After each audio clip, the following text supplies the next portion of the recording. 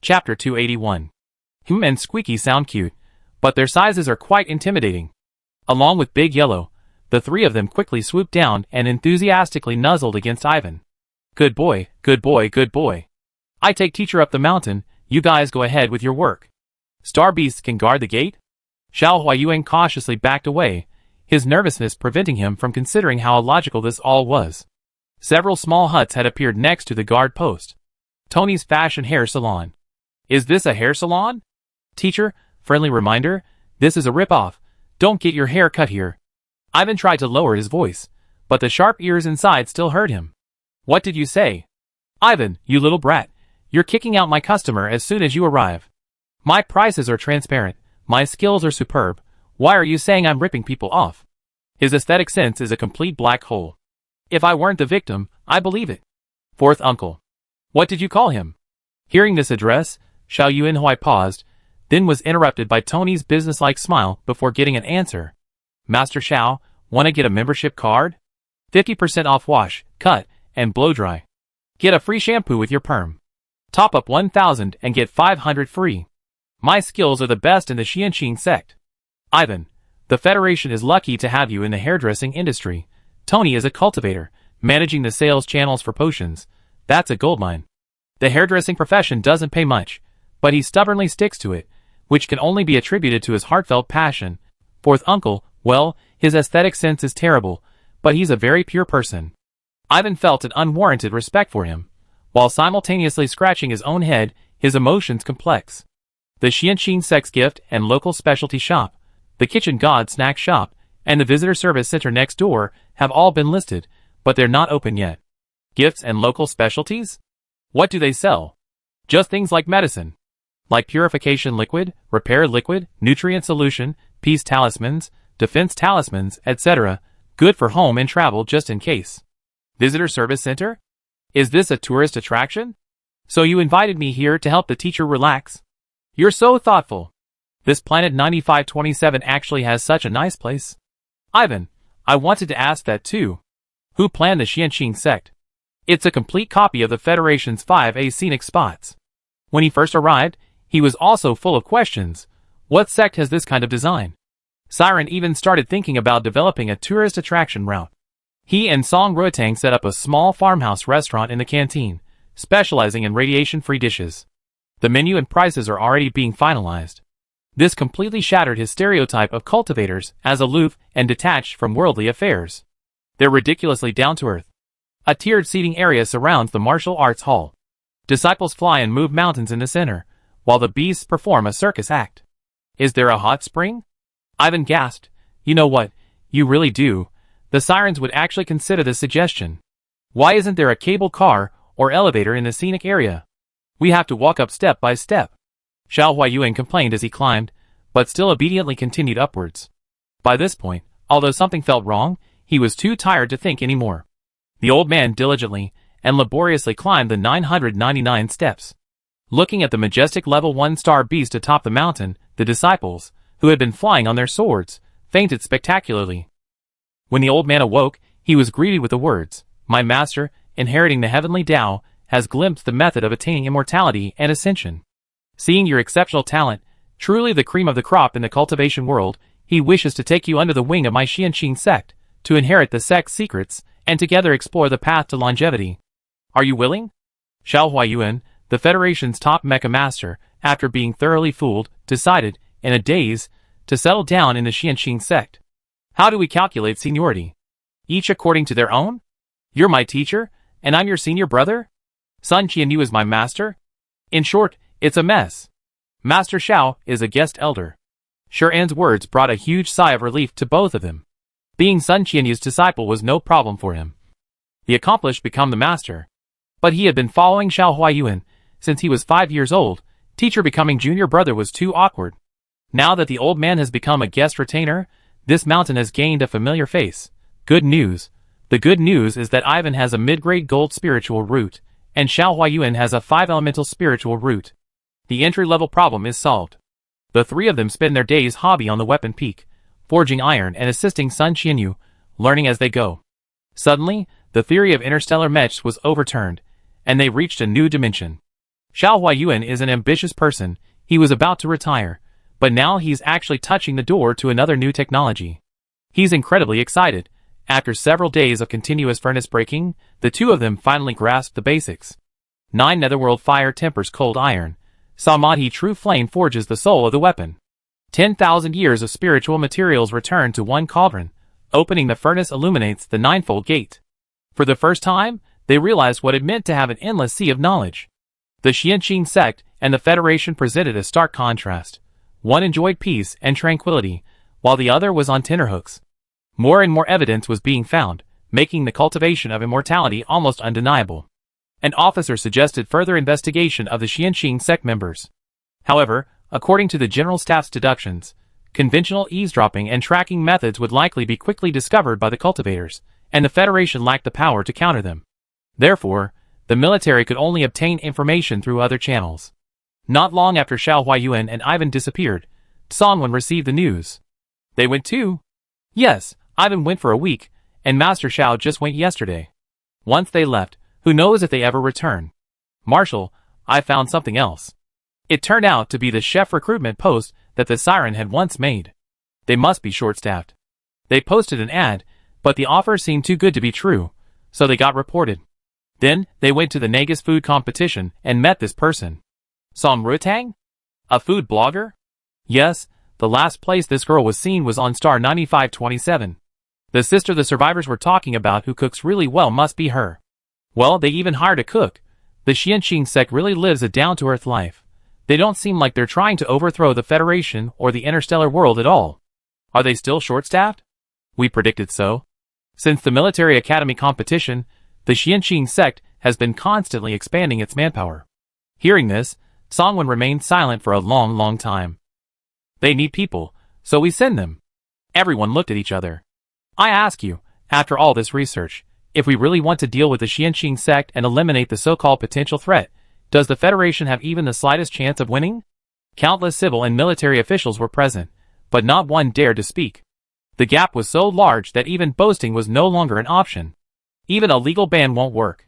Xianqing sect has all the necessary licenses and permits, and they paid their taxes properly. Last year, they were even a top taxpayer on Star 9527. I personally approved that award.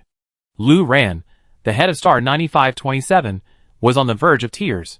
When she was summoned to the Central Command and saw this scene, she thought she had done something wrong and was about to be fired. But she was told that a powerful figure had emerged on her territory. A cultivation sect had quietly established itself. Its members were all big shots, who had boasted at the military academy competition. The purifying elixir had actually originated from Star 9527. If the Marshal hadn't said it himself, she would have thought she was dreaming. Chapter 282. After days of heated debate and repeated deliberation, the Federation's think tank finally spoke solemnly. The Federation respects individual beliefs and freedom of trade. The Xianqing sect, as a legal organization, abides by the law and is dedicated to helping the world. This is beyond question. Each of them is a child of the Federation, a warrior nurtured by this star system, a people protected by this land. They strive to grow, protect their compatriots, do good deeds, and save countless lives. Courageous, benevolent, heroic, dedicated, all the beautiful words are fitting to describe them. Why should the Federation's heroes be stigmatized? What reason is there to push them to the opposite side? His words fell silent. Those few who had previously shouted threat theory were now speechless. They are capable and can cultivate talent, so we will provide them with talent. His unconventional approach stunned everyone. The emergence of a new energy system carries the potential for civilizational upheaval. But it also implies the possibility of civilizational ascension. Have you all considered that the singularity we've been waiting for might have already arrived? For decades, the interstellar world has been ravaged by the Zerg, and humanity faces the threat of genocide. In Star Calendar 417, after several world-shaking wars, countless planets have fallen. Both the Empire and the Federation have expert teams predicting that if the Zerg were to return, human civilization might face its end. Unless the singularity arrives. The singularity refers to a point in technological development where it surpasses the limits of human understanding and control, triggering a revolutionary transformation in the form of civilization. Scientists had asserted that this would require at least several generations of technological accumulation, perhaps even a century of gradual progress. However, what if this singularity wasn't a gradual breakthrough, but rather a person? This almost absurd hypothesis plunged the entire meeting room into a deathly silence. Someone knocked over a coffee cup, the brown liquid spreading across the report documents, but no one reached out to wipe it up. Is it possible? Doesn't the liberation of Selene prove it? Isn't a revolutionary breakthrough just around the corner?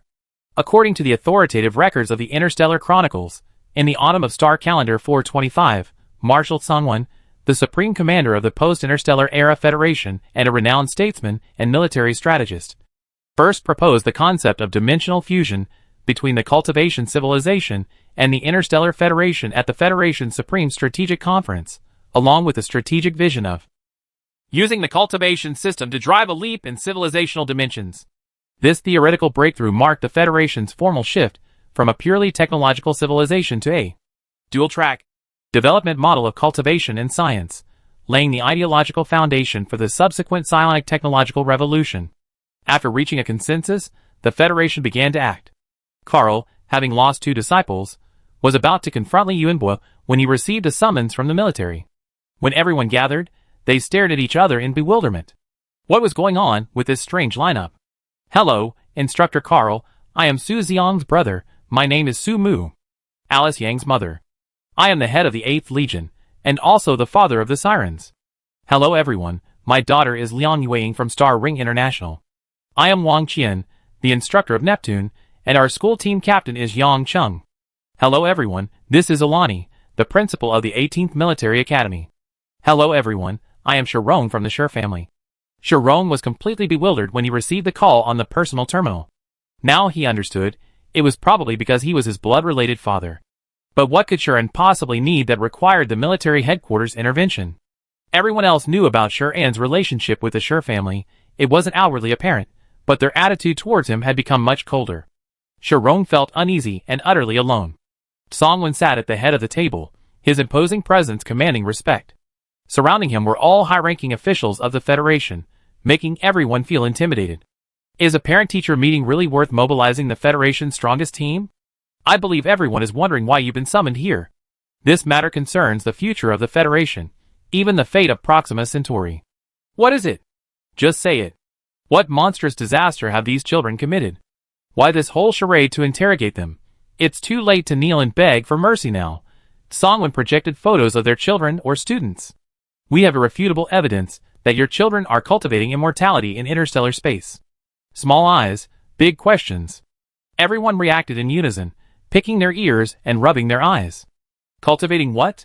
This term sounds utterly unfamiliar. Is this the kind of vocabulary that should be used in a strategic meeting at the Federation headquarters? The cultivation civilization was first recorded in the Chronicles of the Ancient Star. The book describes cultivators who can fly on swords, traverse clouds and seas, move mountains, and fill seas with a thought, and manipulate the spiritual energy of heaven and earth with every gesture, unleashing world-destroying spells. Guyun couldn't stand it anymore. What was this? Songwon, this old rascal, why is he still dressed like this now that he's a marshal? Did you call us here today to tell us a mythological story? But looking at the serious expressions of the Federation high-ranking officials, they didn't seem to be joking at all. Everyone should know about the liberation of Selene, right? Songwon finished speaking and raised his right hand, pointing to the faces on the screen. You're not trying to say that these kids did it, are you? Songwon stared intently at the puzzled Guyun, nodding firmly. Don't be ridiculous. How could such a big thing be done by a few kids? Besides, my odd Ting is training with Li Yunbo. Songwon turned to the second page. The first photo was of Li Yunbo. An eerie silence filled the entire conference room. Are you serious? Seriously real. Do you have any evidence? Any photos? Any videos? Any witnesses? They just start spouting nonsense. The 2,764 survivors of Selene have confirmed the rescuers. It's confirmed, said Charlotte, Wang Qian, Urani, and Carl were all soldiers. They fought their entire lives, giving their all, but couldn't drive the Zerg off Proxima Centauri. Now you're telling me your own child/student went out for a holiday and liberated the first occupied zone of the Federation? Alani, my school, my students, and my instructors all abandoned me to cultivate immortality, and I was kept in the dark. You, Li Yunbo, are you trying to fool me? True heartbreak isn't about making a scene. Wang Qian, you're saying Yang Cheng did this? Impossible. My honest child, Are Liang's fathers all idiots? Liang Yuang didn't harass the Gu family's children? She went to liberate Celine? Their little darling? What's cultivation immortality? This is too much, too many questions. This is beyond my scope. I decline. I'm not taking it. Su Mu's mind raced. Why wasn't she surprised? Didn't Su Su call Shiren master? Back then, the family was still speculating. What exactly did master teach? The answer is there. The explanation makes sense, but the answer is really outrageous. Su Mu, do you know? I have a slight guess, but I don't know what they're doing. Chapter 283. Xiang's spiritual power level? To be honest, he is indeed F rank. The purifying elixir? It was indeed Xiang who initiated it, but I don't know who the actual creator is. I always suspected the source is with Shiren. How do you know? I heard Xiang call her master. Now, looking at the relationships between the group, their interactions, that kind, elder-like gaze towards a junior, including the superior demeanor and subtle pressure he exuded when facing the elders of the Su family. There were many clues, but at the time, no one dared to think in that direction. The fact that Shiren was the #1 figure in the Xianqing sect was confirmed for the first time. Everyone looked at Shirong. Mr. Shir, are you aware that Shiren is cultivating immortality? Do you know that she led people to liberate Celine? Do you have any clues about the source of her cultivation? Was there anything amiss when she was still with the Shir family? Let alone cultivation, his understanding of Shiren was almost that of a stranger. They never lived together since childhood. Even after finally bringing her back, he didn't treat her well or try to understand her. After kicking her out, he didn't care whether she lived or died. When they met again, he spoke harshly to her, then watched her walk her own path to success, unable to catch up. Now you're telling me this daughter, with whom I long severed ties, has become the hero who liberated Celine, and the leader at that? Cultivating immortality. She's actually cultivating immortality. No wonder. How could she become the strongest in the Federation without spiritual power? Endless regret overwhelmed Shirong's heart. He couldn't answer any of the questions here. The others looked at him with a mixture of envy, disdain, and pity. It was as if he were saying, how did he manage to push away a windfall that was practically in his pocket? The military's search for Shirong was a last resort. Shiren was the central figure in all the events. Almost everyone connected to her was already involved. To find someone to understand the situation, they could only turn to this blood father. The result? The Shir family head's mentality collapsed. His own daughter had entered a higher level of competition, and he knew nothing about it. Not only did he not know, but he had also completely offended people. It was already a favor that he wasn't suppressed. What future did the Shir family have? The other member of the main branch was Carl. Heavens! My precious son. Marshal, tell me the truth, is Ah Ting coming back? Ivan took leave to cultivate immortality too? Master Xiao is there too.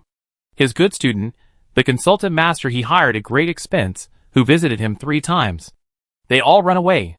Li Yuanbua, I swear I never forgive you. Said was notified of unusual activity in Celine. An unknown military force had entered the blockade zone. When he arrived with the 8th Legion, the fighting in Celine had already subsided. Everyone was speculating about who had done this incredible deed. Now you're telling me it was his good boy Seds who did it? From burning KT to liberating Celine? What kind of legendary life is this? Truly worthy of being the good son of the Alder family. Sed was overwhelmed with mixed feelings of joy and sorrow. And that last sentence, what kind of cultivation did his son cultivate again? Even with such overwhelming evidence, the parents still couldn't accept it. Marshal?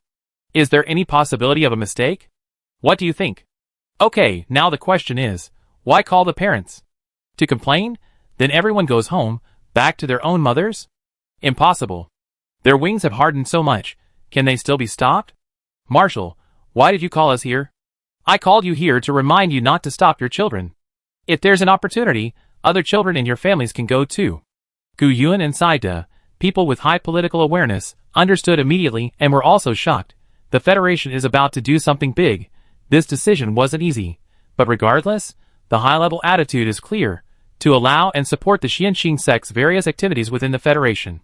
And they hope to use the Xianqing sect's power to cultivate a cultivation team. The parents left the military headquarters in a daze. This matter can't be told outside, and it's best not to let the children find out either. It's not the time to be open about it yet. Secretly planting people in the Xianqing sect is a skill. At this time, due to the effect of the spirit core, the environment of the garbage mountain in the Xianqing sect has visibly improved. The surrounding soil and air seem purified. spiritual energy emanating from the array. Suddenly, the radiation had visibly decreased. Even Zhang San noticed many plants sprouted nearby, and he came specifically to warn them. He didn't know what the Xianqing sect was doing, but since he was eating the Su family's food, he had to fulfill his duties. This time, with the expansion of its mountain gate, the Xianqing sect's area had grown to over 50,000 square kilometers, encompassing 12 mountain peaks. It was beginning to resemble the size of a small town. Considering Xiao Xuanzi's potential destructiveness, she was given a remote territory. Various engineering ships and robots were already under construction, with Siren and Old Wang overseeing the work. On the summit of Chi Peak, an old man and a young girl, rarely having time, sat in the pavilion drinking tea. Ivan, what's that construction going on over there? Oh, that's a newly built array peak, for ninth uncle to draw talismans. So far? The sect leader said they need to add a special defensive array, because ninth uncle's talismans are prone to exploding. Xiao Huayuan thought of the frail young girl. He couldn't believe it. The explosive force must be considerable. Teacher, how's your reading of basic knowledge of immortal cultivation and introduction to Qi cultivation going? Not bad. He hadn't even looked at a single word. He spent all his time following Sun Qianyu to forge iron. The system said there's a theoretical exam next month. Huh? The old man was shocked. At his age, still taking exams, indeed, it's hard to get by anywhere. This system, it doesn't learn the good stuff. But the truly remarkable old man wasn't because of his vast knowledge, but because he had his own unique learning method. He learns everything so quickly. He grasps concepts seamlessly, and can apply them to new situations. After a week of back-to-back study sessions, Ivan exclaimed, no wonder he can single-handedly elevate his seniority. Meanwhile, on Central Star, Sun Rang settled the survivors, handed over his duties to the military, and found Akalina. Are you really leaving? Yes. After the survivors returned, the federal medical team mobilized in large numbers, worried about potential mental breakdowns and psychological problems. The military's expectation for each survivor was, not only that they return safely, but also that they live fulfilling lives. A miracle occurred. These people were in exceptionally good condition. The federal government respected their choices, helping them reintegrate into society and do what they wanted. After experiencing so much, Sun Rang exuded a detached, enlightened air. Akalina could sense that his heart was no longer here. Your position in the military is reserved for you. You're welcome to return anytime. Thank you, sir. Having survived such a close call, he wanted a different life. Akalina already guessed where he wanted to go. Chapter 284. Star 9527, Garbage Mountain. The harsh environment was within Sun Rang's expectations. He had already searched the star network countless times. He strode resolutely deeper into the Garbage Mountain. He searched for a long time, but couldn't find the address Sharon had left behind. Until he discovered that a certain area on the edge seemed off in size and distance. A very large area on the map was nowhere to be found. This should be a mountain. Like being lost in a maze, he kept going in circles, the target seemingly right in front of him, but he couldn't find it. Just then, he encountered Tony returning from delivering goods. Captainson? My benefactor? You came specifically to find us? After a brief moment of surprise, Tony led him into the Xianqing sect. This is the Xianqing sect. It was difficult to describe the shock in his heart, a hidden paradise within the Garbage Mountain. The #1 immortal cultivation sect in the Interstellar realm, the Xianqing sect. The Xianqing stars fall, the heavenly pact reaches, the clear clouds open, the heart seeks the Tao. A divine aura cleansed his body, and his soul was filled with excitement. He stepped onto the stone steps, ascending towards the summit. I come to find my faith. Sun Rang once again encountered his benefactors, who had saved him from dire straits. Oh! Captainson. Sect leader, Alice, hello everyone. The Federation had thoroughly investigated these individuals, and he knew the names of each benefactor. He brought many gifts. Especially for Alice, the one who had saved him from the Zerg Queen's scythe. He bought her a lot of snacks, catering to her tastes. You gave them all to me? Yes. Alice happily accepted it. Sun Rang looked at her, thinking to himself, with a daughter like this, Mr. Yang is truly blessed. Mr. Yang? ? His appearance, though unexpected to Shuren, was also quite logical.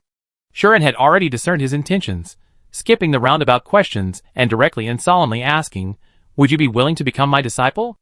I would. Sun Rang's eyes welled with tears, and he knelt down upright. Everything was so perfectly in sync. This must be the master-disciple bond their master had spoken of. A group of people from all corners of the country, with vastly different personalities, were thus tightly bound together. Regarding the federal government, Shuren didn't ask, and Sun Rang didn't say anything. The Xianqing sect would not threaten the Federation and its people, and the Federation would not interfere with its normal development. Judging from her master's attitude, she didn't care. The chronicles of the Xianqing sect name, Sun Rang. Spiritual root, low-grade metal, earth, and with spiritual roots. Identity, one of the 17 peaks of the Xianqing sect, head of the Battle Martial Hall. Personal background, former captain of the 18th Elite Squad of the 4th Legion of the Federation, head of the Selene Garrison, led the people in their struggle for survival in the apocalypse for 7 years after the fall of Selene. A key figure in the liberation of Selene. Joined the Xianqing sect in the autumn of star calendar 425, becoming the 12th disciple of true person Yi Ning. Recorder, Siren, the Xianqing sect ushered in a brand new day. Ding ding ding ding. Early in the morning, the athletes' march woke everyone from their sleep, the unified sound echoing across several mountain peaks. Disciples of Xianqing sect, listen to my command. The first Xianqing sect Grand Assembly will be solemnly held at 9 a.m. this morning in the main hall of the sect, the Nine Heavens Cloud Platform Hall. All disciples, please attend on time. Those sleeping in the dormitory area, as well as those staying up all night to compete in the Weapon Peak, Pill Peak, and Talisman Peak, all heard this. Before 9 a.m., everyone had gathered. 1 sect leader, 1 junior uncle, 3 guest elders, Old Wang, Li Yuanbua, and Xiao Huayuan, and 12 direct disciples. Also present were 8 star beasts, including Tong. Shuren sat at the head of the table, with the disciples seated in a circle, and Nine-tailed Fox and its beasts coiled around the perimeter. Meeting? Meeting?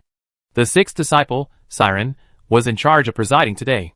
He had specially prepared a pair of gold-rimmed glasses for himself, making him look wise and professional. The meeting recorder was Tong. Liang Yueying looked at the glowing, lively little dumpling, and gave it a thumbs up. Tong was overjoyed. It was probably the first system to make a name for itself in the cultivation world through its own strength. Siren cleared its throat and solemnly announced, first of all, the Kitchen Gods Farmhouse Restaurant is officially open for business. Oh! Oh! Oh! May your business prosper. Congratulations on your fortune. Everyone cheered, and the little boss was overjoyed. Although for now, they can only earn money from their own people, it's almost like eating in the cafeteria. However, this won't stop the small farmhouse restaurant from becoming a pilgrimage site for interstellar cuisine in the near future. The second piece of good news. By the end of the month, the second expansion of our Xianqing sect will be completed. The usable area of the Xianqing sect will exceed 200,000 square kilometers. A whole vast area will be our territory. Please move to the window and take a good look. This is the empire we built ourselves. This filled the group with immense pride. It wasn't easy, really. In less than 2 years, the Xianqing sect has gained so many partners and developed to such a large scale. It wasn't easy either. Making money, establishing new strongholds, fighting space pirates, liberating occupied territories. Every single one of these was a momentous event. This was unthinkable before. Even military academy students had to start from the bottom after graduation to go to the battlefield. They already made a name for themselves in interstellar society. The third piece of good news. As of the end of this month, the Xianqing sect has a balance of 2.1378 billion star coins. We finally escaped poverty, and are on the road to a comfortable life. On the Nine Heavens Cloud platform, cheers erupted like thunder, and screams surged like waves. Ah! Awesome! We're rich. We're rich. It wasn't easy. It was incredibly difficult. From picking up trash to becoming billionaires, and all this under the influence of the sect master and little Xuanzi, forging ahead against all odds. Shuren crossed his arms and nodded proudly. Xiao Xuanzi's problem wasn't completely solved, but at least it was under control. She could earn money on her own now, and as long as it wasn't put in her name, it wasn't a big problem. We worked so hard, making potions, training equipment, and drawing talismans all night to build up this business. Let's give ourselves a round of applause. The 3 guest elders couldn't help but chuckle as they listened to this elaborate scheme. Now we need to move on to the main topic. Welcome, sect leader, to speak. Oh! The Xianqing sect has been developing for almost 2 years, and has already begun to take the shape of a small sect. Small? You call a military force capable of liberating Selene small? What would a large sect be like then? The personnel are also fully equipped, so today we will discuss future development, Sirens. Yes, Master. The future organizational structure of the sect was projected on the screen. The sect is divided into inner and outer sections. The inner sect has true disciples and inner disciples, who are the backbone of the Xianxing sect. The outer sect consists of outer disciples and miscellaneous disciples, collectively known as the Battle Hall. Those without spiritual power can consider this place. Although the probability of ascension is relatively low, it can easily add several decades to one's lifespan, and there are still advancement paths available. The inner sect is divided into management, combat, and operations. The management section includes Pill Peak, Weapon Peak, Array Peak, and Spirit Plant Peak, all of which directly generate economic benefits. The combat section includes Sword Peak, Spirit Beast Peak, and Dark Hall. The operations section includes the Internal Affairs Hall, External Affairs Hall, Scripture Pavilion, Finance Department, Canteen. Chapter 285. The list of responsible persons has also been released. Sun Qianyu's Weapon Peak has 1 elder and 1 disciple. Technically, Sun Qianyu is in charge, while Xiao Huayuan will assist with major matters. Shui Lingling is in charge of Pill Peak and also serves as the financial director. She is the most short-staffed, and the next step is to recruit. Su Xiang Sword Peak is Peak 1, Gu Han Peak is Peak 2, Alice Peak is Peak 3, and Gu Zhanting Peak is Peak 4. Decades later, the fierce struggle between Peak 1 and Peak 3 became a popular topic of conversation among the people of Proxima Centauri. The 2 uncles and nephews of the Gu family are focused on expanding and strengthening their peaks and improving their internal development. Tony is the Peak Master of Peak 5 and also serves as the deputy head of the External Affairs Hall, responsible for the sales of products through unofficial channels. With business going smoothly, his mind is now on his small hair salon. Once they start recruiting, business will improve. Li Yuanbo, the head of the External Affairs Hall, is responsible for official channel communication. Li Yuanbo, after carrying the blame for so long, I finally gotten an official position. Yang Cheng is the nominal Peak Master of Spirit Beast Peak, but in reality, the beasts all listen to Xiao Jiao, and so does he. The Nine-Tailed Fox is ruling from behind the curtain. Sin Rang is the head of the Battle Marshal Hall. He felt a little uneasy, but he was lucky to be in such a good position. Even at the first level of Qi refining, he could still be in management. With Sin Rang, a hero, recruiting for the outer sect will be easy. If he could manage so many survivors in adversity, managing the outer sect will be a piece of cake. Siren rightfully took over the Internal Affairs Hall, responsible for personnel recruitment, performance evaluation, and various internal management matters. Xiao Xuanzi is in charge of the Array Peak. Old Wang is in charge of Spirit Plant Peak. Liang Yueying is in charge of the Scripture Pavilion, with Xiao Huayuan and the Tongwei assisting. After all, no one could outperform the 3 of them in the entire exam. The canteen manager was Song Ruotang, but not long after, it was renamed the Cooking Army. The Dark Hall is responsible for intelligence gathering, law enforcement, and covert operations. Currently, there's no business and no staff. We deal with that later. Of everyone, the most unique is the commander. Relying on his shadow clone ability, he goes wherever he's needed, multitasking. Throughout the entire sect, he has the strongest presence. Li Yuanbo was extremely uneasy. 16 people were enough to liberate Celine. If the current organizational structure continues to develop, it'd be incredible, even if each department adds 1 person, that combat power. It's not just a rebellion. This is probably aimed at conquering the stars. And look at the former Federation General, second only to the commander, already planning for the future of the second peak. Will he still do the general's job? Gu Han. Different paths, same destination. It's clear he's more comfortable being the junior uncle. 5th topic, future business development. What are everyone's plans? Qi Feng plans to first complete the equipment needed within the sect, then release a batch of new energy weapons and puppet beasts to test the market, and also consider taking on custom mecha orders. Jin Feng has made a breakthrough in talismans. The next step is to expand online sales and strengthen cooperation with the federal government. Shuren, I take some time to guide you on your formations.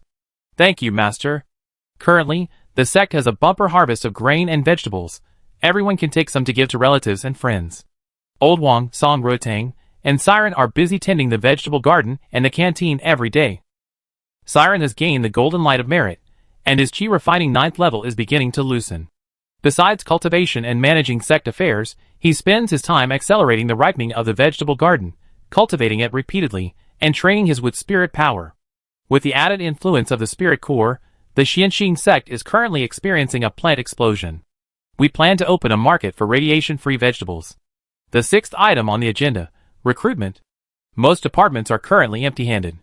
The atmosphere was lively, with everyone actively participating and contributing to the prosperity of the Xianqing sect. As evening fell, the first sect meeting concluded successfully. Based on the meeting's directives, the Xianqing sect's various tasks began to proceed in an orderly manner.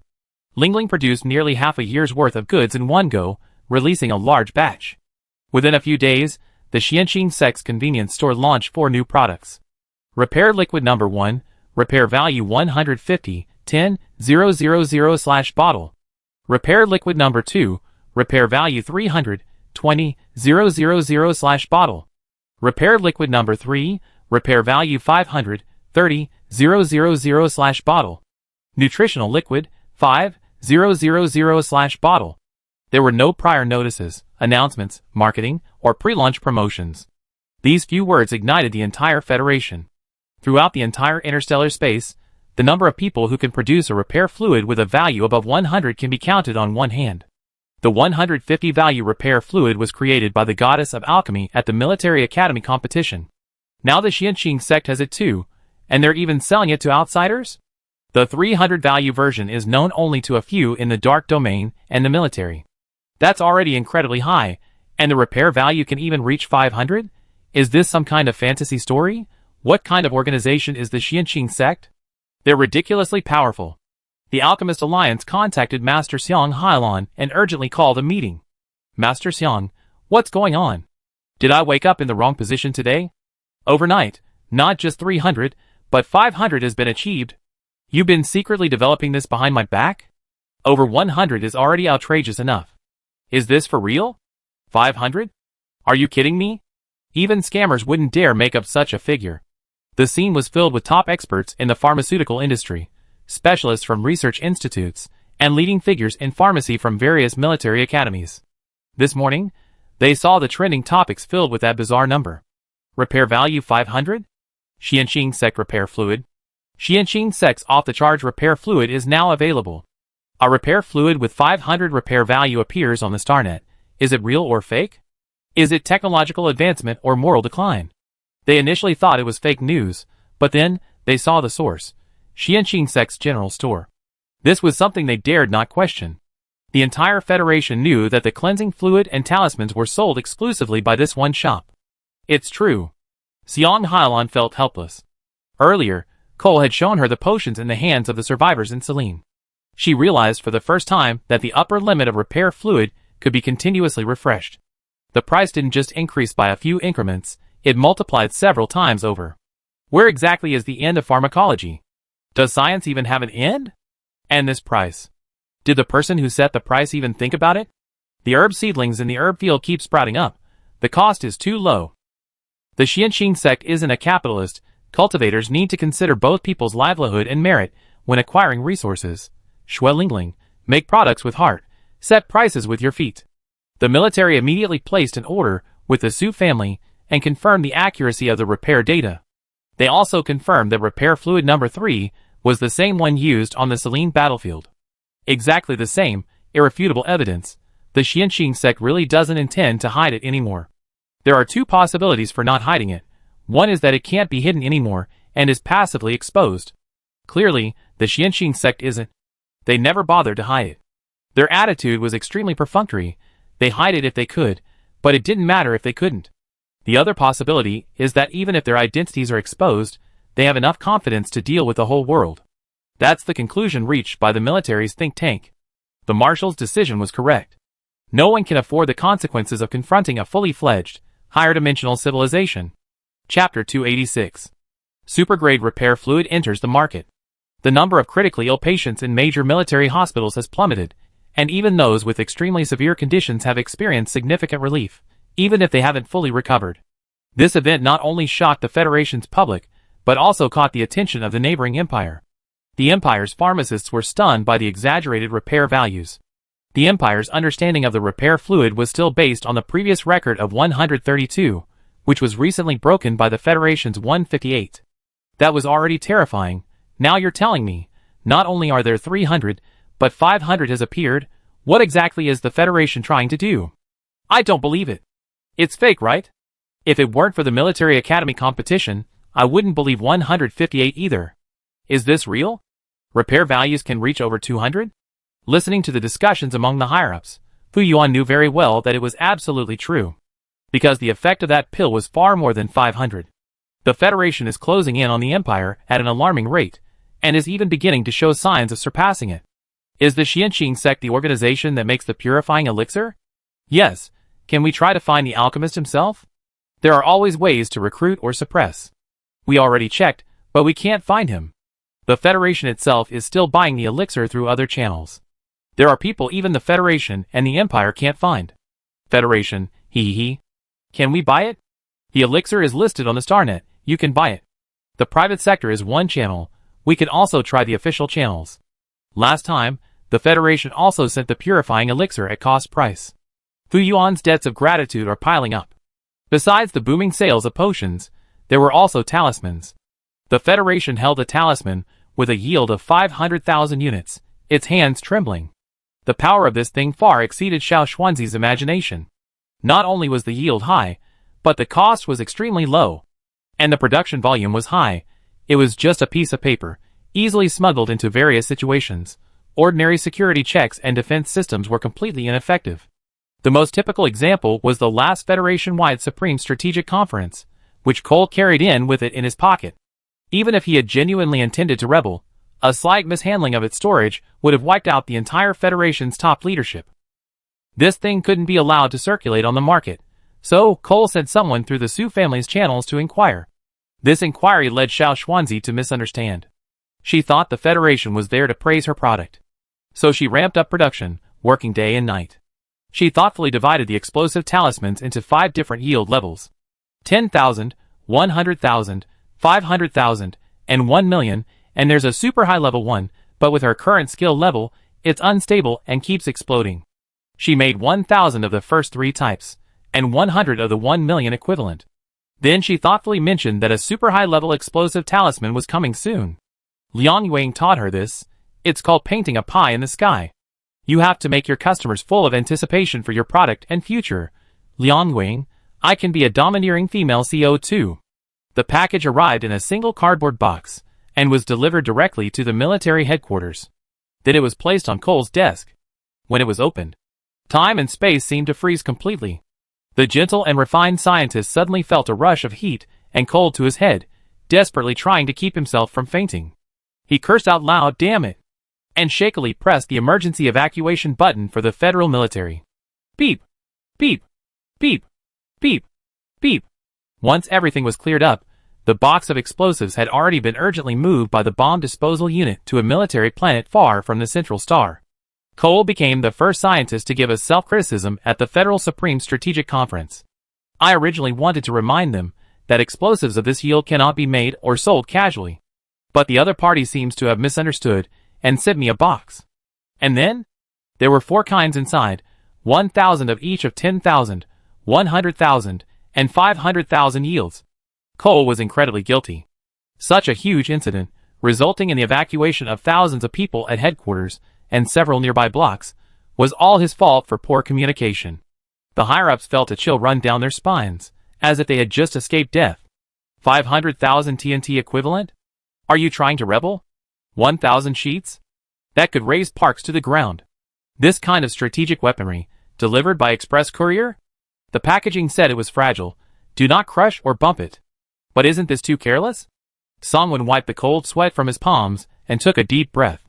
And everyone stared at him in shock. What else? 1 million TNT equivalent.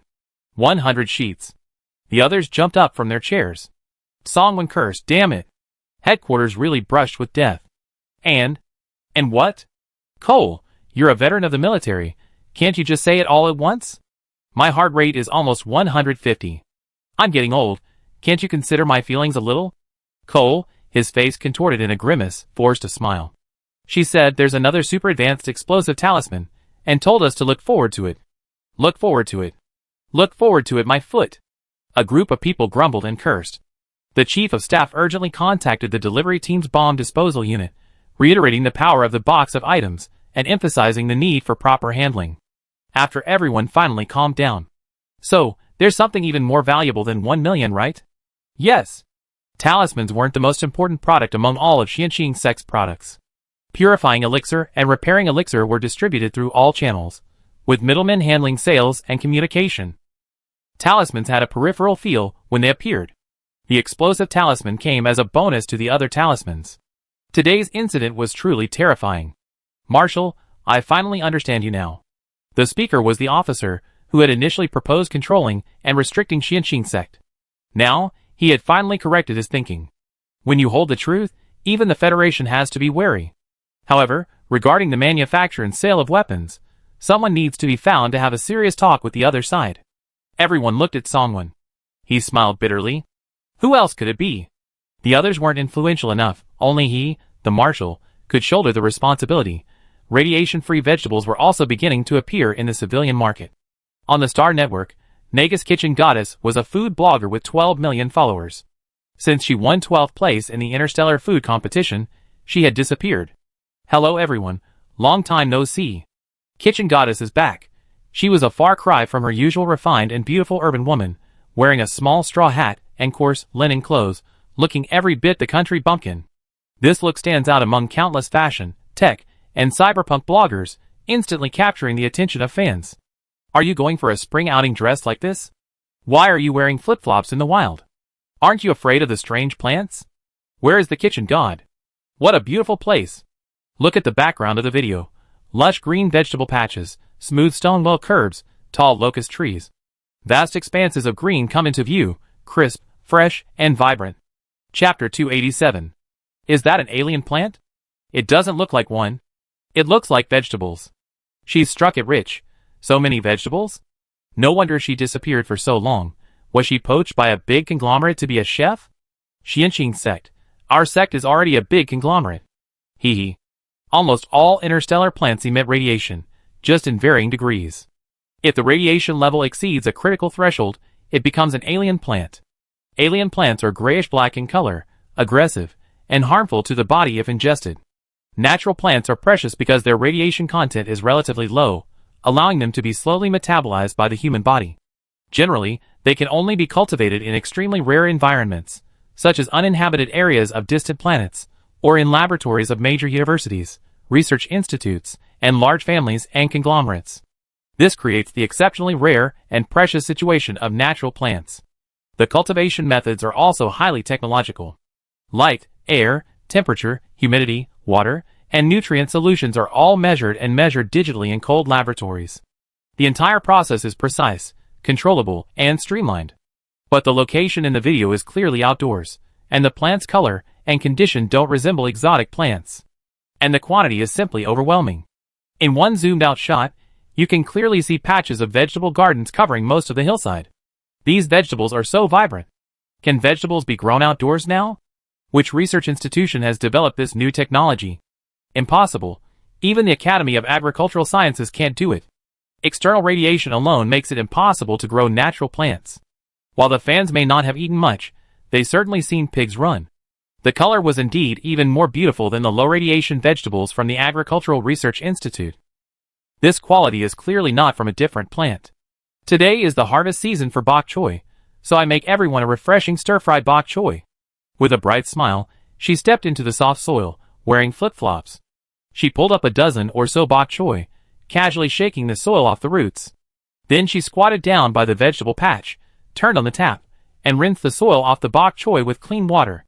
This scene was incredibly novel, even a little eerie, to the entire interstellar world. Interstellar technology was commonplace, but the rustic, unpretentious way rural life was extremely rare. Fans watched intently, and even passers-by who stumbled upon the scene stopped to watch. This scene, in the fields, was simply too serene and peaceful. She shook the water off the vegetables, walked to the stove in the farmhouse courtyard, and began chopping them with a sizzling sound. The wok is heated, oil sizzling and steaming.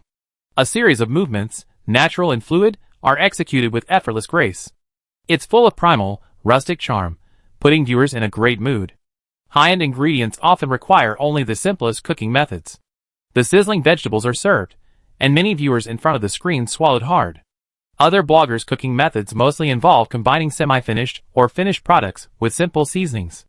Her process was so primitive, So captivating. Is this natural food? It looks so delicious. Stir-fried vegetables. This seems to be a cooking method from ancient Earth. At this moment, the number of viewers in the live stream had exceeded 5 million and was still rising. Song Rotang picked up a large piece of vegetables and shoved it into her mouth, making a crunching sound. Gulp. It's making me hungry. How can stir-fried vegetables look so tempting? If it's some kind of exotic plant, it'd be bitter and astringent. It's not good for your health. She looks so happy eating this. It doesn't seem like she's acting.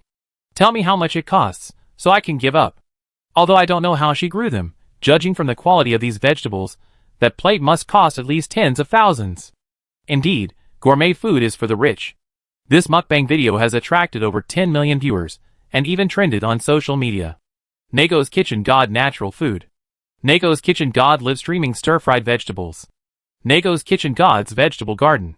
This scene was witnessed by Eleanor, a researcher at the Agricultural Division of the Academia Sinica. Ordinary people wouldn't understand, but she could tell at a glance that this planting method was highly problematic, bordering on scientific inefficiency. How did they grow this? She sent the video to the other teachers in the lab. Is this for real?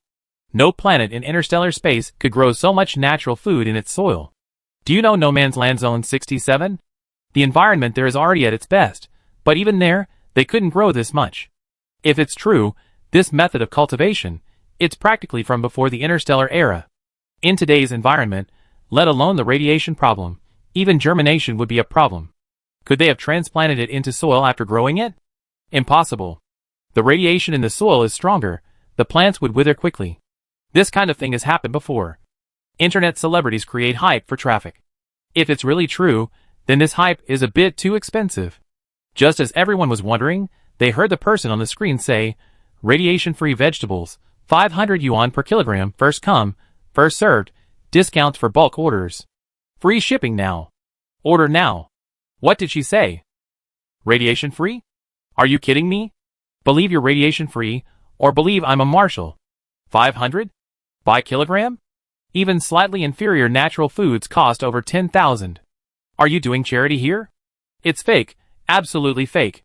Growing radiation-free vegetables under these conditions is fake, and this price is even more fake. We haven't seen the kitchen god for a while. How come he's gotten even more arrogant?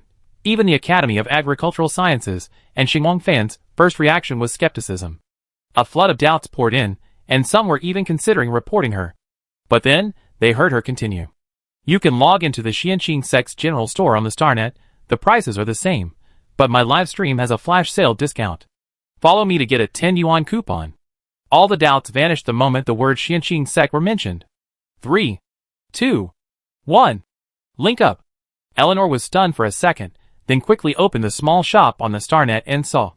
It really is. The live stream was now filled with exclamation marks. Looking up again, it was sold out. A clearance sale in a second. Even magic couldn't have done it this fast. Both the live stream and the StarNet shop were out of stock. Thank you, my darling fans. We're out of stock for today. I pick fresh ones for you tomorrow. Bye-bye. She then casually ended the live stream.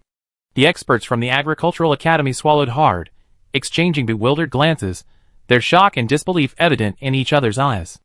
Is it real? The answer was a long silence. If it was just the kitchen god, then it was 100% fake. But then, they added the Xianqing Sect's general store. And even something as outlandish as those scribbles was proven to be real. Xianqing Sect. That's reputation for being genuine. Chapter 288. With just 3 words on the signboard, Song Rotang's account followers skyrocketed. 15 million, 18 million, 23 million, 35 million. The Xianqing Sect, an organization capable of producing the spirit purification liquid. It's the most mysterious entity in the Federation. Currently, it hasn't revealed any of its identity to the outside world. Aside from the Su family and the Dark Domain, it hasn't had any contact with any individuals, including the federal government and the military. For the first time, the kitchen god's products actually appeared in the Xianqing Sect's general store. Wait, could it be the other way around? The Xianqing Sect found the kitchen god to promote their products? That doesn't make sense.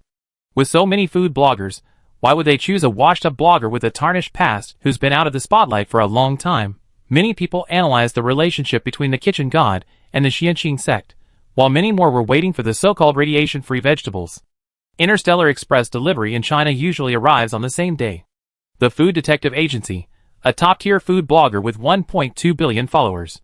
By sheer coincidence, he happened to stumble upon this video, happened to hear the word Xianxin sect, happened to have lightning-fast reflexes, and happened to snag one of the first batches of bok choy.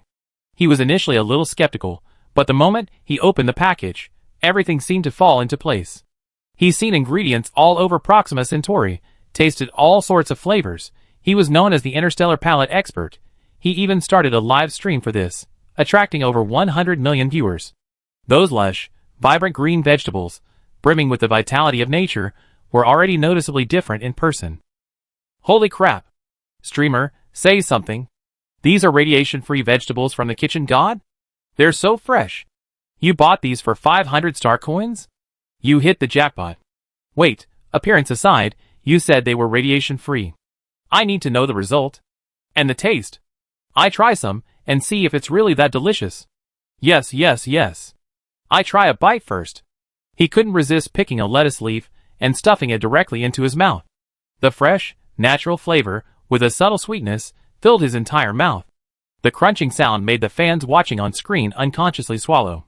Is eating raw food this enjoyable? Don't just eat, tell me. How was it? Did it have a bitter, radiation-induced taste? Watching him chew on a lettuce leaf, like a cow, is making me hungry. He was so immersed in the taste of nature that he couldn't stop. Are you a rabbit? All you do is eat, say something. Only after chewing a whole lettuce leaf did he look at the camera, tears welling up in his eyes, and then give a thumbs up. My God. It's so delicious. Not a trace of bitterness, just a subtle sweetness. How can it taste this good without any seasoning? Of all the vegetables I ever eaten, this is absolutely top tier. Even state banquet standards aren't this high. Is this what radiation-free vegetables are? This is the best I ever had.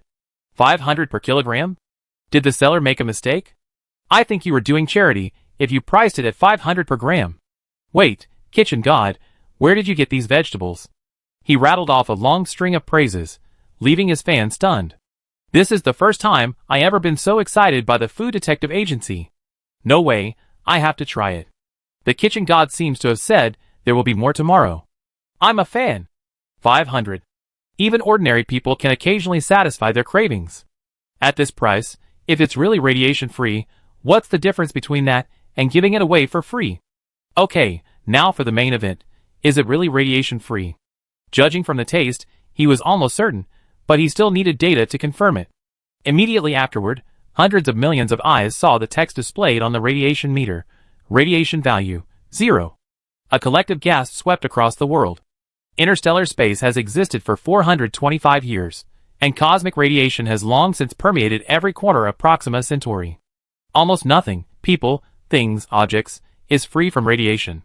Countless scientists have poured their hearts and souls into in-depth research to lower this value. The lower the value, the better for the human body, the less burdensome it is, and the rarer and more expensive it becomes, but no one can truly lower it to 0. Today has truly been an eye-opener. This test has sent Song Ruotang and the Xianxin sect trending on social media. Nagus kitchen god radiation-free vegetables. Xianxin sect radiation-free vegetables. Food Detective Agency reviews Xianxin sect radiation-free vegetables. Expert interview. Can vegetables with 0 radiation value be grown in interstellar space? Radiation-free vegetables, real or fake? Is this technological progress or moral decline? How are these legendary vegetables grown?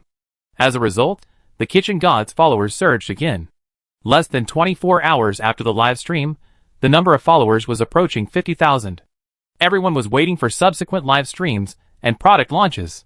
During this time, bloggers and ordinary people who managed to snag the vegetables continuously released videos confirming the radiation levels and the vegetables' taste. The Interstellar network was buzzing, with radiation-free vegetables occupying half of the top 50 trending topics. The Agricultural Research Institute missed the first wave, but they couldn't afford to miss the second. The next day, led by Dean Hangyu, the entire Agricultural Research Institute was on standby, everyone waiting in the live stream room to grab the vegetables. It's here! It's here! Today, Song Ruotang went to the field to pick vegetables as usual, and then made a vegetable soup. The video was only 20 minutes long, but people were getting impatient. Staring at the personal terminal, fingers were raised, waiting for the moment the goods would be listed. 3, 2, 1. Link up. Ah! Hurry, hurry, hurry! I'm grabbing it! I'm grabbing it! Ah! It's gone! Did anyone get it? Did anyone get it? Yesterday there were only a few 100,000 people, but today almost half the Federation is scrambling to buy it. Who wouldn't want to taste radiation-free vegetables? The key is that ordinary people can afford them if they grit their teeth. The entire Agricultural Research Institute was quiet, as if expressing their inner powerlessness and helplessness. Such an amazing achievement requires first getting the goods, confirming the data, doing the analysis, and then figuring out how to develop the methods. It's possible to grow radiation-free vegetables, and even grow them in a natural environment. Scientists had countless questions. What method did they use? Was it simply an innovation in planting methods, or environmental purification? If it really reached that level, it wouldn't be a simple agricultural innovation. It could be a matter of great importance concerning the improvement of the interstellar environment. The thought of this possibility made everyone at the Agricultural Research Institute restless. Director Hang, it seems the Xianqing sex purifying elixir was supplied through the Central Su family. Upon hearing this, the other party's spirits lifted. Using connections was better than blindly scrambling.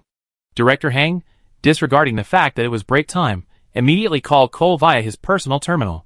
Old classmate, there's something I need your help with. Cole thought, you come to the right person. In just a few days, besides potions and talismans, the cultivation masters had casually stirred up another major incident. The Agricultural Research Institute contacted Cole, Cole contacted Su Mu contacted the Dark Domain contacted Tony, and Tony contacted Song Ruiteng. She casually sent them a whole bunch of things. Unit, heap. It can make money, provide food for ordinary people, and help scientists. Song Ruiteng was overjoyed. Moreover, the vegetables on the hilltop are ripening too fast. There's more than enough to eat. So much that even just eating vegetables could fatten Alice up. Later that day, the Academy of Agricultural Sciences received the spatial button and opened it. Chapter 289. Those who knew the Agricultural Academy needed samples would think it was a delivery from a cafeteria kitchen. How much does this cost? Didn't you tell them we just needed some experimental samples? Dean Hangyu was still viewing the pile of things with preconceived notions. From the Agricultural Academy's perspective, putting aside the radiation issue, anything carefully cultivated in the lab wouldn't be given away so easily. Furthermore, it couldn't be free. It would have to be packaged in a beautiful glass gift box, tied with a ribbon to appear precious and high class. Her goal was just a handful, enough for experiments. But now, the other party was simply too incredibly generous. Looking at the mountain of various vegetables, she felt a chill run down her spine. How much? We pay. They said it's not necessary. It's a gift for us. Hangyu was stunned. They said it wasn't much money. What nonsense! Not much money? Impossible. We have to pay. These are radiation-free vegetables. Whoever can grow them will be famous forever. I'm paying for the technology. Pay the highest level within our institute. She was completely carried away. She transferred almost half a year's worth of funding from the Agricultural Research Institute. Reluctantly, Song Ruiteng finally paid 80% of the online price. For the past month, the scientists had been busy working on these vegetables. The results were astounding. Institute Hang, 5 kinds of vegetables, all radiation-free, and I fed them to experimental subjects and found that after the rabbits ate them, their body radiation levels slowly decreased. Everyone who heard this stared wide-eyed. How much did they eat? How much did it decrease? After eating 1 kilogram in 7 days, the radiation level dropped by 0.1. Are there any other side effects? The rabbit had mild diarrhea, but quickly recovered. It's almost undetectable on humans. Furthermore, it's not just food that lowers radiation. The environment does too. 1 kilogram of vegetables placed in a 1 cubic meter environment also reduced the radiation in the air and soil. Compared to the purifying liquid, a 5-point reduction seems insignificant, but who would believe that food doesn't increase the body's burden but can actually expel radiation? At this moment, the silence in the Agricultural Research Institute was deafening. This discovery was truly groundbreaking. Major announcement from the Central Academy of Agricultural Sciences. Radiation-free vegetables can reduce radiation in the environment and human body. The title at first glance seems like a scam targeting the elderly, or some internet celebrity trying to capitalize on a trend.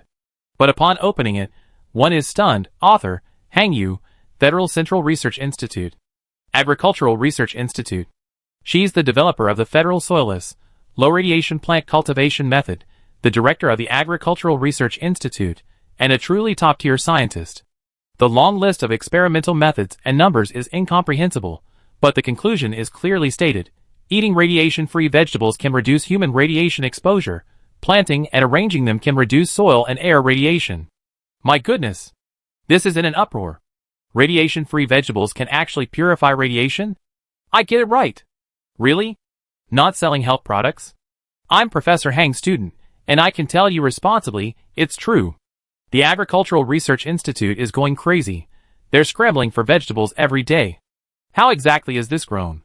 Who invented this cultivation method? If it could be widely adopted, it would benefit all of humanity. Making a name for oneself in history is a piece of cake. No doubt about it, it will definitely be promoted. Do you have inside information? I heard that Dean Hang asked the Xianqing sect for it, and they gave her a huge amount without charging her. Do you know what that means? The Xianqing sect is very generous? It means it's easy to grow. It's 500 yuan per kilogram on the StarNet, and everyone thought it was a new product launch discount. But it's been so many days. New products every day? Several tons of inventory every day. There's only one possibility for this kind of sales. This stuff is extremely easy to obtain. That makes sense. After confirming this, Hang Yu couldn't wait a second longer and contacted her old classmate again. You must help me with this today. This concerns the future and fate of trillions of interstellar people. It concerns the crucial question of whether we can completely eliminate cosmic radiation. It's been elevated to this level, Cole. Several of my matters concern the fate of the interstellar world. Get in line. Hang Yu was very dissatisfied, but someone gave her an answer the next day. Dean Hang, this matter is currently a top federal secret. Since you came alone, please sign the confidentiality agreement first. She only wanted to contact the planning tycoon behind the Xianqing sect about a radiation-free vegetable. How did it become a top federal secret? Isn't this something the entire Federation knows? She entered the federal military headquarters with a mixture of belief and doubt. She had reached the highest level in agricultural science, but this was the highest level of the Federation, and this was her first time here. Completely different from the relatively free and lively research environment, stepping through the gate, she could feel the ironclad discipline and oppressive atmosphere, giving her a strong sense of pressure. As she entered the Federation's highest command center, the first thing she heard was, repair fluid, explosive talismans, and now they even produce radiation-free vegetables. It sounded like a complaint, but the tone was filled with barely suppressed excitement and exhilaration. Dean Hang. Greetings, Marshal. Greetings, officers. Hang Yu was a powerful figure in her own right, but in front of the Marshal, she was nothing more than a shrimp. You want to find the Xianqing sect? Yes, I suspect they not only mastered the cultivation method for radiation-free vegetables, but they may have also used some means to remove radiation from the environment. The higher-ups had lost count of how many meetings they had held since the liberation of Selene. The theme of each meeting was always the same, the Xianqing sect. I take you. The Marshal said he'd take me? Where to? To the Xianqing sect? Who's going? What for? Hang Yu, I'm so nervous. What's going on? The Marshal has to come personally? A Marshal's visit is a top-level national event, requiring meticulous security, protocol, medical care, communications, transportation, and logistics. The entire process operates like a precise machine. The scale is enormous, usually requiring extensive planning. But this time, it's likely the lightest-scale Marshal's visit in history. There's only one security guard, Songwen's top bodyguard, Yuan Jing. Not because he's unimportant, but because it's unnecessary. Even if the Marshal were inside the impenetrable Marshal's mansion, let alone already on Xianqing sect territory, it would be a piece of cake for Shuren. Fujiwara Nobuyuki is the best example. Songwen, accompanied by Cole, Hang Yu, Yuan Jing, and several staff members, boarded the Marshal's Federation No. 1 spaceship, dressed simply. A few hours later, the spaceship landed at an unfamiliar and cramped military spaceport. Where is this? 7th Star Region, Star 9527. For Dean Hang, who spent most of her time at the Research Institute, this name was completely unfamiliar. But she knew she didn't have the right to ask too many questions. She just needed to follow along. At the military spaceport, Lu Ran and his group were very discreet. Apart from the Federation No. 1, there was no indication that they were there to receive the Marshal. Marshal. Commander Lu. This way, please. Chapter 290. The moment the hatch opened, the group noticed the air quality was far inferior to that of the central planet. On this garbage planet, radiation was extremely severe. They immediately transferred to a small spaceship and headed towards the garbage mountain. Hangyu wanted to ask, but dared not. She could see the marshal's visibly tense expression. He was constantly adjusting his clothes and combing his hair, spending most of his time reviewing materials on his personal terminal. It was clear how seriously he took this trip. They were furious. Who were they going to see? It was noon when they arrived at the garbage mountain. The sun shone on the vast garbage dump, emitting a nauseating stench. The noisy environment made the group unconsciously frown. Marshal, this way. Lu Ran was very familiar with her territory. Although she might not be able to find the entrance, she had calculated its location countless times. The five of them walked forward, and the pungent smell in the air gradually faded. The green shoot sprouting from the garbage heap caught Dean Hang's eye. How can plants grow in such heavy radiation? Isn't this a strange plant? She gently plucked one, smelled it, and her eyes were filled with shock. The others weren't too surprised and continued walking. The garbage was plentiful, but they could clearly feel the environment and air becoming cleaner and fresher. Marshal, I'm sorry, I can only get a general idea. It's alright, find Liu Yunbo when we get there. After another 20 minutes or so, Lu Ran started pacing around in circles. Is this the place? It should be around here, 1,000,000 square meters of land, the edge is here. This vast area was like a hidden fog, it was there, but impossible to find, enter, or even touch. Except for Hangyu, everyone else thought it was perfectly normal. The general staff, combining historical records and subtle clues, deduced the possible capabilities of the Xianxing sect, with concealing its mountain gate being just a very basic aspect. Meanwhile, Li Yunbo was engrossed in his studies in the scripture pavilion. His requirement for himself was that he couldn't be lacking in combat strength and couldn't disgrace the Xianxing sect. Once he became a mature cultivator, he would have the ability and confidence to serve as a bridge of communication before the federal military. After all that, the most important thing is, the Xianxing sect organized its first theoretical exam.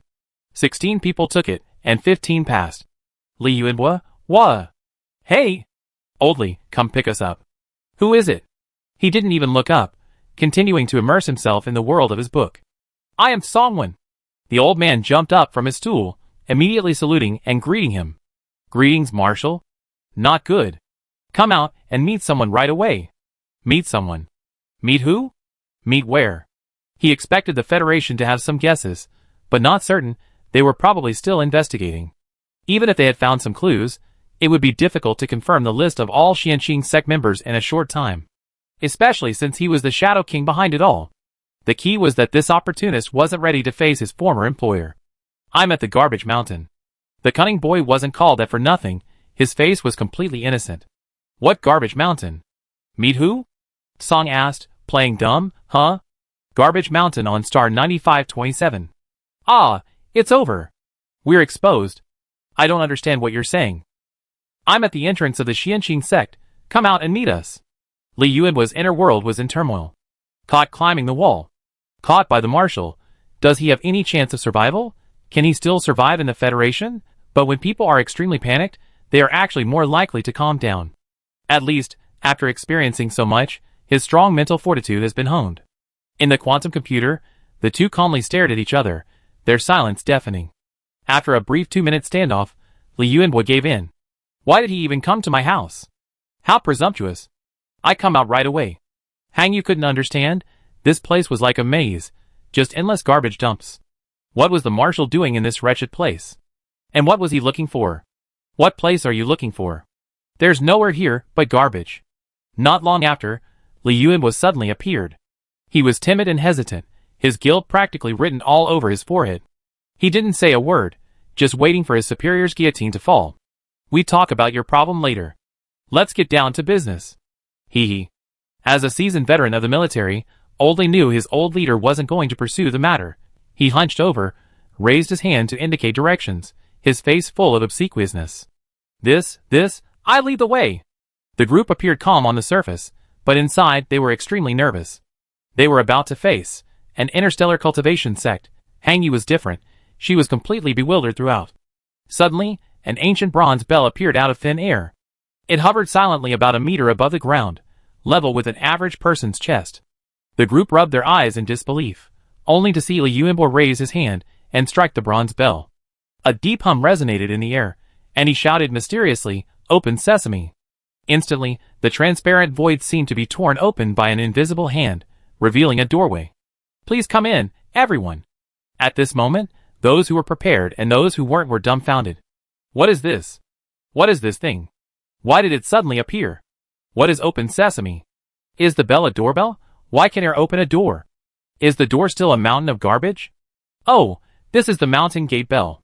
Without time to think, Li Yunbo led them to take the most important step of their lives. This step led them into a completely new world. Someone asked Song Wen what his most memorable moment in life was. 56 years of his life flashed before his eyes, like a revolving lantern. He had seen the crimson desert sunrise of Pluto, witnessed the magnificent aurora borealis of the Andromeda Nebula, and even seen the eternal moment of a supernova explosion in a space capsule. But none of these scenes could shake his soul as directly as the sight before him. In the interstellar era, cosmic radiation caused plants to wither and mutate, and the environment to continuously deteriorate. As the Federation Marshal, Song Wen did his utmost to control the situation and slow the deterioration, but all of humanity's technological inventions could not reverse this catastrophe.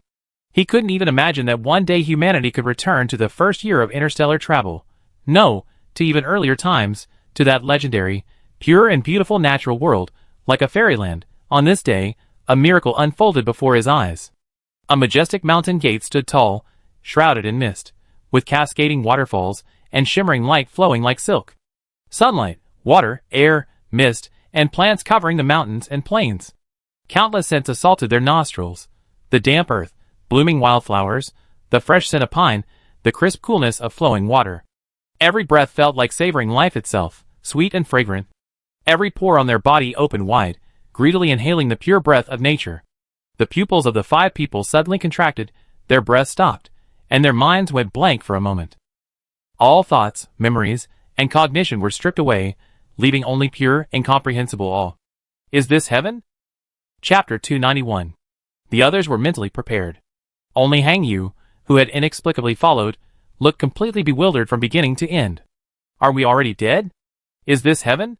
The group turned back simultaneously to confirm. Outside the water mirror was still a massive mountain of garbage. All the filth and noise were blocked outside the transparent barrier. Before they had much time, a large head poked out from the guard post. Hiss hiss hiss. A huge figure silently slithered, its scales gleaming white in the sunlight.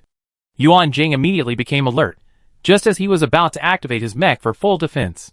No, no, no. It won't hurt anyone. Li Yunbo quickly stepped between the man and the snake, walking towards Xiaoyu. The giant snake wiggled its thick body, blinking its large red eyes, and cautiously rubbed against him. In a flash, it shrank. Even the marshal would curse. Little Jade clung obediently to Li Yunbo's hand, curiously watching the group. They're guests here to see the sect master. Little Jade nodded obediently. It's Little Jade, Lingling's contracted beast. Song Wen's personal presence suggests he's already investigated their background thoroughly. There aren't many people here, so we can guess the Federation's attitude. Stable and positive. At this point, it's best to confess honestly. It seems the biggest obstacle to the Xianqing sect's emergence has been cleared. The sect is entirely composed of Federation members. If they truly clash, everyone will be caught in the middle. That's a level 1 star beast. Schwellinglings? Contracted beast? Yes. Ko, Hang Yu, and Lu Ran huddled behind Song Wen and Yuan Jing. They stared intently at the small white thing wrapped around Li Yunbo's hand. Was this a show of force from the moment they entered? Xiaoyu. No, I didn't. It's my turn to guard the gate today. Where did you get it? From the training grounds of the Hades 1st Military Academy. During the mission competition, it came out for a stroll with the beast herd. And after that stroll, the star beast turned into a spirit beast. A majestic blue stone tablet stood tall, the 3 large characters Xianqing sect coiled like dragons and snakes, flashing with light. The solemnity and oppressive aura of a cultivation sect washed over them. The group struggled to control the turmoil, shock, and confusion swirling within them. Hang Yu finally asked, where exactly is this? Li Yunbo turned to look at her, a slight smile playing on his lips. This is the #1 cultivation sect in the interstellar realm, the Xianqing sect. They admit it. Marshal, since you're here, why not experience one of the Xianqing sect's special skills, sword flight? What kind of stairs are these? You have to climb them yourself, Marshal. Let's just climb the stairs. He wanted to take a good look at the Xianqing sect. Such a paradise, not a single second felt boring. If only the people of the interstellar realm could live in such an environment. Let me introduce you. The Xianxing sect currently has 12 peaks, 16 departments, and 18 personnel. Pretty well organized. Of course, we sirens are experts at managing internal affairs. Li Yuanbo said proudly, hands on his hips. Only 18 people, but 16 departments. Clearly they're short-staffed. The equipment team is now in charge of Xiao's son, along with Master Xiao and Ivan. Songwen recalled Sun Qianyu's Lu Ban puppet, and the 4 divine beasts in the faction competition. They were a bit ugly, but the effect was truly amazing. The equipment was all made using immortal techniques? Strictly speaking, it's a perfect combination of mecha crafting, powered by both energy and spiritual energy. The first generation of Xianxing new energy puppet battle armor. Danfeng, as you know, the spirit purification liquid, repair liquid, nutrient solution, and pills were all made by Lingling. Pills? Yes, we didn't sell them to outsiders, just gave them to a few people. They're more effective than potions. Sure enough. The legendary pills are cultivators' elixirs. More effective than potions. How effective must they be? She also manages the interstitial finances, keeping the treasury running beautifully. I calculated the surplus these past few days, and the sect is finally doing better. Speechless. Holding so many trump cards, how can they still be so poor? Don't they ever reflect on their own actions? How many members of the Xianxing sect can actually do legitimate business? They're all probably self-taught. On second thought, if it weren't for this, would so many soldiers and people in the Federation have benefited? It's not so bad after all. Wait, you kidnapped my nephew, where is he? Marshal, don't put it so harshly. Taking on disciples is all based on equality and voluntariness. He's the peak master of our Sword Peak's 4th peak. A rare light spirit root. An interstellar Ultraman. Songwen couldn't understand a single word of the rest. But he knew that coming to the Xianxing sect was a one-way trip. Boom! Suddenly, a deafening roar erupted from a distant mountain peak, sparks flew, and dust billowed. The group hurriedly retreated in fright. The powerful impact was then enveloped by an invisible barrier, and quickly dissipated. Within the barrier, a massive explosion occurred, sending smoke and dust billowing, while the other peaks remained unmoved. Don't be afraid, little Xuanzi is drawing talismans. It's a little unstable. He get used to it after a few explosions. Seeing this scene, and remembering the box of talismans on Cole's desk. The case is solved. That's the territory of the arms dealers. Won't you blow yourself up? Oh, our array peak master can draw defensive talismans, and set up defensive arrays, no problem. It's a pity, the place will have to be rebuilt. He sighed helplessly. Drawing talismans to blow up mountains, then making money to rebuild mountains. Little Xuanzi is probably destined to lose money for the rest of his life. And what about you? Li Yuanbo looked embarrassed. Responsible for serving our federation and the military well, I'm in charge of the Foreign Affairs Hall. Songwen glared at him irritably. Hangyu looked around, stunned the whole way, squeezing in some research on the so-called cultivation. Even now, she couldn't accept what was happening before her eyes. She almost pinched her thigh until it was purple, just to make sure she wasn't dreaming. Has science really veered into metaphysics? That's the dormitory, I live there. If you have time, I take you to my home. It's your home now. A sense of belonging comes pretty quickly, huh? The sound of flapping wings and a sharp bird cry drew their attention. Someone called down from the sky. Oldly. Yang Chung jumped down from the hornbill's back, intending to exchange a few pleasantries with Li Yuanbo. A guest. Before he could finish speaking, he saw the person's face. He only ever seen him once in his life, during the national tournament, and once on TV. Marshal. Yang Chung took 2 steps back guiltily. A federal soldier joined a cultivation sect, and was caught by the top military official. Caught red-handed? The evidence was complete. The helmeted hornbill circled once, gently landed on the ground, shook its feathers, and stood behind Yang Chung. Yang Cheng's human battleground. Beautiful Yang, you become so powerful? A playful teasing broke the awkward silence. The great Yin Yang master. Is that the bird from the faction battle? Oh right, that's Rhino. You can pet it. The large bird lowered its head, and walked forward, bringing its head close to Songwen's face. As if saying, pet it, pet it. Chapter 292. Songwen was initially a little intimidated. This was a level 2-star beast, but seeing how obedient and docile it was, he reached out and stroked it a couple of times. So soft, warm, its fur so smooth, so nice to touch. So soothing. She stared at him with its round eyes, tossing its big head, just like a child, curious and adorable. Are all the star beasts of the Xianxing sect like this? It's completely different from the star beasts.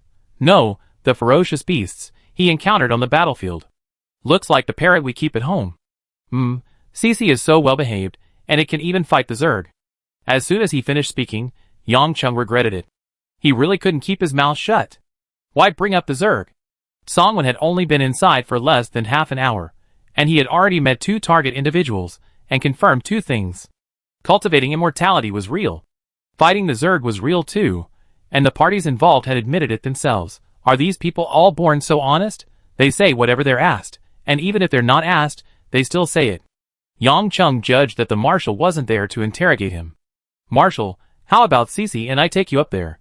It'd be quick. Songwon politely declined again. He didn't have that kind of heart. He wanted the old man to get used to it first. Then I go back first and inform everyone that we have guests. Go ahead, go ahead. The man and the bird skillfully took to the air and quickly disappeared. Yang Chung is in charge of Beast Peak. Xianxing sect has 8 beasts, you see them all soon. Wasn't it 6? The intelligence report mentioned a snake, bird, wolf, pig, rat, and a big yellow dog. Oh, do you know White Dumpling? It counts as 1, but what is it again? Right, what exactly is Tong?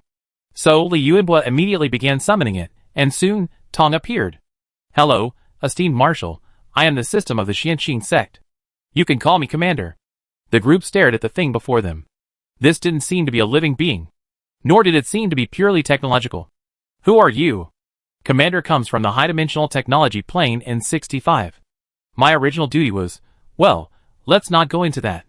I am currently the deputy to the Siren Hall Master of the Internal Affairs Hall. You can come to me with anything. High-dimensional technology? That's a civilization higher than interstellar space? The group was stunned. Investigating cultivation had uncovered something else. A high-dimensional civilization working for the Xianxing sect? In other words, a cultivation civilization, a high-dimensional civilization, an interstellar civilization? If it weren't for the Xianxing sect, would this commander have had a chance to become a breakthrough point for interstellar humanity in their fight against the Zerg? And what was my original duty? Why isn't it mentioned? Could it be that I'm here to save the world? What exactly is my mission? This is very important. What is your mission? Help the female supporting character seduce the male protagonist.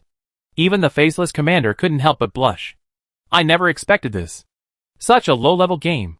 Seeing the atmosphere becoming awkward, Songwon quickly tried to find another angle to praise her.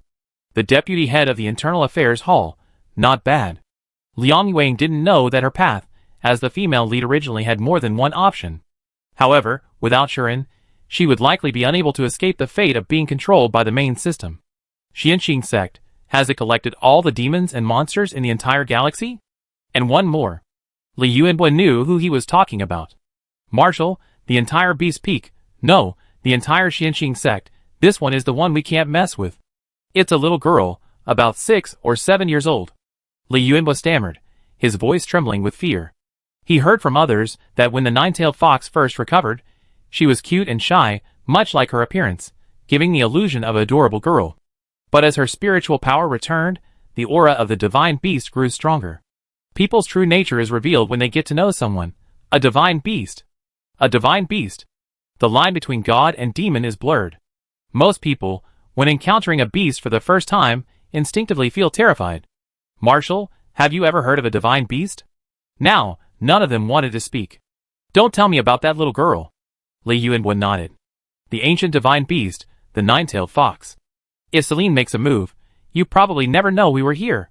She just stands there, and even the Zerg Queen has to give her a wide berth. They're not even on the same level. After investigating for so long, it turned out Celine's 16th person was hiding here. Divine beasts taking human form? Isn't that just something made up in mythology? You're not kidding. Really? Cultivation worlds, mythological realms, high-tech dimensions, our interstellar space is practically a giant funnel. Songwon once again broke out in a cold sweat, relieved by his brilliant decision. Thank goodness, if he had listened to the Pro-War Federation, would the entire interstellar space have vanished? Xianxing sect, we got you covered. Halfway up the steps, the over 50-year-old Songwon felt no fatigue whatsoever. In the distance, a white figure rushed down the mountain. Running incredibly fast, growing larger and larger. That's Xiao Xiao. The Frost Wolf King? The giant wolf mentioned in the intelligence was actually the one from Snow Dome Star. It's not dead? The sect master brought it back. Xiao Xiao is Xiao Sun's contracted beast. Then, looking again, the Wolf King was carrying someone on its back. Oldly. Siren jumped down from the small back, straightening her clothes and hair. She stood respectfully before the marshal and saluted. Marshal, greetings. I am Siren from the 15th Military Academy. Aren't you the 6th son of the Xianqing sect? It's all the same. Yang Chung returned to the mountain, shouting so loudly that everyone knew. Administration and reception were all within Siren's responsibilities, and the tour route he and Tong had meticulously crafted finally came in handy. After explaining the other preparations, the head of the Internal Affairs Hall came down to greet the guests. Your grandfather was my senior, and I even taught your father when he was in school. I still have photos of you and your grandfather at home. He always said you were a true hero of the Federation. Siren's eyes shone brightly as she spoke, full of sincerity. No, your grandfather was, your father was, and you are too. All are good sons and daughters of the Federation. Songwen had fought his way through mountains of corpses and seas of blood. On the battlefields of the Zerg, he had carried a gun and shed blood. Even the people of the Empire would give him a thumbs up at the mention of his name. All the citizens of the Federation were his own flesh and blood, whom he would protect under his wings. If it were a different leader, they might not have made such a decision regarding the Xianqing sect. But Songwen firmly believed that the meaning of power was to protect all living beings and create a prosperous world. If the path of cultivation could truly pave a broad road for the people, he was willing to let go and allow this opportunity to flow. Questioning his heart, examining his true nature, and understanding the great Tao, Songwen walked very slowly, thinking clearly and thoroughly about the path of the Marshal and the path of the Federation. Finally, he reached the summit, and the main hall stood majestically before him. Marshal, this is the council hall of the Xianqing sect, the Nine Heavens Cloud platform. Ancient green tiles, sword-like eaves, and 9 jade steps leading to the hall, with lotus patterns subtly visible. Vermilion gates with black iron rings, jade paving the ground, a misty aura, incense smoke curling from the burner, prayer flags fluttering without wind. Bronze wind chimes tinkled softly in the breeze, like the low chanting of Buddhist hymns. Everything before him seemed to cleanse even his soul. Looking up, on the rooftop, a vibrant 7-starred red flag fluttered in the wind. Songwen exhaled deeply, a relieved smile spreading across his lips. He had come seeking an answer, and the answer already rustled in the wind. How wonderful! Chapter 293. Several people were completely absorbed in the moment, unable to extricate themselves. Hang Yu was still trying to piece together her shattered worldview. Clang! Clang! Clang! The lively and cheerful athletes' march began. Under the leader's command, the disciples, holding flowers and ribbons, amidst the deafening sounds of gongs and drums, the crackling of firecrackers, and the fluttering red flags, created the effect of 1,000 people. Welcome. Welcome. A warm welcome. Welcome. Welcome. A warm welcome. The leader conjured a 10 by 10 square formation, their movements perfectly synchronized. Several large characters were projected. A warm welcome to Marshal Songwen for his inspection and guidance at the Xianqing sect. A simple yet grand welcoming ceremony was presented to the Federation Marshal, who had traveled from afar. Songwen, what happened to the promised ethereal and otherworldly demeanor? The guest elders had just heard the Marshal was coming and hadn't even prepared. They discovered that these kids had already finished the ceremony. Speechless. This style is so retro. Who can blame them when their master comes from ancient Earth? Songwen looked at the group of people before him. Everyone on the list was there. Captain Sun? Greetings, Marshal. You're here too? Sun Rang scratched his head sheepishly. I'm now the head of the Outer Sex Battle Marshal Hall. Songwen exclaimed sincerely. Yes, that's good. The Federation's hero has a good future. Healthy and energetic, with a bright future ahead, that's enough. The Xianqing sect is like a torch, bringing together everyone and all their strength. Leaving aside the superiority of its energy system, that's the most valuable thing. Ah Ting. Marshal. Gu Zhanting greeted him awkwardly. Why aren't you calling me Uncle Song anymore? Uncle Song, does my dad know? It was obvious.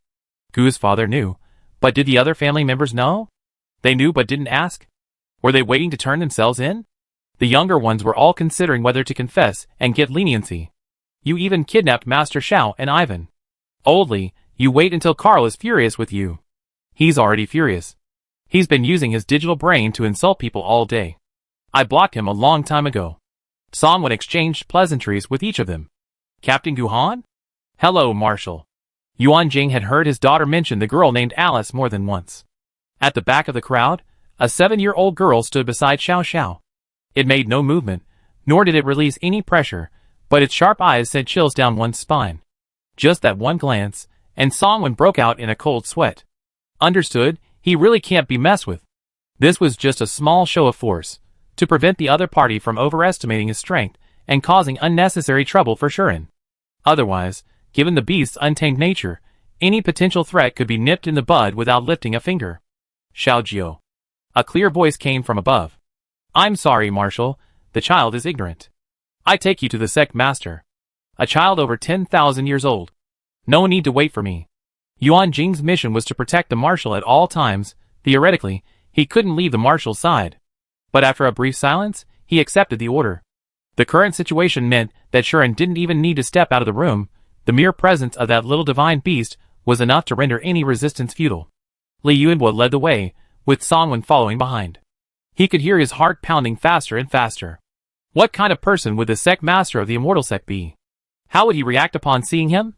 The further he went, the more questions flooded his mind, a jumbled mess, and his palms began to sweat. It wasn't until the scent of ink and sandalwood wafted from the scripture pavilion that his anxiety subsided. The pavilion was softly lit, and countless books were neatly arranged on the shelves along the walls. A bronze lamp hung in the center, its flame burning day and night. Under the lamplight, fine dust motes could be seen slowly floating in the beams of light.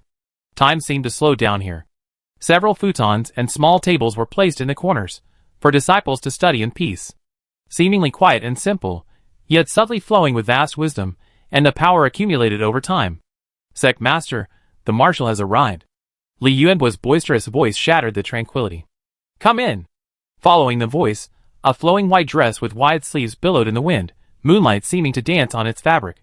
Her elegance, refined through experience, was even more ethereal and aloof. Her brows were like distant mountains, her eyes like starlight reflected in a cold pool. Her dark hair was loosely tied back with a white jade hairpin, the rest cascading down like a waterfall, occasionally shimmering with a spiritual light. Her voice was like a clear spring striking jade, each word carrying the composure honed over many years. A fleeting shadow beyond the 3,000 realms, not allowing even a speck of dust to linger in the mortal world. Songwon stood frozen, his pupils shrinking slightly. That figure in white stood silently, unlike anything found in the mortal realm. Like frost and snow covering a pine tree, cold and solitary, even the surrounding breeze seemed to freeze. For the first time, he understood what Su Mu meant by the oppressive feeling of an 18-year-old girl. It wasn't an aggressive aura, but a condescending indifference. She didn't even need to raise her eyes to make the Marshal, a veteran of countless battles, instinctively tense his back. Sweat beaded on his palms. Songwon wiped them imperceptibly, his Adam's apple bobbing slightly. This feeling was even more suffocating than facing 1,000 troops. Before coming, he had pondered for many days how to approach this sect leader. Should he be imperious, sharp-tongued, condescending yet composed, or respectful and obsequious, immediately prostrating himself on his knees? Don't laugh, he had truly considered it, but actually standing before her, no analysis, strategy, rhetoric, or scheme could work. It was as if nothing in the world could escape her gaze. Anyone's hidden thoughts, life or death, rested in her hands with a single thought. The other party's foundation was as unfathomable as the vast universe, its depth and breadth exceeding all comprehension. He respectfully shook hands with Shuren. Sect leader Shur, greetings. I am Songwon. Marshal, you can just call me Shuren. The two sat at opposite ends of the table. Shuren took hot water and slowly began to brew tea. This was just grown by Uncle Wang and Tang Tang. Please try some. The boiling water was poured over the wilted leaves, sending up layers of white steam.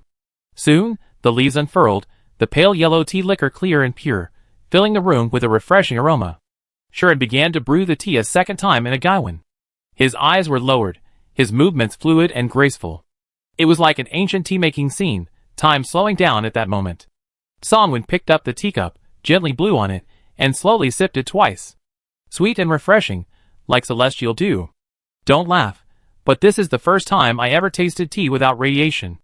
A glimmer of light flickered in his eyes as he spoke. You have many opportunities in the future.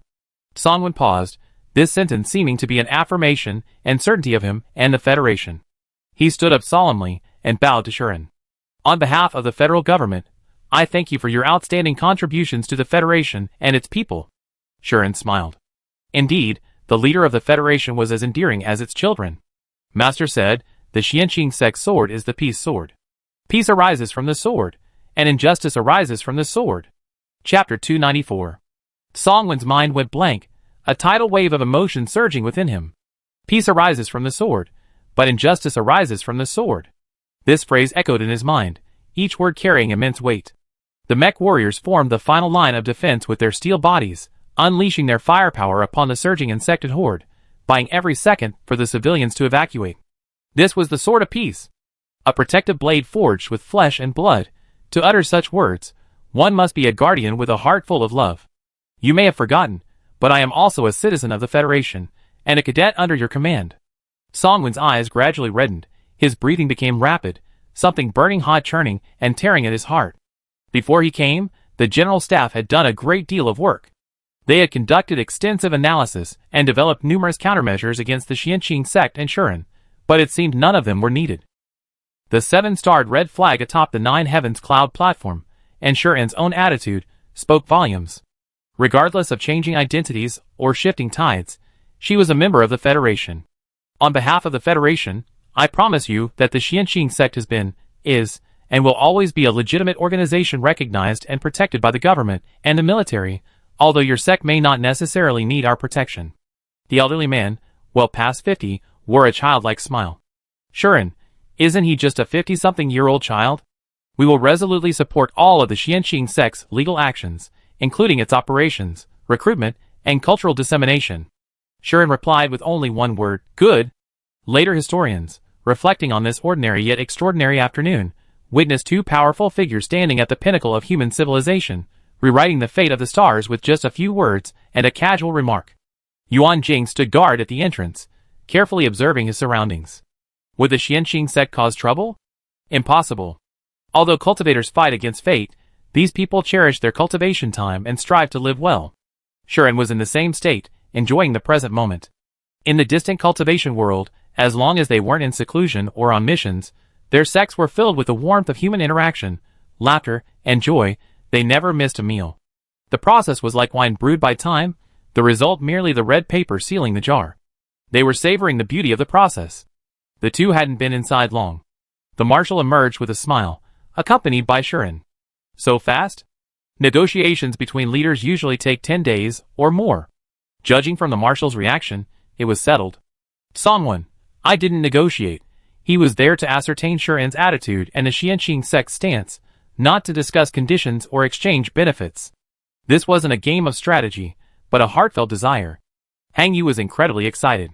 She didn't understand cultivation, but the vegetables covering the mountain had already taken root in her heart. Her gaze towards Old Wang had changed. It was sparkling. Like Song Ruotang, she had fallen into the trap of Old Wang's vegetable garden. Marshal, go ahead. Hang Yu wanted to see for herself just how much substance this interstellar pastoral-style male god truly possessed. Song Ruotang, Xue Lingling, and Tony went to prepare dinner. Siren and Tong led the second wave of the itinerary. A visit. Your Excellency Marshal, what you see before you is the main hall of our Xianqing sect, the Nine Heavens cloud platform. The first floor is the council hall, where almost all of Xianqing sect's major decisions are made. Oh no, sometimes they're also made in the dining hall. Not long ago, Xianqing sect held its first sect assembly here, celebrating several recent achievements, such as the opening of the Kitchen God farmhouse, and passing 14 important resolutions, including recruitment. Several photos of the meeting were displayed. The format was very official, but the photos themselves were anything but serious. Song asked, why don't we publish a newsletter? Believe it or not, the system actually recorded a massive amount of information about the daily life of the Xianqing sect. Long afterward, it used this information to publish several important historical books, including the Chronicles of the Xianqing sect, The Rise of the Immortal Path, and Anecdotes of Xianqing. It can be considered a cultural treasure of the post-interstellar, immortal cultivation era. The second floor is the Scripture Pavilion, currently housing 3,567 books of various kinds, including 73 sword manuals, 106 cultivation techniques, 96 pharmacopoeias, and numerous books on mecha repair, economics, management, etc. There are even books from interstellar times? The Xianxin sect has passed down these books through inheritance. Master has read them all, and they have been well preserved. Shuren showed no contempt for the people and cultures of lower dimensions. On the contrary, he genuinely appreciated and recognized them. Even the system was shocked by this. It had traveled through 3,000 planes and seen all sorts of people and events. Many transmigrators, believing themselves to be from a superior civilization, couldn't hide their inherent arrogance and sense of superiority. But Shuren, the stronger she became, the more humble she grew. The aura surrounding her already faintly revealed a hint of divinity. The third floor houses ancestral tablets, enshrining the first master of the Xianxin sect, the Elder Wuya, and the Grand Master Tai Xinjuan. Please move here. Song asked, who taught this tour reception to? It has no celestial feel at all. This is the Martial Arts Hall. Next, please welcome the Foundation Establishment team from the Xianxin sect to perform a sword-flying act. Is this a performance? There's more? With a few whooshing sounds, Su Xiang, Alice, and Sun Qianyu, riding their flying swords, soared into the sky. They had guessed they could, but seeing it with their own eyes was still incredibly awe-inspiring. The guests' knees buckled, their hearts pounded. A single sword, a lone figure, could soar through the clouds, traverse forests, and skim over lakes. The three began to accelerate. The sword's tail left a long afterimage, but the sound of wind being cut was delayed. Only when the figure became a black dot on the horizon did the belated roar explode in their ears, making their chests numb. Mach rings? Supersonic speed? Can a human body achieve this level purely through physical means? How long have you been training? Su has a heavenly wind spiritual root, a little over a year, and is currently at Foundation Establishment Level 3. This is terrifying. Truly progressing by leaps and bounds. The terrifying thing about cultivation isn't just the lack of a ceiling, but also the astonishing speed of development. In interstellar warfare, one warrior is produced every 10 years, capped at 4S. In cultivation, one Foundation Establishment cultivator is produced every year, already crushing the Federation's #1. Next, please enjoy the spiritual root medley. Do cultivation sects also use this method? This system has become a bit too mixed up. Let's welcome the Wind-like Youth, the second senior brother of the Heavenly Wind spiritual root, Su Xiang. Tornado. He channeled his spiritual power, quickly forming a wind ball in his palm, and threw it towards the target. The wind ball grew larger and larger, spinning faster and faster, uprooting everything in its path. The audience members watched, completely stunned. Next up is senior brother Sun Qianyu's puppet show. Azure Dragon, White Tiger, Vermilion Bird, Black Tortoise. She comes from the flames. She is Alice Yang. Fireball. He's here, he's coming with lightning. Thunder Dragon. Ice Queen Liang. Let's see a barrage of arrows, freezing everything in its path. Do you want to build a snowman? Let it go. Can't hold it back anymore. Liang, sing if you want to sing, sing it loud. Chapter 295. Unbearable to watch, truly unbearable to watch. We asked you to perform immortal arts, not to show off your talents. After the song ended, everyone else fell silent, but the singer herself seemed unsatisfied. Is it too late to expel her from the sect? What happened to the Ice Queen? Has her persona collapsed so quickly? Just thinking about the marshal sitting in the audience makes me want to fly away on my sword immediately. Even though I haven't reached Foundation Establishment yet. She's utterly humiliated. She had a great time singing in Celine, and awakened a dream of becoming a singer. The system chimed in helplessly. Our Xianxin sect disciples can fight in the arena, and they can perform on stage. Oh. The marshal, ever the helpful one, led the applause. This girl is great. Children of the Federation should be serious yet lively. Both the system and the master are suited for the arts. Liang Wang demonstrated her most proficient skill to each guest. Making shaved ice. A spoonful of golden honey was poured over the crystal-clear white-shaped ice bowl. It was early autumn, the heat still lingering, and one bite was sweet to the core. So delicious. The praise was genuine, without a hint of perfunctoriness. Next act, the Spirit Beast Circus. The long-awaited beasts were ready to go. After practicing for so long, finally, an audience. White Snake balancing a ball. Little Pig running. Wolf King flying. Big Yellow jumping through fire hoops. There was an act called Divine Beast Transformation, but considering the audience's tolerance, and the fact that the Divine Beasts themselves were reluctant, let's skip it. A series of wonderful performances, a dazzling display. The marshal swore this was the best tourist attraction he had ever visited. No! It was the best cultivation sect. The group visited Weapon Peak, Pill Peak, and Array Peak. The hilltop had just been blasted away, standing out starkly bare among the 12 peaks. Wait! Let's leave it here. Ninth senior sister's performance was inconsistent today. Shall we go check on her in the dormitory? Looking at the leveled hilltop and little Schwanzi emerging from the ruins, covered in dust and dirt, revealing a row of white teeth, he grinned foolishly at everyone, clutching 2 talismans. Hee. Success? Guests, this place is no place to linger. Songwon's heart skipped a beat. Could the success be the coming soon one? Unexpectedly, he hurriedly pulled Li Yuanbo aside and solemnly instructed him. Xiao Xuanzi, that explosive talisman hasn't been sold outside the Federation, right? No, absolutely not. She knows what she's doing, and I told her that too. She knows what she's doing. She knows what she's doing. Sending a box of explosive talismans that could blow the central government to smithereens via a private courier? Here's what we do. I get a weapons license for the Xianqing sect. You can make them, but you can only sell them to the Federation. I place the order, then you can make them. Don't be too ambitious. You're responsible for supervision. If anything goes wrong, I hold you accountable. Leave it to me. Also, stop letting her use express delivery. From now on, contact Lu Ran for all shipping. No problem. The Federation needs weapons reserves, but we really don't need such a large quantity. Who did she antagonize? The key issue is that she's doing it too fast. Even if the entire Federation's weapons supply system were operating at full capacity during wartime, it couldn't keep up with what she could do all night. Xiao Xuanzi, I'm a diligent little painter. Songwon, this is a warmonger, radical. Xianjinren, help me dominate the interstellar space. Why are you focusing so much on talismans? And you're even delving into explosive talismans? I'm perfectly fine with my peace talismans, suitable for all ages and a must-have for every home. Also, since you're calling it Array Peak, wouldn't it be better to focus on array formations? Yeah, isn't the formation good? The formation is amazing. It's even protecting Celine. Li Yuanbo looked at him speechlessly. Why? Isn't it because her only major client liked her post? Seeing his reaction, Songwon quickly figured out the key point. Fine. I find her some work. So many places in the central government need security, it's reasonable to ask someone to make arrangements, right? We can't let her get involved in arms dealing anymore. The dormitory area. This is everyone's dream home. The door near the canteen has a sign that reads Bo Yuanju. Marshal, this is my home. Li Yuanbo opened the wooden gate to the courtyard.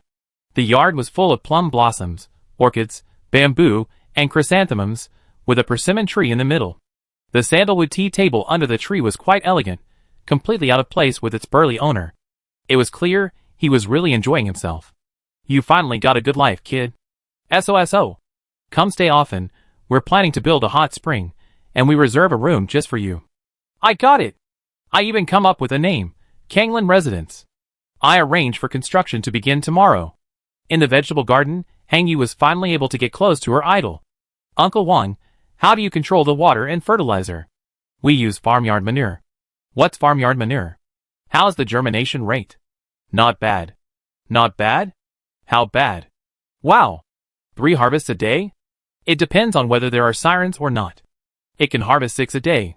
No wonder it only costs 500 per kilogram. Song Rotang probably thinks it's too expensive. This rice is very resistant to lodging. It's fine. She asked about 100 questions. Old Wang couldn't answer many of them. The final answer was always the same. It was grown with a wood spirit root. Excuse my boldness, but our environment here should be completely radiation-free, right? How do you create such an environment? Old Wang's planting methods were incredibly crude. There was no skill involved, no data, no theory. He was busy with a hoe. Old Wang, I don't rely on technology to farm, I rely on feel. The star beasts helped with plowing and weeding. Aside from the catalysis of the wood spirit root, the environment was the most important factor. It's difficult to show you, but we do have something that can purify the environment. The spirit core is the sect's most prized treasure. How could I casually reveal it? Not just Xianqing sect, it can slowly purify outwards. You've seen it too, plants are already growing around Xianqing sect. If it weren't for the defensive array, it would be even more obvious. In the near future, Star 9527 will be an oasis. Hangyu's heart was filled with excitement.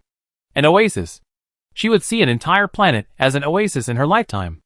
A green planet free from pollution and radiation. Did we make this radiation purifying thing ourselves, or did we find it elsewhere? We found it. We might have some, but they're rare. The spirit core, only one has been found among so many planets. Hang Yu is the inventor of low radiation cultivation methods. She reached her current position through these achievements. But she sincerely hoped that one day, interstellar space could return to what it was before. Radiation no longer harmful to the human body. A beautiful, pristine world, green mountains, and clear waters are more valuable than gold and silver. Can I learn farming from you? Oh, this is hardly a skill. I just toil in the soil. Arrogant. This wasn't modesty, it was a genuine Versailles. You're too modest. Xianxing sect is such a large place. If possible, the Agricultural Research Institute team could come and support the planting. That would require so many people. I can't make that decision myself, but I can ask the sect master. Alright. Having manpower is great. 3 people managing so many areas would be too much even to harvest all the vegetables.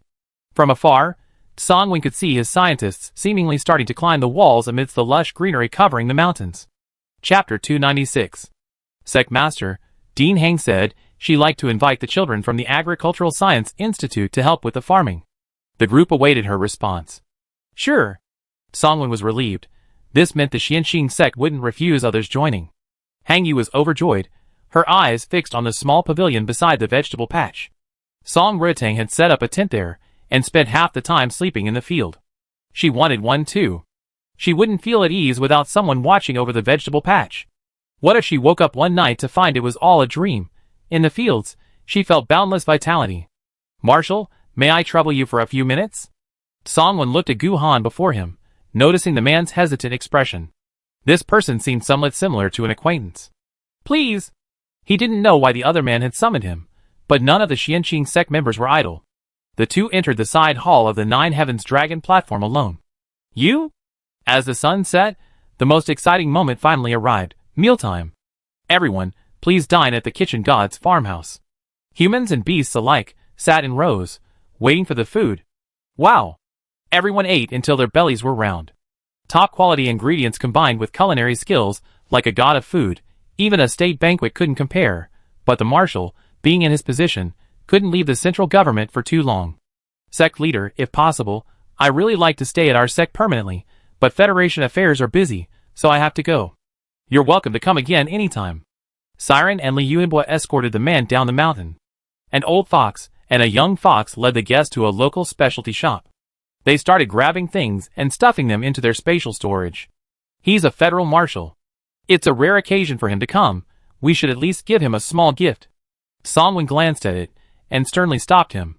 No! The military has discipline. I must set an example. I can't take even a needle or thread from the people. What people? You're the leader. We're your soldiers. We made this ourselves. It's worthless. The righteous marshal grew increasingly hesitant upon seeing the gifts. But he still held firm to his principles. This isn't worth much. People outside are practically fighting over it. Purifying elixir, repairing elixir, various talismans, and radiation-free vegetables just brought down from the mountain. This is a hemostatic pill. It's more effective than the repairing elixir. You can keep it. Even if you don't need it, other soldiers and officers will. How many critically ill soldiers are still lying in the Central Military Headquarters Hospital? That box of pills must be the kind the survivors mentioned. Thinking of this, he couldn't bring himself to refuse. Cole, what happened to not taking a single needle or thread from the masses? Marshal, welcome to visit us again. Unforgettable tonight, no matter where you are. As the sun rose and set, accompanied by the melodious music of the orchestra, this gathering finally came to an end.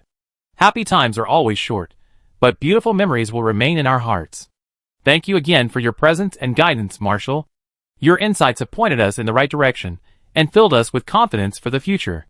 Here, we sincerely wish you success in your work and good health, and look forward to seeing you again. Let us give Marshal Canwen a warm round of applause. Canwen, am I really here to inspect the grassroots? Xianxing sect, how can it not count? Looking at the vibrant and energetic members of the Xianxing sect, Song would believe the Federation would have a bright future. That very night, he rushed back to headquarters. The general staff waited all night for news, fearing any unforeseen changes. No one expected the negotiations to be completed so quickly. From now on, the Federation will fully support the development and growth of the Xianqing sect. In other words, the deal was done.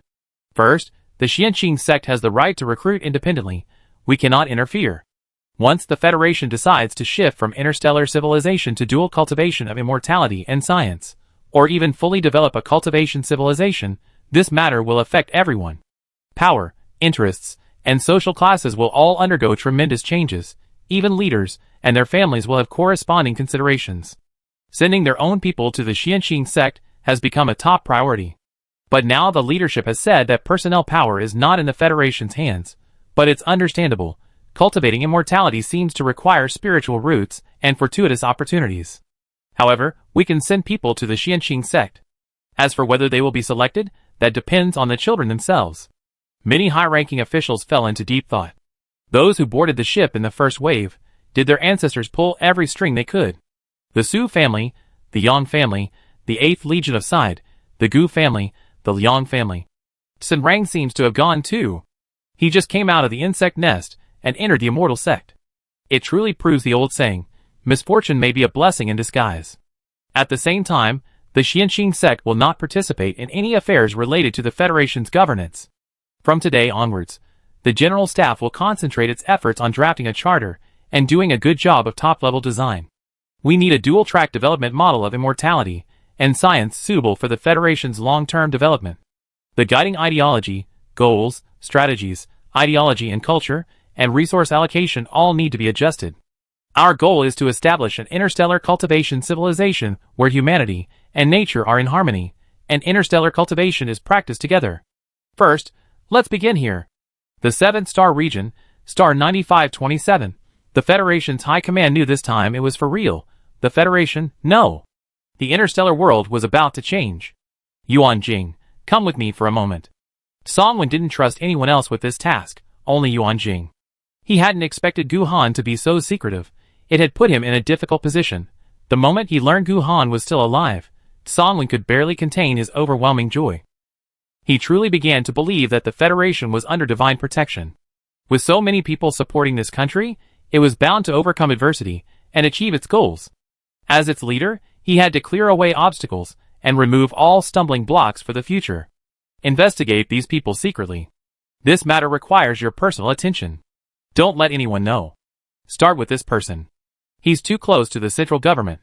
He might even have some knowledge of the cultivation matters. If he has any issues, you can act first and report later. Yes, sir. Yuan Jing looked at the first person on the list. Han Jing. In the ranking competition, he had allowed the military academy army to fight against the sea monster Maya. The outcome was close, but he received a severe punishment upon returning. If he hadn't been demoted, he would definitely have known about the recent situation regarding the Xianqing sect immediately. But now, could he also know? Yes, Han Jing knew, but not comprehensively. This matter was bizarrely strange, so he didn't take any action but instead began to continue his in-depth investigation. At least for now, the information only reached his level. After that day, the Federation began its silent operation. In the Federation's records, star 9527 was officially upgraded to an interstellar special zone. Xianqing. Lu Ran went from being the head of an unknown star to the head of the special zone, directly reporting to the Marshal, with resources and authority expanded infinitely. Interstellar Special Zone? A promotion of 7 ranks? Holy crap! I never dared to dream of such a thing. It's a true meteoric rise. Marshal, me?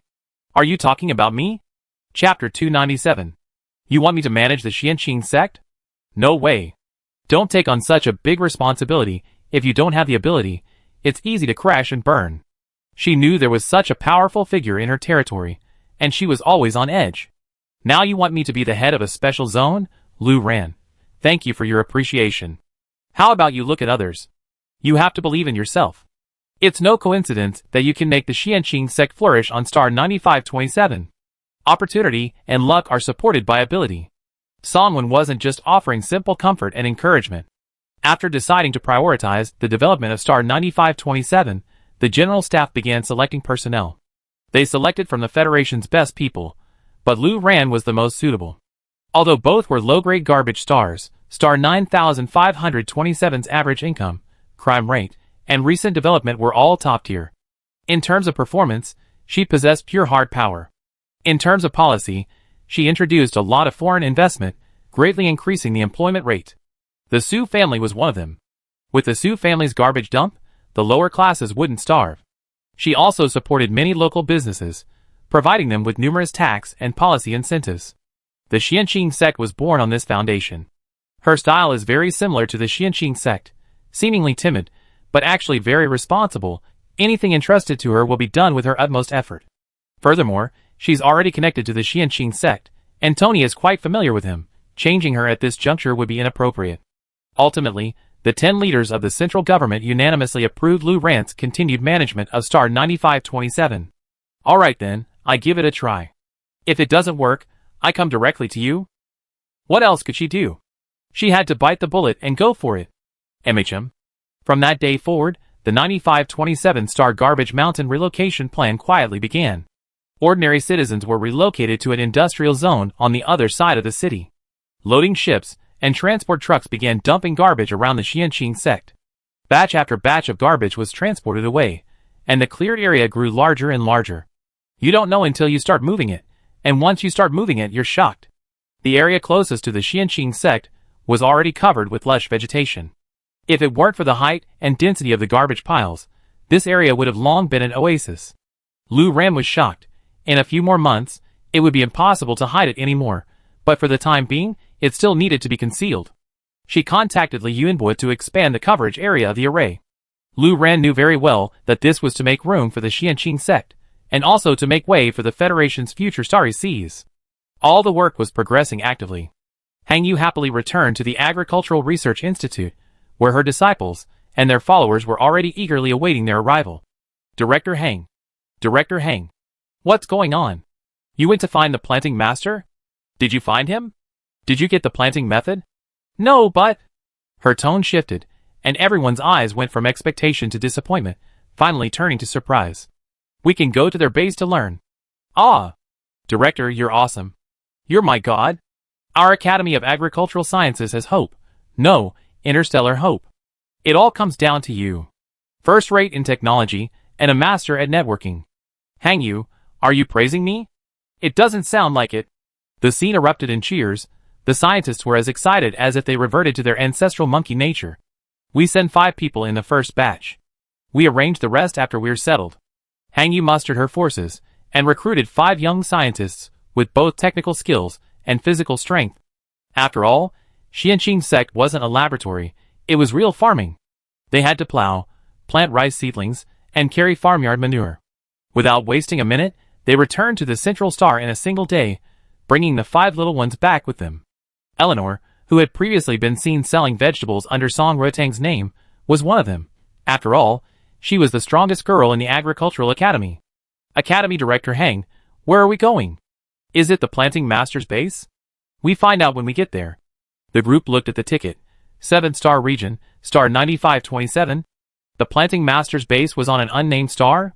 No way, the unnamed star had the highest radiation levels. Also, this number sounds familiar. They didn't ask any more questions. In half a day, the spaceship approached the 9527 starport. Looking down from space, the entire planet was grayish-black, with massive mountains of garbage covering almost half the sphere. Planet 9527 has a total population of just over 1 million, and its cities are not large.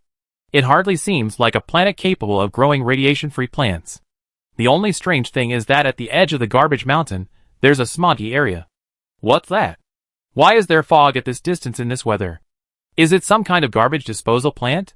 No way, heavily polluted areas are grayish-black or yellow, looking very dirty.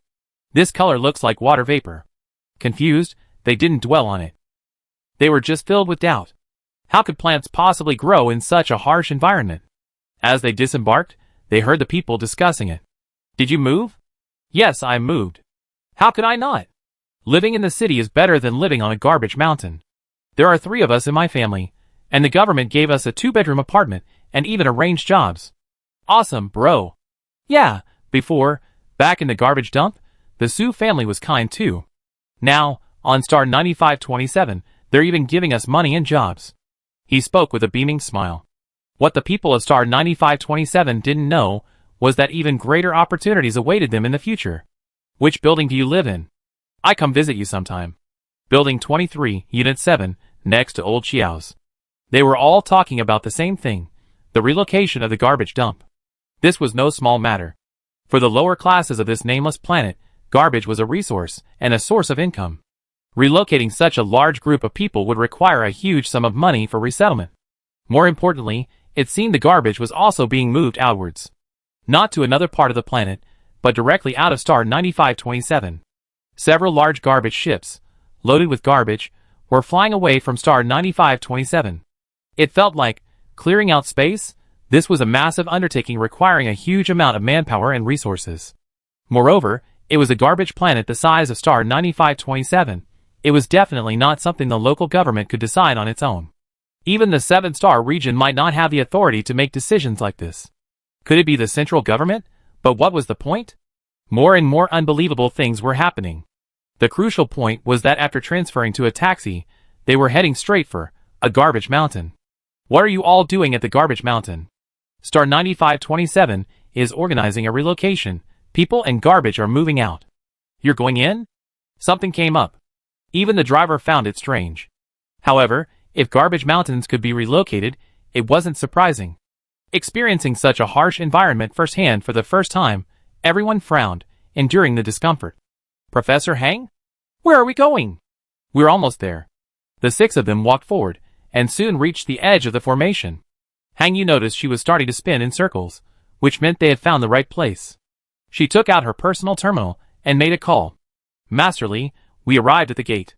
Coming soon. Gate? Where's the gate? No, there's nothing but garbage here. Where's the space? Could Dean Hang have been driven mad by the garbage? But soon, the scientific worldview cultivated by the Federation for decades was shattered to pieces.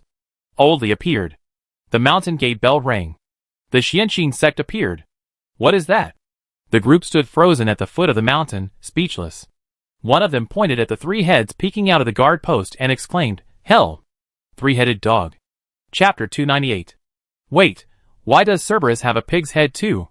Little Guard was keeping it company today, and Big Yellow happened to wander over. It's a star beast. A high-level star beast. The unarmed scientists were terrified. Didn't you tell them? Hang Yu was a little mischievous. I was scared pretty bad too. They need to toughen up their nerves. Got it. Even if he got soaked, he'd tear someone else's umbrella. The great scientist, so this is his personality. Young people, they're quick to accept new things. So the Xianxin sect is a cultivation sect? Really cultivation? Are you kidding me with a holographic projection? No way. What level am I at? It's not worth it. The 18th Military Academy is full of cultivators? No wonder they got first place. Something's been off since the Star Beast incident. Not only that, the way they crushed opponents of higher levels is also suspicious. Now, nothing seems right. If they're cultivators, everything makes sense. Like in novels, a purification spell and radiation-free vegetables are a piece of cake. No wonder they sell for 500. 1 kilogram. It's true. Easy to grow. That means it was the Xianxin sect that liberated Celine. The group watched from the mountaintop as they flew on swords. Star beasts galloped wildly, and distant peaks exploded repeatedly. It was all too absurd and fantastical. Wait. Let me think about it. The Xianxin sect is cultivating immortality. The Federation knows and even supports it, am I right? The large-scale relocation of the garbage mountain, and Hang Yu being able to lead them directly in. Doesn't that prove something?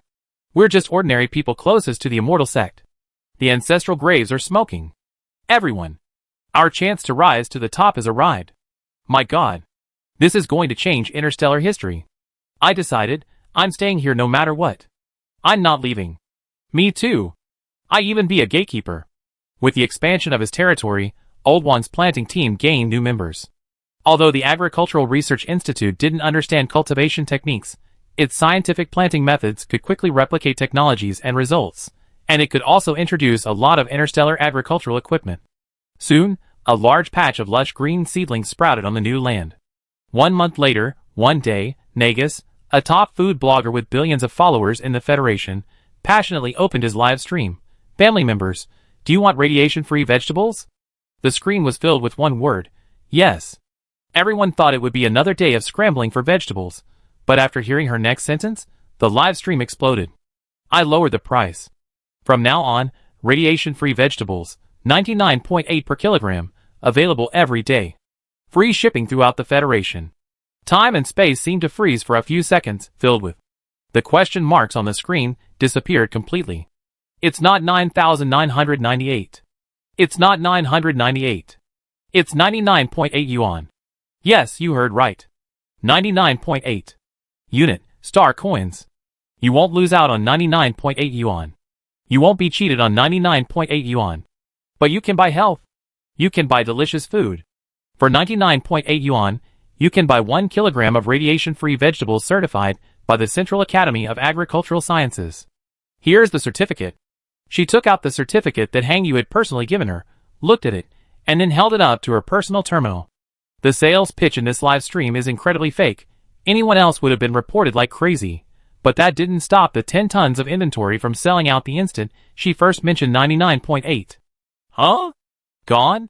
I haven't even finished looking at the certificate yet. See? Dean Hang Yu issued it herself. This is the seal of the Central Academy of Agricultural Sciences, not something I carved from a radish.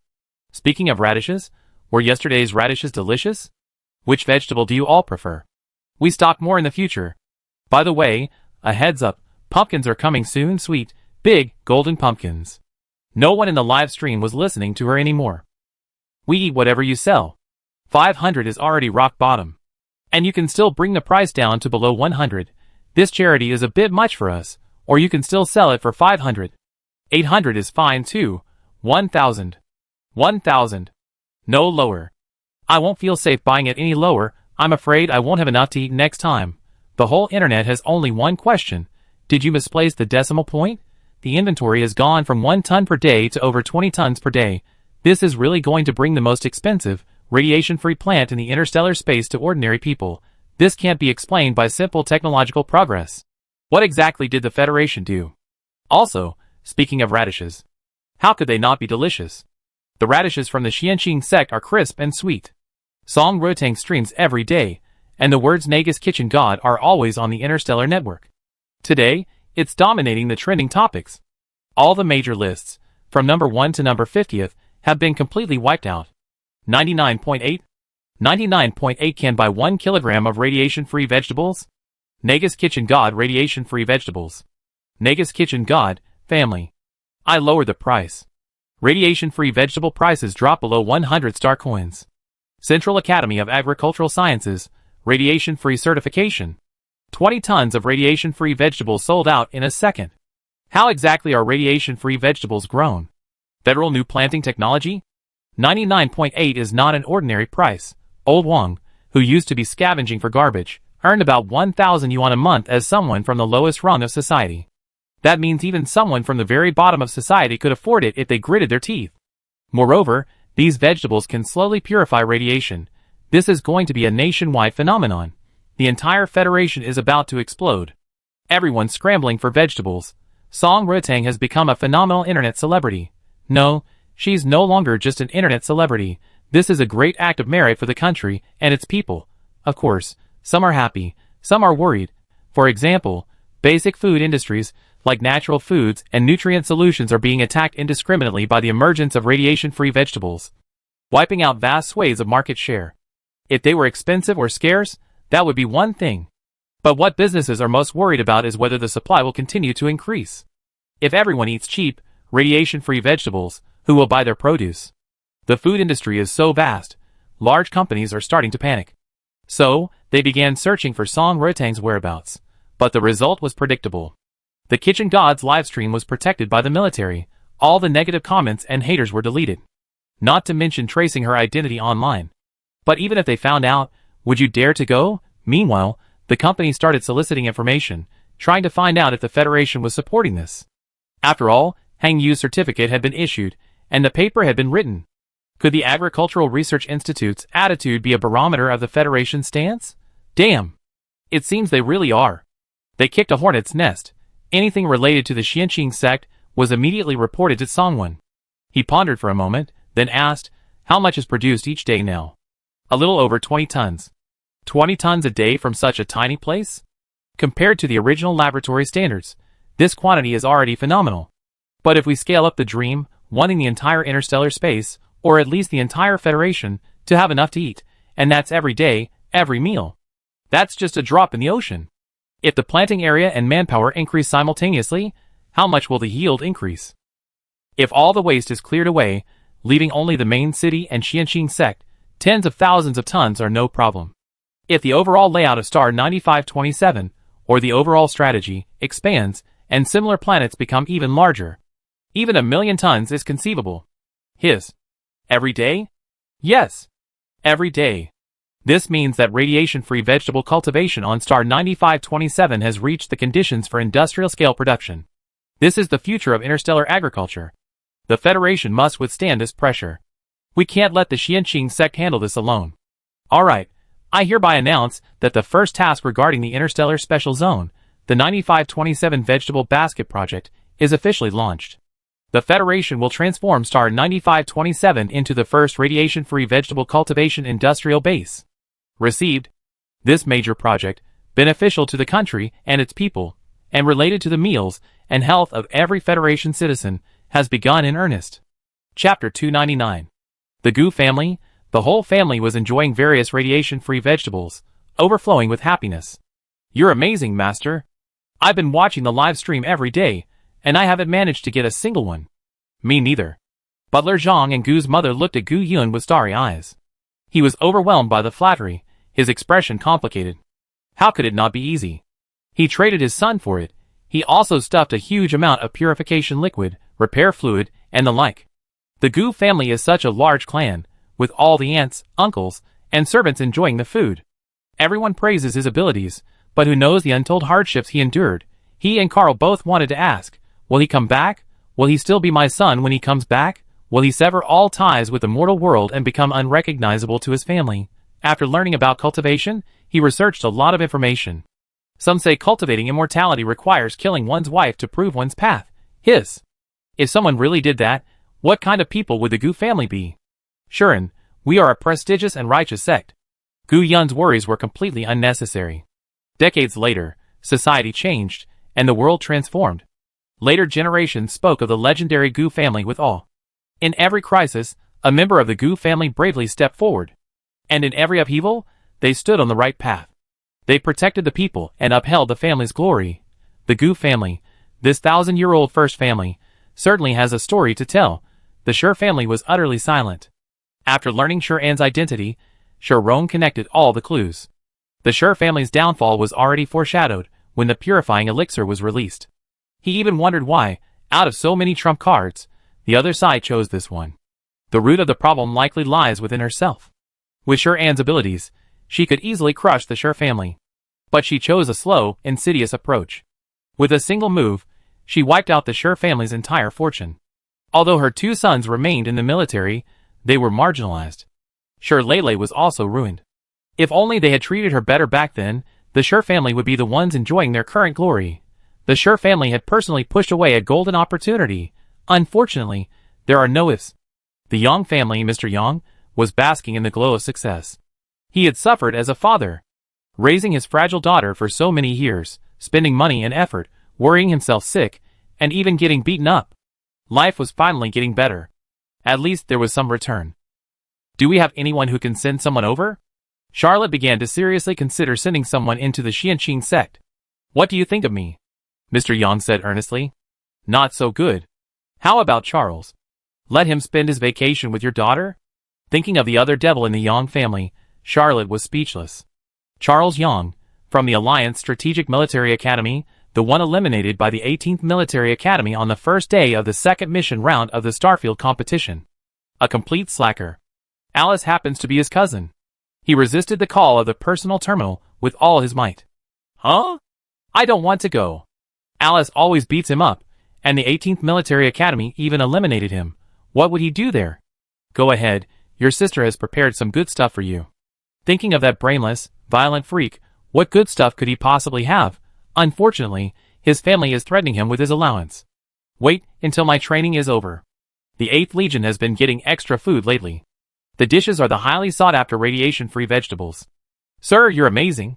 Where did you get so many? Said, my son grew them himself. He calls them with spirit roots. Well, you got some connections. What good fortune did Seth accumulate in his past life to have such a wonderful son? He's never caused much trouble, obedient, sensible, and excellent. Now, not only is he leading the ALD family, but he's also benefiting the 8th Legion. This explosive development has also attracted the attention of the Empire. After the potion, is it planting? At the Imperial meeting, the high-ranking officials stared thoughtfully at the investigation report. Radiation-free? Not low radiation? It's absolutely radiation-free, not a drop. The radiation level is 0. The Federation has been riding high lately. If it were just a slight lead, it wouldn't be so bad, but after acquiring many products, the Empire's research institutes are trying to reverse engineer them, but they can't find a single clue. Researching one generation, hiding another. Do our people have any news? After the liberation of Selene, the Federation's high command held closed-door meetings every day, but our informant had a problem and didn't get the core information. What he knows is that the liberation of Selene was indeed not a Federation operation. The Imperial High Command's eyes widened. Impossible. Who has the capability to do something so big? Only we, and the Federation military have a slight chance. Now you're telling me it wasn't? Does that mean there's a force on Proxima Centauri stronger than the top 2 powers? And their identity is unknown? The Chief of Staff nodded helplessly. Multiple informants confirmed that the Federation suddenly received news of Selene's unusual activity. The 4th Legion, responsible for guarding the area, and Canwin were completely unprepared. Absolutely impossible. Investigate. The Federation is lying, violating international conventions by opening the jump point without authorization. They're also secretly increasing their troops. Find me evidence. I want the whole world to know that the Federation is the real threat to peace on Proxima Centauri. The one who went berserk was the Empire's third-in-command, Fujiwara Taku, also the head of the Fujiwara family. Currently, the Empire's first and second marshals and generals are all in poor health, and the Fujiwara family's power is growing stronger. When the Zerg War broke out, humanity put aside its differences and united to resist the external enemy. However, the brief peace did not make humanity more united. Small nations constantly fought over resources and status, while the two behemoths, the Empire and the Federation, were constantly churning beneath the surface of calm. Especially in recent years, the Federation has made considerable progress in all aspects. Pharmaceuticals and agricultural cultivation have seen such leaps in advancement, coupled with the sudden liberation of the first occupied zone, making many radicals in the Empire uneasy. On Proxima Centauri, the winds of change are blowing again. At the same time, after several days of covert investigation, Yuan Jing confirmed that Han Jing was suspicious. The other party noticed, and the two even clashed. Yuan Jing was the Marshal's top bodyguard. Few in the entire Federation could defeat him unarmed. Soon, Han Jing was subdued. Are you an Imperial citizen? Does the Federation have other accomplices? Having risen to this position, why would you betray the Federation? When it comes to national security, the necessary methods will be used. Han Jing didn't say a word. Yuan Jing deduced much of the information from his reactions and micro-expressions. I talk. Just as he was about to say something, suddenly, veins bulged all over his body. His blood flowed backward. Yuan Jing sensed something was wrong. He quickly dodged. With a bang, the person in front of him was torn apart, exploding into a cloud of blood and foam. What kind of method is this? The sudden scene shocked Yuan Jing, who had fought his way through mountains of corpses and seas of blood. He thought of a similar incident. When the 8th Legion brought the leader of the Shadow, the dictator Ryan, back to headquarters, it seems that during interrogation, he suddenly exploded. It was a real explosion. Completely pulverized. Seth suspected there might have been an explosive device inside him, but the forensic team searched extensively and found no trace. How was this done? Who could it be? How could the Empire possess such terrifying methods? Chapter 300. Returning to the matter of Han Jing. He had been in the federal military for 25 years, young and capable, holding a high position and wielding great power. If he could corrupt to this level, there must be many more corrupt officials below him. The traitor is dead. He left few clues, but the good news is, the most important matter concerning the Federation should not have leaked out. Even if it had, who would believe it without seeing it with their own eyes? He hasn't reacted yet. Yuan Jing still needs to continue investigating the remaining people. In the blink of an eye, late autumn has arrived. The garbage mountain has been mostly cleared, and the personnel have been largely relocated. Only the Xianqing sect in the center of the garbage mountain remains, along with the surrounding open space, and a small portion of garbage still obscures the view from the outside. At the foot of the mountain, golden wheat fields dance in the wind, as if telling of the joy of harvest. Vegetable seedlings of various colors are lush and green, so vibrant and tender they seem to burst with juice. White scallions, spinach, romaine lettuce, bok choy, radishes, eggplants, tomatoes, cucumbers, and recently, even green beans have appeared on the hillside. The variety has increased to over a dozen, and the yield has increased to over 100 tons.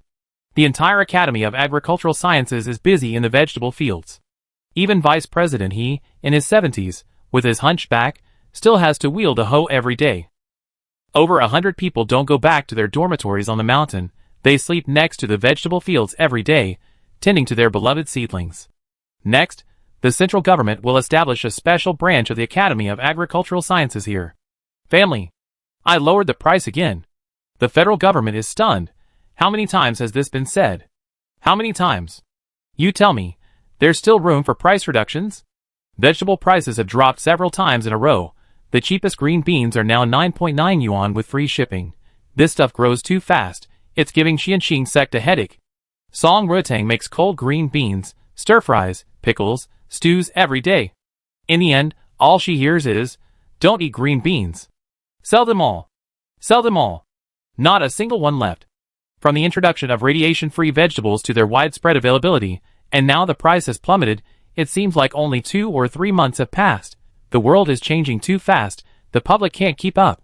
The entire Federation, from top to bottom, has an extra task, spending every day glued to the kitchen god's livestream, all for 2 things.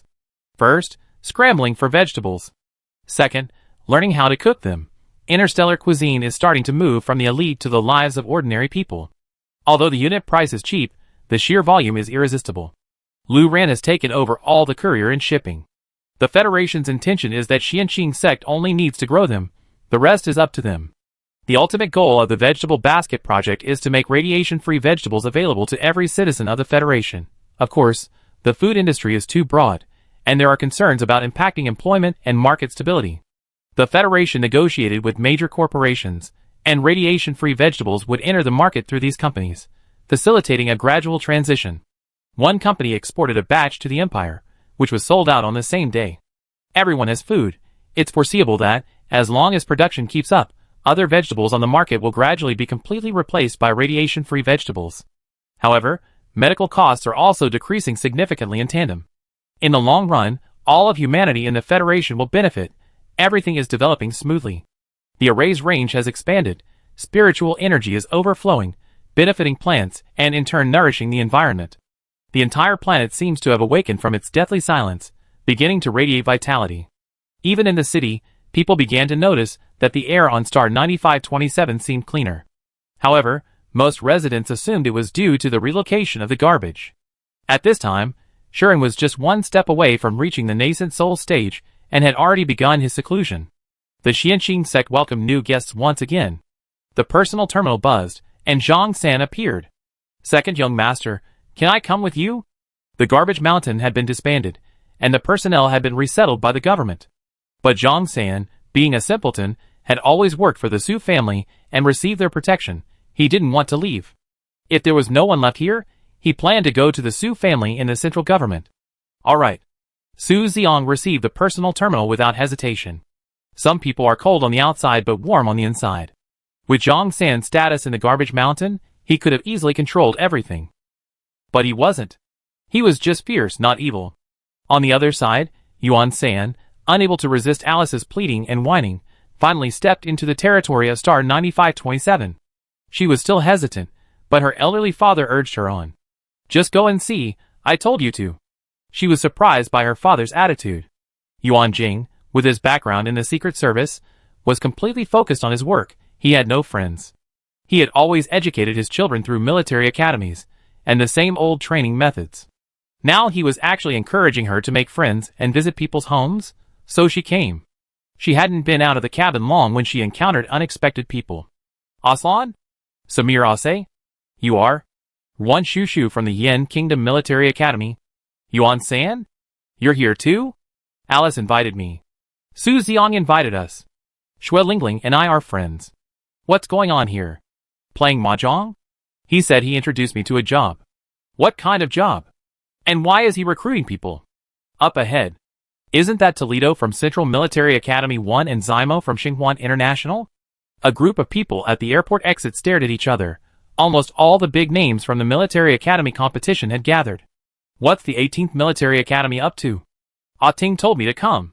Coming? Captain Yu is here too? He's been here for almost half a year, and Ivan is here too. Of the 10 named players from Central Military Academy 1, 2 are at the 18th Military Academy, and they're permanent residents. This is a bit strange. Liang Yuang from our team informed me. She's been here since the national competition ended. With teammates skipping class for so long, Captain Zymo is here to arrest them. The entire airport is practically overflowing with stars. You only see this kind of lineup during the competition. The address is here, Garbage Mountain. Let's go! A group of people left the spaceport and hailed a medium-sized taxi heading towards Garbage Mountain. This area is almost deserted. Are you sure you want to go? What's going on? The government has been carrying out a major project for the past 2 months. All the garbage has been transported to other planets, and the population has been relocated to the outskirts of the city. The group checked their personal computers again. The coordinates and location were clearly provided. Yes, let's go! The group looked at the scenery outside the window with doubt. This didn't seem like the nameless planet they had imagined. It was so clean. Although there was still a lot of garbage, the air even felt refreshing. Is this the environment a garbage planet should have? The smell is almost as bad as the central star. Where did the original road go? The driver, who had lived here for decades, felt unusually confused this time, somewhat disoriented. What's wrong with the location? It keeps jumping. Finally, he parked the ship on the outskirts of Garbage Mountain. Let our contact person come pick us up. Sorry. It's all right. The driver scratched his head, still pondering and confused. How strange. This place has changed. How come we can't find our way? The group of 7 started wandering around, just about to call for backup when they encountered Zhang San, who had come to seek refuge. He immediately recognized the 7 as cadets from the Military Academy's competition. Some of them were even friends of the second young master. Are you looking for the 18th Military Academy? Chapter 301. Zhang San was dark-skinned and muscular, with a deep scar above one eye, giving him a roguish look. A hint of wariness appeared in the eyes of the others. Don't misunderstand. I'm a worker managing the garbage dump for the Su family. I'm on my way to find the second young master. Let's go together. Including Zhang San, the group began to walk deeper into the garbage dump. As they walked, the group grew larger. The captain sent us. Zhao Rui led the remaining members of the 18th Military Academy team, along with the entire Xingye team, who had been lured along. We're from the Xingye Strategic Military Academy, here to find Alice. A woman in her 30s stood quietly. She didn't speak, only slightly raising her eyes, her gaze like a calm, deep sea, languid yet undeniable. And you are? Toledo felt the woman looked familiar, but he couldn't quite place her. Dark Domain, Lu Ruyan. Those with some background know that the leader of the Dark Domain was once a member of the Lu family. Could this be the leader of the Dark Domain? My god? This aura. It's really possible. You're here? I'm looking for Tony Smith. Never heard of him, but it feels like everyone has the same goal. The people from the Dark Domain are all here. What's going on? Are they going to wipe us all out? Aslan said half-jokingly. Impossible. Who could wipe us all out? Yuan San is still here. What if it's the 18th Military Academy? Thinking of those sincere and clear faces. Possibly capable, but what's the point? The Xianxing sect has an outer illusion array, a middle defensive array, and an inner layer of offensive weapons, layer upon layer. Recently, the territory has been expanding outwards almost every few days. Once the illusion array is activated, those outside can't find the entrance at all. But Zhang San, he's been here for 30 years, knows every brick and tile like the back of his hand, and many places bear his unique markings. Furthermore, he helped with half of the Xianxing sect's project, so he could find that location even if he turned to ashes. So, he quickly led the group to the edge of the array. It should be around here. There's nothing here. There were still some lingering trash in the distance, but closer by, it was completely empty. Empty, almost stretching as far as the eye could see. The environment here. The air was visibly improving, even giving a feeling of being nourished and refreshed. There are plants. Wan Shushu stared, somewhat lost in thought. It's quite abnormal for a garbage planet to have so much natural vegetation. From sparse weeds to 1-meter-high shrubs, the vegetation is becoming increasingly lush and vibrant. The key is Not a single one of them is an exotic plant. Is this reasonable? Zhang San tried several directions, but something seemed to be blocking his way. An invisible barrier separated the space. He boldly guessed that their destination was likely inside. He took out his personal terminal and made a call. Second young master, we should be at the entrance. Wait a moment. This next sequence of events had been repeated several times recently. Su Xiang suddenly appeared. Looking at the surprised crowd, he exclaimed excitedly, "Oh ho! You're all here. Come on, come on. We're waiting for you to have lunch." The mountain gate bell appeared. The barrier opened. They were dumbfounded. The endless golden wheat field had already terrified the children, not to mention the mist-shrouded, half-hidden mountain gate, and the imposing second-level star beast descending from the sky. Everything happened so suddenly, like an interstellar traveler stumbling into another world. The crowd was deathly silent. Silence, however, was louder than thunder. After a long while, Samir swallowed hard, staring at the incredibly familiar helmeted hornbill that had descended from the sky. He had even touched its glossy, smooth tail feathers. Clearly, the bird recognized him too. You stole it back? Hornbill is Yang Chen's contracted beast. Contracted?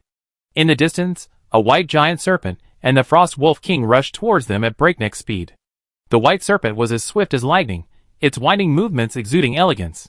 But the wolf king, baring its teeth and gleaming with ferocity, charged forward. The crowd, intimidated by this terrifying aura, retreated several steps in unison. Level 1 star beasts. Before the group could even prepare their mechs, Su Xiang casually said, "It's a bit far to get up the mountain from here. Let them take us. These are the spirit beasts of our Xianqing sect's Beast Peak, Xiao Xiao and Xiao Yu. They won't hurt you." At this moment, a snake and a wolf obediently stopped behind Su Xiang. The stunned crowd was struck dumb upon hearing that word. What sect? Su Xiang solemnly said, "This is the first immortal cultivation sect in the interstellar space." Xianqing sect? After those 3 words, the group fell silent. Xiao Xiao, Xiao Yu, and Shishi lay down, waiting for the guests to slowly climb onto their backs. Everyone's heads were buzzing. Xianqing sect. Star beasts as mounts. Radiation-free vegetables. Damn! It really is Xianqing sect. And what was that word he used? Cultivate what? What kind of immortality? Cultivate immortality? Tell me properly, what does the Xianqing sect do? Is it the immortal cultivation sect from TV dramas and novels? Oh, speaking of Xiaoyu, its hometown is the training ground of the Underworld First Military Academy. Samir? Question mark. Yes, we met it during the Beast Tide, and Lingling followed behind. You stole a star beast from our training ground? What stealing? It's a military academy student's business, how can you call it stealing? It was quite happy to do it. Xiaoyu nodded in agreement. The star beast has become a spirit beast, what more could it want? In a dizzying moment, everyone's understanding collapsed the instant they stepped into the formation. Common sense was crushed, logic was distorted. The world before them was like a shattered mirror, each fragment reflecting an unimaginable madness. Their heads were buzzing. Zhao Rui, being the closest, had already noticed the strangeness of the group. But he never expected it to be this level of strangeness. His worldview was collapsing and rebuilding at a visible speed. Samir and Ase exchanged bewildered glances. Good heavens. They even thought they were just here for a vacation, and you already unleashed your ultimate attack. Lu Ruyan had guessed these people weren't simple, but the answer cultivating immortality still exceeded her wildest imagination. Zhang San was incredibly excited. Loyalty truly does bring rewards. Hurry up, it's almost lunchtime. Urged by Su Xiang, the group cautiously tried to approach the star beast. Even if it's docile, it's still a high-level star beast. Who wouldn't be afraid? Yuan San, Lu Ruyan, and Zhang San took the lead and boarded the star beast's back, the others following tremblingly. Alright, hold on tight. Before the words were even finished, he lightly touched the ground with his toes, and a flying sword suddenly appeared from its sheath. Before anyone could even gasp, the azure sword light had already pierced the sky and disappeared into the clouds in the blink of an eye. The group riding on the star beasts were left looking at each other in bewilderment, the only sounds the howling wind and their wildly pounding hearts. Old Su's gone to heaven. Chapter 302. Before the curses had even finished, the star beasts started running away like mad. Xiao Yu and Shishi were alright, their little fur a bit prickly on their bottoms.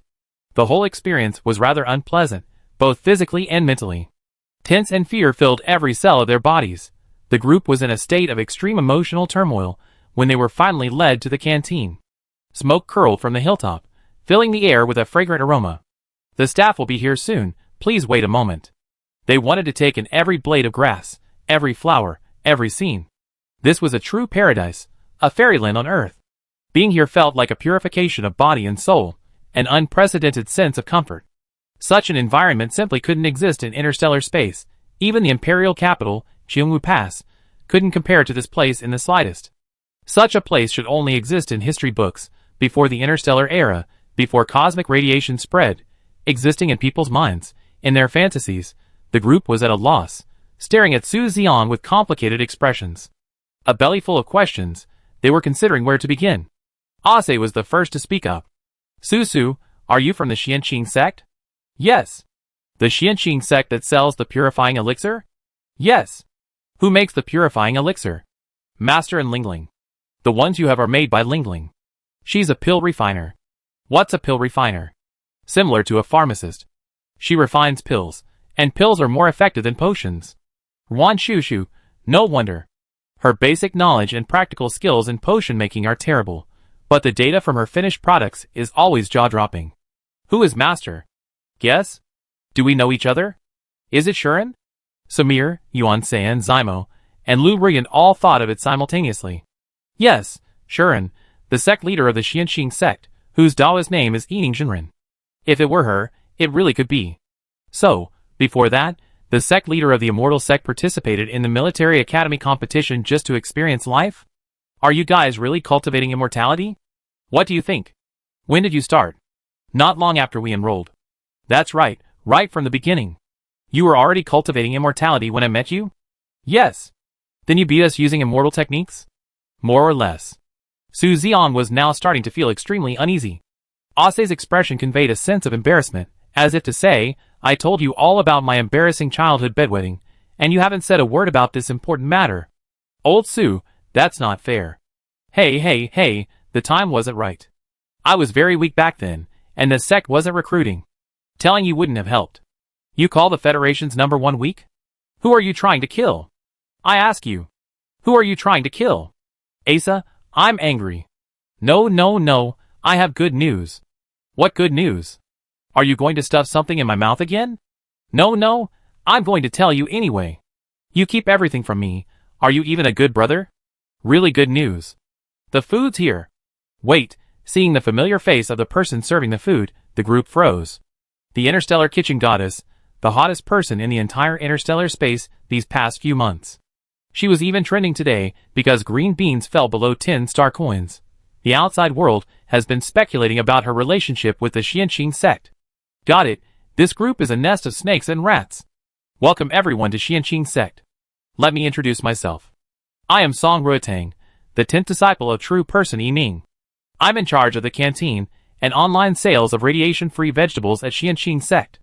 You can tell me what you like to eat later. An immortal is cooking for us. And letting us order. If I actually ordered, wouldn't I be out of my mind? Wouldn't I shorten my lifespan? Besides, I'd like to order. But with ingredients of this caliber, how would I know how to order? Master Song. Master Song is the 10th? Who else is there? Those you know. Little Sun is the eldest brother. I'm the 2nd. Lingling is the 3rd. Tony is the 4th. He owns the hair salon down the mountain. Alice is the 5th. Siren is the 6th. Liang Yuang is the 7th. Yang Chung is the 8th. And Little Xuanzi is the 9th. Just then, a loud explosion erupted from the top of the 12 peaks, sending dust billowing up. The military academy students were highly alert. They immediately stood up, preparing for defense and counterattack. No, it must have been Old Nine who exploded the talisman. The talismans in the online store were drawn by her. Everyone unconsciously breathed a sigh of relief. Yeah, with a cultivation sect in charge, it's probably safer than Central Star. Wait! Your talismans can explode? Ah, the ones in the online store can't. These are explosive attack talismans. Okay, I don't even know where to complain anymore. You're so high and mighty, you keep everything to yourself. Is there anyone else? Yes, Gu Zhanting. Hearing this name, everyone's expression changed. You even lured the captain of Central 1 over? Ivan's here too? Toledo was speechless. Ivan took Gu Zhanting's personal terminal, and then asked for leave, and then he never came back. No wonder Instructor Carl went crazy like that. No wonder I was subjected to such rigorous questioning when I asked for leave, and they only let me go after I said I had family matters to attend to. Yes, Master Xiao Yuan is also at Chiefeng. This isn't recruiting people, what is? Dean Hang, you should be busy in the fields down the mountain with old Wang, right? Didn't you see her just now? The director of the Central Academy of Agricultural Sciences? Yes, about 100 people from the academy have arrived. They're going to build a branch here soon. About 100 people. The entire Academy of Agricultural Sciences has been dragged into this mess. So many well-known people have already been trapped in this colossal pit. Yuan San listened for a long time before finally uttering the most profound question. Does the Federation know you're secretly cultivating immortality in interstellar space? The word secretly is used brilliantly. She deduced this from various clues she had gathered earlier. At least during the military academy competition, the 18th Military Academy was just beginning to show its potential. Su Xiong chuckled lightly. I was just afraid you wouldn't ask. We already gone through the proper channels. He said smugly. Our Xianqing Sect's 12th junior, his surname is Sin, and his given name is Rang. Sin Rang of the 4th Legion? You tricked the hero Celine into coming here? When did this happen? He put his hands on his hips and nodded proudly. Yuan San immediately grasped the crux of the matter. You liberated Celine? Hee. We were just looking for some materials and doing some special training. It all makes sense. A hero of unknown identity. Mysterious strength combined with the trump card of cultivating immortality, they sneaked into Celine unnoticed, wreaked havoc for 10 days, and then just left. It's entirely possible, and that's exactly what this group is capable of. Holy crap, my classmates secretly conquered interstellar space behind my back. Wait, this is too much information. I need some time to calm down. Me too. Let me think about this. Other people's special training, running laps, hand-to-hand combat, mech battles, and those with ability are thrown into the Legion to be trained by frontline warriors. Xianqing Sect's special training, liberating the first occupied zone, clearing the Federation's hellish dungeon. We agreed to fly mech together, but you secretly cultivated immortality. Chapter 303. Radiation-free vegetables, star beasts transformed into spirit beasts, liberation of occupied territories, elixir-like potions. Problems abound, yet no one knows where to begin. The cafeteria was so quiet you could hear a pin drop. After a moment of distraction, Yuan San asked, The Federation knows? Yes, the Marshal came to inspect a week ago. Dean Hang was brought by him. The Marshal came? Now everyone was truly restless. Was this a minor visit? No, it was a major event demonstrating the official attitude and stance. Yes, he even praised us. The Federation's intelligence network spanned the entire interstellar space, and the Xianqing Sect hadn't made any deliberate attempt to conceal their actions. Given their carefree and easygoing nature, the Federation had probably already thoroughly investigated them, including the shocking truth about cultivation. More than a month had passed since the liberation of Celine, and the Marshal's personal visit was the clearest indication of their stance. Knowing the full truth, the Federation's choice is clear. Acceptance and support. This is both unexpected and logical. Yuan San and Lu Ruyan, due to their family backgrounds, are very familiar with the ways of the higher-ups. Today's outcome means that dethreatization and strategic balance have been completely rejected. There's only one possibility for the Federation to bow down. The Xianqing Sect's strength is far greater than what we see now. What kind of existence has risen in the interstellar space? Oh, by the way, his bodyguard seems to have the same surname as you. Yuan Jing is my father. No wonder. After hearing Alice's invitation, he kept urging Yuan San to come. Buzz. Buzz. Buzz. The sound of bells echoed across the 12 peaks. Dinner's ready. Song Ruotang shouted, and soon there was movement on the other peaks. Alice appeared before everyone on her flying sword. Sister Yuan San. Sisters. I missed you all so much. You've been hiding everything from us? Hee. Let me tell you, Tongtong's cooking is delicious. Alice lacked emotional intelligence. After all this time, all she learned was to change the subject and slip food to people. However, it always worked quite well. The main reason it worked was that everyone spoiled her. Now there's another Sun Rang, spoiled rotten, Father Young. Saizong has so many spoiled daughters. Lingling. Shu Shu. The top-tier pharmacist sisters have reunited. A third person has fallen into old Wang's vegetable patch. Now not only are there vegetables, but also medicinal herbs. No radiation, and the effects are surprisingly good. Now this place is not only a paradise for food lovers, but also a paradise for pharmacists. Ms. Liang, shouldn't you have given me a heads up? Are you trying to scare me to death? I'm just waiting for the right moment to make my grand entrance. Why can't you fly on a sword like everyone else? As expected of the captain, always bringing up the most awkward topics. You should look at my shining qualities. I am the chosen one of the Xianqing sect. Appear. Commander. The white ball of fluff suddenly appeared, giving a mock military salute. What are your orders, Your Majesty? The person and the uniform clearly had been rehearsed. Everyone stared in astonishment at the suddenly appearing white ball of fluff. What is this? Let me introduce you. This is my system. It's currently the deputy head of the Xianqing sect's Internal Affairs Hall. You can consult it with any questions. Hello everyone, I am the system. At your service. Shadow clone. The white dumpling made a mock hand seal, creating a 10 by 10 dumpling formation. As they danced in unison, the rousing welcome march resounded across the mountain. I won't be surprised to see anything else. System, don't speak too soon. Ah Ting, Ivan. Master Xiao. Master Xiao. Director Li. Captain Gu. The Xianqing sect disciples all appeared. Miss Lu, you arrived. Brother Rui. Captain Gu. The 18th Military Academy team was finally assembled. Captain Gu. Ivan. Master Xiao. Toledo. The coach he's already started taking his blood pressure medication. Central One is practically being drained dry. How can they not be angry? Ah. Captainson from Celine. He's really here. Can I get an autograph? Captainson, can I take a picture with you? Why don't you take a picture with me? Su Xian was indignant, glaring resentfully at Ase. You never even admire your brother like that. Get lost. Once everyone was there, Siren said directly, Master is in seclusion and won't be out for the next few days. Let's eat first. The food was delicious, the scenery was beautiful, and the atmosphere was great, but his mind was a mess. It's so delicious. No wonder it's radiation-free vegetables. Chef Song's cooking is excellent. It's the best I ever eaten. My mom tries to get this food every day, but she never manages to. That's easy, you won't need to fight anymore. I take care of it. It's a deal. Sign the receipt. Okay.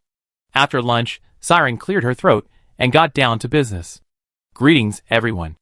I am Siren, the head of the Internal Affairs Hall of the Xianqing sect. This immortal sect even has officials. The Internal Affairs Hall?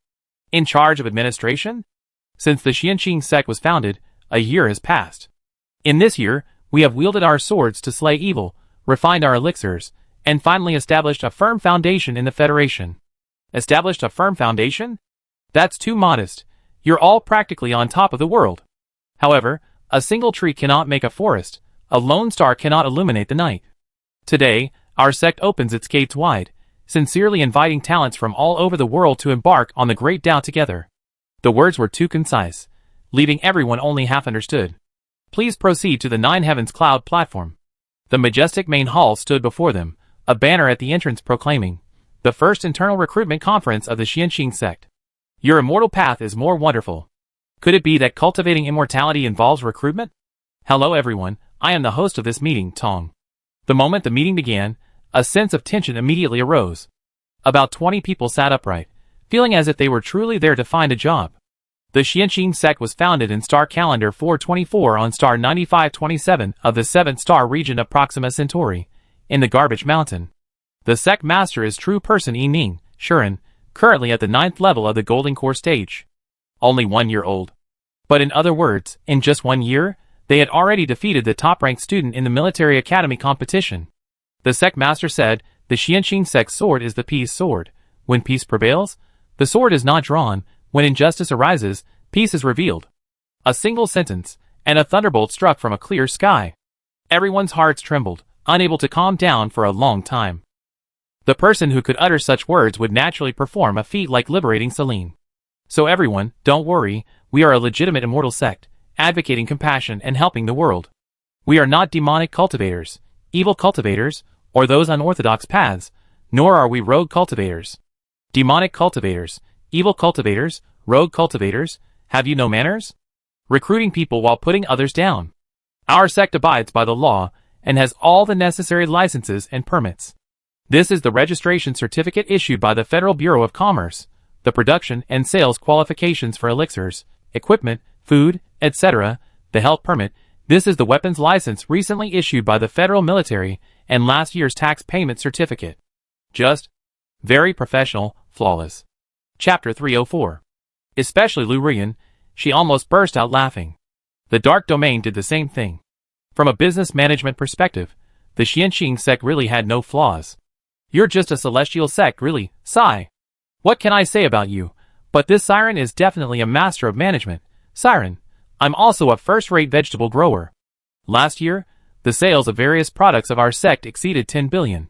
While we might not rank highly in the entire Federation, in the 7-star region, we already entered the top 100. Purifying elixir, potent repair elixir, radiation-free vegetables, talismans, and the soon-to-be-released pills and new energy mecha weapons are all exclusive. All intellectual property rights belong to the Xianxing sect. Recruiting is about showcasing the sect's strength and potential to attract job seekers. Others, no need, really no need. The Xianxing sect has a history of tens of thousands of years, and a profound foundation.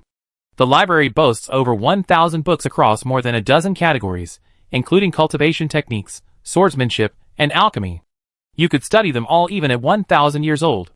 We also offer multiple specializations such as swordsmanship, body cultivation, weapon crafting, alchemy, formations and talismans, planting and bees taming. Choose according to your spiritual roots and interests, and your cultivation will surely progress by leaps and bounds. No spiritual roots? No problem. The sect is busy with affairs, and administrative positions are waiting for you. Spiritual energy tempers the body, curing all ailments, and a 1,000-year life is not a dream. All who join our sect will receive a gift package of Xianxing basic cultivation techniques and sword manuals, a basic monthly salary of 10,000 star coins, a welfare package including potions, elixirs, vegetables, and talismans, and a set of new energy mecha and flying swords as a gift. However, this requires waiting in line. The weapon crafting peak has to process them one by one. Military insurance, medical insurance, and pension insurance are all fully paid.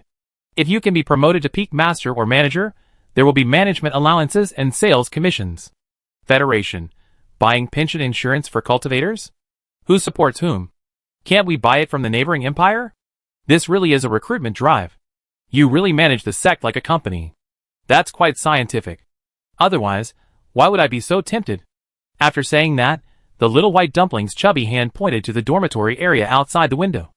A welfare house is also provided. A 3-story villa with a yard, first come, first served.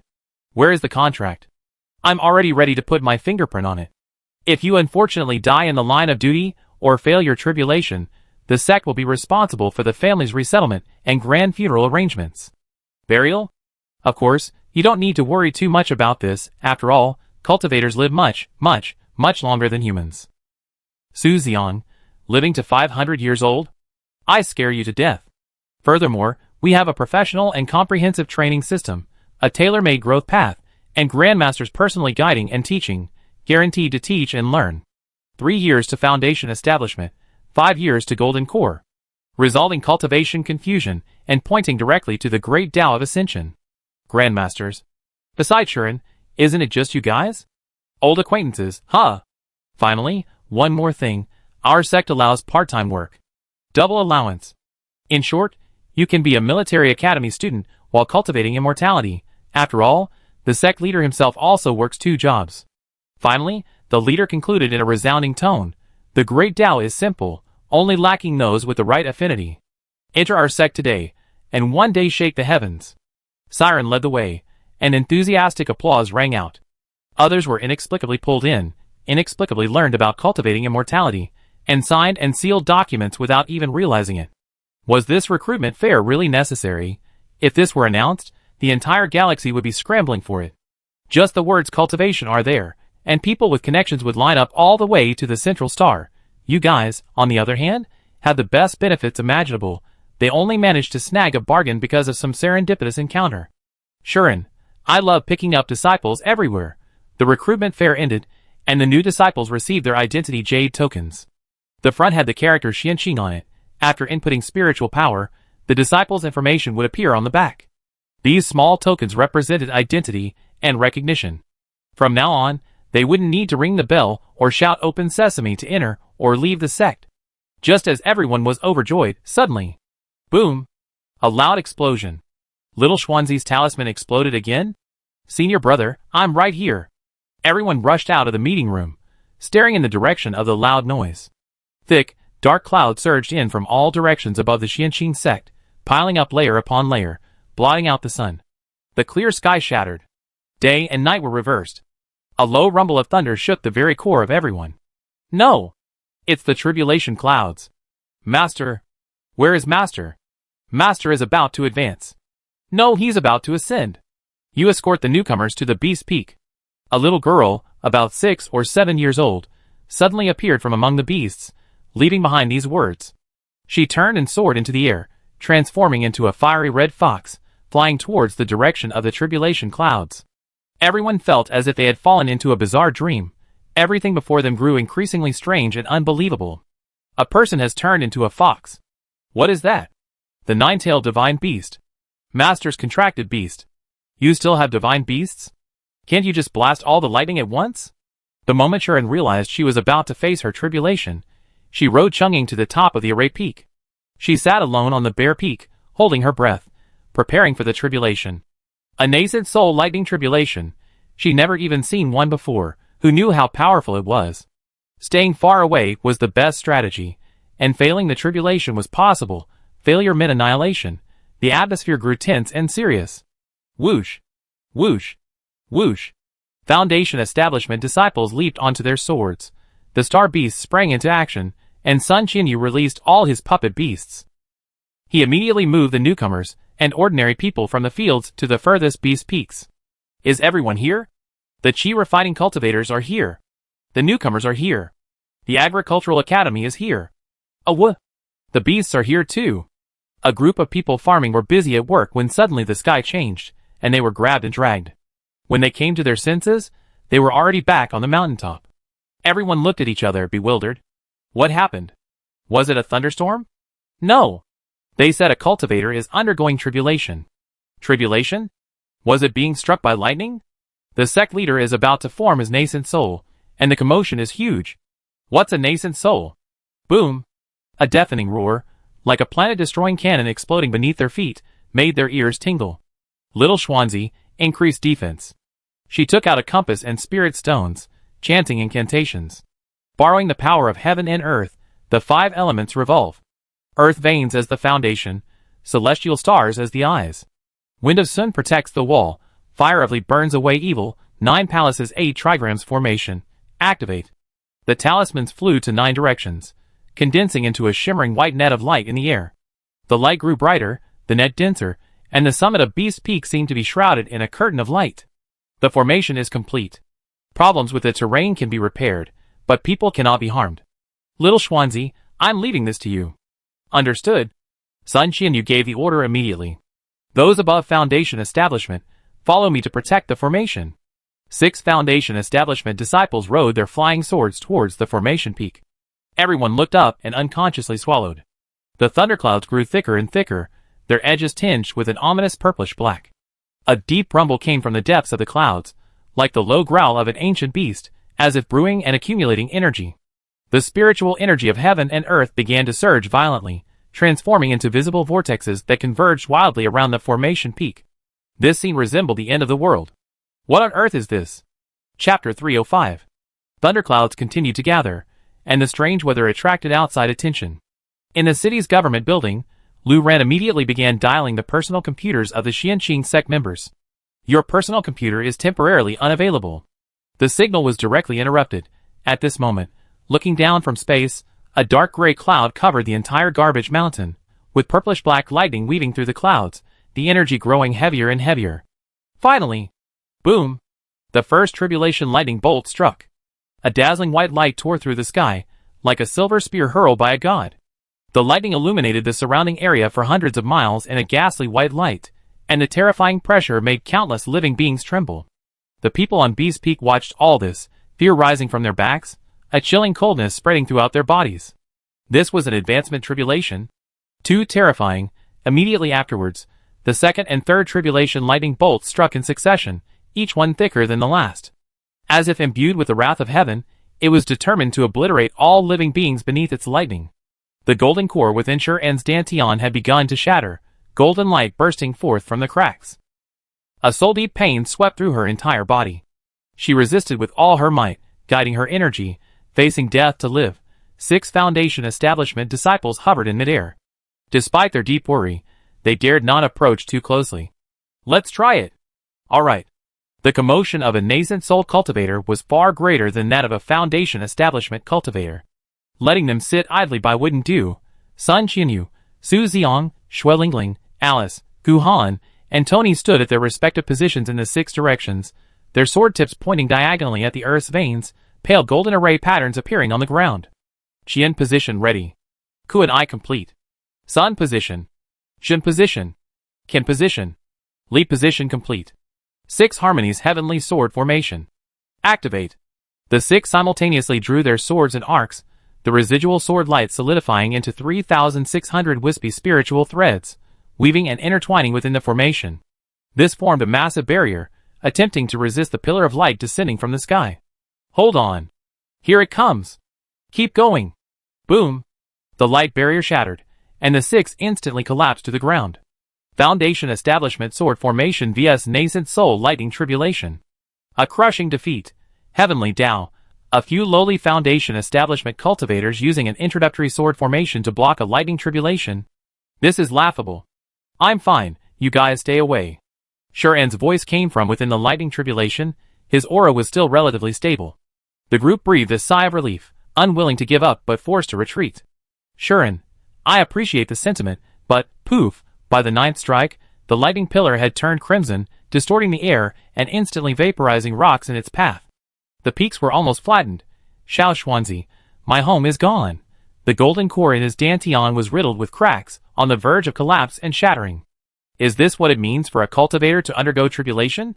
The dark clouds seemed to possess their own consciousness, like some higher-level being, roaring in fury. Clang! A sword's cry suddenly tore through the thunderstorm, and a beam of azure light shot out from between Shuren's brows. The sword was engraved with ancient runes, and as it was drawn, the stars in the heavens lit up simultaneously. Where the sword moved, space seemed to be left with cracks that would never heal. Chang'ing neither dodged nor yielded, charging headlong into the lightning pillar. The lightning pillar was cleaved inch by inch, shattering like a torrential downpour, but before hitting the ground, it was completely absorbed by the sword like a whale swallowing its prey. What is that? A 3-foot-long, cold, sharp blade, its shadow falls upon the Milky Way, startling 10,000 ghosts. Master Sword, named Chang'ing. The sky shattered, and thunder dragons roared. As the 18th lightning tribulation struck, the fiery red fox leaped up, growing larger in the wind, transforming in the blink of an eye into a mountain-like behemoth. Boom! The tribulation lightning struck the light barrier formed by the fox's tail, slowing its impact. At this moment, the 9-tailed fox's 4 tails rotated in an array, dividing the tribulation power into streams that flowed into the Earth's veins. Little 9. It's alright, Enon, it's just the nascent soul. I can withstand it. The golden core shattered completely. Within the dantian, a 3-inch tall, crystalline figure slowly took shape. The nascent soul was formed. The newcomers stared intently at the figure that flickered in and out of existence within the tribulation lightning. They faced a collapse of their scientific faith. A reshaping of their worldview. A crushing defeat by a higher civilization. The very foundation of their rational world was ripped apart. The age-old saying, the master did not speak of strange phenomena, physical prowess, disorder, or spirits, was utterly shattered. Only one thought remained in their minds. So, in this world, there really are immortals.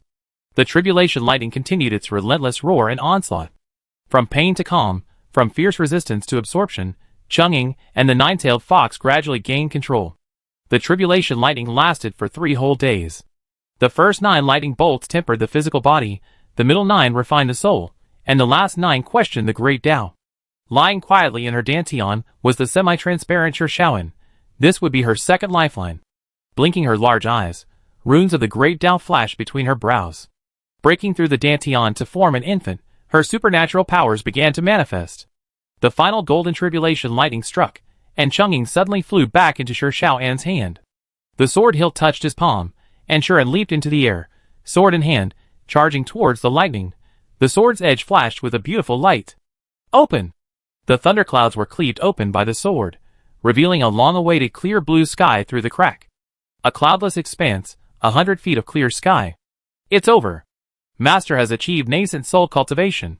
The disciples' tense nerves instantly went limp, as if all their strength had been drained. But the corners of their mouths couldn't help but turn upwards. It was finally done. Looking at the array peak again, it was gone. The once towering 100-meter-high peak had been leveled, and nothing grew around it. We should have gone further. Shuren sighed regretfully, looking at the desolate landscape. The disciples were overjoyed, while the newcomers were dumbfounded, watching Shuren descend from the clouds, like a goddess descending from heaven. Yes, how could I have thought she was just an ordinary female classmate? Master. It's done. Shuren. Yes.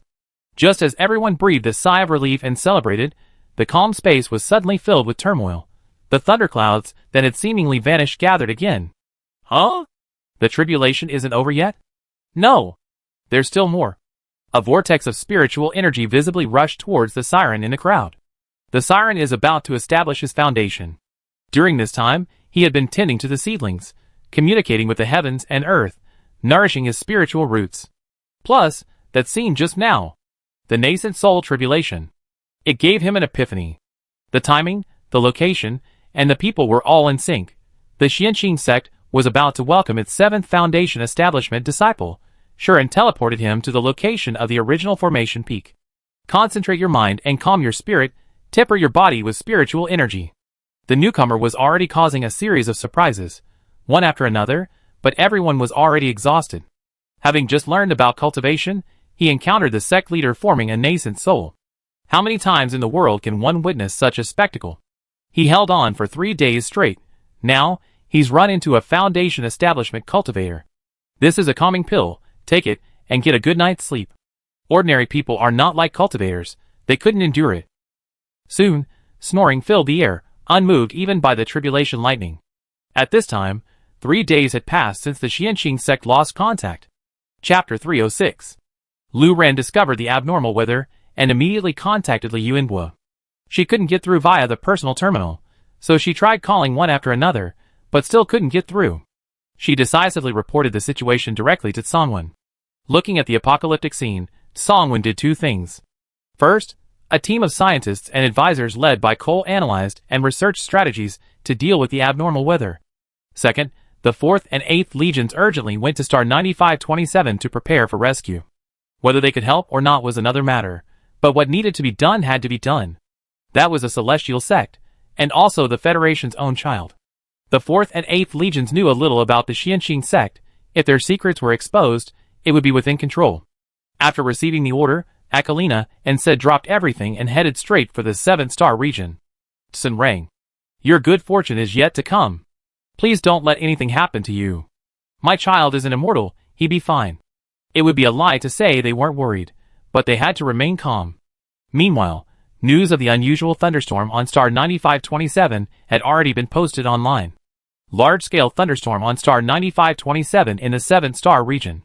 With so many trending news stories on the StarNet every day, including natural disasters and man-made calamities, this incident didn't attract much attention. It wasn't even as eye-catching as the news of the 2 major legions' unusual movements.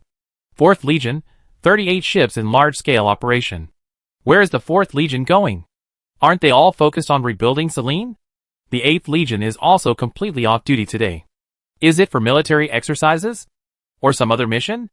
2 elite combat teams, if they have a mission, it's at least on the level of liberating Selene. That's an exaggeration. 2 legions aren't enough to liberate the occupied territories. But something does seem off. Don't guess wildly. The military will notify us if anything happens. Theoretically, yes, but they didn't announce it beforehand last time. Maybe our mother is secretly working hard again, surprising us all. You got me excited? Go Federation. The 2 legions had only approached Star 9527 when the sky-covering thunderclouds became visible from space. Boss, what's the mission? We go to the vicinity of the site first, collect data and information, and await orders from headquarters. 6 surveillance ships remained in the air, conducting long-range mapping. Report. Thunderstorm intensity exceeds level 12. Lightning frequency 1178 times/minute, peak current 2100 kA, cloud top height 45 kilometers, risk level, doomsday level, thunderstorm's movement distance after formation is 0, Star 9527 has automatically activated the highest level red alert. All residents in the city have entered the air defense zone. Every single data point above far exceeded the scope of scientific understanding. The data was both massive and bizarre. Anyone who saw it rubbed their eyes. Movement distance is 0? This doesn't resemble extreme weather at all. It's more like a precision attack. Akali thought of one word: divine punishment. Let alone the highest level 12 thunderstorm. Even a level 10 is extremely rare in the entire history of interstellar space. On the ground, dozens of ships landed. Gazing at the scene engulfing the heavens and Earth a dozen kilometers away, her throat tightened, and even breathing became difficult. Those who truly face a storm can best feel its power. A dozen kilometers away, the sky was filled with sand and dust, as if the entire world was being dragged into chaos. The enormous pillar of light in the distance fell again and again, seemingly capable of destroying the world and devouring everything. Humanity, before the power of nature, appeared so weak and insignificant. Akarina, having collected the relevant data, had begun to consider it from a metaphysical perspective. Any news from headquarters? Not yet. Akalina guessed correctly. She wasn't the only one thinking this. Set and Cole were also guessing that the unusual thunderstorm wasn't extreme weather at all, but rather something related to cultivation. If this had happened before, they would never have considered it from this perspective. But the problem was, the center of the thunderstorm happened to be the only cultivation sect in the interstellar space, and given the current level of the thunderstorm, the energy and destructive power it generated, rescue? A joke. How could they rescue them? With their lives at stake, even if all the regiments came, let alone 2, it wouldn't be enough. This wasn't a problem that could be solved with firepower and numbers. In the end, the thunderstorm lasted for 3 days, and they guarded the perimeter for 3 days. Then it briefly stopped. Overjoyed, Lou Ran quickly dialed the personal computers of the others. Beep! Beep!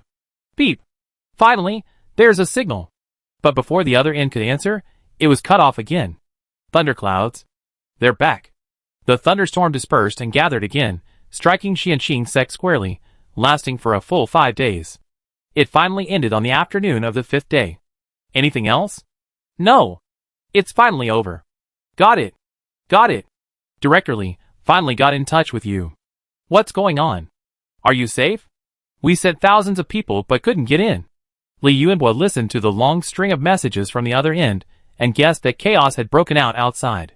He then checked his personal computer for countless missed video calls. Going outside, he saw tens of thousands of troops from the 4th and 8th Legions, along with countless warships, all on standby. It was like an army was besieging the city. This commotion was huge. Outsiders can't help much with tribulations, like lightning tribulations. Ultimately, it depends on the person undergoing the tribulation. However, Shuren was already a repeat student, so it shouldn't be a problem. Songwon had barely rested these past few days, just waiting for news. Marshal, we made contact. What's the situation? They say the sect leader formed his nascent soul and advanced through tribulation. Then he encountered a disciple who reached Foundation Establishment. So, nascent soul? Foundation Establishment? Tribulation? He couldn't understand a single word, but it sounded like the storm had passed, and it seemed like a good thing. In layman's terms, the invincible became even more invincible. There was no need for such rapid progress. All right. He thought for a moment, then continued. Some common sense and theoretical knowledge about cultivation need to be aligned as soon as possible to avoid unnecessary misunderstandings. He didn't finish the second half of his sentence. Once the Xianxing sect officially emerged, the work of guiding public opinion and spreading culture would also need to begin. The Federation needs to learn from scratch, and learn well. This 5-day-long tribulation finally ended. The newcomers also woke up from their sleep. It's over. We have one more nascent soul cultivator, and one more Foundation Establishment cultivator. This year's KPI is achieved ahead of schedule. Siren was very satisfied. She even achieved the KPI herself. It was perfect. Others, cultivation now has quotas, won't they also? Everyone looked at Shuren with envy. This was a sect leader of a cultivation sect, a nascent soul cultivator. She also looked at these familiar new faces, as vibrant as the rising sun. It was like 1,000 sails racing, 100 boats vying for the lead. She believed that the Xianxing sect would definitely shine on Proxima Centauri. Since the troops had already come, it wouldn't be good to let them go empty-handed. So Siren arranged for people to pick a large quantity of vegetables and grains, as well as a large amount of medicine, and had Lu Ran deliver them. She told everyone that Star 9527 was a logistics transit station for radiation-free vegetables. She could keep it a secret for as long as possible. The soldiers had come here, already quite frightened by the abnormal weather. They were confident in fighting the Zerg, even if it meant sacrificing their lives, but dealing with the thunderstorm, they were truly powerless. Fortunately, the situation was ultimately resolved satisfactorily, with no casualties. On the StarNet, 3 news items were related to this. First, the news about the super level 12 thunderstorm. The content was explosive, but it didn't generate much buzz. Second, the unusual movements of the 4th and 8th Legions. After analysis, it was determined they had likely gone to Star 9527 for disaster relief. Third, and the most popular, it had almost reached the point of being followed by the entire population. Kitchen God. My kitchen God. Where have you gone? Chapter 307. Is it because you sold it too cheaply that your cash flow is in trouble? You raised the price I pay. Yes. 9.9 yuan is really outrageous. We can't let you keep losing money. How about 9.99? Won't it be unavailable in the future? I really die if I don't eat this. Blink away if you're being kidnapped. We get the military to rescue you. Netizens were extremely worried, and all sorts of speculations were rampant. Song Rutang was both amused and exasperated. No, it's due to the weather. There's a problem with the vegetable fields, and the supply is temporarily unavailable. It will be available again in a couple of days, and the price won't change. She had exhausted herself trying to appease the billions of netizens. A few comments were interspersed among the vast sea of comments. Weather? I heard that the 7th Star region experienced a historically rare thunderstorm, and the military mobilized 2 regiments for disaster relief. Could the vegetable field be here? The truth is always in the hands of a minority, but the scattered speculations were quickly drowned out by the other discussions. The Xianxing sect returned to calm. Learning from this experience, Sure had opened the Scripture Pavilion to the military. This task was entrusted to the Scripture Pavilion trio, Liang Wang Tong and Xiao Huayuan. These are common knowledge about cultivation and some basic introductory materials, which can be made public. Qi-inducing techniques, 5 elements spiritual techniques, introduction to alchemy, compendium of herbs, complete collection of basic talismans, general knowledge of refining materials. And this. 100,000 Wise, Cultivation Edition. Looking at the author's name. Tong, Liang Wang. Lu Ran opened the table of contents. The entire book includes 7 sections: worldview, the collision of cultivation and science, basic concepts, cultivation practice, social ethics, mind-blowing ideas, and philosophy and reflection. Let's look at the questions. 1. What exactly is cultivation? 2. What is a spiritual root? Why do some people have it while others don't? 3. Is the ultimate goal of cultivators immortality? 18. Where is the immortal realm? Is it a parallel universe or a higher dimension? 37. How can an ordinary person begin cultivating? Do they need to find a master? 38. Meditation, alchemy, talisman drawing. Which cultivation method is most effective? 98. If a cultivator is struck by lightning during tribulation, can a lightning rod help? 107. Can artificial intelligence cultivate? Are artifact spirits considered AI? 678. Can cultivators fall in love? Is dual cultivation necessary? 789. If the whole family cultivates, how is seniority determined? 1901. If one transmigrates to the cultivation world, how can one disguise themselves as a native without being discovered? Hee. We just compiled and collected the questions from the sect leader and everyone else, thinking that this book could answer many questions if ordinary people want to cultivate in the future. Unlike other books in the collection, this one is written in vernacular Chinese, making it simple and easy to understand. Moreover, it's written from the reader's perspective, addressing questions newcomers would ask. It's practically an encyclopedia for beginners in cultivation. Lu Ran couldn't help but give it a thumbs up. The Xianxing sect doesn't tolerate idlers. Amazing, little master. Weighing? This is incredibly useful. Of course, a pavilion master of the Scripture Pavilion and a deputy hall master of the Internal Affairs Hall, who also serves as the Intelligence Center, have to do some practical work. Later, this book became essential reading for newcomers, undergoing countless revisions and additions, and has always been the introductory scripture for cultivators across the heavens. With external affairs settled, the disciples' assignments were also finalized. First, spiritual roots. Second, willingness. A two-way selection. Zhao Rui, Gao Yunlei, Bai Rui, Aslan, Ase, and Zhang San went to Su Xiang's first peak. They became master and disciple from the same generation, but in terms of combat strength, the first peak was significantly stronger. Besides the sect leader, Su Xiang possessed the Heavenly Wind spiritual root and was at the third level of foundation establishment. Currently, he was the undisputed leader among the Xianqing sect disciples, and calling him master was entirely justified. The sisters of Xingyu all went to Alice's third peak.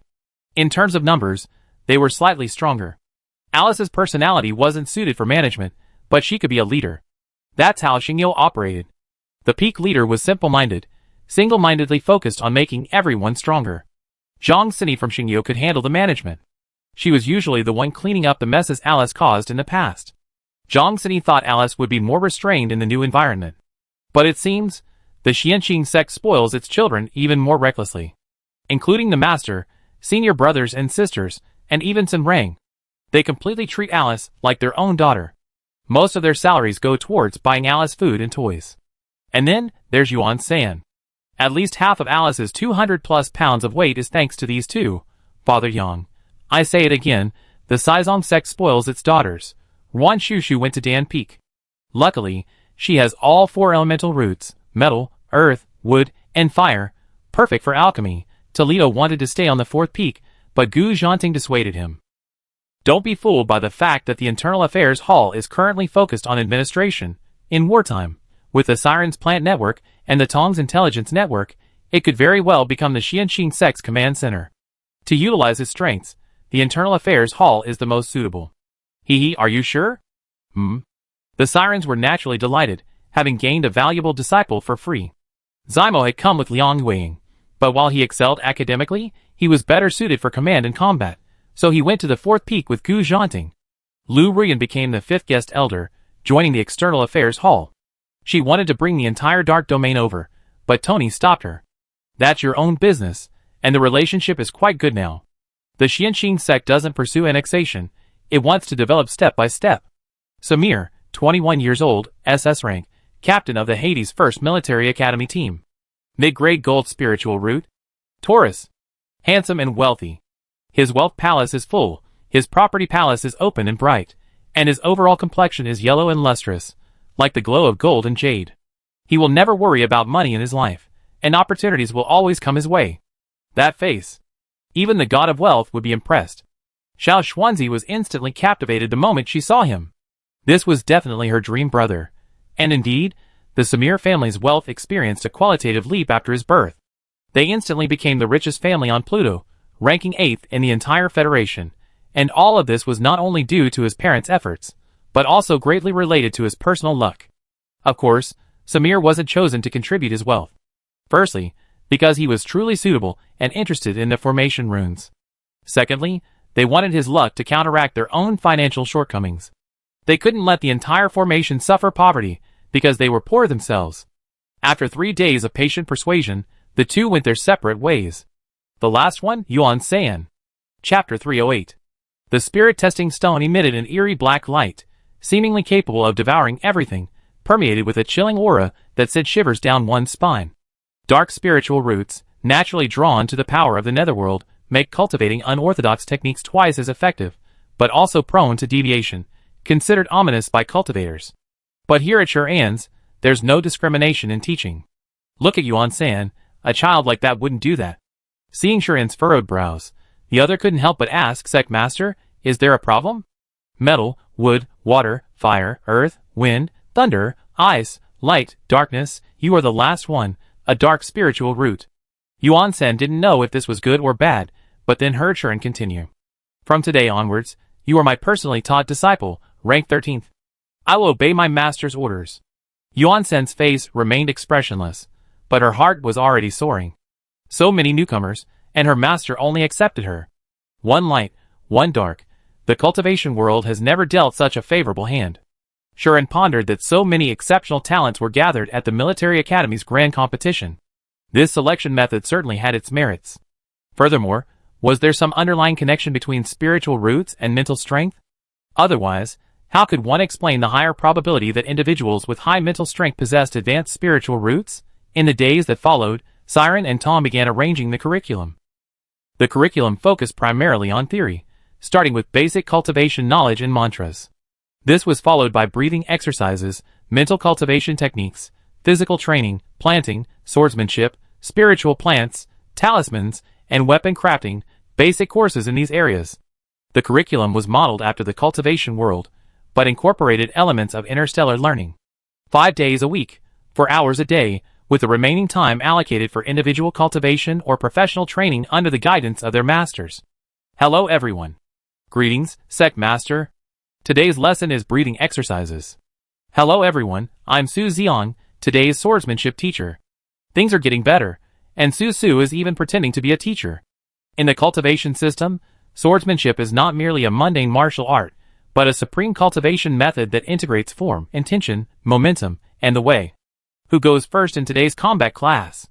Alice's class is all about getting beaten up. My name is Tony, and I be teaching physical techniques starting today. I usually work at the hair salon down the mountain. If you need a haircut, come to me, Tony will give you a discount. The fourth disciple of the Xianxing sect has already become famous, at least this year. He can't fool anyone. The body cultivation lineage has forged its own path, relying not on external objects or the heavens and earth, proving the Tao with the physical body, pursuing the ultimate realm of breaking all laws with force and suppressing the universe. Hello, Teacher Shui. The word teacher made Shui Lingling blush. Although you don't practice alchemy, you likely come into contact with herbs, use medicinal materials, and collect them, both on the battlefield and in daily life. Today's lesson is the Compendium of Materia Medica, and I guide you through understanding medicinal herbs. On the field, attacking these positions of your opponent with mechs lacks precision, and can easily put you in danger. But if you use spiritual power, you can cause magical damage without physical contact. Today's labor class will have Teacher Wang and Dean Hang lead us in doing half a day of farm work, and then helping the cafeteria cook. Oh ho! Time for a break. There's good food. Boom! Xiao Xuanzi threw out a talisman, and with a loud bang, the ground shook, and the disciples' ears went numb. This is a level 2 explosive talisman, with a yield of 100,000 units. Just throw it out, and detonate it with spiritual energy. Those others were already pretty reckless, but this one was even more so. After a long moment of stunned silence, a disciple finally found his voice. Teacher Xian, can we just use this thing recklessly? In peacetime, explosives of this level would only be locked in storage. Large quantities would need to be shipped to specialized armed planets. Imagine carrying hundreds of thousands of units of explosives and wandering around the Federation, undetected by any security checks. Doing whatever you want couldn't be easier. I guess so.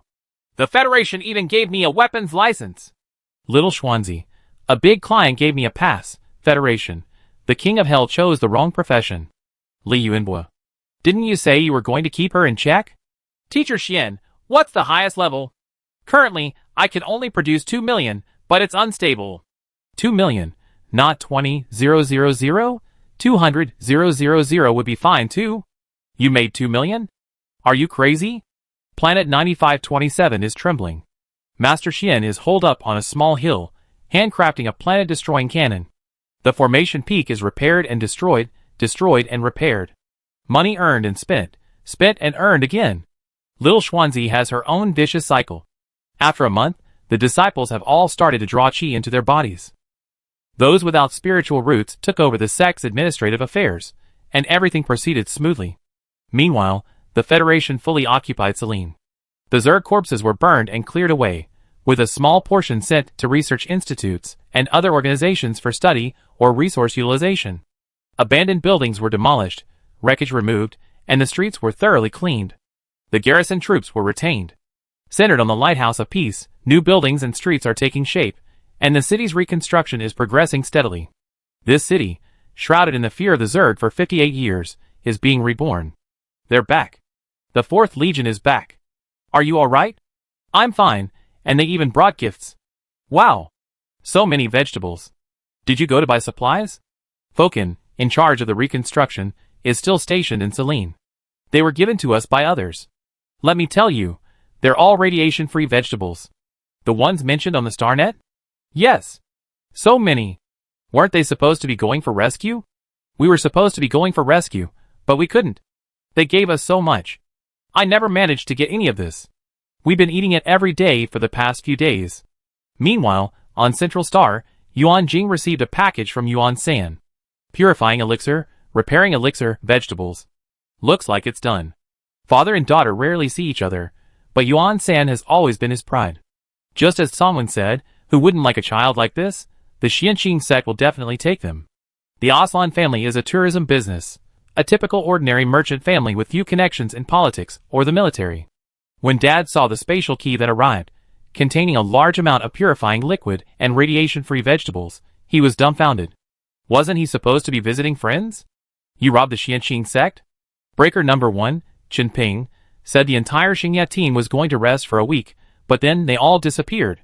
He was just about to ask Li Yuanbo for them, when he received orders from the central government. They said Xingyo had been transferred to a mission, and he shouldn't interfere. His Alice, the school team he trained for so many years, heavens above, earth below. Is there any justice left? Is there any law? Breaker number 2, Carl, despite strict precautions, and even refusing sick leave, Toledo still managed to escape.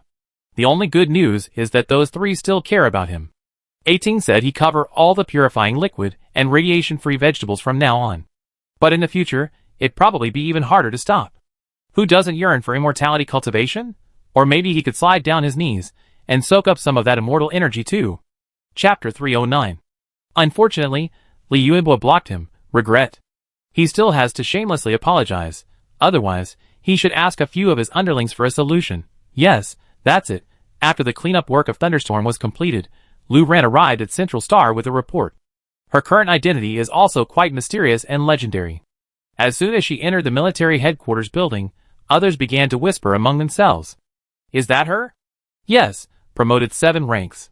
Reporting directly to the marshal. Wait, what exactly did she do? There must be some reason for such a sudden promotion, right? Her performance was indeed quite good, but it shouldn't be this bad. Everyone knew the marshal's temperament. He wasn't the type to favor relatives and friends. If he made any unusual arrangements, there must be a special reason. I don't know. It's classified right now. What about her work? Her job duties haven't changed. She's still on star 9527, not involved in any central affairs. Could it be because the 18th Military Academy performed well this year? It has some influence, but not that much. Everyone fell into deep thought. Promotions usually go to the central government. How can someone rise so high without moving, with the same job duties? At the high-level strategic meeting, Lu Ran presented a report on the thunderstorm. That's roughly it. A tribulation of lightning? Humanity actually managed to trigger and survive such a devastating force. Sigh. Fighting against fate, but at the same time, the Federation strengthened its belief in cultivating immortality and ascending to higher dimensions. The area under radiation-free vegetable and grain cultivation exceeds 10 square kilometers, with a daily output of approximately 8,000 tons. How much? Upon hearing the number, several high-ranking officials nearly jumped off their chairs. 8,000 tons. Daily production? Yes, 3 harvests a day. Lu Ran was underestimating it. When the sirens weren't busy, they could harvest 6 times a day. That's far too much.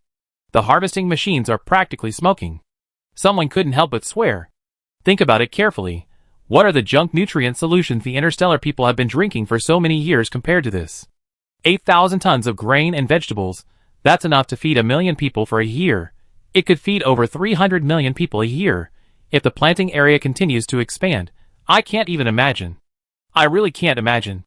Making sure the entire Federation can eat radiation-free grain and vegetables is no longer a dream. Currently, there are about 120 people involved in planting, led by Wang Ji from Lingji Peak, Sirens from the Internal Affairs Hall, Song Ruitang from the Dining Hall, and Dean Hang from the Agricultural Academy.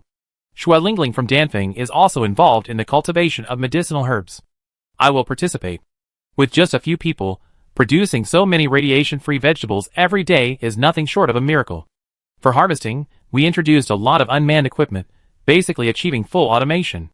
We established a large vegetable trading and transfer station near the garbage mountain, specifically handling logistics and express delivery, creating over 2,000 jobs.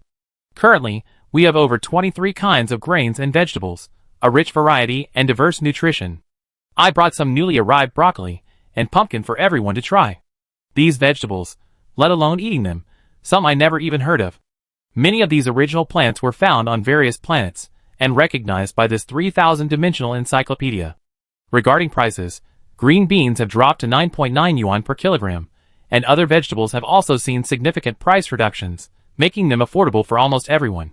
Selling them so cheaply, how can the Xianxing sect still make a profit? The price is simply too low. Even the cheapest nutrient solution doesn't cost this much. Everyone is finding it hard to accept. They rub their eyes every time they see it. Profitable. The Xianxing sect feels they haven't put in much effort, their demands aren't high, and they've given away a lot of what they can't finish. The online store business is too busy. We discussed with the Xianxing sect about selling large quantities through trade channels. If things continue like this, the nutrient solution market will suffer a fatal blow. It's a good idea to switch to vegetable trading and solve the employment problem for these people. The most important thing in industrial transformation is to do a good job of managing people. That's a great idea. Songwen slammed his hand on the table. The second step of the vegetable basket plan: build a vegetable market. A vegetable market. What an unfamiliar term. This is something from history books before the Interstellar era. But from the Federation's perspective, how precious it is. Soon, the Federation will have its own vegetable market. The 9527 Vegetable Basket Project will be introduced to countless planets. Since it's a completely new energy system, energy is the core. Have you figured out about spiritual energy? According to the Xianxing sect, spiritual energy exists throughout the world, just at varying concentrations. For example, on planet 9527, only the training ground has a small amount, while the central planet has a relatively high concentration. The more natural plants there are, the denser the spiritual energy. Spiritual energy also has a certain suppressive effect on radiation. Is that so? Yes, in addition, high concentrations of spiritual energy are also concentrated in spirit stones, spirit ores, and spirit cores. Spiritual cores can even nourish the earth and purify radiation. There's one on planet 9527, but that's the only one discovered so far. They told you all that? They did, but they didn't take me to see it. Look at this. Lu Ran opened his personal terminal. 100,000 Ys, Cultivation Edition? Didn't we say we needed to understand the basics of cultivation? This book is perfect as an introduction. Everyone marveled after reading it. The Xianxing sect? So comprehensive. Songwen's original plan was to have experts stay and gradually gather information. Understanding the cultivation system and basic theoretical knowledge would take at least 3 to 5 years. But they already done this much work. Written by Tong He and Liang Wing? Yes. Should we say the Federation has many outstanding talents, or that the Xianxing sect is good at cultivating people? Good. Cole, the book is yours. Conduct small-scale research first, and gradually begin the groundwork for cultural dissemination. The most crucial thing now is energy. That's what the Federation can do. Marshal, we already have 2 targets. So fast. Siren said there's a spirit mine in Selene, and spirit stones have appeared on KT Planet. Alright. I hereby announce the official commencement of the Federation's 425 New Energy Xianxing project. Our goals are spirit cores, spirit mines, spirit stones. Without further ado, the second major project began. Soon, the Federation acted swiftly, and the people quickly felt the changes. What's going on? Wasn't this just completed in May? Are they already starting renovations? In Lesan, the largest city in the second star region, a large commercial district in the city center, was suddenly surrounded by barriers. I don't know. A few days later, the renovation project was completed, accompanied by the sounds of gongs, drums, and firecrackers. What's going on? Is there some kind of event? Holy crap. Wait, it's the district head. The mayor.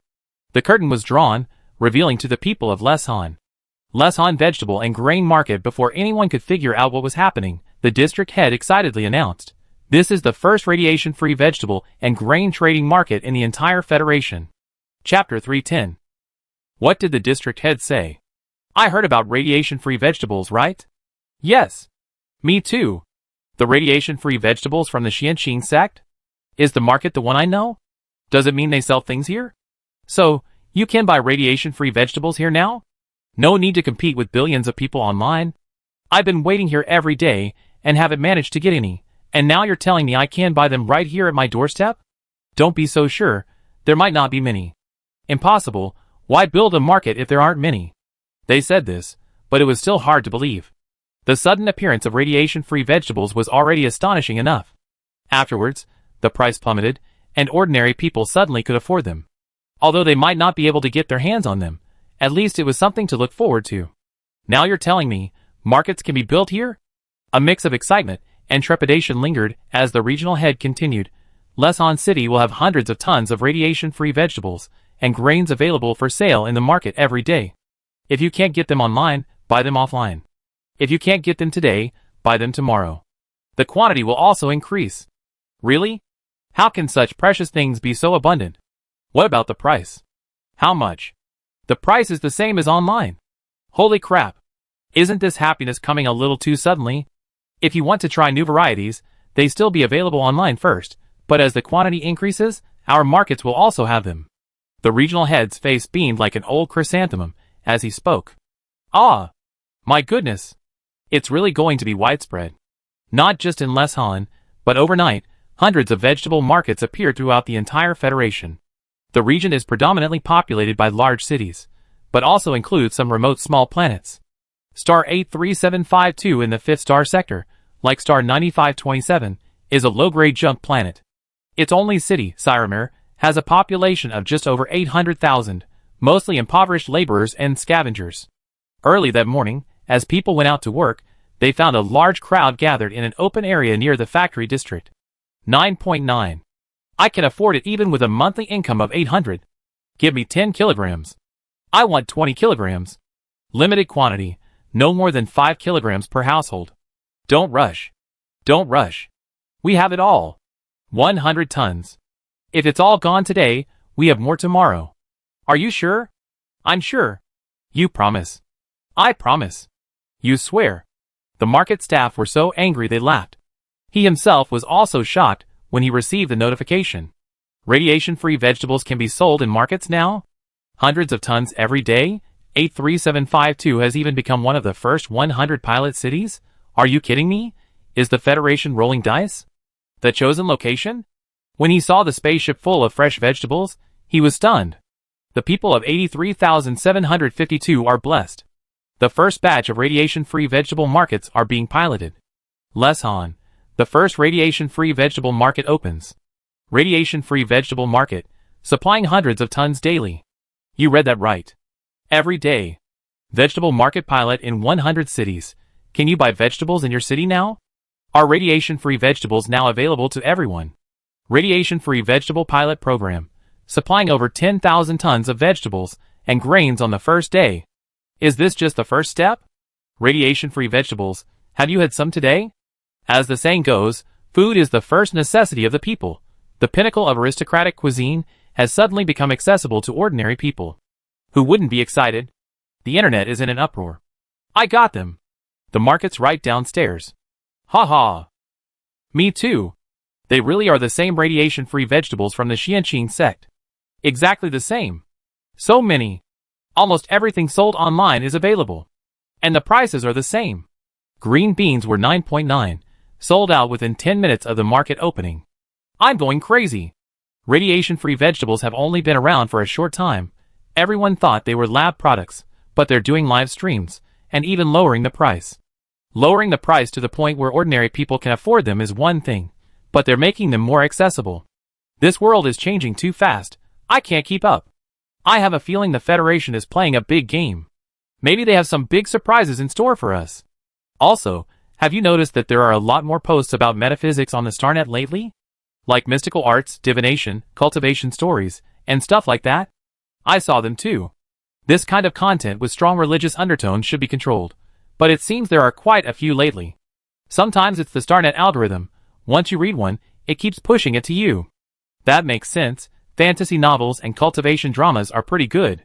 Yes, flying on swords, transcending tribulations, and ascending to immortality. So cool. The Federation. We can't lose either the gun or the pen. The Empire's High Command looked at the news articles on the Starnet, their expressions growing increasingly grim. Has it reached the point where it can be widely distributed?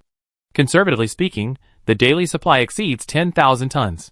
Has there been any news about the Academy of Sciences' proposal to go for exchange and learning? The Federation responded that the Agricultural Research Institute was building a branch and no one was there. What nonsense! That sounds incredibly dismissive. The Federation is developing too fast. The international competition is coming up soon. We not only have to win, but we have to win spectacularly. The Empire's top 100 teams have been in closed training since the national competition ended. The Empire, the number one in interstellar travel for so many years, cannot afford to lose. Meanwhile, Xiao Xuanzi embarked on his first field mission. He boarded a spaceship bound for the Central Star with his newly taken-over apprentice. More like a master and apprentice than a pair, the two looked like a rich young master with his servants experiencing life. Samir was flying economy class for the first time. He usually travels on his own private spaceship, and if necessary, he'd fly first class. Seeing his awkward yet curious expression, Xiao Xuanzi was even more pleased. Yes. That's it. Let the wealth come even more fiercely. Master, what's the mission? Hearing the address, Xiao Xuanzi was taken aback. Master was calling her. She had a disciple now. Happy. Oh, the Marshal invited us to set up defensive formations for several confidential departments. Oh. So what's my mission? You're just starting out. Just observe and learn. Okay. We need to maintain good relations with our major clients. Samir appeared calm, but inwardly, he was starting to feel uneasy. He only made it into the national top 100 this year by latching onto a powerful backer. And now he's already taking on missions from the Federal Marshal. His rise has been so rapid, he's even a little afraid of heights. Also, you need to help safeguard all my money. Wouldn't it be more convenient to put it in a personal account? It's not safe with me. Not safe? How is it not safe? Not safe in the pockets of an arms dealer? Xiao Xuanzi. Fate is hard to defy. In Samir's memory, his master was such a legendary figure. Strong combat power, able to draw talismans, set up formations, no physiognomy and feng shui, and is incredibly kind to his disciples. He must complete the tasks his master assigns perfectly. He wants to be the most sensible disciple in the entire Xianxing sect. Xiao Xuanzi hesitated, wondering whether he should tell Samir the origin of this master-disciple relationship. Chapter 311. The two landed in Parks and boarded an intercity spaceship directly to Central Avenue. After disembarking, they walked towards their destination. Just at the entrance of the military headquarters, they encountered someone unexpected. Samir? Huh? Dad? What are you doing here? They both asked in unison. Just because I glanced at you in the crowd. Xiao Xuanzi was stunned. Sarung, the richest man on Pluto. This sprightly old father, his appearance was similar to Samir's, but even more so. A true god of wealth. Xiao Xuanzi thought, would Samir's father be willing to cultivate immortality here? If these two could be here, wouldn't Jinfeng be able to sprout wings of money, becoming even more powerful? The Federal Entrepreneurs Conference, I'm here to attend. Weren't you going to visit friends on Star 9527? What are you doing here? Sarung didn't expect to meet his son here, and was even a little angry. Oh, I have something to do. I can't explain right now. I tell you when I get back. Before he could finish speaking, a person came from the military headquarters in the distance. It was Yuan Jing. Master Xian, Samir, this way please. Dad, see you later. After saying that, Yuan Jing led the two into the military headquarters, his expression beaming, his attitude friendly and polite. Sarung frowned, intending to call him back. The president of the Entrepreneurs Association, who was also the minister of the Federal Economic Department, Dong Xiqing, immediately stopped him. Wait. Wait for what? He said he was going to see a friend, but he's running around everywhere. I need to find out. What are you asking? Is this the time to discipline a child? Didn't you see who was picking him up? Salong's attention was entirely on his son, but Dong Xiqing saw everything clearly. Yuan Jing, the marshal's chief bodyguard. Don't underestimate him just because he's a bodyguard. His rank is on par with his own as a minister. He even needs an appointment to see him. This man is no ordinary person. And that attitude. Respectful. Absolutely respectful. How many people in the entire Federation could make Yuan Jing bow his head? Who is the woman with Samir? Yuan Jing seems to have come to pick her up. Salong finally realized what was happening and gasped. Looking closer, the place they entered was the military headquarters. You might want to go, but could you even get in? But his son, looking so radiant, went in, personally picked up by Yuan Jing. In any case, this was definitely not something he, a nouveau riche, had the right to interfere with. What he's doing now might not be something he's intentionally hiding from you. He might simply be unable to tell you. So much had happened in just a few minutes, Salong couldn't possibly make sense of it all. He thought his son being among the Federation's top 100 was already incredibly lucky, and now you're telling me he's already got the ability to get into the military headquarters, and the top bodyguard even came to pick him up. Dong Xiqing looked at Salong. his eyes filled with envy. His son hasn't even graduated yet, and he's already about to ascend? Not only is his fortune good, but his children's luck is off the charts. What good deeds did he do in his past life? Why not leave his own kids with Saolong to help raise? Songwon heard from Li Yuanbua that the madman had already extended his clutches to the 5 million ton equivalent. He immediately decided he couldn't let it go any longer, so he found her a lot of things to do. Formations and talismans, defense and offense, are inherently two sides of the same coin. A powerful attack naturally requires an equal defense. Moreover, in a relatively peaceful situation, defense becomes especially important. Especially after witnessing the Big Dipper demon subduing Array, Songwon believed that the power of arrays had been greatly underestimated. Thus, this field mission came about. The headquarters training area had been cleared, leaving only Songwon and a few high-ranking officials. Xiao Xuanzi took out a compass, spirit stones, and other tools, and began to set up the array for the target's attack. Heavenly secrets as the guide, 9 tribulations as the framework. Mysterious armor covers the realm, the illusory sea conceals its edge. Thunder vanquishes evil, nets all directions. Spiritual connection to the 3 realms, the array governs heaven and earth. With a flash of white light, the array was complete. Everyone stared in stunned silence. This is a heavenly mystery quantum defense array, jointly developed by Array Peak and Weapon Peak, integrating cultivation array techniques and interstellar defense concepts. Demo version. It possesses a 3-layered protection mode, an outer layer of illusion, a middle layer of defense, and an inner layer of attack. Through spiritual energy conversion, it can achieve automatic friend/foe identification, remote control, monitoring, and response. This array uses spiritual rune markings. Passwords, fingerprints, rainbow patterns, facial recognition, and card swiping are all superficial. It is bound to the divine soul's origin. This identity verification at the level of divine consciousness fundamentally eliminates security vulnerabilities, such as identity card theft and biometric information forgery. The outer layer is a 5-elements illusion array.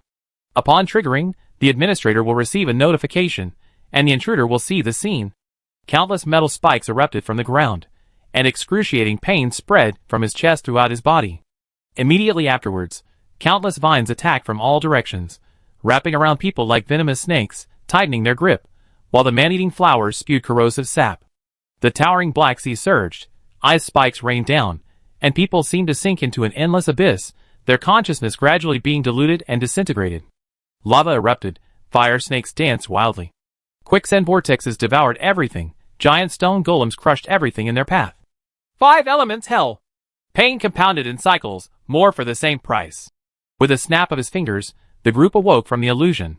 Cold sweat poured down their backs, their breathing was rapid and erratic, and the intense pain in their bodies hadn't subsided. The demo version's attack power is 1% of the original formation. What kind of power would 100% have? Even when dealing with prisoners of war, you can't be this ruthless. Song asked, I told you to change your major, not to be innovative. The defensive section can withstand attacks with a maximum yield of 5 million units. Samir casually tossed out a few talismans, explosions roared, and dust billowed. Semi-transparent tortoiseshell-shaped light patterns appeared outside the formation, the explosions triggering golden ripples, but the internal structures remain completely undamaged. The final layer is the attack. The formation will mark and track intruders with spirit runes, and initiate biological tracking within its range until the threat is completely eliminated. Samir activated the test, and everyone saw lightning and fire, ice blades, whirlwinds, earth spikes. After the attack, the test subject was completely reduced to ashes. If you feel the attack power is insufficient, you can add explosive runes. Currently, we offer different versions with yields ranging from 5 to 2 million units. Configure as needed, and adjust the quantity flexibly. The choice is yours. Songwon pinched his brow. His head was starting to ache again. 2 million? In the center of Parks, the capital of the Federation? You attacked the Federation stronghold. Does Master Xian always manage to steer the conversation back to arms deals? The silence at this moment was deafening. Putting aside the attack power, this was no longer a simple defensive formation. It was many times more advanced than the military's current surveillance system. Spirit runes, those are practically soul markers. They remember you no matter where you are. If that were truly possible, it would solve so many problems for the Federation. Master Xian. Marshal, just call me Little Xuanzi. Alright, Little Xuanzi Master, could we reduce the damage? Intruders usually carry intelligence. We can just capture them. Is that so? Everyone nodded vigorously. Indeed. That illusion array alone can drive people insane. How can we get intelligence then? Little Schwanzi stroked his chin, pondering carefully for a while. Indeed, different places have different requirements for defense and attack. Some places require capturing them alive, while others require annihilation. That makes sense. Chapter 312. I have another idea. Replace the 5 elements illusion array with a maze, giving the administrator time to capture people. That's great. The attack component can be made manual, so if the enemy has many people, you can decide for yourselves whether to fight or trap them. Excellent. The 3-tiered system can be freely combined with different packages. You can choose between a focus on defense or a strong attack as needed. Absolutely perfect. Little Schwanzi shook his little head, finally understanding his leader's meaning. Got it. You just want the basic version. Yes, yes, yes. Even worse than the demo version. Seeing the satisfied look on the customer's face, Xiao Schwanzi summarized, our formation normally operates at extremely low energy consumption, consuming only 5 low-grade spirit stones per year when not activated.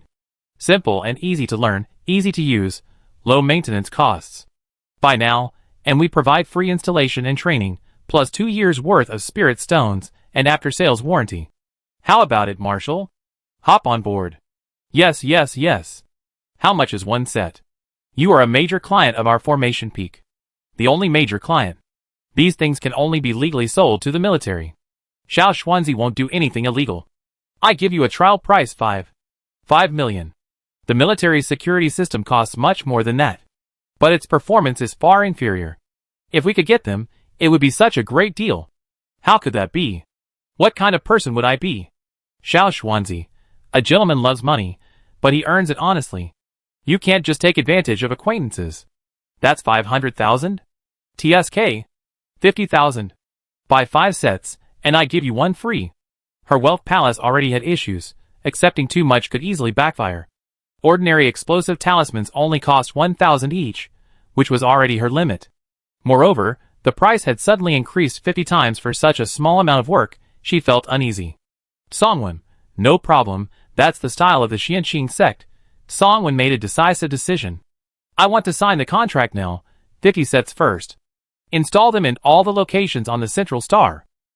Xiao Schwanzi, he. Big client. Got it. 2.5 million. Sure enough, I made the right choice in taking this disciple. Before, fortune-telling cost 200 star coins per reading, and half of it had to be donated after each reading. Life is getting better. Making money has no side effects. Songwon, I keep you busy for a year. Although Samir felt this paltry sum wasn't even enough for a year's allowance, his master was incredibly powerful. From that day on, Xiao Schwanzi and Samir were busy in parks. From the military headquarters to government buildings, to various classified laboratories, and even secret bases and outposts in the suburbs without house numbers, the figures of 2 people hurried about everywhere. Under the guidance of Shuren and Songwon, Xiao Schwanzi began his journey on the path of formations. Time flew by, and there were still 3 months until the international competition. In previous years, the Federation's top 100 teams would gather for their final training camp at this time. But this year, the situation was far too special. Xianqing sect going to the training camp? Was it necessary? Who would train whom? No. It was actually necessary. Having figured this out, the Federation began arranging the training camp. This year's training camp was located in the 2nd Star region, on West Star, and was stationed by the 21st Legion, commanded by Zhu Lingshun, with Vice General Dell as the deputy commander. He was originally the captain of the 17th and 23rd Elite Squads under Gu Jianshan, formerly part of the 1st Legion. Before the national competition, he had even provided special training to the 18th Military Academy. In other words, this was a familiar group. Another crucial point, 2 planets near West Star, Qinghe Plain and Erebos, were the Federation's 3rd and 11th occupied zones. After the liberation of Selene, the Federation began speculating, even if there was only a sliver of a possibility, that there might be survivors in the other occupied zones. Previously, even if they confirmed the existence of survivors, they wouldn't have dared to act. But now it's different. The Federation has the Xianqing sect. That adds a sliver of hope. Therefore, several rounds of precise mapping were conducted on the remaining 12 occupied zones. Changes appeared on these 2 planets. Of course, these changes were more likely caused by the Zerg. But there was still a glimmer of hope. Thus, This training camp was scheduled for West Star. The Federation's top 100 gathered on the Central Star and boarded the military's spaceship to West. The last time they met was 7 months ago. Captain Gu. Captain Yuan. You came together? We ran into each other while playing on Star 9527. You went to the 18th Military Academy? You all went? Aslan? Toledo? Zyma went too? The other teams then realized that this group had been sneaking around, hanging out together behind their backs. You guys? That's not fair. You went out on vacation without inviting us. The Federation's top 100 teams were becoming increasingly close. Except the Fujiwara family and their ilk, who huddled in a corner, silent and afraid to approach. Come, come, come! Welcome everyone to Star 9527. The 18th Military Academy. Alice interrupted Su Xiang immediately. She wanted to recruit more soldiers and build a powerful force. The Three Peaks must become the strongest in the Xianqing sect. You? The other stared at her for a long time before suddenly realizing. Alice? How come you're so? Before she could finish the word fact, her mouth was covered by someone else. Are you out of your mind? How dare you utter forbidden words to the she-devil? Yuan San and Zhang Sini began to reflect. They had been too indulgent with Alice, only caring about having fun. 200 pounds, even with all that fat, it was unacceptable. Now, from a distance, you could see that small mountain. Her size was already comparable to the 2.1-meter-tall Torito. She couldn't eat so recklessly anymore. It wasn't good for her health. The two exchanged a glance and began to devise a weight loss plan for her. The first person to control is Sun Rang. No food allowed. Looking around, the group centered around the 18th Military Academy, including Central One, the Alliance, and others, seemed to be in surprisingly good spirits. Moreover, perhaps due to the influence of their surroundings, their auras seemed to be becoming increasingly similar. This time, Carl and Liu Yunbo were leading the group. These two, who were originally at loggerheads, suddenly became strangely harmonious. Those who knew Carl knew that he had been coaching Central One for over 10 years. He had produced 5 champions, his combat strength and teaching ability were top-notch. He came from a good family, and he was arrogant. However, what stunned everyone was, brotherly, this is a small token of my appreciation. If I have offended you in the past, please forgive me. Gu Zhanting, I can't bear to look. Carl, what is backbone? Can you eat it? Wester Star, formerly an uninhabited planet, later became an armed planet due to its advantageous geographical location. The entire planet has no cities, only military outposts. It was briefly invaded during the Zerg War. After the Zerg were driven out, it became the base of the 21st Legion to facilitate monitoring of the occupied areas. There are 4 other planets like this nearby, home to the 5th, 9th, 13th, and 28th Legions respectively. Soon, the spaceship began to approach the West military base. From the sky, it could be seen that West was only about half the size of planet 9527. Apart from the base area, the rest was all dark green primeval jungle and azure ocean. The spaceship began to land, the hatch opened, and the scent of a tropical jungle rushed out. So hot! There are no seasons here, only summer. Because of this environment, the spiritual energy was extremely dense, almost comparable to that of the Sphinx. The Xianqing sect members exchanged glances, understanding each other perfectly. Especially Shuren, she had a premonition that a great treasure might be found here. Chapter 313. Waiting for them were Zhu Lingchun and Dell. Good morning, sir. Good morning, everyone. Welcome to West. The two looked at Shuren and the others in the group inside. Sure enough, after the special training, the two had guessed that the 18th Military Academy would rise to prominence. Unexpectedly, they became number 1 in the country. Moreover, it was obvious to everyone that the strongest wasn't Gu Zhanting of 4S, nor Su Xiang, who was number 1 on the individual rankings. It was the unassuming Shuren. Playing the competition was like a leisurely outing, letting the team go easy on him. The two couldn't understand why this year's special training had assigned this group to the 21st Army Corps. Based on combat strength, the 21st Army Corps couldn't even crack the top 10 in the military headquarters. West didn't have any particularly special geographical features to offer these prodigies a challenging experience. They couldn't exactly fight their way into the occupied territories, could they? Song asked, hee. Firstly, if they're sending people to Shuren's ranks, they should send the strongest. They already taken so many from the Federation's top 100, taking a few more won't hurt. Let her choose. Fate will work its magic. Secondly, the 21st Legion has more than just two old acquaintances of Gu Jianshan. Even if the sect master doesn't like them, they can still use their junior uncle's connections. When Gu Han heard about the training location, he knew exactly what the marshal was planning. That's exactly what he was thinking. He's currently a lone commander. Thirdly, aren't those two occupied territories nearby? Is it possible that the training location is somewhere in between? The marshal is cunning and calculating, aiming to kill 3 birds with 1 stone. So, those are this year's Federation's top 100? Yes. Isn't that Gu Zhanting? He looks incredibly strong.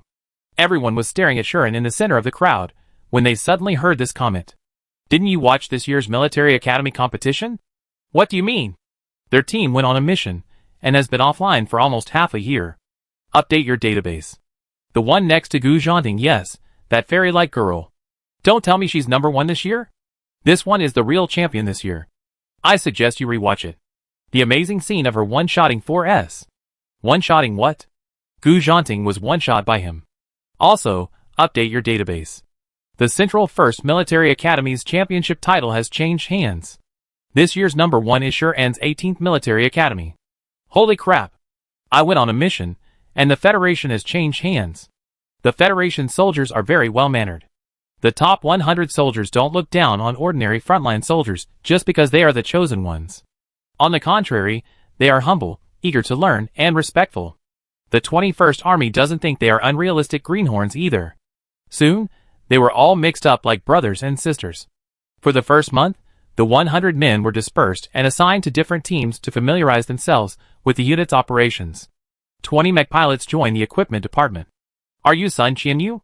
Good morning, sir. The head of the 21st Legion's equipment department was Marcus. Don't be nervous. I seen your Luban puppet and Divine Beast mechs. They're very powerful. Thank you, sir. The equipment department at the garrison is different from the central department. Our daily work involves more maintenance and upkeep of the mechs.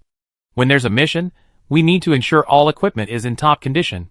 In the event of war, the equipment department needs to focus on rapid repair and maintenance. Research and development capabilities aren't crucial, but repair skills are paramount. This is why Marcus was so impressed with Sun Qianyu. His mech repairs were incredibly fast and efficient. Even in urgent situations, he could not only repair but also improve performance. He's a genius. The mech team quickly got back to work. The 21st Legion's mechs and mech pilots weren't particularly high-ranking, but their maintenance work was excellent. The pharmacist entered the field hospital. Good morning, sir. Good morning, everyone. I'm Claire, the person in charge. For the next month, I'll be guiding you through the daily operations of the field hospital and wartime response procedures. Xue Lingling didn't know that Claire's mother was a Federation soldier. She was severely wounded by the Zerg and had been bedridden for years. Thanks to the enemy's 158 repair fluid, she has now recovered. The other soldiers were scattered and assigned to various squads. On the training ground, a whistle blew. Go for it, Ase. Let the commander see if you're a pushover.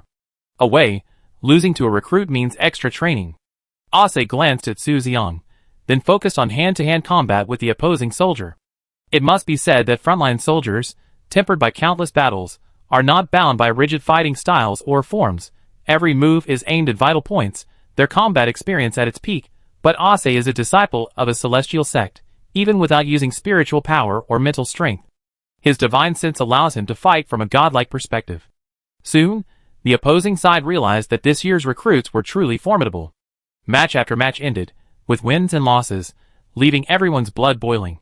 Next, Shuren stepped into the arena, and silence fell. Whispers arose from the crowd. It's her? Yes. Can we win? No. Ugh. How can we boost the enemy's morale while belittling our own? This soldier was about to curse when he realized the speaker was none other than their leader, Zhu Lingchun. Zhu Lingchun was on the verge of tears. He knew the lesson. Winning against Shuren was a different story. Even a small squad ganging up on her wouldn't be enough. Sure enough. Next. Next. Next. After taking down 7 or 8 people in a row, the scene was so quiet you could hear a pin drop. The soldier suddenly had a strange feeling. Who was really bossing whom around? Or let's all come at me together. Shuren's casual remark ignited the anger of everyone present. We're frontline soldiers, after all, and we're being humiliated by a newbie who hasn't even entered the army yet. No way. So, the soldiers swarmed in, 3 against 1, then 8 against 1, and it escalated into a full-blown gang fight. Hundreds of people were facing Sharon alone. But the girl opposite her remained calm and composed, moving back and forth as if she were in an empty field. Like a gentle breeze sweeping away fallen leaves, she held her own. When it was all over, not even her hair was disheveled. Has she always been this awesome? Yes, always. Having one like her in this year's cohort is truly legendary. Yes, she herself is a legend. Among the Federation's top 100, many hadn't had much contact with Sharon, only knowing she was strong, but not realizing how comprehensively strong she was. Hand-to-hand combat against 100? Shen Wanqing watched Sharon's every move, unconsciously becoming deeply attracted. Some people, like the sun, are destined to become the center of attention, to become leaders. Physical training, hand-to-hand combat, mecha battles, sand table exercises, time passed day by day. The freshmen and soldiers became one big family. After the adjustment, energy consumption decreased by 35%. Agility increased by 20%. Attack peak increased to 50,000. Amazing, Xiao Sun. This formula has such a good healing effect. Can I really have it? Sure. Su, let's play a game. Go for it, Louis. Who dares to challenge Sharon to a match? You used the wrong word. It's called guidance. Please let Sharon guide you for a game. Chapter 314. Oldly, where did you get so many radiation-free vegetables? Hey, I didn't get them. Isn't Su's family close to the Xianqing sect? Knowing we're doing special training here, they specially prepared extra food for the soldiers. Su, the fame's all mine now. Today's tactical review will focus on one of the 3 major battles recorded in the Proxima Centauri Battle Manual. The Battle of Cheongwu Pass. General Fu Yuan achieved legendary status in this battle, leading 100,000 Iron Cavalry against the Zerg army. He fought a bloody 7-day, 7-night battle outside Cheongwu Pass, annihilating 1 million enemy troops and reclaiming the Imperial Fortress. To this day, Cheongwu Pass stands proudly in the center of Proxima Centauri, a testament to humanity's indomitable will.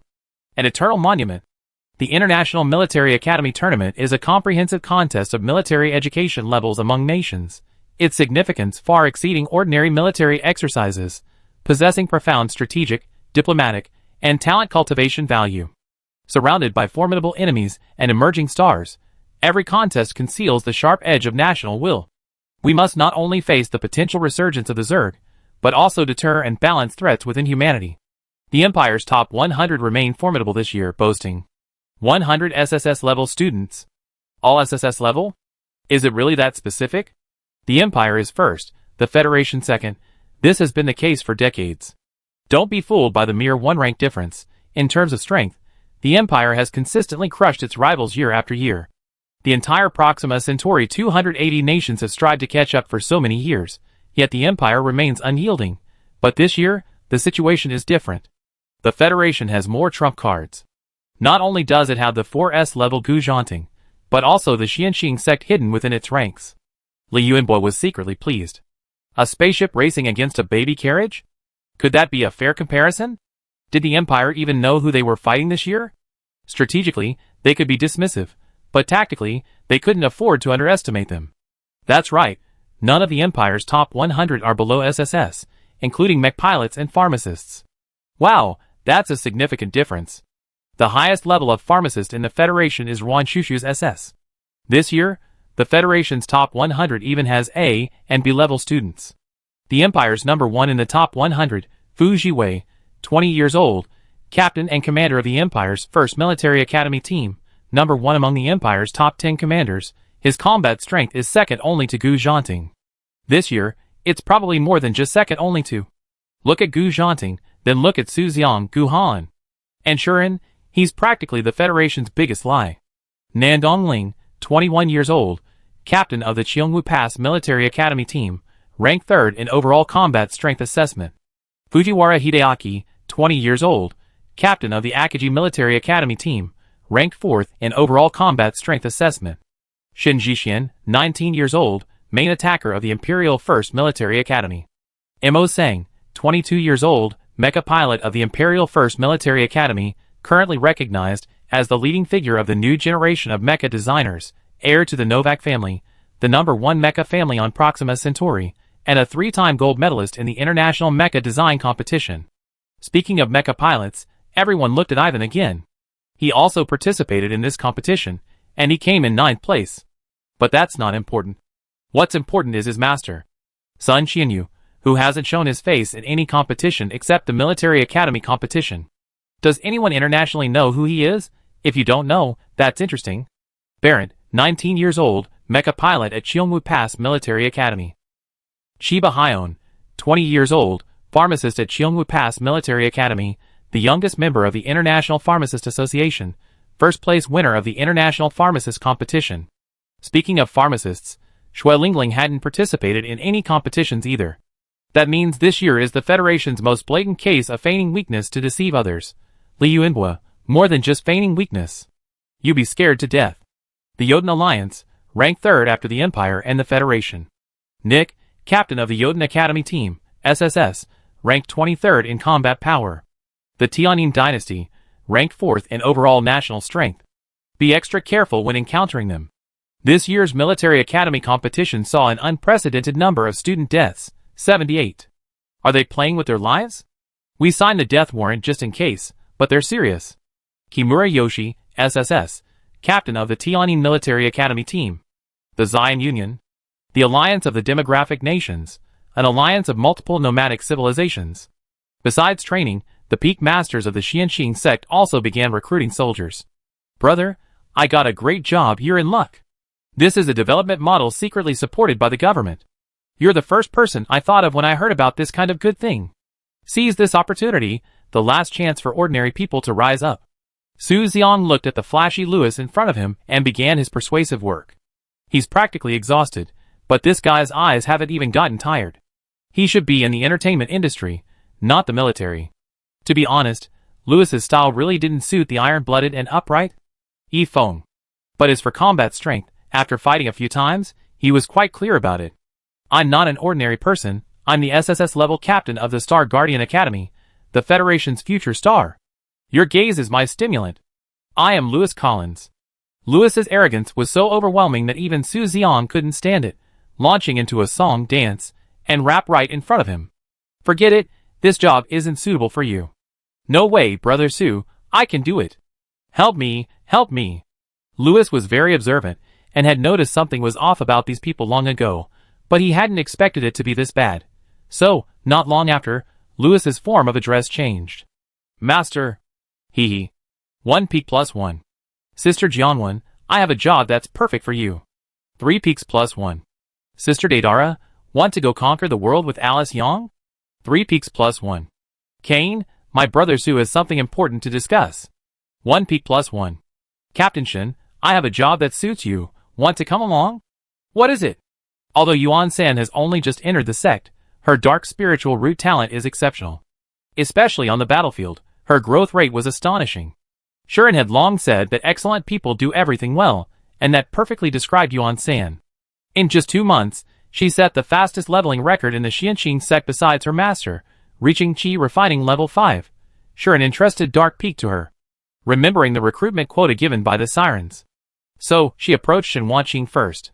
If she had waited any longer, the Federation's top 100 would have been completely taken by other peaks. Come with me. The two arrived at the jungle behind the camp. Do you want to become stronger? Of course I do. I was aiming for first place this year, but now I've been pushed aside by the 18th Military Academy. Even a high-achieving prodigy like Shen Wanqing couldn't help feeling disappointed. Do you know about immortals? For the first time, a constipated expression appeared on Shen Wanqing's beautiful, aloof face. What is that? Cultivators are those who defy the heavens and seek the Tao, seizing the power of creation. Wait, are you still the Yuan San I know? This topic changed too quickly, my CPU can't keep up. Yuan San didn't explain further, deciding to see for himself. Suddenly, the forest stirred without wind, and blackish-purple flames appeared around her. Chapter 315. A cloud of black smoke gathered on his right hand, its chilling and scorching heat palpable even from afar, seemingly capable of burning everything in the world. Suddenly, the smoke erupted like a serpentine vine, twisting and shifting in the air, instantly condensing into a ferocious, ghostly claw that seized the towering ancient tree behind Shen Wanqing. Crack! The earth trembled, the tree's roots were forcibly ripped from the ground, sending a shower of dust and withered leaves flying. Yuan San retracted the claw, the black smoke clinging to the bush, neither extinguishing nor fading. In just 5 minutes, the bush, dozens of meters tall, was completely reduced to ashes. Want to cultivate immortality with me? Shin Wanqing's heart was filled with turmoil. After a long moment of calm, she finally found her voice. The 18th Military Academy too? Yes, we're all cultivators. Does the Federation know? Yes. Celine too? I hadn't joined yet, but it was indeed the Xianqing sect that liberated us. The night was silent, but the shock in her heart lingered. Is it Shuren? Yes. Clever as she was, she had already connected all the clues. The source of all this, that most mysterious and powerful being, was Shuren. Shin Wanqing didn't hesitate at all. I join. The Federation's top 100 are intricately connected, like pulling up a radish and finding more mud. Soon, many more were pulled in. At this moment, the top 100 circle seemed trapped in a vicious cycle of recruiting. Siren, this year's recruitment quota is secured. At the 21st Army Garrison Headquarters, Li Yunbua, along with Gu Han, found Zhu Lingchun and Dell. So late. Is something wrong? You? That familiar face, the beacon of the Federation, a man who had been dead for many years, appeared alive before their eyes. Zhu Lingchun and Dell burst into tears instantly. That's wonderful. You're alive. No need to ask anything else, as long as he's alive, that's enough. If the entire Federation knew their hero was alive, they'd probably celebrate for 3 days and 3 nights. The number of members in the Xianqing sect began to grow rapidly. This was the scene the Federation's higher-ups most wanted to see. The cultivation team began to grow stronger, of course, except for a few, like the Fujiwara family. No one considered recruiting the Uji people. The Federation knew, and Zhu Lingchun knew, so this special training session changed. It became Xianqing sect's own trial ground, and the free training time was extended. Han Dong, the main attacker of the Sea King Military Academy, was tricked into coming by Yang Chung with a handful of green beans. Old Yang, why did you call me here? When he arrived, a group of familiar faces were already there in the jungle. Let's go hunting in the forest. Hunting? What hunting? The instructor said, there are high-level star beasts in the jungle. It's too dangerous. We can't go. Enough with the nonsense. Let's go. There were over 50 new recruits present, most of whom had already heard that word from different disciples, immortal cultivation. They called themselves immortal cultivators. But their recruitment methods were incredibly down-to-earth. If they weren't acquaintances, they should have called the police long ago. Well, I have to see what kind of immortal cultivators they are. I won't get on board unless I'm sure, of course. There were also a few fools like Han Dong. They watched helplessly as the Foundation establishment disciple summoned his flying sword, and the next second, he was already hovering in the air. Han Dong stared wide-eyed, his mouth agape with all his might. Just as he was about to ask Yang Chung what was going on, he saw his friend of over 10 years, Old Yang, being carried into the sky by a suddenly appearing helmeted hornbill flapping its wings. The scene before him was utterly surreal. My God! You guys! You're in the sky! There really are cultivators. Everyone, welcome to the Xianqing sect, a cultivation sect. Time seemed to stand still, only the rustling of leaves in the wind could be heard. Ah! The Xianqing sect had gained another 32 new disciples. The newcomers' minds were a complete blank. They followed the path deeper into the forest in a daze. System. Hello everyone. I'm System, the instructor in charge of new employee onboarding training. White balloon. Rice cake dumpling? Cotton candy? No, I'm the System. The second steward of the Xianqing sect with a position and mission. What system? You don't need to know. Just listen carefully to the lecture. Remember, it will be on the test. Even if you're going to cultivate immortality, you still can't escape the fate of exams?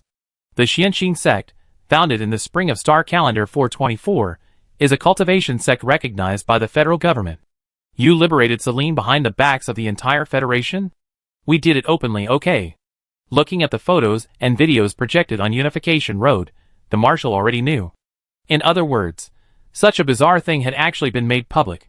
The Xianqing sect has 5 sword peaks, Dark Hall, War Marshal Hall, Pill Peak, Weapon Peak, and 16 other departments. After 6 months of employment, you can choose your major based on your actual situation. You know what? This system is actually quite scientific. Listening to the unified training and watching the disciples, who had already entered the sect, overcome obstacles, Sun Qianyu's heart was filled with excitement. Having lived for 20 years, he had actually stumbled upon an incredible opportunity. Tears of excitement welled up in his eyes. Following the Xianqing sect, it seemed like there was nothing to fear. The dangerous primeval jungle of West became their playground. This is spirit-nourishing grass, used to refine spirit-guiding pills. It can help you draw chi into your bodies and step into the immortal realm. This is hemostatic grass, a key ingredient in spirit-purifying liquid. Xue Lingling introduced the herbs to 5 pharmacists. The pill peak had new talent. The Lu Ban puppet and the 4 divine beasts are crafted using a combination of mecha and puppetry techniques, controllable simultaneously with mental power and divine sense. No wonder the stats are so incredible. Sun Xinyu was surrounded by a group of mecha pilots. It must be said that just one type of puppetry technique had already broadened everyone's horizons. My spiritual root is light. It's fast, explosive, and has a natural ability to restrain evil spirits. Gu Zhanting conjured a light sword in his right hand, divine yet formless, easily cleaving through a massive boulder. He's the best at mecha, but how come he's like this in cultivation? It's unbelievable. You all know him. This is my contracted beast, Shishi. Many people recognized Shishi the moment it appeared. I know, hello sister-in-law. Get lost. Brother Yang, others have light and darkness, wind and fire. What do you have? Hee. I have Shishi. He cleared his throat, pretending to get back at them. Let me formally introduce you. I'm in charge of Beast Peak. Beast Peak, you know? Commanding all beasts. Except for the nine-tailed fox. All beasts? What about the others? As he spoke, Yang Chung released the swarm of bees. Swarm Squad, 3-on-3 attack. Today's events are truly surreal. I thought I was here for training, but I ended up on a completely different path. Master, look what I caught. The siren, holding something in her hands, happily approached Shuren. Chapter 316. He opened his palm a crack, and with a whoosh, the little white thing tried to escape. Trapped. Shuren moved his lips, and the little thing seemed trapped in a palm-sized transparent space, unable to escape or hide, only able to dart around inside. This is a radish? A radish has become a spirit. A ginseng spirit. A round, white jade doll, with 2 emerald green ginseng leaves sticking up like little braids on its head, snow-white skin with a faint golden tinge, short arms and legs, blinking its big eyes, looking like it was about to cry. Damn it! How come I encountered everything since entering the immortal sect? A ginseng becoming a spirit must have a spiritual vein. West is indeed a good place. To cultivate this form, ginseng needs to grow in a place rich in spiritual energy, absorbing the essence of the sun and moon. Judging from the little ginseng spirit's appearance, it has already developed intelligence, at least 1,000 years old. Don't let its cute appearance fool you. This little thing is anything but weak. Not only does it possess the power to revive the dead and heal the wounded, but its numerous roots can also be transformed into weapons at any time. Combined with the siren's with spirit root, it's a perfect match. Siren, you can form a contract with it. Is it possible? Yes. And so, the siren greedily reached its claws towards the little radish's chubby body. Now it finally had a contracted beast. Radish? My little radish? Siren, stick to me, ginseng spirit, for my peanut. For my peanut. Take your time, I go first. Understood, master. Shuren sensed something unusual. Besides the 1,000-year-old spirit, there was another great treasure here. She moved swiftly, her toes lightly touching the grass, not a speck of dew clinging to her skin. Her figure was like a shadow, silently traversing the forest. Following a unique scent, she quickly reached her destination. Deep within the jungle, at the bottom of a deep ravine, the air was thick with energy, yet teeming with life. Walking a short distance, she heard the gentle patter of water, and saw shimmering, luminous white stones faintly visible on the rock walls. Mid-grade spirit stones? So much to have gained from such a short distance. This place must hold a treasure. An extremely place. A spiritual vein just beginning to appear. Embracing Yang. Shuren quickened her pace. Finally, in a stone cave at the bottom of the ravine, she saw the 3-inch-long dark purple wooden plaque. Its surface had natural wood grain, and a faint, flowing light could be seen within. Soul-nourishing wood. She was overjoyed. Touching the plaque, the wood was incredibly light, warm, and smooth like jade. It could repair and nourish the soul, and even resist the inner demons of tribulation. This is absolutely a top-tier treasure for cultivators. If it were in the cultivation world, it would cause a bloodbath. But in interstellar space, it's a lucky find. Shuren started thinking. Spiritual energy, spiritual herbs, 1,000-year-old spirits, and now she has soul-nourishing wood. Isn't this environment and conditions perfect for cultivators? Thinking back to the pill she saw on star S789 a long time ago, could there be other cultivators in interstellar space? This thought rapidly amplified in her mind. Before she could think any further, the large group quickly arrived nearby. Master, are you inside? Yes. Holy crap. This is a spiritual vein. Should we dig it up? Dig it up. The first thing you see is a mid-grade spirit stone. This spiritual vein is probably even more amazing than Celine's. Dig some, and send the location of the rest to the military. Okay. Master. Look what I found. Everyone was digging happily when Yang Chung came running out of the woods, grinning. Look! It's Mimi! Mimi! He was holding two round-headed, adorable star tiger cubs. Old Yang, you went and raided the star tiger's den. Aren't you afraid their parents will come looking for them? Before he could finish speaking, the bushes behind them suddenly parted, and two enormous beasts emerged from the shadows. Over 3 meters tall, with crimson stripes like flames, and blazing golden eyes, their gazes gleaming with ferocity. With each step, their claws sank deep into the soil. Their muscles bulged like cast iron, and a low, guttural growl rumbled from their throats. Holy crap! Old Yang. You call this Mimi? Level 1 Star Tiger. Prepare for battle. Before they could even take out their mechs, Yang Chung calmly said, Don't be afraid, I wipe out all the Star Tigers. From now on, they're mine Beast Peaks. These are Tiger 1 and Tiger 2, this is their team. The two giant beasts hovered around Yang Chung, occasionally nuzzling him or licking their cubs, showing no intention of attacking. In fact, they were unusually docile. In the jungle behind them, a litter of star tigers cautiously peeked out, looking this way. In the past, even if the entire 21st Army were mobilized, they would have to stay far away from a group of star beasts of this level, now, flying on swords. Refining pills and weapons. Moving mountains and filling seas. Commanding all beasts. Is this what cultivators are like? They're really amazing. In the days that followed, the jungle seemed to become the Xianqing sect's backyard. Star beasts and exotic plants are exceptionally sensitive to danger. Having captured a nest of star tigers and added a radish spirit, no one in the jungle dared to mess with this group anymore. Everyone was progressing rapidly, including Carl, who had finally mended the rift in their friendship and was now able to benefit from the immortal energy of the Xianqing sect. Brotherly, look! I successfully guided my chi into my body. Not bad, not as good as me. Of course. Who can compare to my brotherly? Oh, just a friendly reminder, there's an exam 3 months into your training. What kind of exam? Theory course, written exam.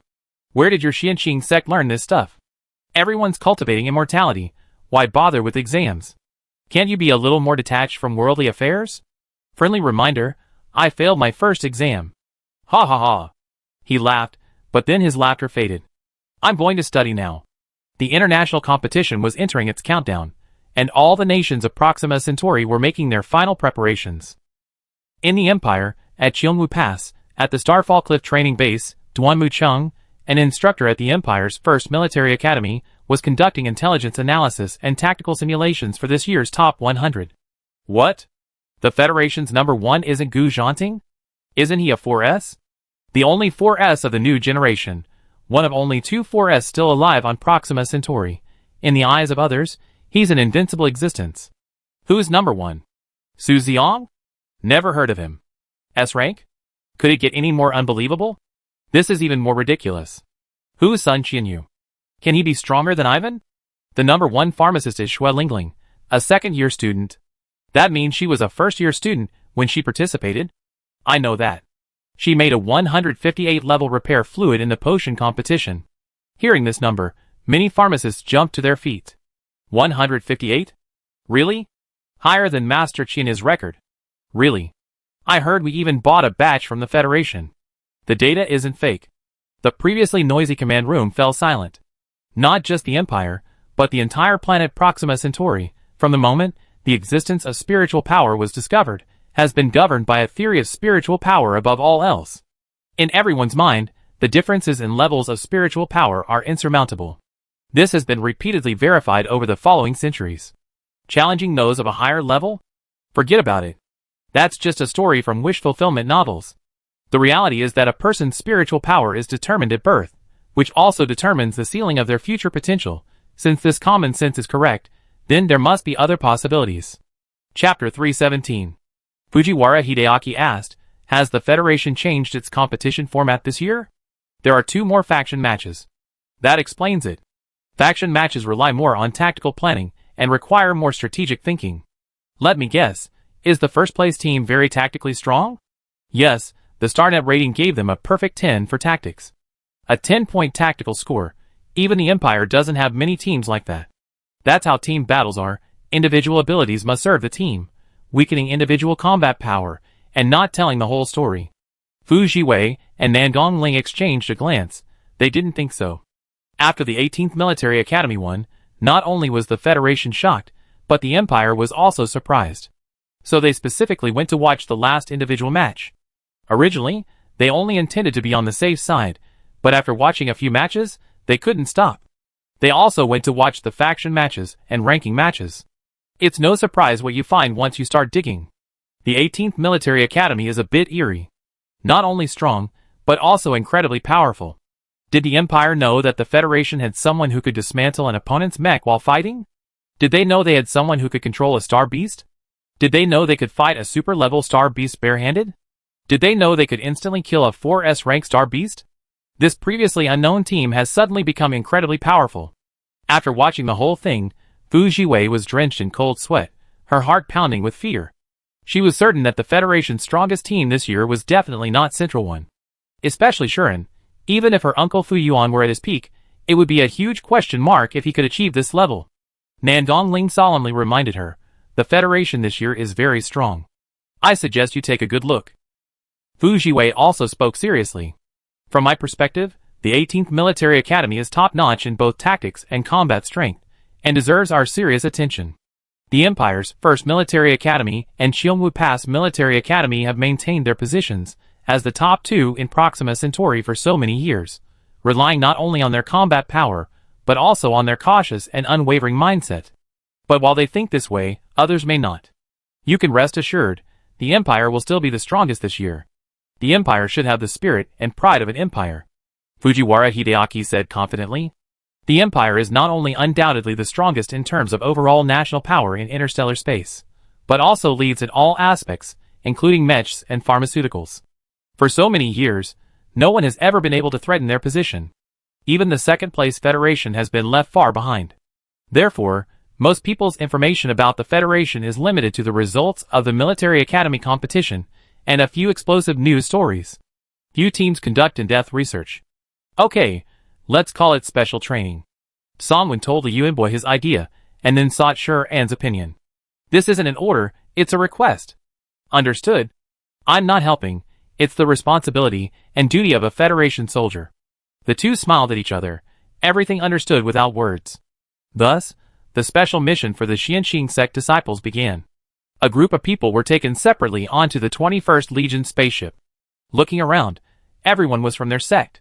Fortunately, the Federation's top 100 were dispersed into different teams, so it was natural for everyone to carry out different missions. Huh? What are we going to do? Are we going on a team-building trip? You guessed right. Li Yuanbo grinned mischievously as he stepped forward. Today is a team-building activity, or rather, special training, for the new disciples. Their eyes lit up at the mention of team building. They only just joined the sect, and they already been given a mountain of supplies. Spirit purification liquid, repairing liquid, radiation-free vegetables. Maybe there'll be some other big surprise this time. Looking forward to it. Our mission is here. 2 red dots appeared on the screen, clearly indicating the target unit for this operation. Outside the sealed-off area of Qinghe Plain in the 3rd occupied zone, the 5th Legion surveillance ship patrolled and monitored day and night.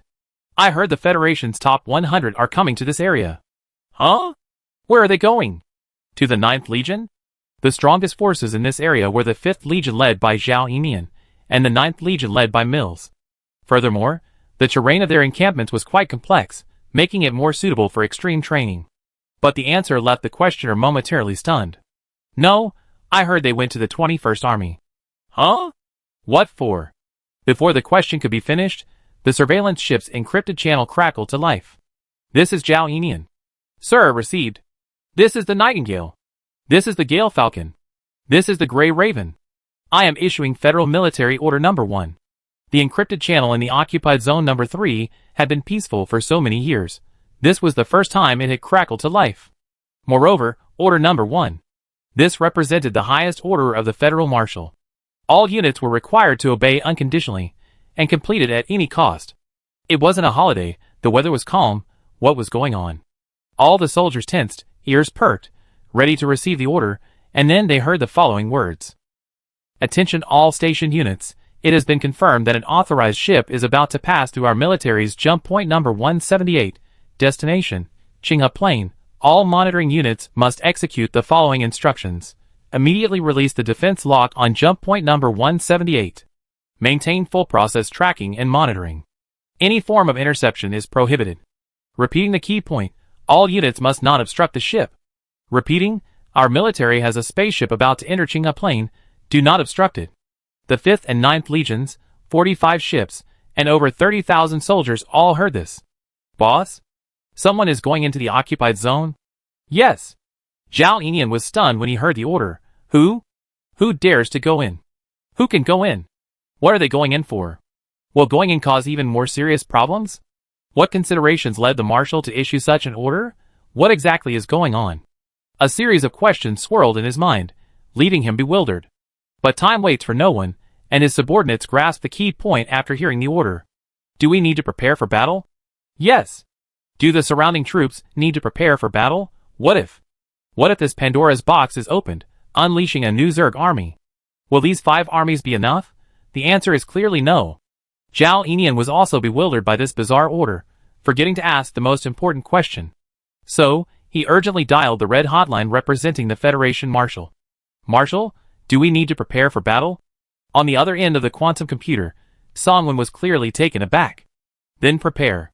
What do you mean, then prepare?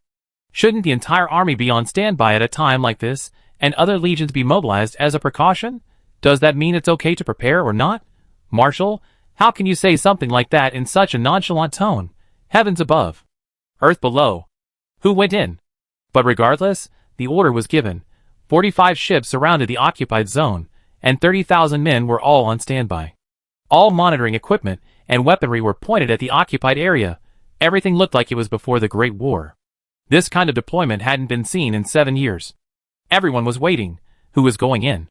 Chapter 318.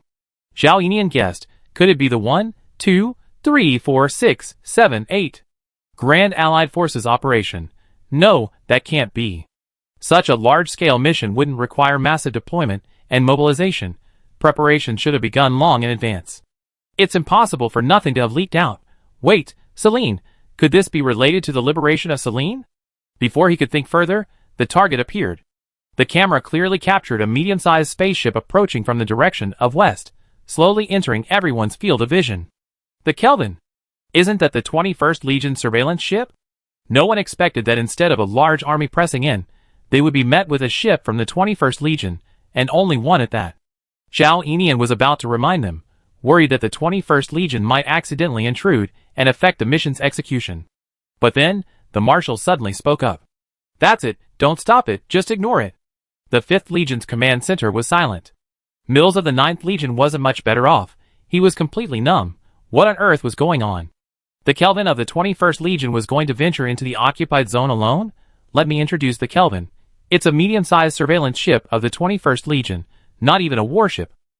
The shells it carries would probably only make a bang in the Zerg-occupied zone. Combat? Forget about it. At this moment, the atmosphere on the Kelvin wasn't particularly tense. Are we going into Qinghe Plain? Occupied Zone 3?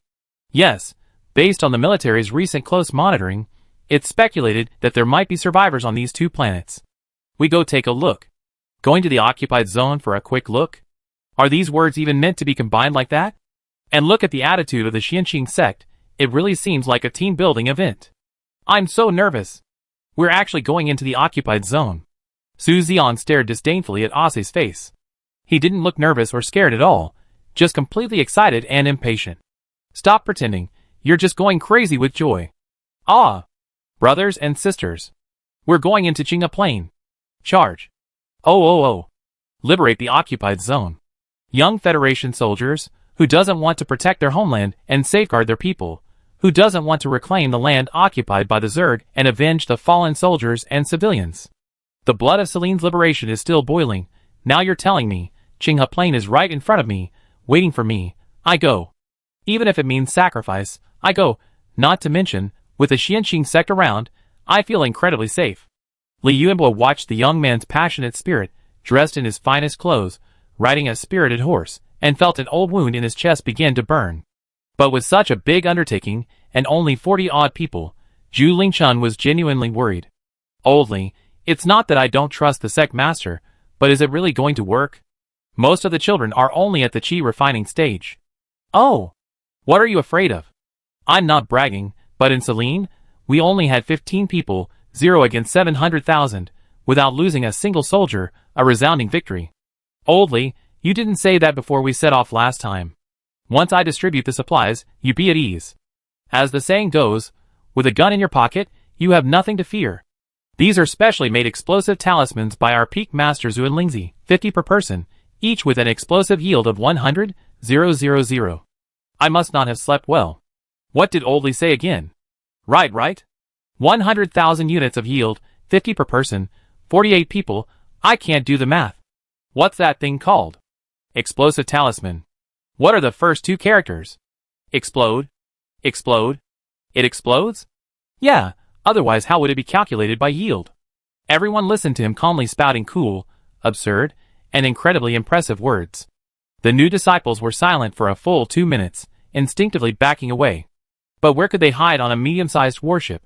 You been carrying these 2 boxes with you? Yeah. Old Li, you're more terrifying than a Zerg. Sect Master, find someone to take a good look at him. His fear of insufficient firepower is terminal. Stop criticizing me, you take these, keep them on you. Li Yuanbo grabbed a handful, and shoved them at Han Dong. The other man dodged left and right, unable to avoid them. Everyone knows that the holder is in the most danger before the bomb explodes. And there are so many. Li Yuanbo grabbed the man and pulled him back, shoving him into his pocket. Don't worry, it's safe. What would happen if they just randomly bombed our Xianxin sect? You can just spout lies like that. The formation peak is practically a basin. Think about why you're doing this. These are defensive talismans, 5 for each person. Go all out. I guarantee you all come back unscathed. After the rant, everyone got ready to enter the war point. Our mission this time is to find survivors, but we can't make too much noise. We can kill the Zerg, but forget about the lighthouse. Last time we made too much noise, it had a bad international impact. Listen to this mission, it's as simple as eating and drinking. Understood? It's just a clandestine liberation, isn't it? Being an unsung hero isn't so bad. Amidst the watchful eyes of everyone, the spaceship entered jump point 178. It's really in. 30,000 pairs of eyes didn't dare blink for a second, watching the Kelvin enter the occupied zone. The legendary Zerg Hell, the third occupied zone. Qinghe Plain, roughly 5 times the size of Star 9527, is located on the border between the Federation and the Empire. The terrain includes grasslands, plains, jungles, and oceans. It's rich in resources, has a pleasant climate, and consistently low radiation levels. Before the fall, there was a branch of the Agricultural Research Institute, and numerous breeding areas here. 3 months after the fall of Selene, this area was invaded by a massive Zerg army, and also became an occupied zone. Because the evacuation was early, the authorities initially assumed all survivors had been evacuated. However, recent surveys have discovered anomalies on the surface, hence this mission. Finally, the Kelvin broke through the atmosphere, and began to decelerate in preparation for landing. Qinghe Plain, ground temperature 23 degrees Celsius, clear, good visibility. Guhan, Zhu Lingchun, and Del were filled with turbulent emotions. Because this was once the burial ground of the First Legion. You are not the third occupied zone, you are called Qinghe Plain, a beautiful and fertile land. It has nurtured countless Federation people. The spaceship landed on an open field on the outskirts of the central city. The hatch opened, and fresh air mixed with the scent of grass and trees rushed in. Let's go!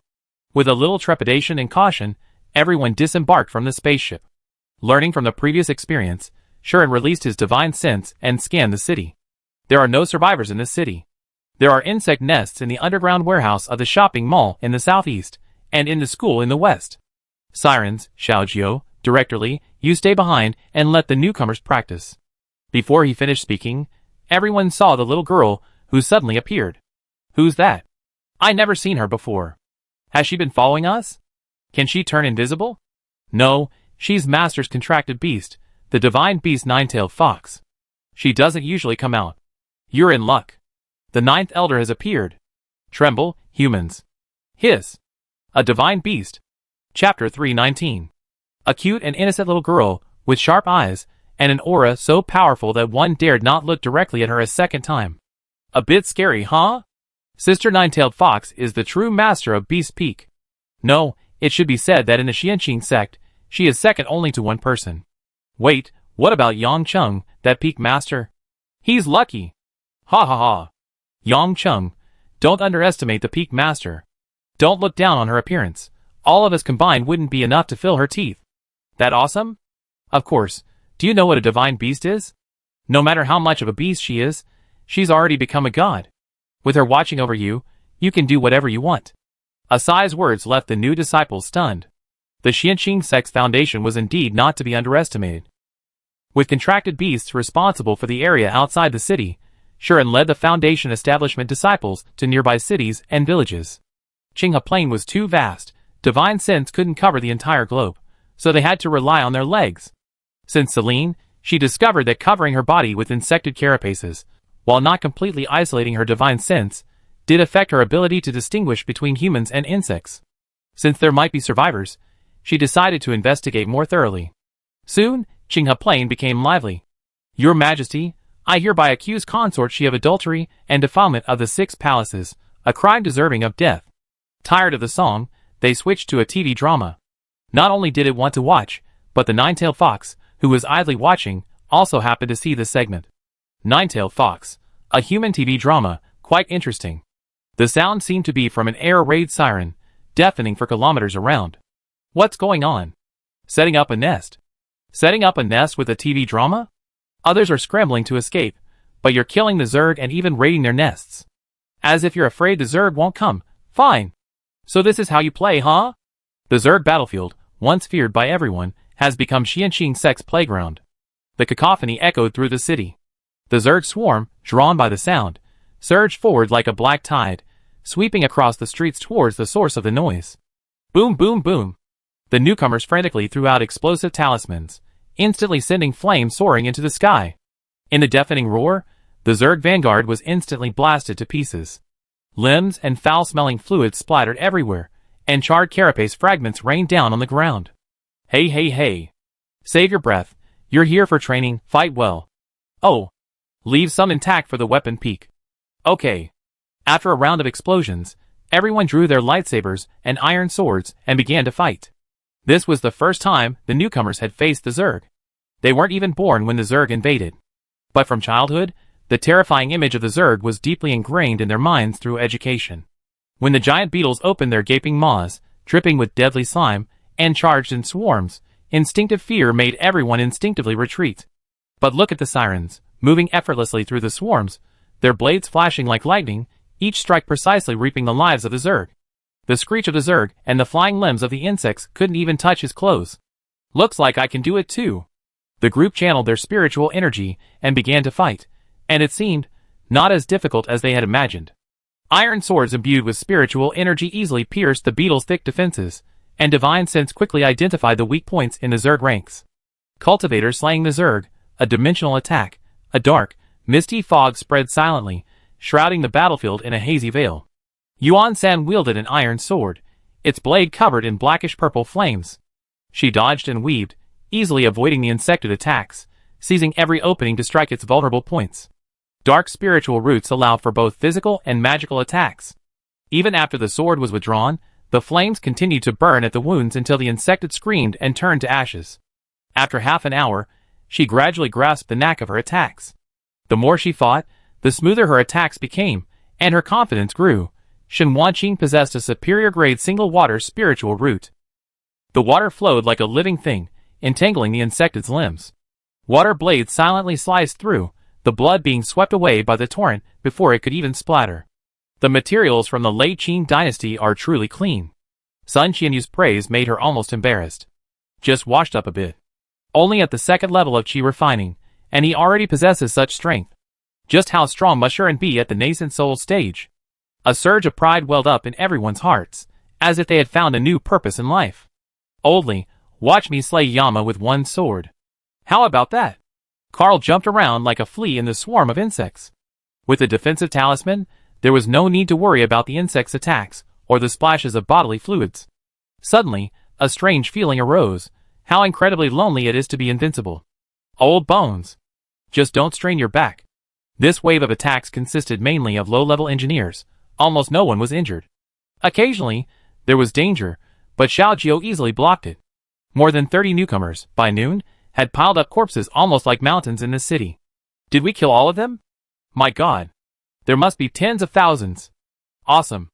Everyone danced with joy, celebrating their hard-won victory. 3 hours ago, from the moment the Kelvin landed on Qinghe Plain, the 5th and 9th Legions, hovering in space, hadn't rested for a second, their eyes fixed on the area. Then, explosions followed one after another, and a raging wave of fire swept across the entire city. High-rises collapsed in the shockwaves, steel bars twisted and snapped, and smoke billowed into the sky. On the images transmitted back by the monitoring satellites, the once densely populated urban area was collapsing and disintegrating at an alarming rate, turning into a burning wasteland. Not long after, large areas of shadow appeared on the streets, piles of Zerg corpses. Boss, it's really started. Zhao Yinian clenched his fists, speechless with shock. Someone really entered Qinghe Plain. Someone really went on a killing spree in the occupied zone. This was a dream that all Federation warriors could only dream of, and now, someone had done it. Boss Celine. The second-in-command connected all the unusual events, meeting his gaze with the same disbelief. The Qinghe Plain before him was exactly the same as the previous Celine. Without any warning, no one knew who had done it, but it was suddenly liberated. The Qinghe Plain couldn't be like that. Zhao Yinian could clearly hear his heart pounding wildly within his ribcage, as if it were about to leap out of his chest. The city was in chaos, and in the suburbs, Gu Zhanting, Liang Weiing, and Yang Cheng, along with Sisi, Xiao, and Xiaoyu, were also harvesting the insectids. Meanwhile, Shuren, along with the Foundation establishment disciples, was rapidly surveying the surrounding cities, leaving no corner unchecked. Flying on their swords, they swept over city after city and village, but found no trace of survivors. Until, hundreds of kilometers away, in a mining area, the vegetation for miles around was withered and lifeless. The group descended from the sky, and as they lowered their altitude, a nauseating, putrid stench assaulted their senses. Shuren unconsciously frowned. Something's not right here. Master, what is this place? A place of Yin and Sha. Is it dangerous? No, but there is definitely something here.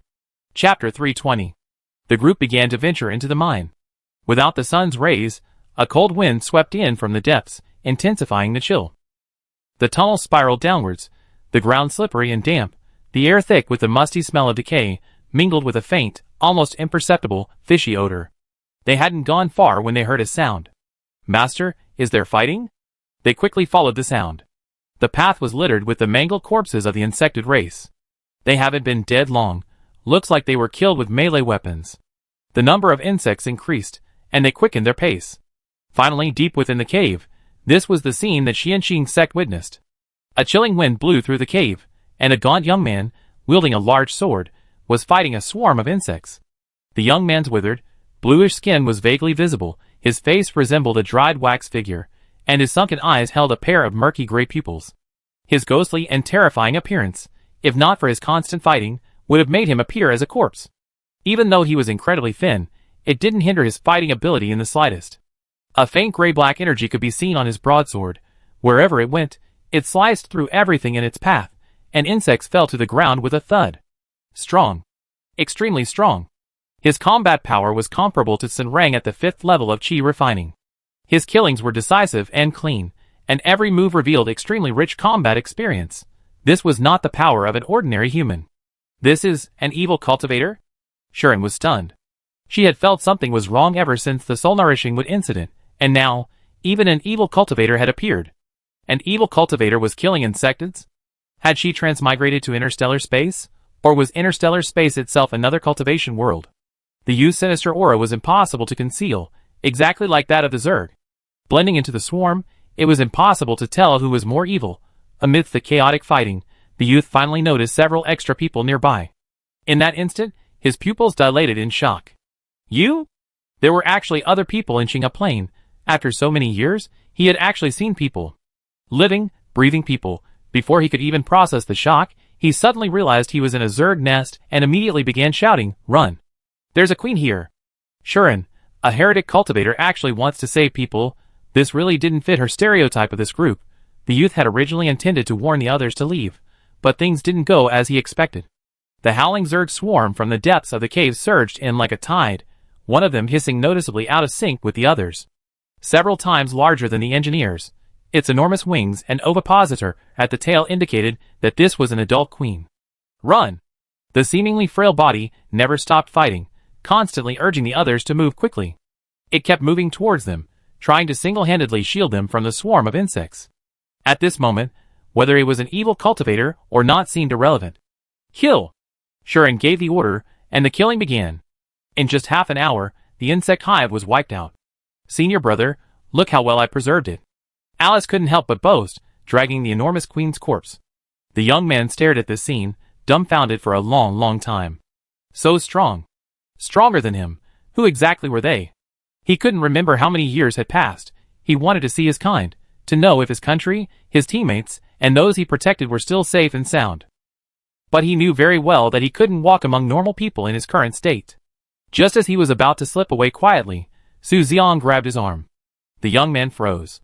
The hand that grabbed him was warm. Unlike his own icy body, or the corrosive slime of the insected race. A warm, soft human hand, and look at that smiling young face. Brother, you're awesome. You single-handedly stormed into the insect hive. No matter who the young man was, someone who would risk their life to save someone in a dangerous situation couldn't possibly be a bad person. Shuren immediately saw through the other man's unease and anxiety. The sinister power emanating from him couldn't be concealed at all. Are you a heretical cultivator? What's a heretical cultivator? As he spoke, he tugged at his clothes, trying to cover up the unusual things about him. He knew something was wrong, but he didn't know what that strangeness meant. Shuren froze. Wasn't this some evil cultivator who had the same transmigration experience as her? He seemed genuinely clueless. Could he be some local evil cultivator who had stumbled upon this place by chance? Who are you? We came from outside to rescue survivors like you. Yes, these were survivors, weren't they? Although their appearance was completely different from the weak and pitiful image she had imagined. You really came from outside? Outside Qinghe Plain? Yes. Upon hearing the words from outside, the other person couldn't stop the tears from streaming down their face. What year is it now? Star calendar 425. 7 years have passed? Yes, yes. What? He cried for a long, long time. His hoarse sobs seemed to pour out 7 years' worth of pent-up pain, trembling unease, overwhelming loneliness, and bottomless fear. How is the Federation? Did we win the Zerg War? Judging from the state of the group, things outside seemed to be going well, at least not like they were suffering from the ravages of war. But no one had appeared from Qinghe Plain, so the situation was unclear. We neither won nor lost. Qinghe Plain became a fallen zone, and there are 13 other planets like it. For the next 7 years, the Federation was at peace. That's good, that's good. At least, the war didn't escalate. Did you really come to rescue me? Yes, aren't you a survivor? What? I thought this was how my life would end. The question is, how did he survive all alone? Judging from the battle just now, his fighting style and strength were definitely not those of ordinary warriors. The young man cried for a long, long time, finally recounting his experiences in fits and starts. Lab, a Federation citizen, was a former mech pilot in the 1st Legion. He only been in the team a short time before going to the battlefield. Gu Han, ? My man. When Qinghe Plain fell, he was evacuating the last wave of civilians, his eyes bloodshot from the carnage within the insect hive. Then, the Zerg Queen appeared, civilians and comrades either dying or fleeing. With the help of his teammates, in the chaos, he pierced the Queen's chest, and then, the most outrageous thing happened. The red crystal in the Queen's chest cavity, eaten it? Before she passed out, it seemed she swallowed it. Shuren recalled the explosive energy. Was this person's luck good or bad? Intense pain swept through his body, and he fainted. I don't know how long I slept. When I woke up, I was all alone in Qinghe Plain. Since then, I seem to see the black energy on the insects, and I've been fighting by eating them until now. Brother, could you give me some mental preparation before this turn of events? You're already eating them? Your mental fortitude is pretty good. Is it delicious? Chapter 321. Alice blinked her big eyes and asked seriously. She swallowed hard after asking. Others, you've been holding back for so long, and this is the only question? So many important things are lined up. Is eating something you can't avoid? Speechless. La Boone paused for a moment, then replied seriously, "It's awful. It's sour and tough, and highly corrosive. It made my teeth sensitive." Alice looked pained, as if saying, "Others can eat it, but I can't. No way, sis, look at that stuff, it can corrode through meshs." "Is that even considered normal food? Look at La Boone, he's a monster. A true iron stomach. Didn't you think about cooking it? Like boil it? Add some salt or something? Isn't the water full of radiation? A heretical cultivator eats insectates, but is it healthy? This little thing is quite unique. Ha ha ha.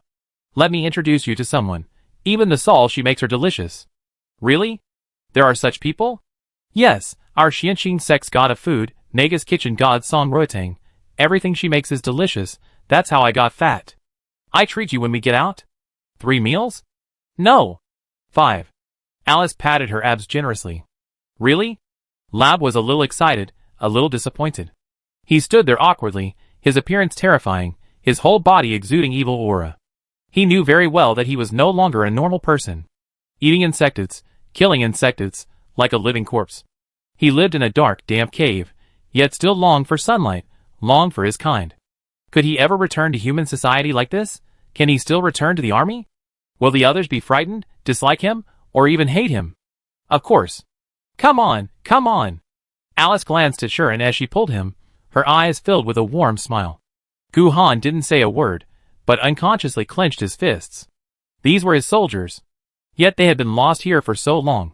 Labu must have graduated not long ago when he was assigned here, joining the 1st Legion, with a heart full of passion and dreams. He held on to the very end, surviving alone. Even 7 years later, he still remembered to protect the people in times of danger. Such a treasure cannot be lost again. Sharon has experienced over 500 years of spring, autumn, winter, and summer. She has seen countless people, trained countless disciples, and witnessed countless events. But each time, the brilliance of humanity still stirs within her. At this moment, the line between good and evil seems utterly unimportant. His ferocious exterior couldn't conceal the sincere smile on Labu's face, nor could it extinguish the burning passion within him. So what if he's a heretic? She, Master Yining, will protect him. Wait, I still have something to take with me. Labu led them to a cave not far from the mining area. Tiger cub. Tiger cub. Everyone was startled. Was it Xinghu? Had he even mastered beast taming without a teacher? The dark cave was deathly silent. Until Labu called out several more times. Finally. Meow. A tabby cat emerged from the darkness and jumped onto Labu. I found Tiger Cub in the city. He's been with me for years. It gently rubbed against Labu. Now we have a tiger named Meanie, and Meanie named Tiger Cub. When we encounter an opponent, I scare him to death. Ha ha ha. Set against the backdrop of the apocalypse, a human and a cat rely on each other for survival in the occupied territories. A rare and beautiful scene. What kind of cultivation are you talking about? We're Federal Military Academy students, and also cultivators. And you, my friend, you're a heretical cultivator. You're also a type of cultivator. Labu watched as the group boarded their flying swords and soared through the air. Even heretical cultivators can't keep up. Sharon looked at the dazed and confused Labu.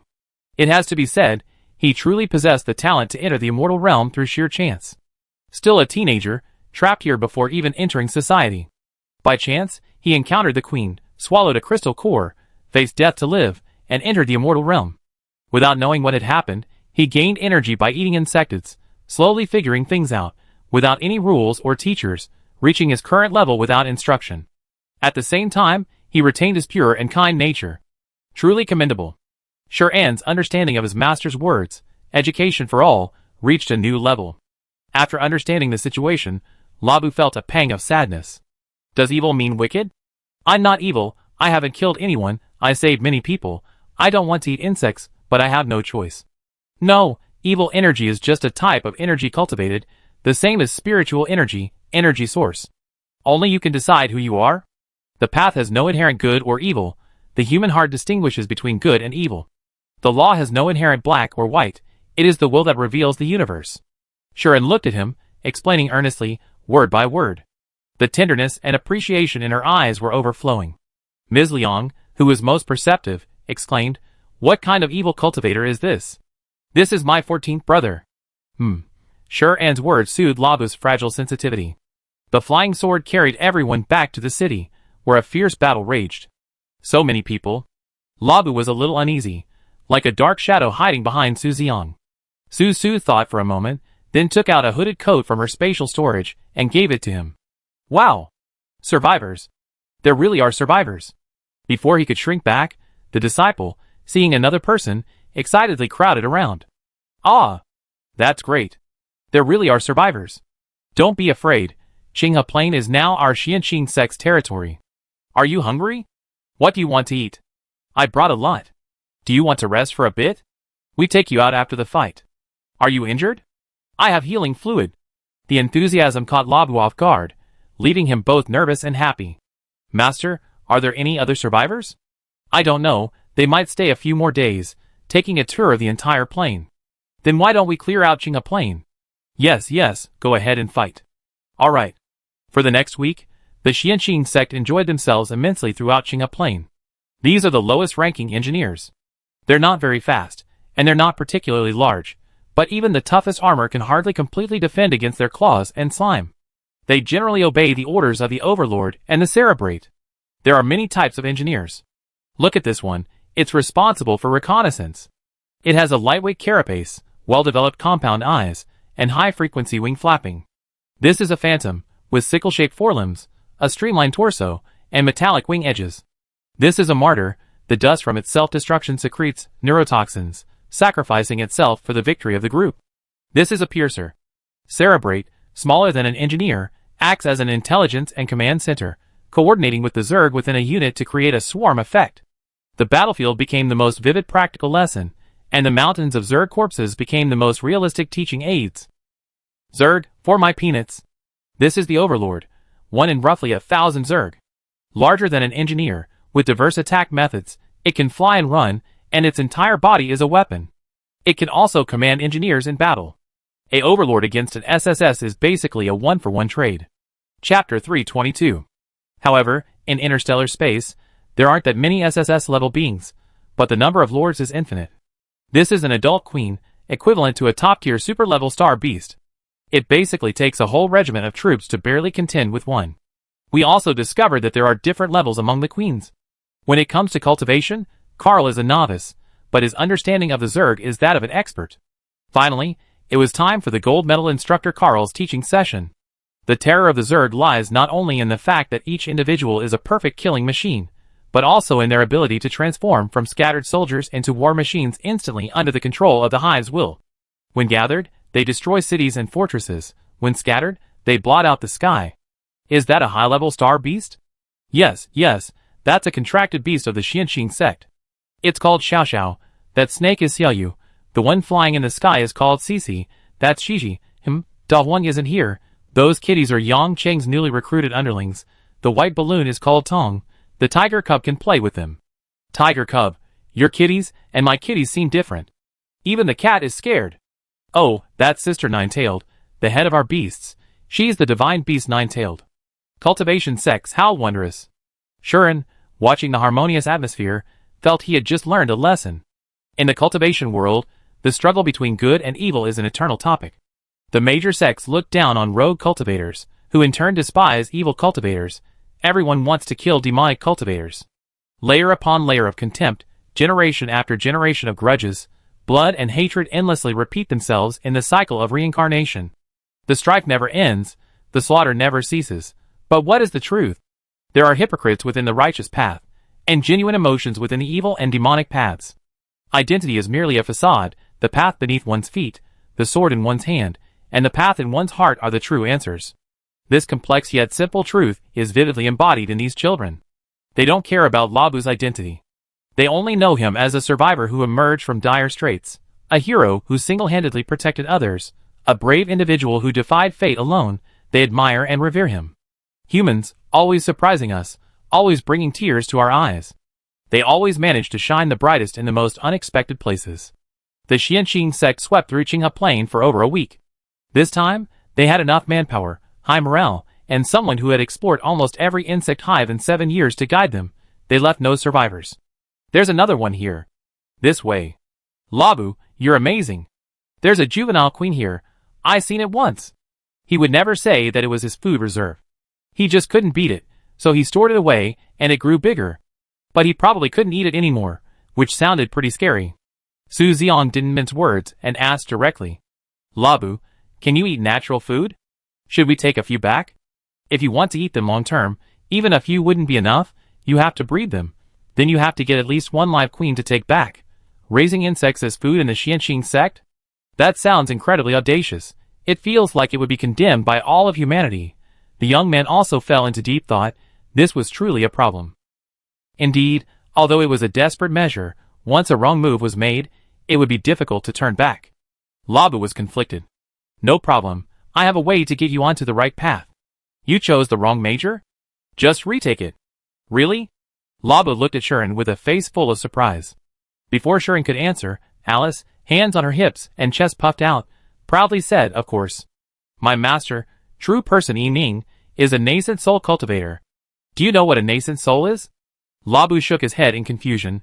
He hadn't even figured out what a heretical cultivator was. It doesn't matter if you don't know. They're probably 10,000 times more powerful than you. If Master says there's a way, then there's definitely a way.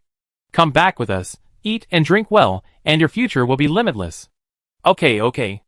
Alice's words were simple and direct, yet strangely persuasive, leaving the naive Labu completely convinced. Liang Yuing's clever mind raced. Her master's tone and attitude were practically a direct demand for her to kneel and kowtow. And this simpleton was still obliviously stroking his breasts. Sure enough, a few days later, her 14th brother was back online. On the afternoon of the 9th day, after entering Qinghe Plain, a long-awaited signal arrived in distant space. The 5th Legion's flagship, the Prometheus. Beep! Beep! Beep! Beep! Boss, Qinghe Plain. Qinghe Plain has a signal. Upon hearing this, all the ships stirred. Receive it! Receive it! This is the Qinghe Plain garrison base. 21st Legion, Zhu Lingshun. This voice was like a lighthouse in the darkness, the first ray of sunlight at dawn. Everyone who heard it felt their chests burn, and tears welled up uncontrollably. Zhao Yinian desperately suppressed his surging emotions. This is the 5th Legion. This is Zhao Yinian. Lao Zhu, how are you all? Good. We've taken the survivors. Qinghe Plain has been cleared and can be unsealed at any time, so we retreat now. Before Zhao Yinian could finish expressing his gratitude, the other end hung up. Zhu Lingshun. The most lethal form of bravado is the subtle kind. What does that mean? What else could it mean? Qinghe Plain is liberated. The 5th and 9th Legions clearly heard the phrase can be unsealed at any time. They exchanged glances, seeing the shock and ecstasy in each other's eyes. Ah!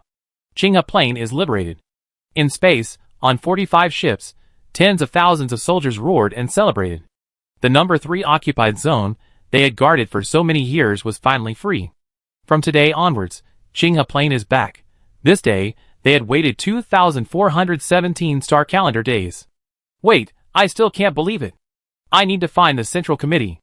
I need to find the Marshal. At the Central Star Army headquarters, the old men were almost laughing themselves silly.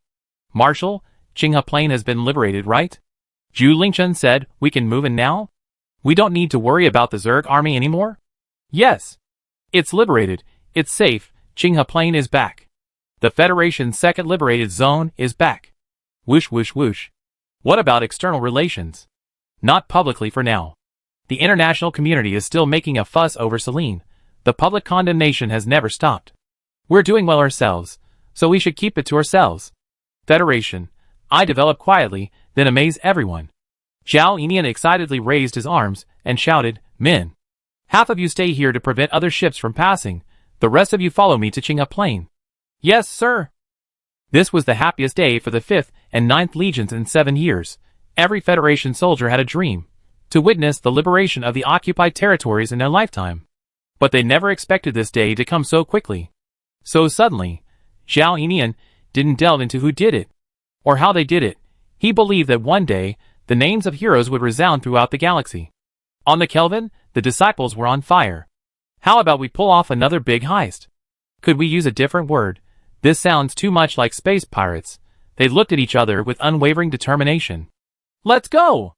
Elbows. Here we come. Chapter 323. The 13th Legion, its flagship, the contract, had been under the watchful eye of Yun Jiao for many days. Qinghe Plain and the 2 occupied zones of Urbos were very close, and with the 5th and 9th Legions assembling on such a large scale, How could she not have noticed? It was clearly a state of combat readiness. Weapon ports were fully charged and open. The target was Qinghe Plain. Something major had definitely happened. Could it be that the Zerg had returned? She wanted to ask, but it was inappropriate and she couldn't. This kind of thing was top secret military intelligence. They wouldn't tell her until she knew. All she could do was prepare for battle and wait. This preparation lasted for about 10 days. Today, there was finally movement again. Boss, what are they doing? Are they going into the occupied zone? Yunjiao rushed over, staring at the image on the screen. It's true, and there's more than one.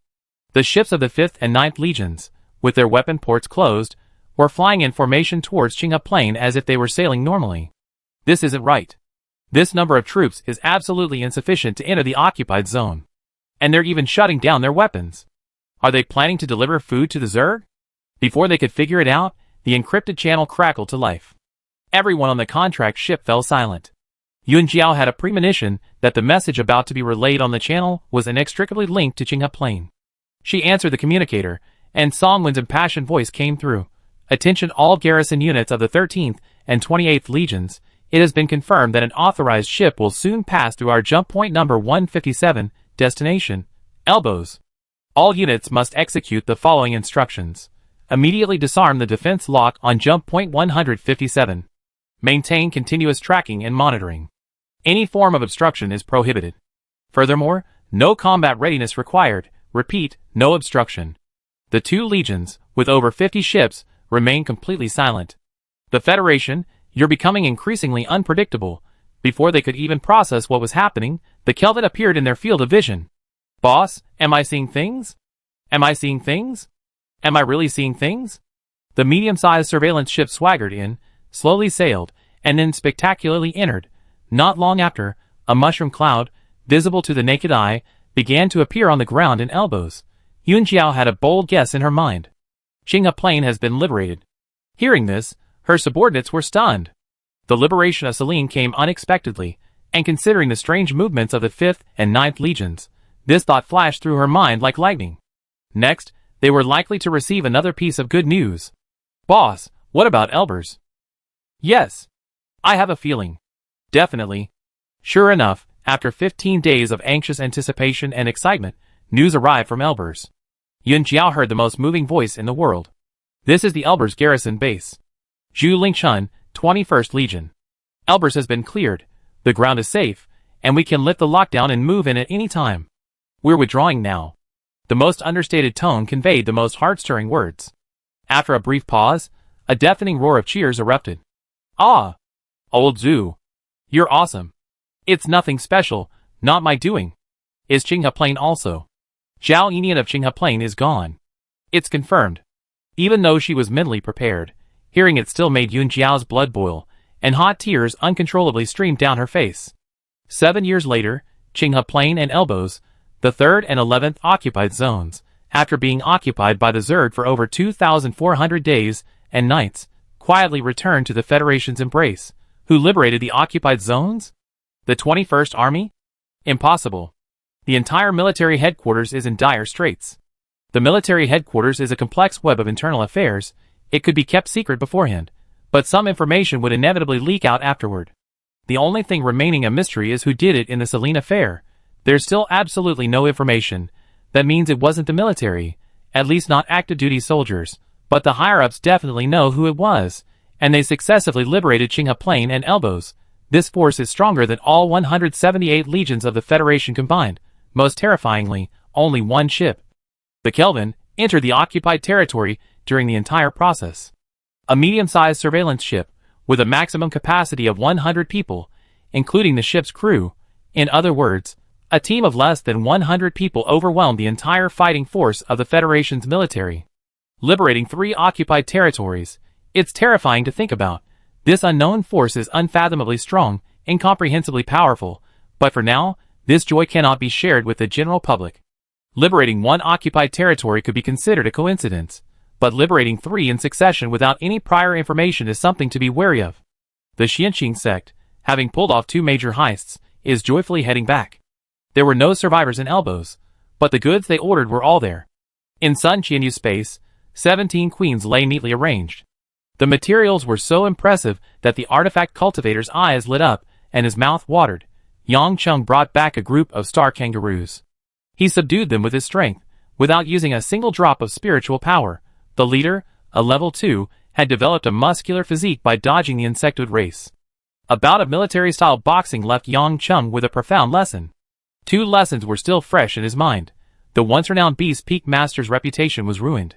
Gongzi, come back with me. From now on, you won't be a wild kangaroo without a master anymore. You be a kangaroo of my Xianqing sect. You eat and drink the good life, and I introduce you to someone else, my 4th senior brother. He's a body cultivator, with muscles just like yours. Beat him, and I recommend you as a disciple of my Xianqing sect's Beast Peak. How about it? The kangaroo named Gongzi looked at him with disdain.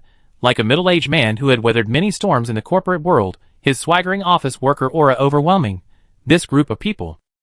They killed all the terrifying bugs, and even gave them delicious food. The grass was making the kangaroo's mouth water. Everyone's just trying to make a living, so what difference does it make where they work? So Gongzi, half-heartedly, led his tribe along. The other disciples, listening to Yang Cheng charade with the kangaroo, laughed themselves silly. If 4th uncle knew you were so worried about his spirit beast, he'd be heartbroken. That's right, I'm just too kind-hearted. I always think of others first. Ha ha ha. In the corner, Labu, petting his tiger cubs, laughed along like an idiot. For a senior brother must be an interesting person too. Tony, 14th brother, wanna get a membership card? After being away for almost a month, the Kelvin has finally returned. The others who remained at the base didn't suspect much. After all, different teams had different missions. Fujiwara's team had also gone out during these many days. The special training had achieved its purpose, with remarkable results. The Federation's higher-ups were secretly delighted for days, and Songwen was laughing in his dreams. He desperately wanted to announce it immediately, giving the whole country another week-long holiday to celebrate. But he told himself, a mature leader must be able to hold back his laughter. Chapter 324.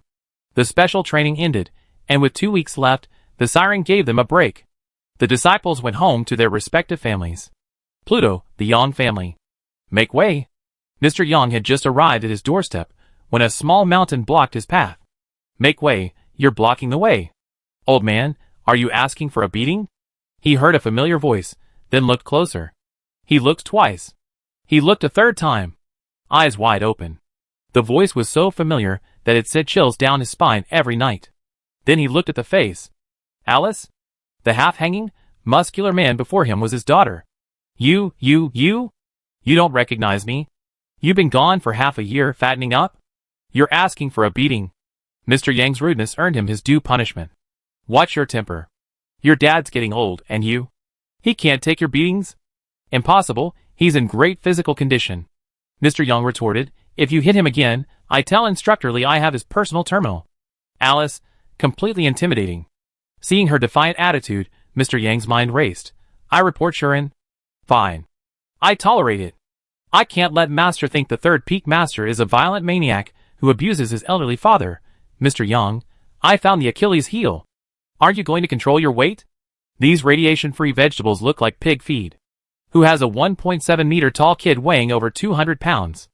I can live to be over 200 years old. You can't eat like this. I don't even recognize you anymore.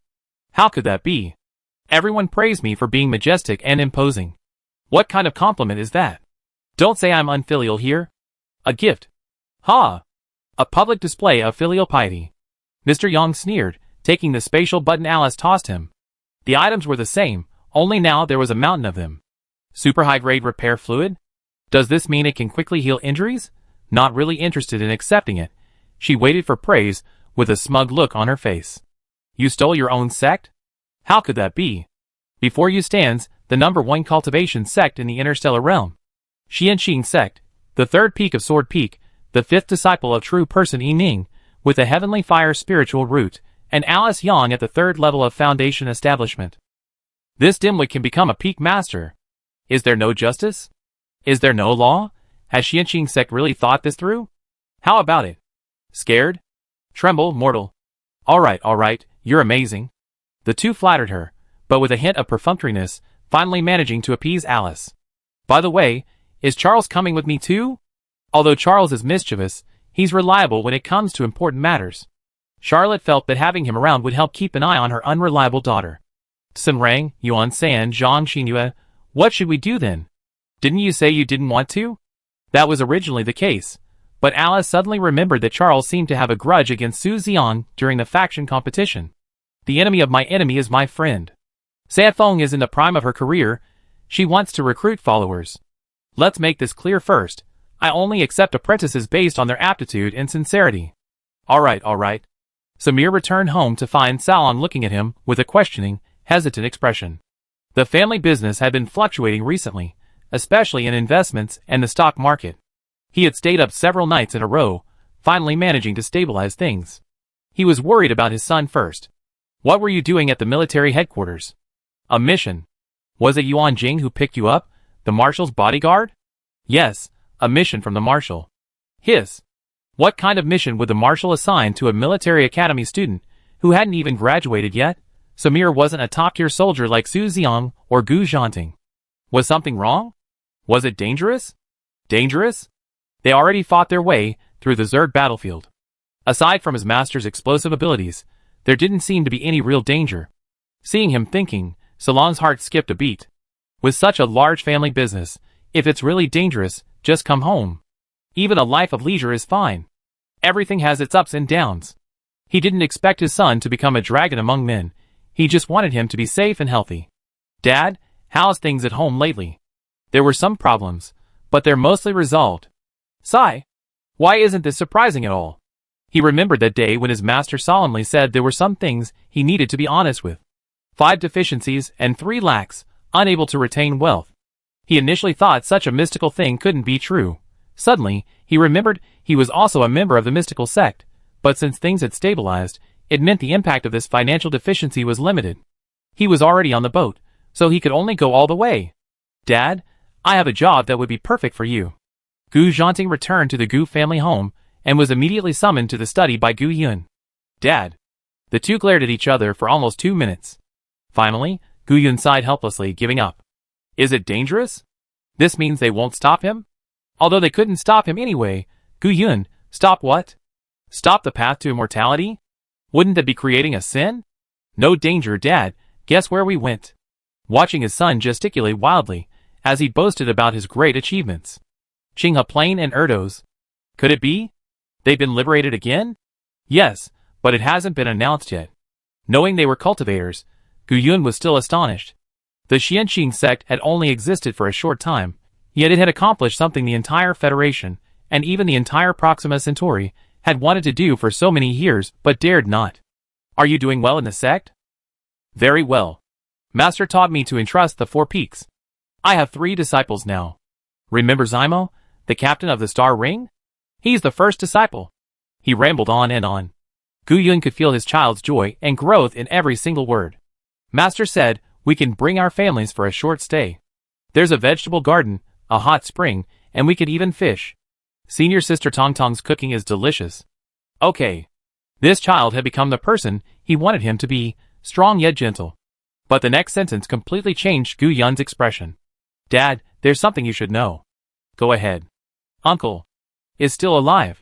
Gu Yun jumped up from the stool, gripping his son's shoulders tightly, his expression contorted with extreme shock. Don't worry. He come back after everything's over. Really? Is he really still alive? How did he survive? How many injuries did he suffer? His younger brother had always been sensible, his thin shoulders bearing the responsibilities of the family and the Federation, yet his face always wore a relaxed smile. Training couldn't be neglected, and he was also concerned about the affairs of the family and the Federation. Scenes from his memory flashed by one after another, and Gu Yun could no longer hold on, hunching over and squatting down. Hot tears fell to the floor, splashing up tiny droplets. The iron-willed sect leader wept like a child. It's good that you're alive. It's good that you're alive. The sect leader is our Gu family's greatest benefactor. Chapter 325. Such a terrible battle. Gu Jianshan survived and even encountered A Ting. There's only one possibility. He's currently in the Xianqing sect. The first person that popped into Gu Yun's mind was Gu Han. Why hadn't he considered that possibility back then?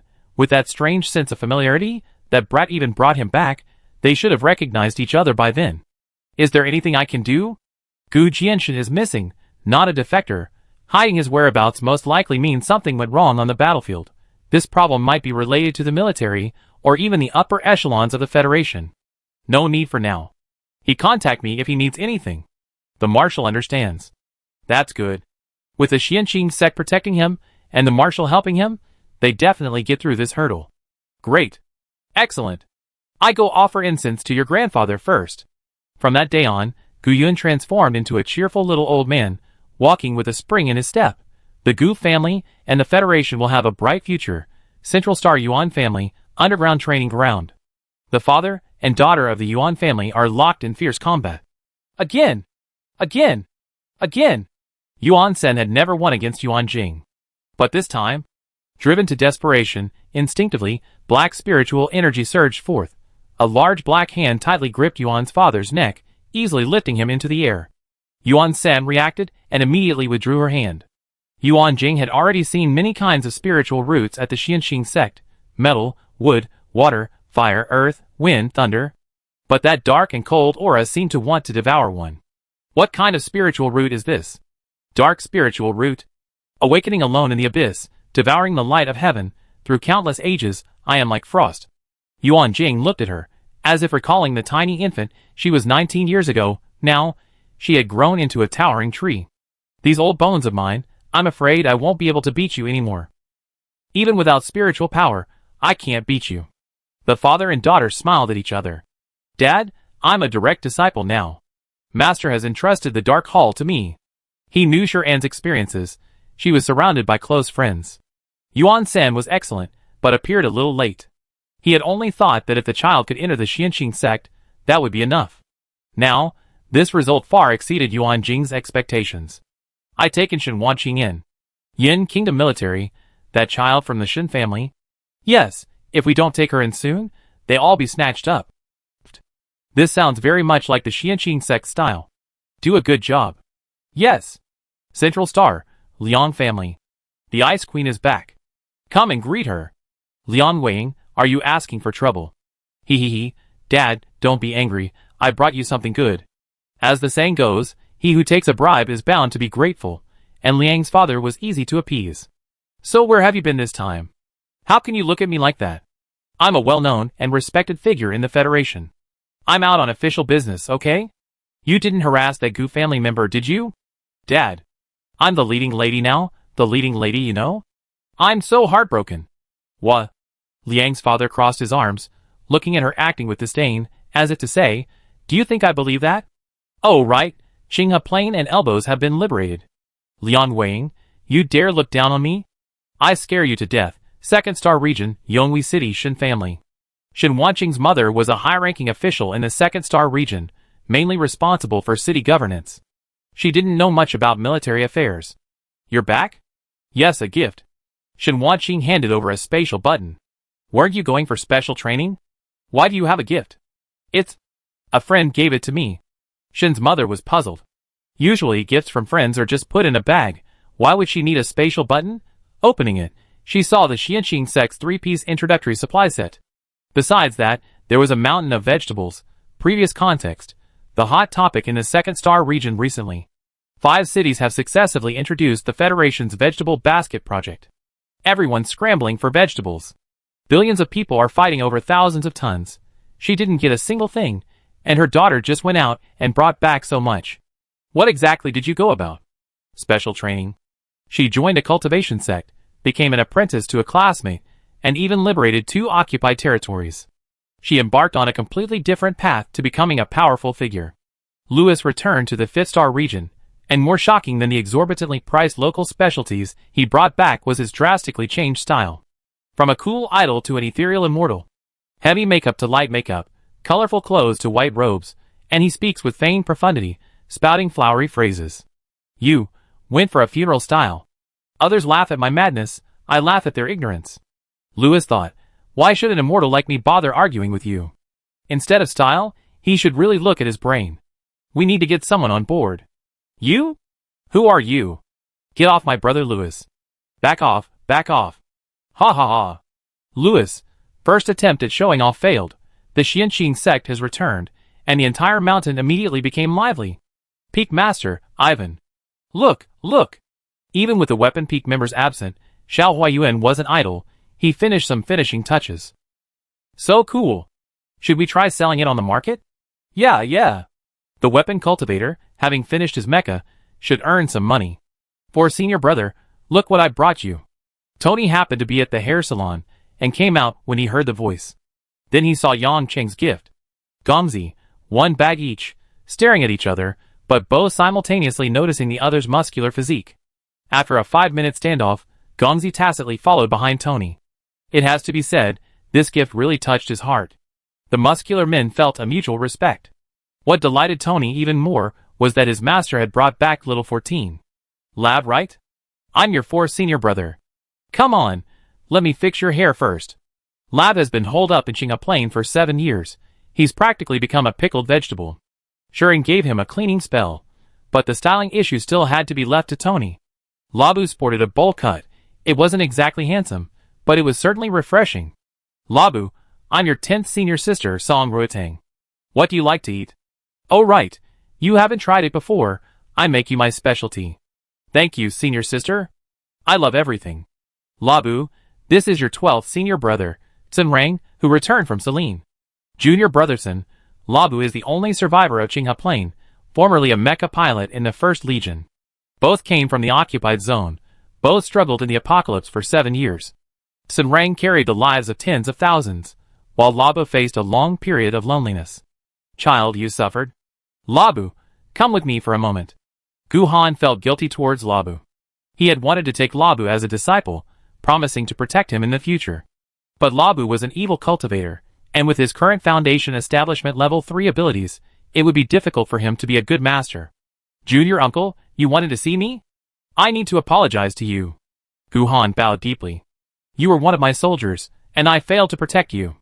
Chapter 326.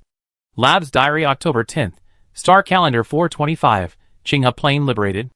No celebration, no announcement, no one in the entire Federation knew, and I, finally, left that battlefield I had defended for 7 years. I met my former commander who said, I'm sorry. But what he didn't know was that he was an irreplaceable idol and hero in the hearts of all the soldiers. He was worthy of everyone, the entire Federation, even the entire interstellar space, owed him a thank you. The person I admired is now my junior uncle. I have a sect, a true home. Federation high-level meeting, confidentiality level, highest. This was Lu Ran's 2nd time attending a meeting of this level. The environment of the entire Star 9527 had undergone a qualitative change under the nourishment of the Spirit Core. And at the Agricultural Research Institute, more than a dozen out of over 100 people had been found to have wood spirit roots. Although the grade wasn't high, it was more than enough for managing the vegetable fields. Therefore, the supply of radiation-free vegetables entered a period of explosive growth. Nearly 10,000 tons were supplied daily to more than 200 vegetable markets in the Federation. And its scale continues to expand. Lu Ran was overjoyed, preparing to report on the achievements and results. Suddenly, a bombshell was dropped on him. Qinghe Plain and Elbows? Liberated? Even among the Federation's high command, few knew this. After all, things are different now than before. Liberating occupied territories requires no mobilization of troops. Was it the Xianqing sect that went? Yes. One survivor has been brought back.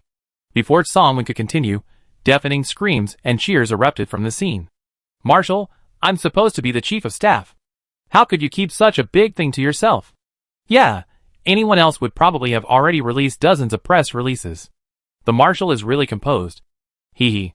I've been laughing for days. You're right, now is not the time to be so high profile. Yes, the international competition is coming up soon. We don't want to become the target of everyone's criticism. That's what they say, but half of the Federation's top 100 are disciples of the Xianqing sect. What's there to be afraid of? But the Federation isn't exactly known for its flamboyant style. Lu Ren was stunned. She genuinely thought the Federation's top 100 were just going for special training. Now she understood, the Xianqing sect never leaves empty-handed. Alright, let's get down to business. Lu Ran was in charge of Star 9527, and the 425 New Energy Xianqing project was handed over to Cole. He began his report with a firm tone. Sphinx, Celine, Qinghe Plain, and Elbows have all discovered spirit stone and spirit mines. Celine and Qinghe Plain, in particular, possess a large spirit vein, According to the cultivation world's definition of a spirit mine, it's enough to build a medium-sized sect.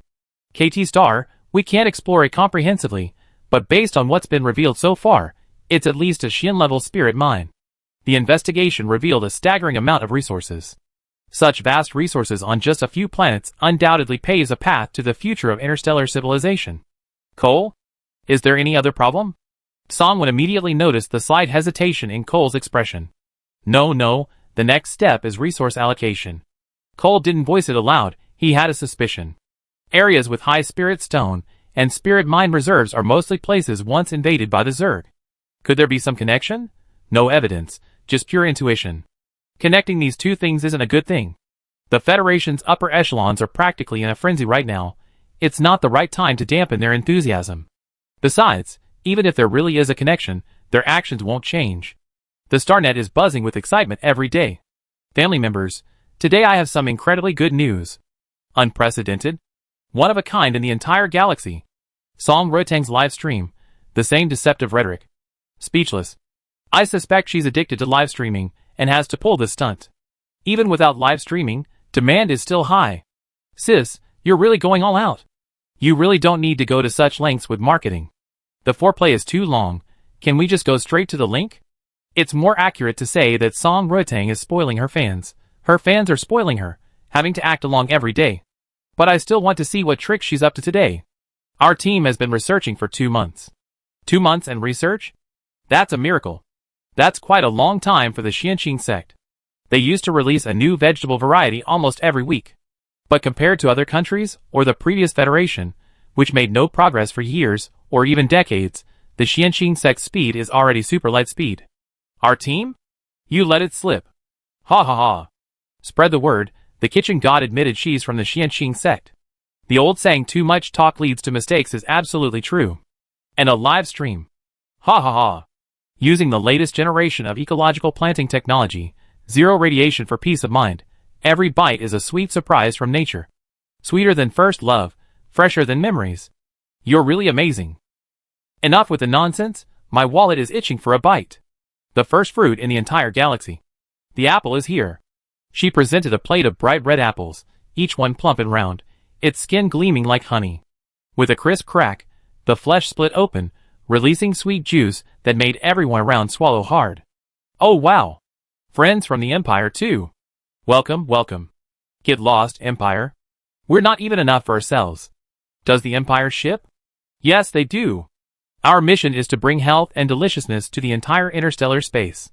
You're making us fans seem so petty. The boss just called me on her personal terminal saying she has to lose money today. She'd feel terrible if she doesn't. Shuren, ? Am I the boss? I never said that. Today's price. Don't say it too loudly, I'm afraid my competitors will report me. What competitors? The original price is 998 per kilogram, but in my live stream it's only 9.98. You heard me right, not 998. Not 99.8. It's 9.98. 9.98, you won't lose out, you won't be cheated. 9.98, who do you think you are? Where's the link? New friends, remember to follow and become a member. There's also a 10 yuan coupon. Imperial netizens were bewildered by this whole operation. Were they sure the products sold in this live stream were genuine? Radiation-free food at this price? Were they crazy? Of course it was real. Look at the number of followers in the upper right corner. 358 unit billion. The Federation's unparalleled top influencer. No, this number is already top tier on Proxima Centauri. 3, 2, 1. Link up. Grab it. Song Rotang, a well-known food blogger who does the most high-end business with the most down-to-earth style. Radiation-free fruit is now available. What is fruit? What is an apple? Dean Hang from the Academy of Agricultural Sciences explains. Family members, did you manage to grab an apple today? The kitchen god breaks Proxima Centauri livestream record again. 78 billion people are online ordering. More than 20 billion of them are from overseas. Are the apples delicious? Breaking news. The kitchen god lets slip that she's from the Xianqing sect. Chapter 327. The vegetable explosion has already affected the Empire. Although the Federation doesn't have enough to eat, the prices are simply too cheap. Medium-grade vegetables with a radiation level of 20 points in the Empire are still selling for over 1,000, while radiation-free vegetables in the Federation are going for a mere 9.9 yuan. It's outrageous, and this price difference is enough to tempt many to take the risk. Vegetables aren't exactly controlled goods, so soon people were getting them to sell in the Empire. Retail price: 5,000 out of 100 grams, not to mention apples. Their beautiful appearance and sweet taste would make them a prize at state banquets. The vendor: I'm going to make a fortune. At the Federation's trade fair, radiation-free vegetables attracted a lot of attention. Is this from the Federation? Radiation-free? Really? Could it be some low-radiation vegetables being sold under false pretenses? It's no wonder ordinary people are suspicious. Over the years, even with amazing achievements, no one has dared to use zero radiation as a gimmick. Go ahead and test. Even the slightest bit of radiation, just a tiny bit, I give you my head as a stool. Pretty arrogant. This was the first time a federal merchant had acted so indignantly. Really testing? Testing. The result was a true 0% radiation level. Now everyone was in an uproar. I take them all. Wait, I was here first. I raised the price. I had 20%. 50%. I double it. I'm reserving. Full payment. The scene instantly erupted in a cacophony of voices. So you guys don't know the Federation has produced radiation-free vegetables? This is too much hype. Everyone thought it was a scam.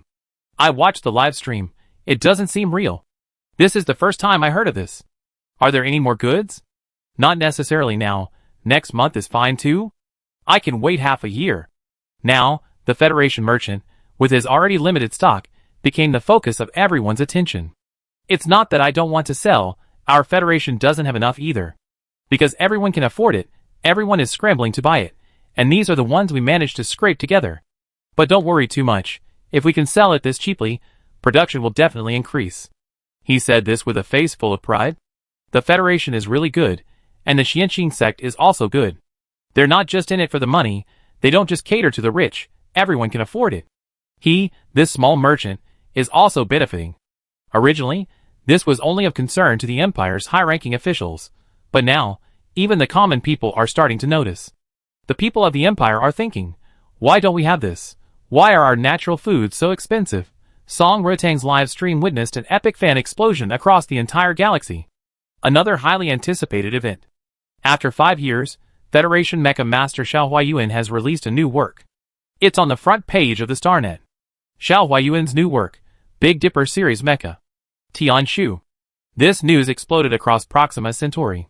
And the amount of information contained within is staggering. For 5 years, everyone thought Master Xiao had retired, but this time, he himself is enthusiastically promoting it on the Starnet. He claims this is his most satisfying work to date. Secondly, this mecha isn't a custom-made model. Anyone can pilot an SSS-class mecha. You should know that high-end mechas have always been custom-made for individuals. Third, the auction channel is the Dark Realm. Anyone with money can participate. Fourth, judging from the literal meaning, this isn't just one mech, but a series of 7. Does that mean we can expect more to follow? Fifth, the eye-popping, explosive parameters. Even more terrifying than Gu Zhanting's Thanatos. Speed, 95, energy efficiency, 95%, agility, 90%, attack power, 97, overall score, 96. A string of 9 starting with 9 makes one doubt their eyes. These stats seem to be only barely comparable to Gu Jianshan's Poseidon. Is this the performance of an SSS-level mech? Is it exaggerated? Everyone dares to think this, but no one dares to say it aloud. That's Xiao Huayuan, one of the top figures in the entire Proxima Centauri mech world. We can only verify this after the mechs are sold. Finally, and most strangely, the designer of this mech isn't just Xiao Huayuan. Look closely at the information. Designers: Sun Xinyu, Xiao Huayuan, Ivan.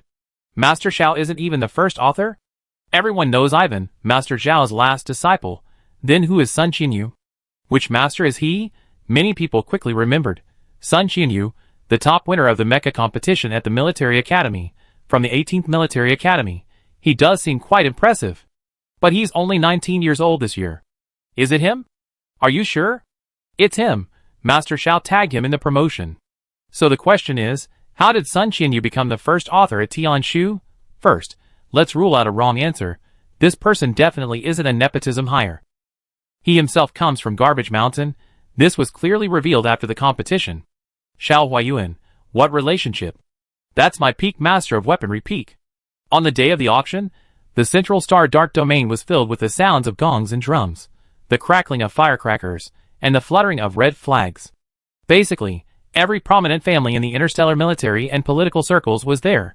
People pulling strings and using connections were everywhere, just to get a ticket. Tianshu, the first of the Big Dipper series matched from the Xianxin sect. It integrates weapon crafting techniques with interstellar mech technology, its design concept being the perfect symbiosis of cultivation and technology. It possesses both the spiritual essence of traditional magical artifacts and the destructive power of futuristic weapons. The body is predominantly black, inlaid with silver-white spiritual patterns, and the joints are embedded with floating bronze talisman rings, the runes flowing like a galaxy when in operation. It has its own rune array on its back, and its arms are infused with thunder magic runes. Its appearance is impeccable, and its performance surpasses all others. By the way, the appearance has nothing to do with the Peak Master, it was designed by Ivan. 250 million. 270 million. 380 million.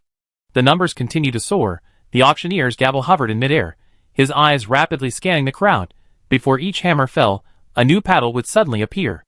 In the end, the Novak family of the Empire, also the number one mecha family on Proxima Centauri, won with 650 million star coins. In terms of mecha design and manufacturing capabilities, Xiao Huayuan, though skilled, still couldn't match the Novak's vast mecha empire.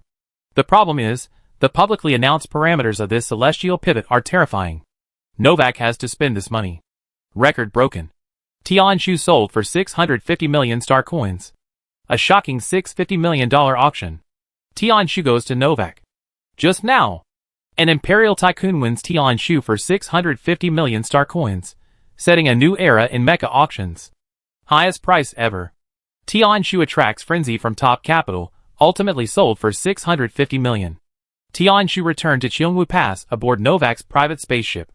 That evening Molly, the head of Novak, presided over the performance test of Tianshu. How much? Is there an error in the data? Molly was still hoping that Xiao Huayuan had rigged the data, or that the tests were conducted under special conditions, leading to discrepancies, and thus such excellent results. There is indeed a difference. The tester looked troubled, then continued, our test results are, speed, 96, energy efficiency, 96%, agility, 92%, attack power, XXX, overall score, 99. Chapter 328. 99? Is this a number a machine can measure? The testing equipment isn't malfunctioning? We already replaced the testing equipment and tested it several times, and it's still this exaggerated. Molly grabbed the equipment, staring intently at the string of exploding numbers on it. Why is it getting higher and higher? Who reported lower data? What about the attack power? It's exceeded the testing limit, it can't be measured. Molly was truly dumbfounded. The data the instrument could measure was all data demonstrating effectiveness within the mecha's domain. But the performance within the realm of weapon crafting wasn't even reflected. If it were truly put into combat, Molly would discover that this mecha's strength far exceeded the data. But even now, he was already astonished. This means that the Federation's pinnacle technology in mecha manufacturing has clearly surpassed that of the Empire, because the Empire's strongest mecha family, the Novak family, they couldn't produce it. They even dared to export it. Following the Federation's usual practice of developing one generation and keeping another hidden, this export version is definitely not the top-tier version. The Federation has been watching all this without intervening or saying a word. It wasn't until the Novak family's money arrived that Cole came over. Which one do you want? Cole, ? Can we still choose? Ivan casually opened his personal terminal and pulled out a bunch of blueprints.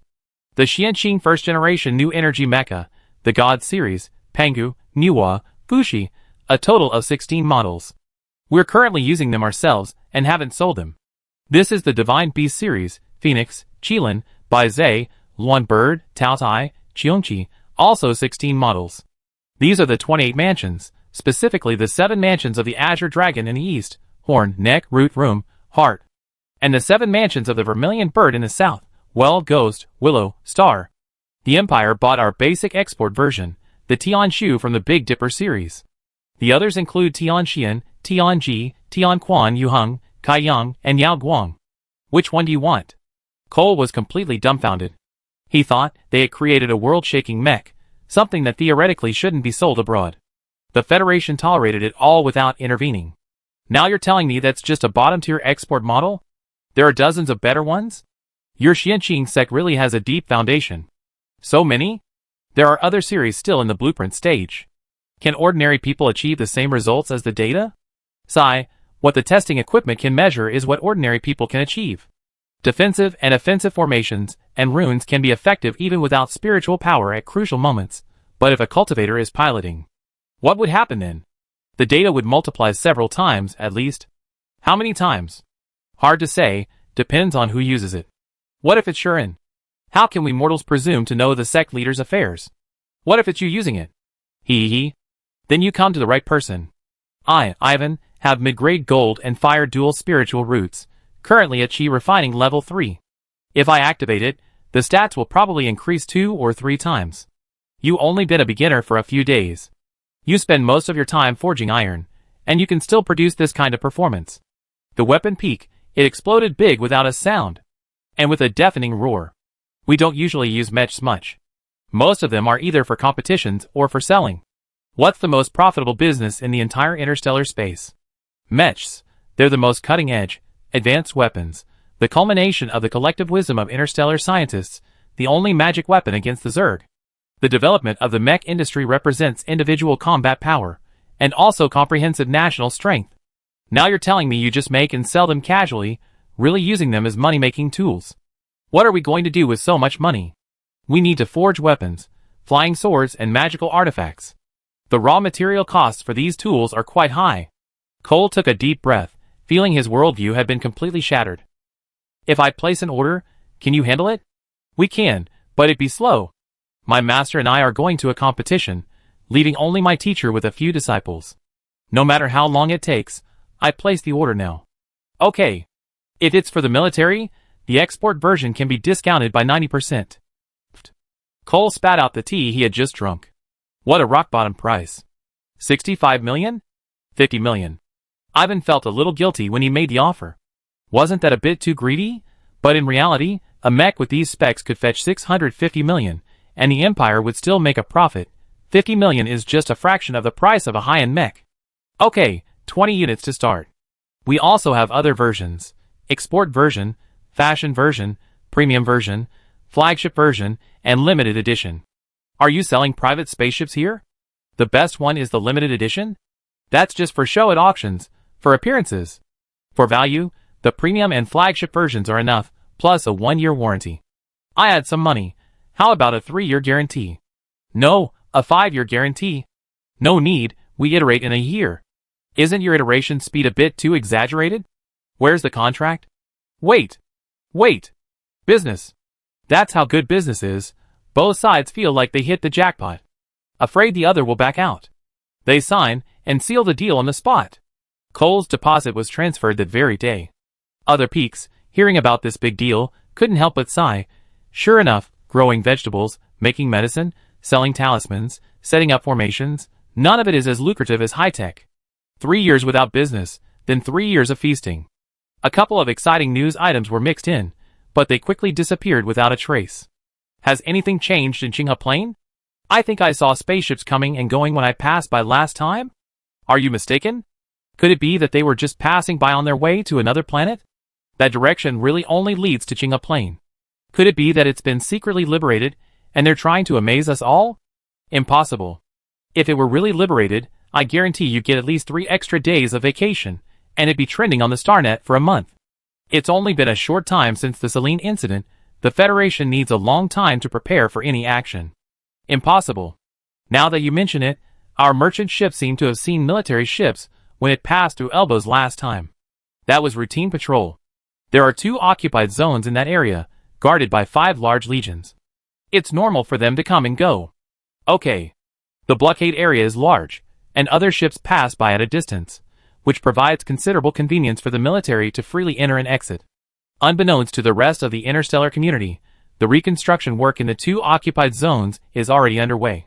Federation, we amaze you. Half a month before the competition, the Federation's top 100 are packing their bags.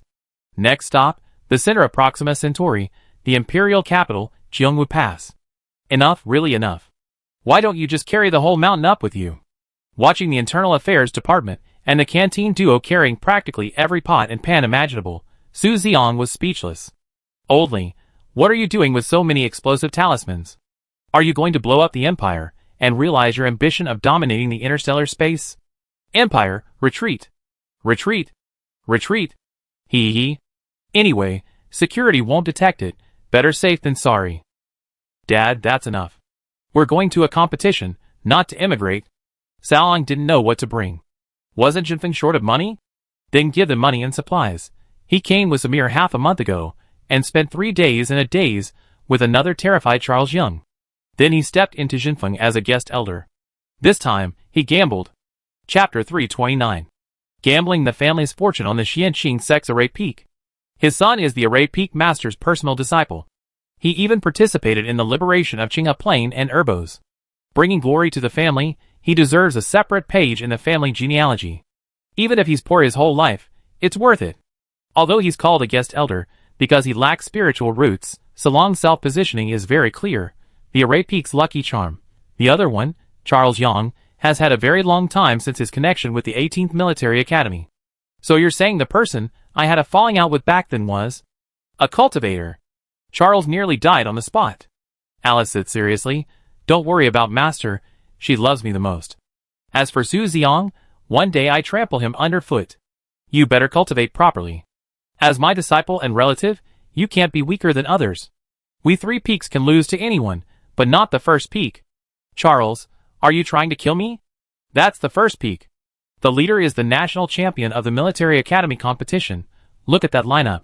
Maybe I should just give up. Cultivation is all about fate. He can't handle such complicated interpersonal relationships." Charles wavered between cultivating and not cultivating, and the thought of quitting began to cross his mind. The result? A superior grade single-fire spiritual root.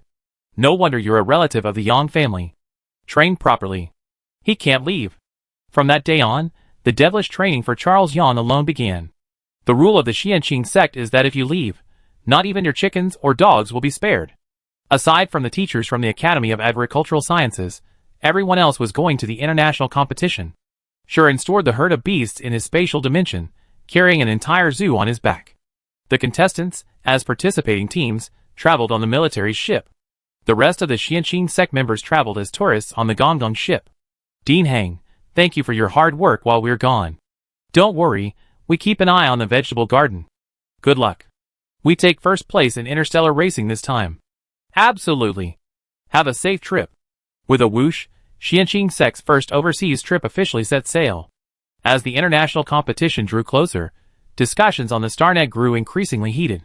Ultimate Combat Strength Assessment. 1 month before the tournament, the Empire's secret weapon exposed. StarNet authoritative prediction. Host countries win rate plummets by 10%? Federation's new mech becomes a variable?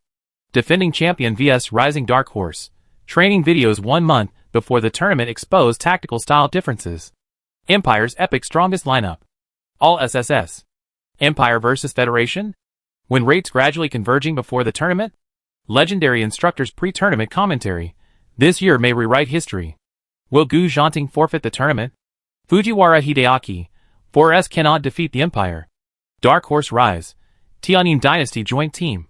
In 2 days, a Federation manned spaceship and 4 escort ships departed from the Central Star, heading towards the Empire. Finally, that dazzling pearl was revealed before everyone's eyes. Qiongwu Pass, a steel marble reborn on interstellar ruins. Twice the size of the Central Star, it boasts 16 large and medium-sized cities and countless resources. 65 years ago, this was the site of the first interstellar Zerg invasion. The Imperial warriors fought intermittently for 58 years, standing firm during the first and second Zerg invasions. 8 years ago, the Zerg amassed hundreds of millions of troops and launched a full-scale war against Proxima Centauri, resulting in the first fall of Qiongwu Pass. This battle cost the Empire dearly. Millions of soldiers perished in the stardust, and millions of civilians became part of its monument. But humanity never knelt. Under General Fu Yuan's leadership, Qiongwu Pass was recaptured 6 months later. This jewel became the only planet besides Selene to be liberated after its fall. Therefore, Qiongwu Pass became a sacred symbol in the hearts of the people of Proxima Centauri. It represents resistance, resilience, and the hope for peace. Qiongwu Pass was the battlefield of the Zerg's bloodbath, and also the capital of all races pilgrimage. 12 artificial war moons, modified from Zerg hives, orbited the planet, their surfaces covered with orbital cannon arrays. The constant flow of merchant ships, warships, and the ever-present neon lights of the Steel City all testify to the brilliance and prosperity of this interstellar jewel. Viewed from near-Earth orbit, this planet presents a strange harmony. Lush primeval forests blend seamlessly with stark metallic cities, and the most prominent of these, the steel capital, is Tianshan, the main city of Cheongmu Pass. At the heart of Tianshan stands the most awe-inspiring landmark. 8 years ago, warriors of the Empire's 1st Legion piloted the colossal warship Nirvana, crashing it into the massive Zerg hive at the city's center.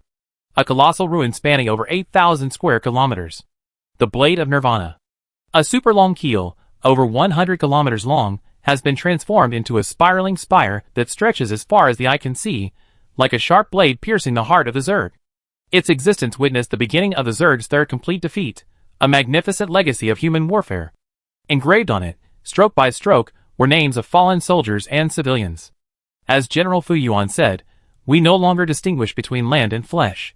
Every inch of soil has swallowed warriors, every gram of air has vaporized souls." This was a true great wall of flesh and blood. That's Nirvana? The largest warship in the interstellar space. Even from afar, one could feel the profound, soul-stirring impact of the distant battlefield. According to Article 17 of the Proxima Centauri Navigation Convention, and Section 3 of the Imperial Spacetime Security Law, you have entered the Imperial Sovereign Starfield. Please send your ship authentication code and biometric verification key. Federal Blatteros, welcome to the Imperial Cheongmu Pass. This is the Empire.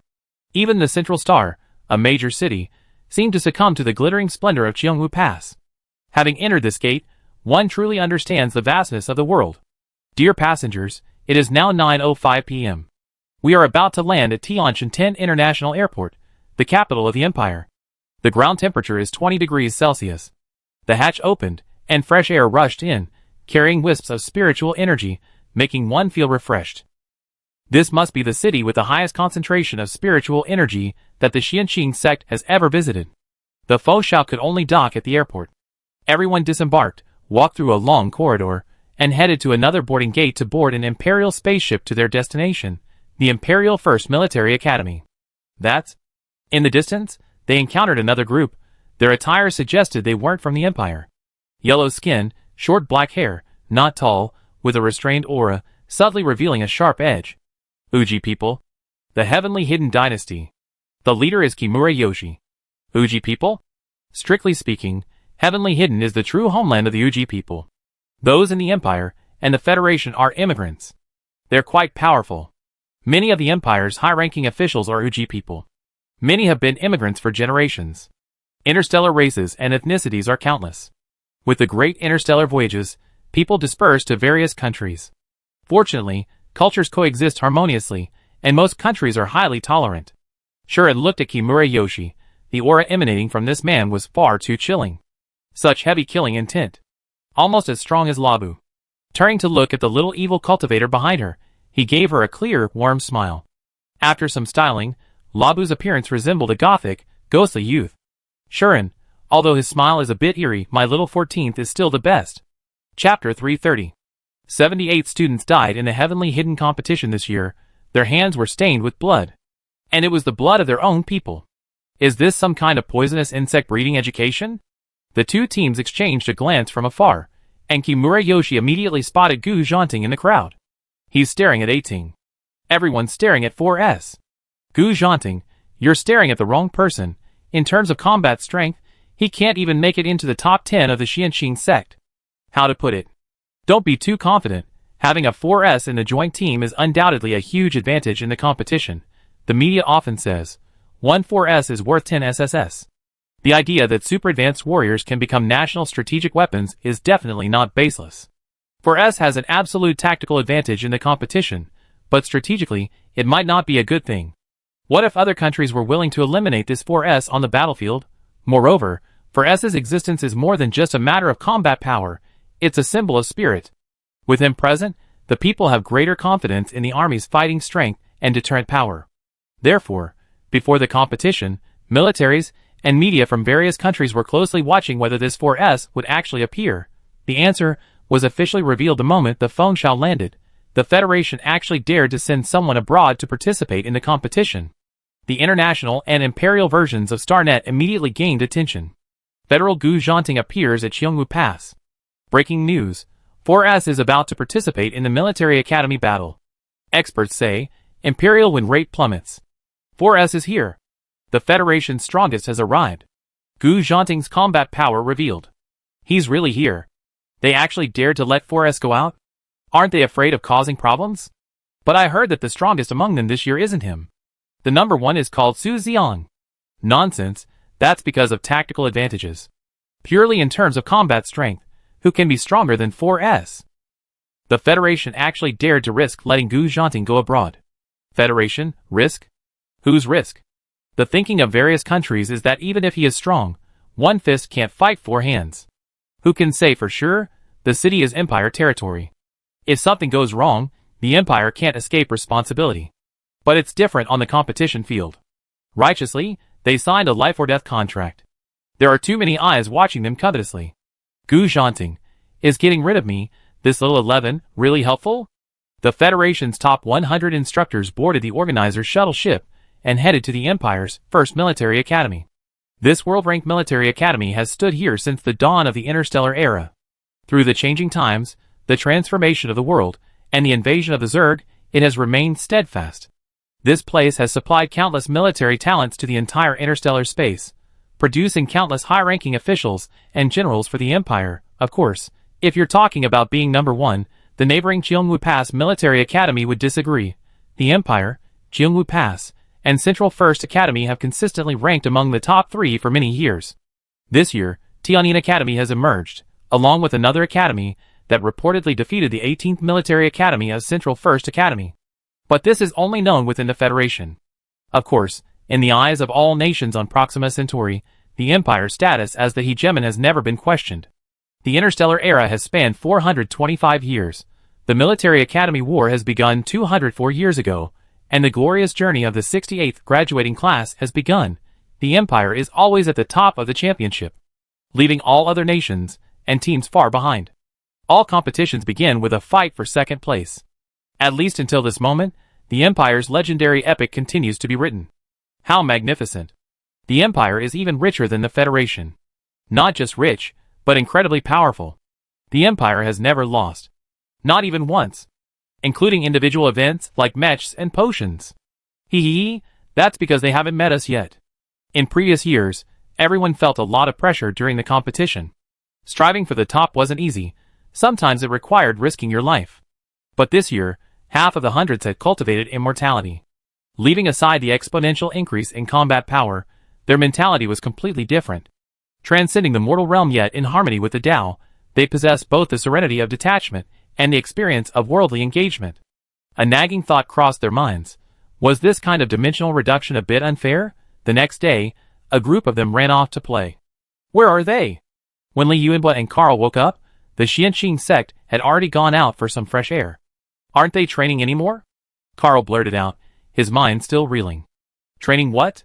That's true, but isn't it too conspicuous to run around like this? They all run away. What can we do? The other schools, having finished registration, were preparing their equipment and adjusting their state. Only the Federation seemed to be genuinely here for tourism. They met up with the rest of the Xianqing sect shortly after leaving. They were staying near the Empire's first military academy. Oslin's family owned a hotel there. First stop, Nirvana Blade. Up close, the massive wreckage appeared even more solemn and majestic. Everyone stood silently, bowing to the victims and offering white flowers as a symbol of peace.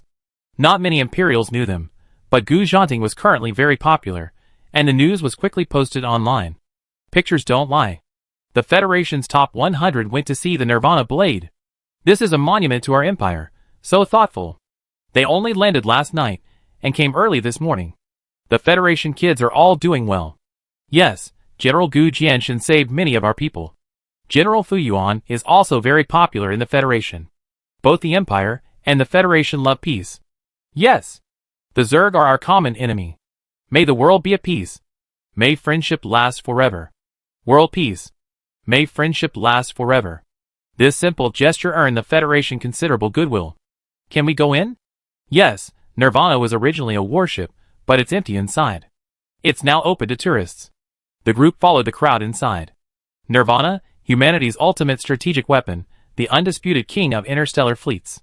Stretching 12.8 kilometers, embedded with the AI Captain Zeus, it carried 3 antimatter reactors, a single doomsday cannon, 72 pulse-phase cannon arrays, a fleet of 10,000 Reaper starfighters, and 5 regiments of mechs, capable of easily destroying several asteroid clusters. Since its appearance, the Empire's dominance has been as enduring as a star. The media once joked, "This isn't a warship, it's a moving border." Later, it became humanity's lifeline, until that battle, Nirvana entered the fray, crashing into the Zerg hive. From that moment on, Nirvana ceased to exist. This is the first interstellar warship? Yes, the Empire poured all its resources into building this one.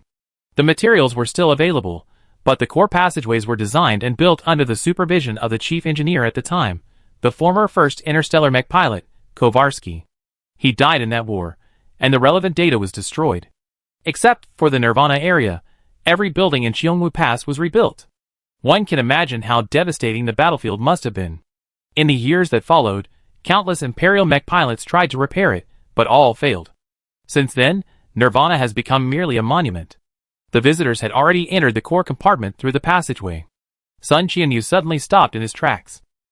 Chapter 331. There weren't many visitors today, and they gradually dispersed to various locations throughout the warship.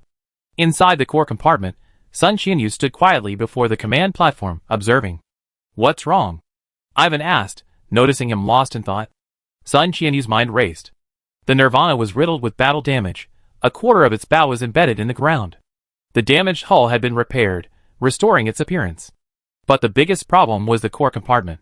The core compartment was essentially the brain and nervous system of the entire warship, transmitting energy from the reactor in the hull to all parts of the ship through energy pathways. The AI Captain, Zeus, issued commands and directed the battle. The problem was that the collision had severely damaged the core compartment, making it difficult to restore the energy pathways, and Zeus had fallen into chaos. The key to repairing it lay in correctly restoring the various pathways of the command center. Without engineers, without blueprints, and with tens of thousands of pathways and countless permutations and combinations, it had been impossible to complete for so many years. But in Sun Qianyu's mind, his divine sense could penetrate every complex and intricate component, like a fragmented map where every broken path was rapidly repairing itself, connecting and reassembling. It was restoring everything, he murmured. It can be repaired. Huh? Ivan, Xiao Huayuan, and Shuren beside him heard it. It can be repaired? It really can be repaired? Not only can it be repaired, it can even be modified. Ivan and Xiao Huayuan stared in disbelief at the confident and charismatic leader of the weapon peak. This was Nirvana, the most powerful warship in the entire interstellar history, and it still is today. Since its heroic sacrifice, it has become a source of regret and obsession for the people of the Empire, and even the interstellar world. So many mecha masters have risked their lives, yet none could bring Nirvana back to life. But now, Sun Qianyu, after only 10 minutes inside the ship's cabin, casually announced, it can be repaired. However, the Xianxing sect members remained calm, showing no doubt about his judgment. What's the probability? 90%. If Sun Qianyu said 90%, then it was a 100% certainty. He stared intently at Shuren, as if he had found a new challenge. Shuren nodded slightly. Repair it, consider it a gift to the Empire. The question is, can it be repaired? How? A student comes to the Empire for a competition, and then tells them, I can repair your strongest warship? That won't do. Let's buy the materials first. The materials are all here, it's itching to repair it. Since a direct approach isn't feasible, why not sneak in tonight? Just in time, the Empire was hosting an international mecha equipment exhibition. This was a perfect opportunity to buy materials. The next day, the others continued their stroll, while the 3 elders and 2 children from Chiefing headed out of the exhibition hall. The exhibition center, spanning over 100 square kilometers, was teeming with people. Area B is the equipment hall. Area C is the materials hall. We're currently in Area A, the mecha hall. The magnificent mecha hall resembled a steel temple, its dome soaring into the clouds, its alloy beams gleaming with a deep blue metallic sheen under the cold light. Thousands of mechas stood like silent giants on the stands, casting imposing shadows under the intelligent light strips. The 3 who came to buy materials were stunned. The first Iron Guard. It's the first mecha in human history. Our military's current mechas are direct descendants of this series. Junior uncle is still using it. But I completely modified it. Just think, 400 years ago, someone could create such exquisite and powerful mechanical monsters. Human creativity is truly boundless. Silverwing Series 9th generation. Its air combat performance has increased 12-fold, making it the undisputed king of air combat before Crimson Owl. Sky Dome, a defensive mech. Don't underestimate this several-meter-tall iron lump. Its quantum shield can withstand a cruiser's main gun salvo, used to block cannon fire in wartime. Lightning, a speed-type mech. When it appeared, the entire interstellar space was in an uproar. Now its successor, Star Shuttle, has been in service for 30 years. Xiao Huayuan knew all this history like the back of his hand, effortlessly recounting the anecdotes of each model. The two listened with great interest, their eyes dazzled. This wasn't just buying materials, it was a pilgrimage. Titan 3000. The three exclaimed in amazement, surrounding the imposing black beast before them. Titan 3000, the latest model in the Titan series, 2.5 meters tall, weighing 300 kilograms, both light and powerful. Attack power up to 96. Agility 95%. One unit costs 5 small targets. And we have to wait half a year. This is Novak's latest masterpiece. Wow! Amazing! How did they come up with this connection method? What material are the joints made of? So smooth. Mosin had just entered his own exhibition area when he saw two top students from the Federation's mecha department circling around the Titan 3000. The scene was truly surreal. You see, in international competitions, every competitor represents their country. Each of them was among the nation's best, each with their own pride and glory. Facing opponents, even powerful ones like the Empire, they usually either offered sarcastic criticism or feigned profound sneers. This was the first time they'd seen such gleaming eyes and unwavering praise. Look at this. This passageway is ingenious. I think we can copy this approach? Can you call it copying when it comes to mecha pilots? That's borrowing. Mosin couldn't help but cough. The three of them turned sharply, their faces still showing infatuation. The air froze for a second. Only then did Mosin realize that Federation Mecha Master Xiao Yuanhui was also there. Aren't they training? And why did the three of them come out? Master Xiao, I'm Mosin from the Empire's first military academy. You're from the Novak family? Yes, this is my family's booth. Are you Sun Qinyu and Ivan? Mosin had met Ivan at the competition. But he knew Sun Qinyu because of his family's Tian Shu. Anyone who can build a mecha like that is definitely no weaker than me. Hello. Hello. The three of them then began to feel embarrassed. They had just said they wanted to copy the design in front of them. Your Titan is so cool. Thank you. Shall I introduce it to you? Is that alright? Sure. The group shared the same hobby and enthusiasm, and the same humility and politeness, and quickly struck up a conversation. I didn't know you could design like that. Your Novak team is amazing. My mom is even more amazing. Master Molly? Can we get her autograph? Molly, the current head of the Novak family, is ranked number 1 in mecha design in the Empire, and also number 1 on Proxima Centauri. Sure, I give it to you before the competition. Thank you. Looking at the sincerity and excitement in the three of their eyes, a strange emotion welled up within Mosin. The Federation's mecha pilots are quite approachable.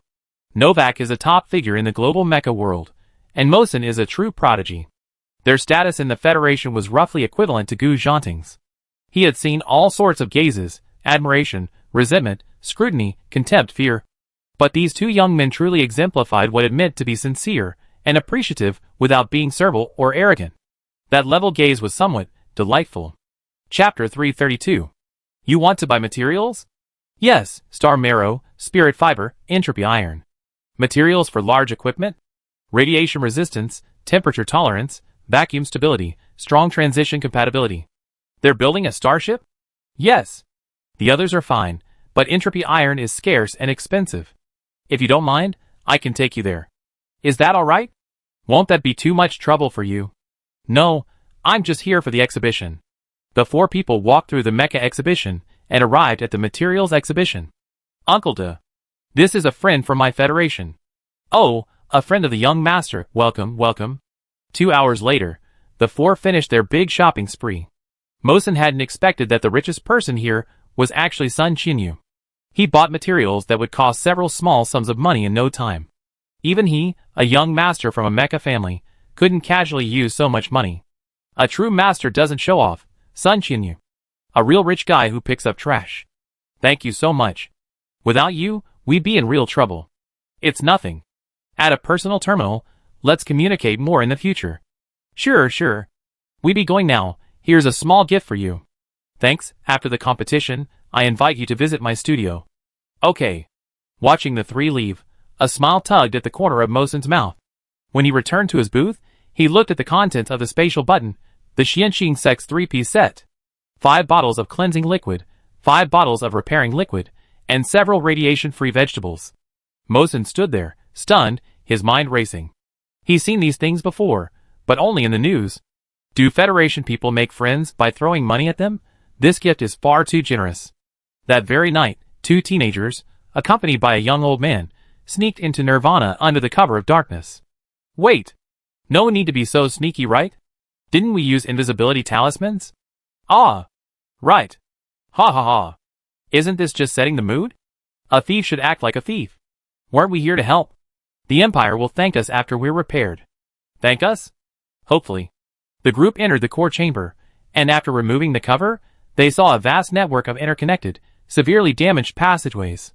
The workload is a bit huge. Release the worker ants and puppet spiders. With proper diagnosis and design, the workload is just a matter of time. Weapon Peak is no longer just a lone commander, it now has countless repair-type puppet beasts. It can quickly achieve the true meaning of cyber cultivation, forging a technological form with the soul of cultivation. From that day on, Weapon Peak's schedule was completely reversed. As night fell and the lights of the capital gradually dimmed, the 3 of them stealthily slipped into the dark, deserted core chamber. Controlling a group of puppet beasts, they tinkered and repaired. Before dawn, they quickly cleaned up the battlefield and quietly departed. I came softly, just as I leave softly, waving my sleeves, leaving not a trace. Weapon Peak went to be a carefree child, but the other peaks weren't idle either. Spirit Plant Peak, Pill Peak, and Cook Army went together to the Empire's most famous seed and plant trading market, the Fire Seed Hall. The Fire Seed Hall was established to preserve and perpetuate the few remaining natural plants in the interstellar space, encouraging investment of all resources to cultivate self-propagation and preserve the flame of civilization. Therefore, anyone can come here, and there are no taxes. Plants and seeds are priced according to the market. But the prerequisite is that the genetic sample must be preserved. The stalls stretched as far as the eye could see, large and small. There were large companies, research institutions, and hunters from outlying cities carrying handfuls of green plants, carefully placed in exquisite glass boxes. The lower the radiation, the clearer the color, and the higher the price. But this still couldn't dampen the enthusiasm of customers from all over. Galaxy flower? It really looks like the Milky Way. So beautiful. Buy it. Uncle Wang, are those watermelon seeds? I think so. I saw them in the statistics. Buy. Shoo, look. Sunflower? Buy. Senior sister, it's Starry Sea Sorghum. Buy. Rutang, this one. Quantum wheat. Buy. Dryland bitter melon? Buy or not? Just hearing the name, you could tell this thing might taste as wicked as a bean curd. Buy. The market for seeds was far less than that for plants. Plants could be used to extract medicine, as high-grade food, and a small portion could even become materials for mecha. But only powerful families and research institutions could afford to buy the seeds, because most people simply didn't have the ability to cultivate them. The group was overjoyed, as if they had struck gold. The Spirit Plant Peak's declaration was, "Give me a seed, and I give you an oasis." With Spirit Root, you can grow anything. The Xianxing sect was rich now, and had bought to their heart's content. Once she had finished tidying up the entire market, Song Rotang was ready to get down to business. The kitchen god's dream was to bring happiness to the interstellar world through delicious food. Today, she was going to set up a street stall in the Empire, let the people of the world taste the flavor of radiation-free food. The group's massive spree attracted considerable attention. They didn't seem like wealthy people, nor were they locals, yet they could spend money like water.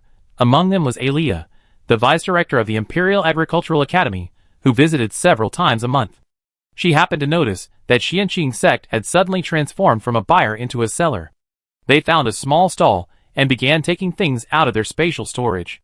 From the moment they took out the first item, Aliyah's attention was completely captivated. What's that? One by one, plump, round, fist-sized fruits were neatly stacked on the stall.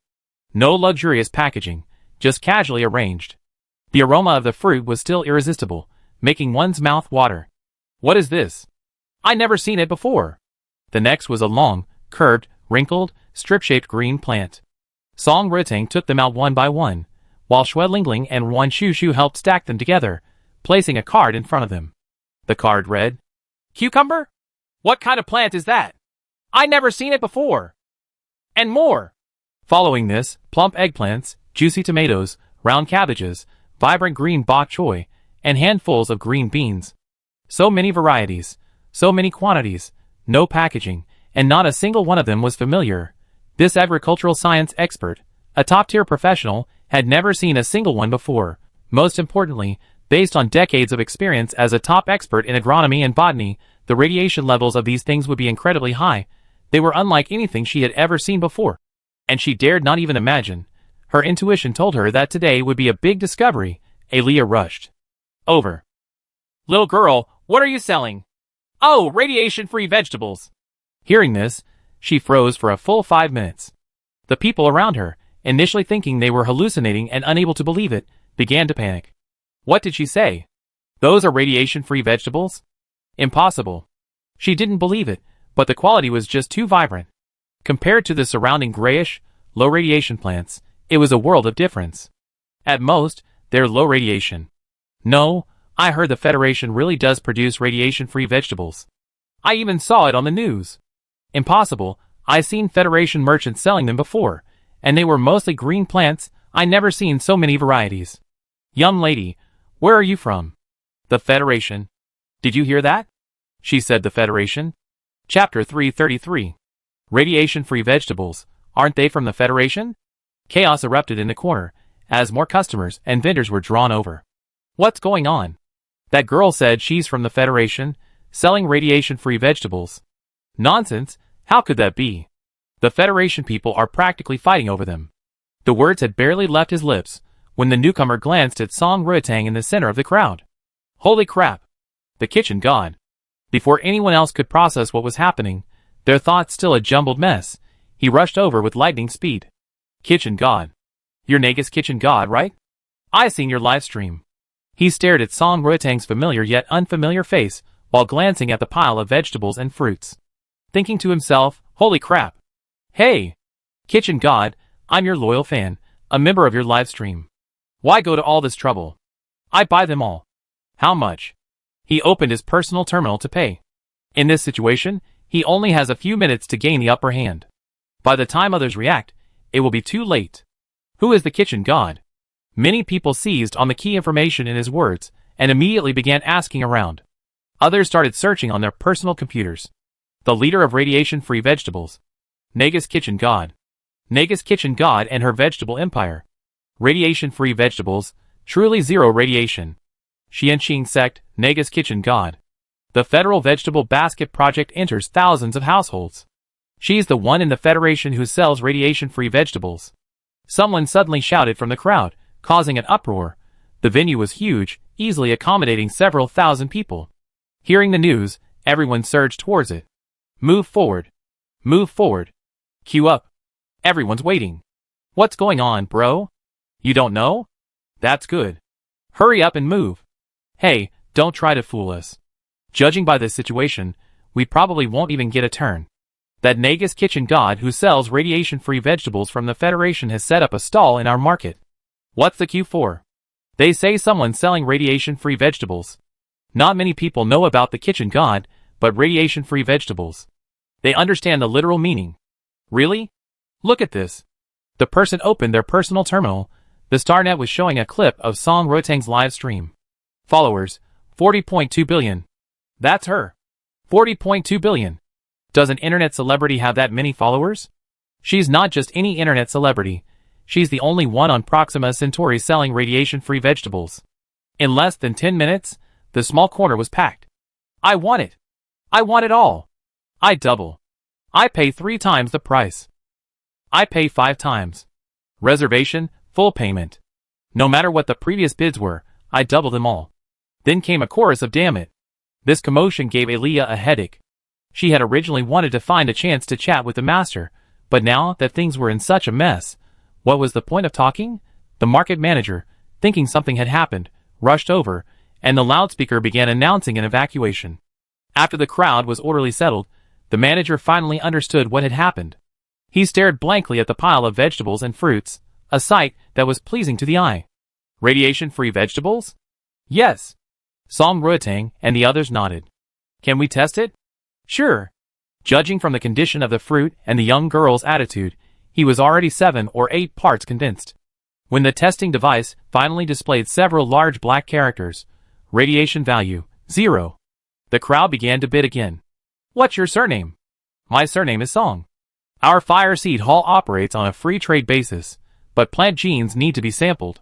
No problem. After the sampling was completed, the administrator saw that the situation showed no signs of calming down. Look at the mess this has made. How do you plan to sell them? Oh, this is my first time in the Empire, and I brought quite a lot, but there are many of us. How about this? Green beans are 100 per kilogram. Kilogram? That's an unfamiliar unit. Usually, only mecha materials or ores are sold like that. Zwankingzong. What else? We always sell by the gram or by the plant. 1 million, right? It sounds expensive, but it works out to about 10,000 yuan per 100 G. These are all varieties I never seen before, and they're radiation-free. You can't find a single seedling like them in the Empire. I have to get them no matter the price. 100 yuan. How much? After she said the unit after 100, the room fell silent. 100 star coins per kilogram. Song Ruotang had practical experience in small businesses, unlike Shuren and the others who made money by feel. She certainly knew that radiation-free vegetables could sell for exorbitant prices in the Empire. But this time, she was letting the people of the Empire try something new. The price has increased tenfold, any more, and it would be unethical. Radiation-free vegetables will eventually become commonplace throughout the interstellar space, and the Xianqing sect isn't just making money from this. I was here first. I'm standing right next to her. Look closely. I was the first to talk to her. I recognized her first. Me again. Goddess. My name is Yen Hui. From the Yen family of Cheongwu Pass. Our whole family are your fans. Can't you let her say something? The administrator finally managed to regain control of the situation. 5 kilograms per person, limited quantity. Huh? Everyone gets a share. What could they do? The kitchen god had the final say. Everyone stared at the pile of vegetables. Selling by gram would be quite a lot, but by kilogram. How many people could this stock sell to? Everyone was calculating. Would there be any left for me? Which kind do you want? Can I have a little of each? Sure. The administrator maintained order, and everyone lined up, waiting for their turn in those exquisite gift boxes, for their radiation-free fruits and vegetables. Will it even be my turn? Everyone was filled with anxiety. Watching the stock dwindle, their disappointment grew. The last person took the remaining bunch of green beans, and then Old Wang and the others started pulling vegetables from their spatial storage. There's more. Yes. How many of us are there? About 6,000. That should be enough. Enough? Enough, we have plenty. Elia was dumbfounded. How did you guys grow these? Ah! The screams and cheers almost lifted the roof off. Everyone waited happily. Finally, everyone, including the administrator, got some. We got it! Radiation-free vegetables for 100 yuan a kilogram. The biggest bargain I ever gotten in my life. Thank you, goddess. Welcome to the Empire. Elia was the last one standing.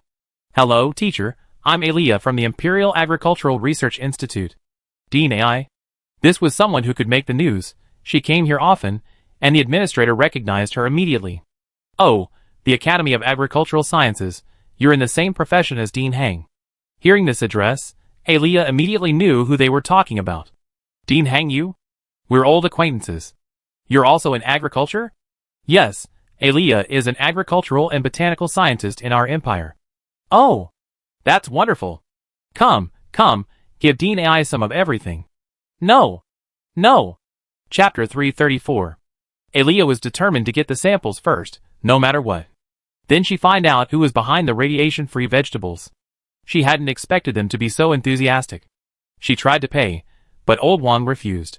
These vegetables were grown by Dean Hang himself. It's not fair to charge you for such a small amount. Sure enough, the Federation's significant advancements in planting technology were inextricably linked to Hang Yu. Hang Yu's name was incredibly valuable, but then she thought, What's the difference between selling them for 100 yuan and doing charity? In the end, Elia added old Wang's personal computer and arranged to visit and learn from him later. More than 6,000 people witnessed this. Before the group even left the market, the Starnet was buzzing with excitement. Nagus, the kitchen god, appears at the Fire Seed Hall of Cheongwu Pass. Federal vegetables are being snapped up. Can you believe it? These are truly radiation-free vegetables. Nagus, the kitchen god, is dumping radiation-free vegetables in the empire? Is it true or false? Is this technological progress or moral decay? Radiation-free vegetables. 100 star coins/kg. You read that right, 100 star coins. Unit, kg. 6,000 people are scrambling for them. 30 tons of radiation-free vegetables from the Federation sold out in 2 hours. You can even see Xue Lingling and Wan Shushu in the corner of the news. The joy of selling goods is something you deserve. Xianqing Sect brought a lot of vegetables. Their spatial storage buttons couldn't hold them all, so they used large storage spaces. Only a small portion was sold. They find another opportunity later. Inspired by this, Xue Lingling started looking for places to sell potions. It's not appropriate for you two to step in, I do it, Tony and Lu Rian said in unison. The Dark Domain's Imperial branch is holding an auction. Indeed, the profits from the potions are too high, and the creators are not suited to appear in public for the time being, especially with the competition approaching. That evening, the Dark Domain's Imperial branch issued a notice that the Purifying Elixir and Repairing Elixir would be auctioned off. This caused a stir in Cheongwu Pass. The Purifying Elixir is a legendary potion that can treat radiation. The Empire had previously obtained a batch at the request of the Fu family, and its effectiveness had been confirmed by the official research institute. The Empire's approval is the most authoritative certification in the entire interstellar space. Unfortunately, it's extremely difficult to obtain outside the Federation. Compared to radiation-free vegetables, the Purifying Elixir is strictly controlled. It's almost impossible to get any or take it out of the country. Now, the Dark Domain is actually auctioning it off. Has the Federation's production capacity for Purifying Elixir become so large that it can be exported? The same goes for the Repairing Elixir.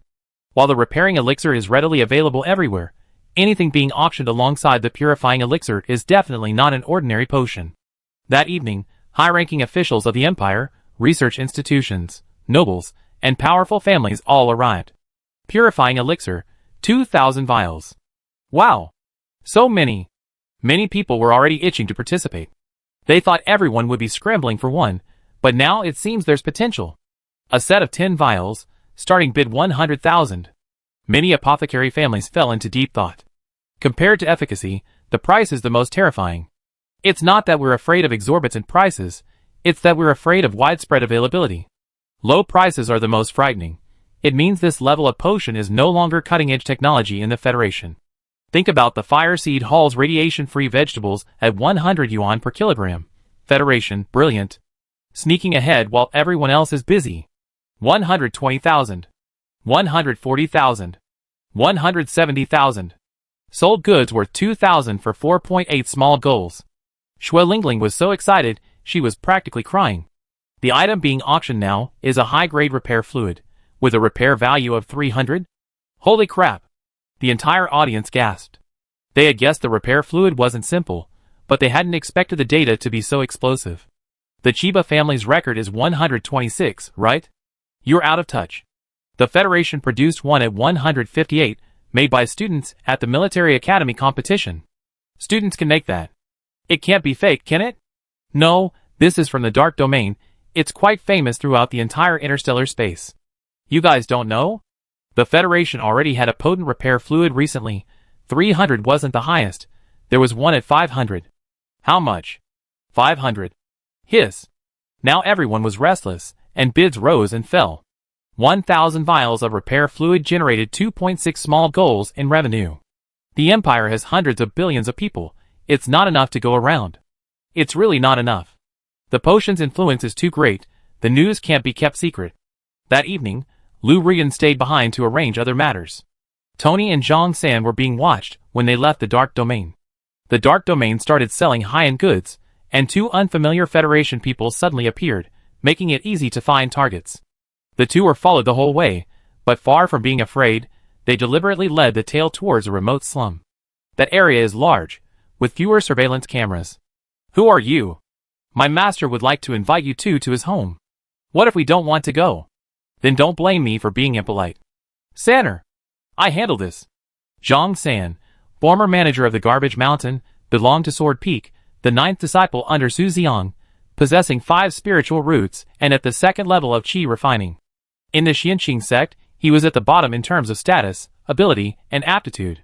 But, Tony only opened his mouth before Zhang San quickly took down a large group of them. Unable to win in hand-to-hand combat, the opponents resorted to mechs. You really think highly of us, SSS? The leader was an SSS, and the rest were all at least S rank. I advise you not to be ungrateful. This is the Empire.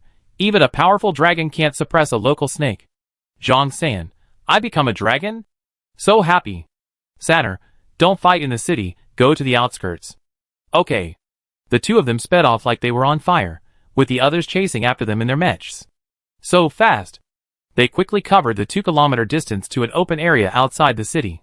You use a mech? Then I use one too. Such high regard for someone, it wouldn't be good to disappoint the opponent. Tony's mech, the Pangu of the God series, cleaving the heavens and earth, its body transforming into mountains and rivers, representing the power of the universe's origin. It can maximize the power of Tony's physical cultivation. Zhang San's mech, the flagship version of Tianshu, its advantage lies in speed. Don't underestimate these different versions. Their performance differences are significant.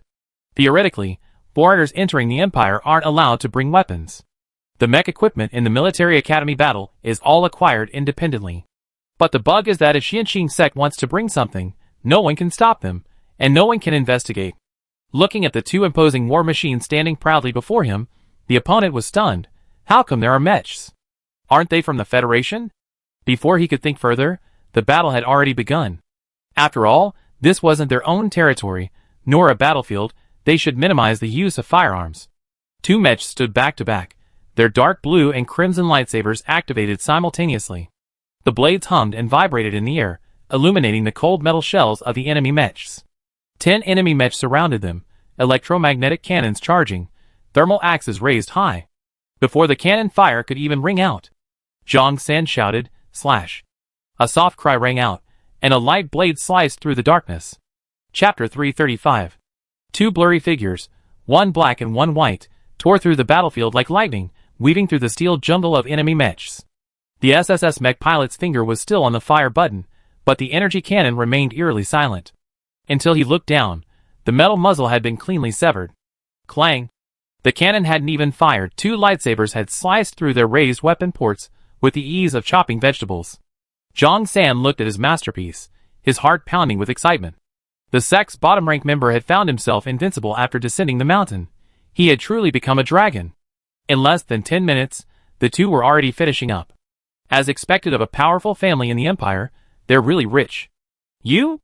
Dismantling the mech? The SSS inside the mech panicked when he saw the two dismantling the energy core and then continuing to dismantle other parts. The mission wasn't complete. If the mech was also destroyed, he would definitely be punished upon returning. We are Corsa Nostra. Anyone who dares to touch us will pay with their blood. I didn't kill anyone, it's a machine debt. SSS was dumbfounded. What did machine debt mean? Did it mean they had to pay for the damaged mechs? Their mechs weren't even scratched. They were instantly killed in a single exchange. The speed was so fast, they hadn't even reacted yet. Isn't spending energy money? Tony said, banging his head against the other's head. Are you guys from the Mafia? Corsa Nostra was the Empire's Mafia. The others didn't know, but as a member of the Dark Domain, Tony had heard a little about this organization. A Mafia, huh? They're not good people. He glanced at the group, lost in thought. SSS broke out in a cold sweat from that meaningful look. His intuition told him, this guy was definitely up to no good. Fourth uncle, is my dismantling okay? Looking at the mess Zhang San had made, Tony was speechless. Should we call for backup? Zhang San is really not suited for delicate work. They're all busy. Take as much as you can. Yeah, it's all scavenged anyway. The people inside the mechs were practically dying of humiliation. Thinking about it, it made sense. 2 people daring to bring so many high-priced items to the Empire. How could they be ordinary? But, to be able to instantly kill SSS was just too outrageous. For the enemy, today's nightmare was far from over. Tony, since we're a gang, we should be prepared to be double-crossed. Fourth Marshal Uncle? Should we call everyone? It's so late, no need. I'm afraid the others on Peak 1 will say I didn't invite them because of something good. Thinking about the Peak Master, Ase, Aslan, every single one of them loves to join in the fun. And Alice from Sanfeng, are we going to get beaten up if we don't tell her? Let's talk about it if it doesn't work out. Even Zhang San, at the second level of Qi refining, can be beaten like this. Why use a dragon-slaying sword to kill a chicken? The blood-packed barn in the port of the Iron Anvil district northwest of Cheongwu Pass. This is Cosa Nostra's territory. At 9 p.m., it was packed with gang members, including the gang's second-in-command, known as Second Brother. Hasn't Sean come back yet? Should be back soon. Tonight's cargo is important. Don't let me find out where he's been gallivanting. Don't worry, Second Brother. Cosa Nostra, on the surface, runs a spaceship cargo business, casinos, and bars. But many in the upper echelons know that years ago, this was a pirate organization that had moved here. Now it's a legal gang. They have powerful backers, and they know how to keep a low profile. Their methods are sophisticated, and there's little evidence. That's why they've been able to operate with impunity around the Empire for so many years. This time, in capturing the hostage, Sean is one of the few SSS rank members in the organization, and he's brought a group of underlings. It shouldn't be a problem. Music, drinks, jokes, the atmosphere was perfect, when suddenly, boom! The metal door shattered into pieces with a loud bang. When the dust settled, what came into view was Sean! Blackened and swollen, he curled up in a ball, like a frightened quail, looking utterly wronged. Sean swore this was the most humiliating day of his life. Second Brother, help! Then, his underlings were thrown in one by one, piled on top of each other like a human pyramid. It was truly miserable, but most importantly, it was incredibly humiliating. Who? This time, Second Brother was truly enraged. Not only did they beat up his men, but they also dared to cause trouble on Cosa Nostra's territory. You Fourth Master! Zhang San roared, making Tony a little embarrassed. That master went too far. Keep it down, keep it down. Who are you? You ask who we are? I should be asking who you are. Didn't you say you invited us as guests? Zhang San had won the fight earlier, so he was emboldened. Second Brother realized that these two must be the owners of that batch of valuable goods at the Dark Domain auction tonight. Sean's hostage for tonight's mission. So you still dare to come? Guess why we dare to come.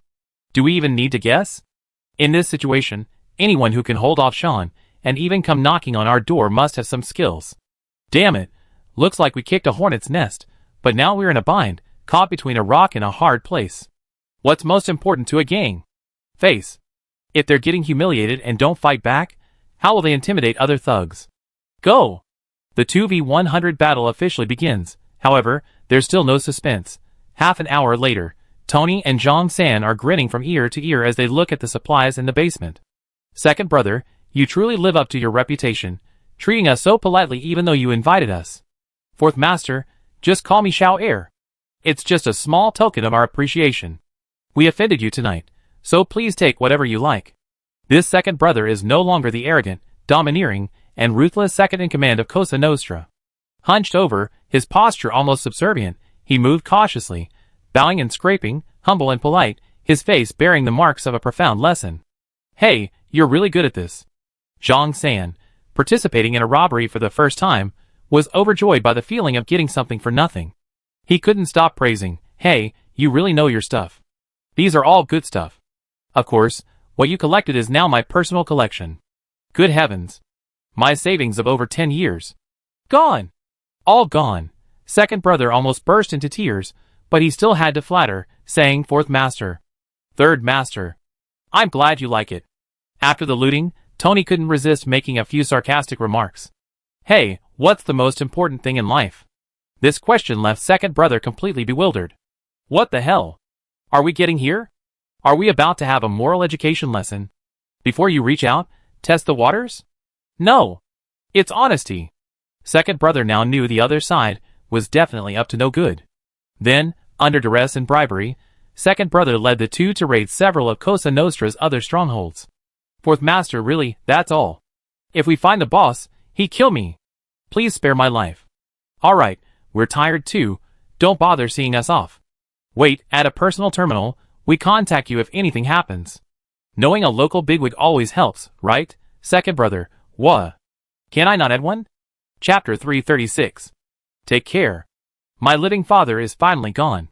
This long day is finally over. Please don't come back, we can't afford to mess with him. Tony was overjoyed. Wu Feng can earn money with his own hands.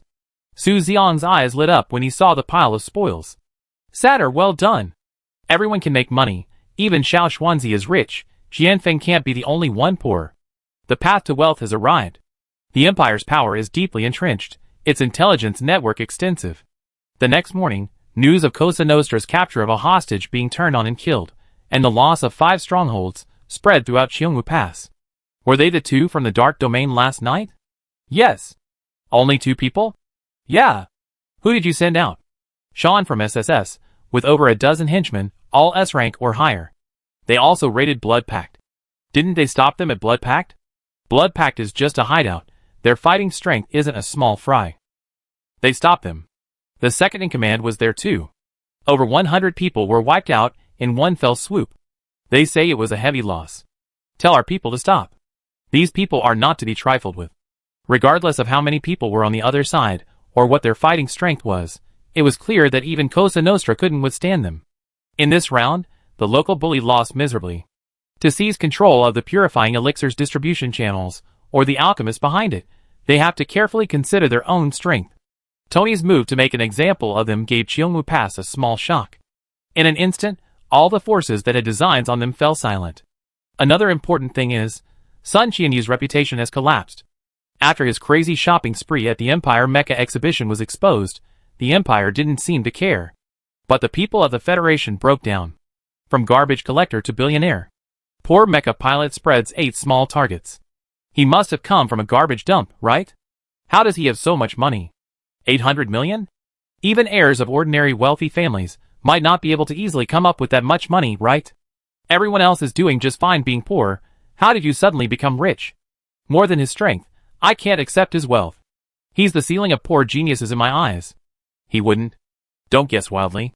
I can tell you with certainty that even the 18th Military Academy's 4-year budget doesn't amount to that much. Where did he get it from? There must be another way. Wait, shouldn't you be happy that the person you admire has become good? Why are you suddenly starting to resent the rich? Then explain yourself. Where did this money come from? You come to the right person. I actually have some plausible theories. I'd love to hear more. Tell me more. Do you remember Tianshu? Yes, I remember. You don't mean to say that all of Tianshu's money went into Sun Qianyu's pocket, do you? Why wouldn't he? He's the creator. It's only right that he gets the money. Wait a minute. Tianshu only sold for 650 million. Where did the 800 million come from? With Tianshu's explosive data and Master Molly's endorsement, do you think only one was sold? If I were the military, a few hundred a year would be considered a small number. Yeah, with such an explosive mecha like Tianshu coming out, the military's complete lack of action is suspicious in itself. Military, all of them, come to my bowl. Wait, isn't Master Xiao behind us? You said it yourself, it's the later ones. The ranking of mecha designers is very rigorous. The difference between first and second place is huge. If Tianshu was originally designed by Sun Qianyu, and the other 2 were just nominally named and benefited from it, then that makes sense, and it's perfectly reasonable. Makes sense, but who would believe it? You mean Sun Qianyu is stronger than Xiao Huayuan? Shui Lingling can be stronger than Master Xiang Hailan. Why can't Sun Qianyu? Haven't there been enough strange things in this year's Military Academy competition? Well-reasoned and irrefutable. When the information about Tianshu came out, it sparked a huge discussion, but no one reached a conclusion. Only an acquaintance contacted Xiao Huayuan via his personal terminal. He didn't offer any explanation, simply saying casually he was originally the first author. Now it seems this news is true. Sun Qianyu's fall from grace was inexplicable, and his comeback was even more surreal. Federation fans are even more enthusiastic. Everyone is looking forward to what amazing performance this mecha rookie will deliver in the international competition. Some people work hard to earn money, wanting to spread happiness and love. While others are so carefree they don't know when to stop, they're already having a blast. The Imperial Military Museum is 2 stops away. Let's go there first.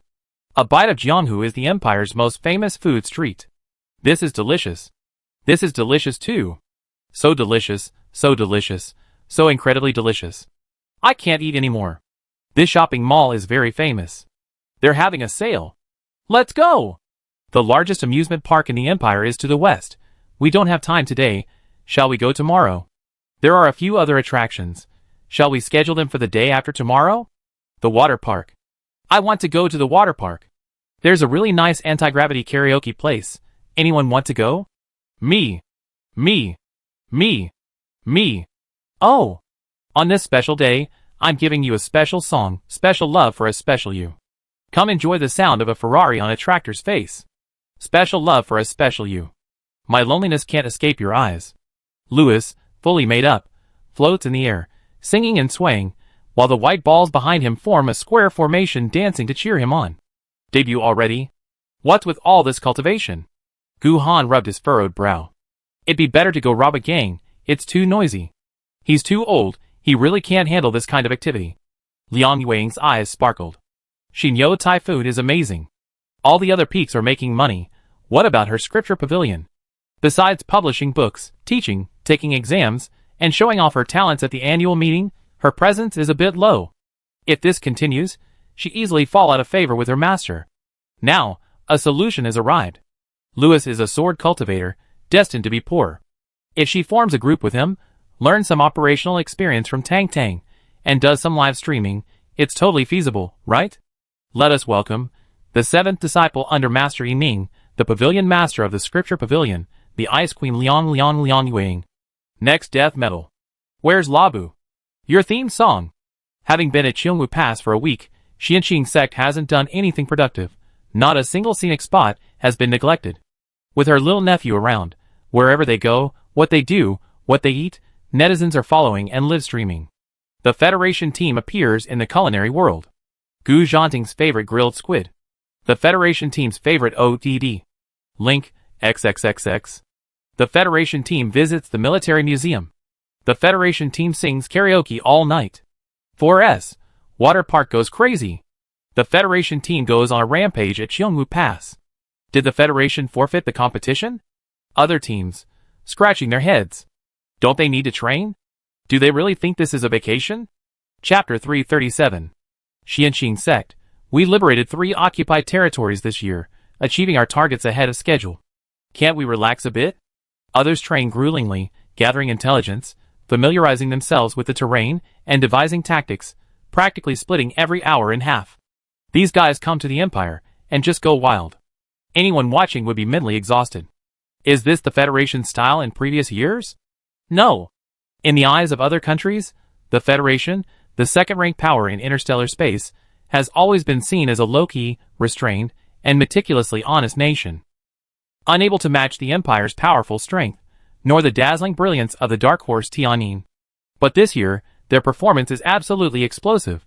These Federation Military Academy students, including the originally serious and aloof 4S General Gu Zhanting, have so many fancy tricks up their sleeves. Don't the instructors care? Carl, I'm just a handyman now. I dare not ask. I dare not interfere.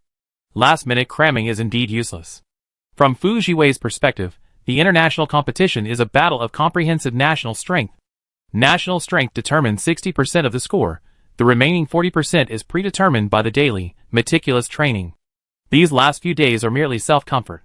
Thinking back to the data I studied before, as the captain of the Imperial team, I emphasize again, don't underestimate your opponents. This year's Federation is truly strong. Incredibly strong. Not only are there our old rivals like 4S, Yuan San, Shen Wanqing, Toledo, Aslan, and Louis, but also Su Ziang, a second-year student who can crush everyone. Those who have seen the combat analysis remember that Su Ziang, known as the Federation's Purple Star, received a tactical score of 10 from the Star Network. Historically, perfect scores in tactics are not uncommon, but they are extremely rare. Even Fu Jiwei, the top commander among the top 10 interstellar commanders, has never scored above 9.5 in this category. The key is that almost all his other categories score above 9.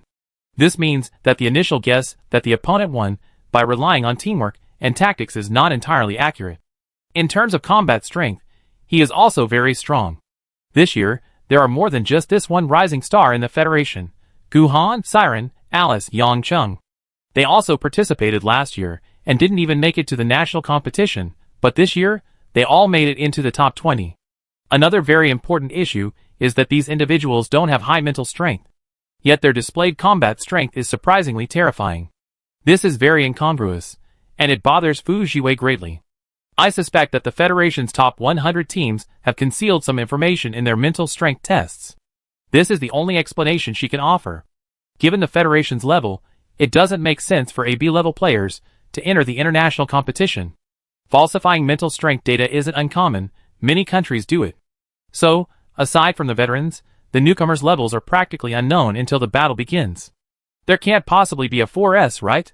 Fu Jiwei didn't dare say it aloud, but that's exactly what she suspected. A few SS-ranked players and SSS-ranked players aren't the real threat. The key is Shuren, who instantly killed Gu Zhanting. It's impossible for someone who instantly killed a 4S-ranked player and a super-level 1-star beast to actually be an SSS-ranked player. Even a fool could see something was amiss. This Shuren, whose ranking and points are kept incredibly low-key, is the most terrifying. Xianya Baiying continued. That Xue Lingling took out 158 units of repair fluid. The breaking of the repair fluid record sent shockwaves through the entire apothecary community. This is just what's on the surface. The Federation has produced potions with repair values of 150, 300, and 500 in quick succession. How many more are hidden behind the scenes? It's impossible to say. Sun Qianyu, the creator of Tianshu, is also here. Speaking of the Federation's super advanced mecha, Tianshu, it's been incredibly popular in the mecha community lately. Molly, the current head of the Novak family, published a data analysis report in her capacity as president of the Imperial Mecha Association, confirming that Tianshu's data completely surpasses that of the Titan 3000. It's even more astonishing than the data previously released by the Dark Domain, and there are some things that Molly hasn't revealed without supporting data. Tianshu unleashes terrifying and bizarre energy during extreme attacks and defenses, far exceeding the realm of data, even the realm of science. Novak still hasn't found the reason for this. Mozong thought about their encounter at the Mecha exhibition. He was truly amazing, and it was quite a coincidence. Neither of them has ever shown their face internationally before. This review reveals the truth. The potion, the mecha, and the main attack force are all exceptional. Fu Jiwei's conclusion is correct. This year's Federation is very strong. The Imperial First Military Academy and Cheongwu Pass Military Academy agree on the Federation's combat strength. Nandong is quite uneasy. But the other teams don't think so. You're already at the very last step. Still hesitating? First and second place, please have some backbone. Fujiwara Hideaki said to the two captains. Ever since the training camp, these two have been constantly undermining their own team and disrupting morale. Does the Fujiwara family have no trump cards? If you can't handle it, then please step down. The Fujiwara family has never feared any challenge. For most people, the Empire losing? Impossible. Mu Yu, the instructor of Empire 1, and also the leader of the Empire team this time. Our championship will never waver, not in the past, not in the future. But prevention is better than cure. The Empire's consistent victories begin with never underestimating its opponents. In the last 2 weeks, I suggest those who haven't watched the Federation Military Academy Grand Competition go back and watch it properly, at least the ranking matches and individual matches. Muyu's words were not without reason. The Federation's competition had instilled fear in her for the first time. Such an important and intense competition, all teams were giving it their all, and it was obvious that some players weren't playing at full strength. But as Fu Jiwei said, last-minute cramming was pointless, neither for the Federation nor the Empire. On the other side, Fu Yuan knew that Li Yuanbo was leading the team, and privately had Fu Yi make a connection. On the 5th day after the Federation team landed, the two met discreetly at a private clubhouse owned by the Fu family on the outskirts of the city. General Fu. Captain Li. 8 years had passed since their last meeting. Beneath their calm exteriors, both were seething with emotion, their eyes brimming with tears. They had only met a few times, but the bond of life and death, forged through the test of time, had only grown clearer and more profound. The 1st Legion.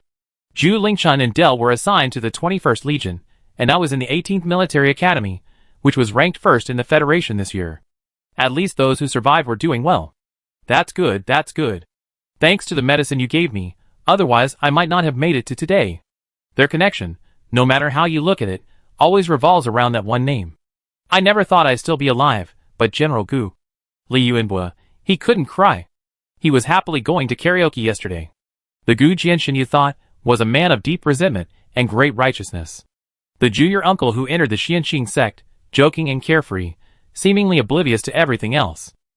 Waiting for Fu Yuan's emotions to calm down, they finally got to the point. I invited you here, firstly to thank you for the medicine and to see how you're doing. Secondly, I wanted to ask, in the battle where General Gu had his accident, did you notice anything amiss? Why do you ask that? Li Yuanbo looked at Fu Yuan in shock. Could it be that he would ask such a question? 8 years ago, in the battle to retake Cheongwu Pass, I was attacked. Chapter 338. 7 Queens, but in the end, it wasn't the Zerg that hurt me, but my own people. One can imagine how brutal the battle must have been. Li Yuanbo's mind raced. Wasn't this exactly the same as his boss's battle? The Zerg's actions were organized and planned. They wanted to capture me alive. I fought back fiercely, and the wounds on my body were from that battle. The Zerg are a highly collectivist society. The queens control the swarm like a central brain. Individuals have no self-awareness, completely obeying the group. If 2 queens appear, 2 tigers cannot share the same mountain, the 2 supreme rulers will inevitably compete for power and status. The loser has only one fate, not submission, but death. So when the 7 queens cooperated and acted in unison, Fu Yuan was shocked. This completely contradicted all his understanding of the Zerg. He had an outrageous idea that there was a higher dimensional being than the queens, breaking this pattern and manipulating the swarm's actions. Then, a coordinated sneak attack. There was a traitor within humanity too. Combining all the clues, he reached a startling conclusion. The Zerg, humanity, and this unknown third party orchestrated this protracted war. Unfortunately, the suspect is dead, and my trail has gone cold. Listening to his calm narration, the brutal battle seemed to replay itself frame by frame. For the past few years, I've been investigating. I suspect someone colluded with the Zerg to capture high-ranking warriors alive. Besides you, were others also killed? Too many warriors and corpses have gone missing on the battlefield, most of them SSS rank, not just the Empire, but other countries as well. This year at the Tianjin National Tournament, 78 military academy students died, including 12 SSS rank soldiers, whose bodies are still missing. Tianjin's official explanation is that they were devoured by high-level star beasts, but according to my information, they haven't been found, and their fate is unknown. Fu Yuan then dropped a bombshell. 2 years ago, the missing soldiers from both countries were discovered on an uninhabited planet on the border between the Empire and Tianjin. When we arrived, they were already dead, but the time of death wasn't 8 years ago, but within the last year. The bodies had no wounds, as if they had been drained of life force. Their deaths were horribly gruesome. Besides the bodies, I also found something else at the scene. Fu Yuan took out the item, a stone. Li Yuanbo glanced at it, his pupils dilating in shock. It's a spirit stone. Something from the cultivation realm. Could it be a coincidence? Could it have always been there? No, we searched the entire planet, and this is the only one. It's a special mineral. It detected unusual energy, but we don't know how to use it. This thing appearing here is definitely not a good thing. No way. No way. No way. Could the people behind the Zerg be connected to the cultivation world? Fu Yuan took in his reaction. His rapidly flickering eyes betrayed his emotions. He had seen this stone before, and he had some guesses. General, the Federation is the same. Before General Gu's incident, he was besieged by the Zerg and betrayed by his own people, and we have suspects. Can you tell me who it is? We handle internal Federation matters ourselves, but there's a clue pointing to the Fujimoto family of the Empire. The Fujiwara family was precisely the group Fu Yuan suspected. Shortly enough people could extend their influence to various countries. The Fujiwara family, whose lineage could be traced back 30 years, had rapidly risen to prominence in the military and political circles of various nations. The Federation was somewhat better off. Even the strongest Fujiwara family within the Uji clan was only second-rate. But the main branch of the Fujiwara family held almost absolute power within the Empire. The third in command of the Empire was the current head of the main Fujiwara family, Fujiwara Hideaki's father, Fujiwara Sawa. In the current Empire, there were very few people one could trust. On the contrary, the Federation, having faced similar circumstances to Fu Yuan and not being too deeply involved, might actually be an asset. Let's test the waters first. That evening, Li Yuanbo hurriedly brought back the information and the encrypted personal terminal Fu Yuan had given him. Boss, do you want to meet him? Gu Han fell into deep thought. This matter needed to be discussed with his senior sister. On the 7th day after the Federation's landing, a deafening roar shook the heavens and the earth. Boom! The sleeping people were awakened by the loud noise. The earth trembled, and Cheongwu Pass roared. What's happening? What's happening? Is it an earthquake? Has the Zerg arrived? Are there enemies? Those who had been in the war zone were extremely alert, immediately rushing to the windows to look outside, trying to confirm what was happening. Nirvana! It's Nirvana! Nirvana has awakened. Billions of pupils in Cheongwoo Pass contracted simultaneously. That war behemoth, stretching hundreds of kilometers, was tearing through the silent night sky. After sleeping for 8 years, all its lights illuminated, its weapon systems began charging, emitting a dazzling ice blue light, and it began to detach from the ground. Nirvana awakens, the Empire trembles. 10 minutes ago, in the Nirvana core module. After 6 busy nights, 2 young boys and 1 elderly boy finally completed the final piece of the puzzle to repair this behemoth. Alright. Time to activate. Yes, whether it succeeds or not depends on this. Peak Master, you do it. The 3 exchanged glances, seeing the excitement and certainty in each other's eyes. Sun Qianyu's fingertips gently touched the button, and the activation button for Nirvana lit up with a scarlet light. Immediately afterwards, the lights on the core module's control panel began to brighten. Nirvana awakening. Countdown. 600, 599, 598. Basic system awakening. 180, 179, 178. As the various parts of Nirvana were awakened, the core module, energy modules, corridors, and hull, along with the guiding light strips, lit up segment by segment as if nerves were activated. One by one, the lights grew brighter and brighter. Brighter and brighter. Until they illuminated the entire night sky above Cheongwoo Pass. Not far away, someone noticed this eerie scene. Is that Nirvana? Core energy activated 30, 29, 28. Antimatter confinement field established. Plasma injection rate 12%, 43%, 89%. A ghostly blue pulse erupted from the core chamber, the hum of boiling plasma in the energy chamber echoing throughout Cheongwoo Pass. AI core starting up, 120, 119, 118. Zeus version 12.7.8 personality matrix loading. Cheongwoo shines eternally, the Empire is forever. The 7th generation Sky-class warship Nirvana Awakening Protocol activated. Core command. Protect the flame of human civilization, priority. Highest. A small boy's image materialized on the light screen, data flowing around him like fireflies. He blinked his innocent eyes, curiously receiving information from the outside world, his face filled with childlike confusion. Commander's biosignal detection in progress. Nirvana self-check initiated. Structural integrity, armor layer, 72% damaged. Nanoparticle repair in progress. Power core, antimatter engine output power 21%. Please replenish fuel. Weapon system warming up. Main weapon array missing. Reaper drone swarm unable to link. Chapter 339. The antimatter engine roared with a tearing sound, and the warship's massive body suddenly lost its balance. Carrying 8 years of memories, an unfinished mission, and vows sealed by time, it crashed into the earth like a falling star. Boom! The shockwave exploded like a giant's hammer upon impact. The entire Cheongwoo Pass trembled with a mournful cry, buildings shook, steel beams twisted, and the ground cracked into spiderweb-like abysses. Dust rose like a tsunami, blotting out the sky, as if the end of the world had arrived. Amidst the trembling earth, rebirth began, rising against the tide. It was clearly visible even from hundreds of kilometers away. People looked up at this scene, and behind it, the night sky illuminated like daylight. Their eyes widened, their faces pale, as they staggered to their feet on the shaking ground. Staring intently at the steel behemoth awakening in the distance, their hearts pounding in their throats. Shock, fear, disbelief. Countless emotions exploded within the crowd, yet not a single word could be uttered. Biosignal detected. Who are you? Are you Zeus? Yes. My name is Sun Qianyu, the one who repaired you. You repaired me? Memory fragment detection.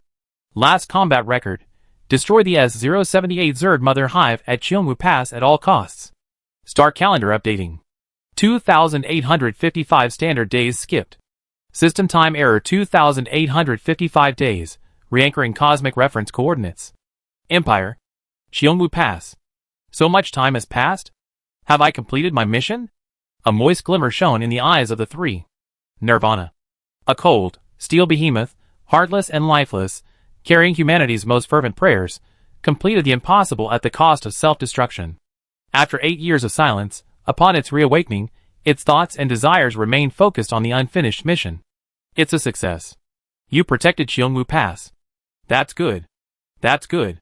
A trembling voice echoed on the bridge, like a human whispering in your ear. Nirvana, awakening procedure complete. Energy, Antimatter core 9% armament, 13% combat capability cruise survival. 3 latest news. You have 2,563 unread messages. The broadcast began playing unread messages, the cacophony echoing in the empty cabins. There are still people in the city. Medical team. Pharmacists. Save people. The civilian area has fallen. Everyone evacuate. It's the Queen. Run. There's another one behind us. Get out of the way. 3rd Legion, hold them off. You go first. Remember. Pour a cup of wine at my grave. Sorry, I can't hold on any longer, I'm going first. Don't die. Reinforcements are almost here. You must get the general out of here. The last message was Fu Yuan's hoarse roar. Nirvana. Execute the final agreement. Now. Destroy it. The voice from hell, echoing from the Battle of Cheongwu Pass 8 years ago, surged and reverberated in the cold ship's cabin. Every cry was the lingering will of the survivors, the last words of those facing death. The 3 were overwhelmed by immense shock and grief. Not far away, the Imperial General, and also the former Commander-in-Chief of Nirvana. Fu Yuan. He was busy until late at night as usual when suddenly, a thunderclap boomed in the sky. Just as he was about to check the situation, a message popped up on his personal terminal. Did you sleep well, Commander? I had a very long dream, dreaming that you finally came to press the start button.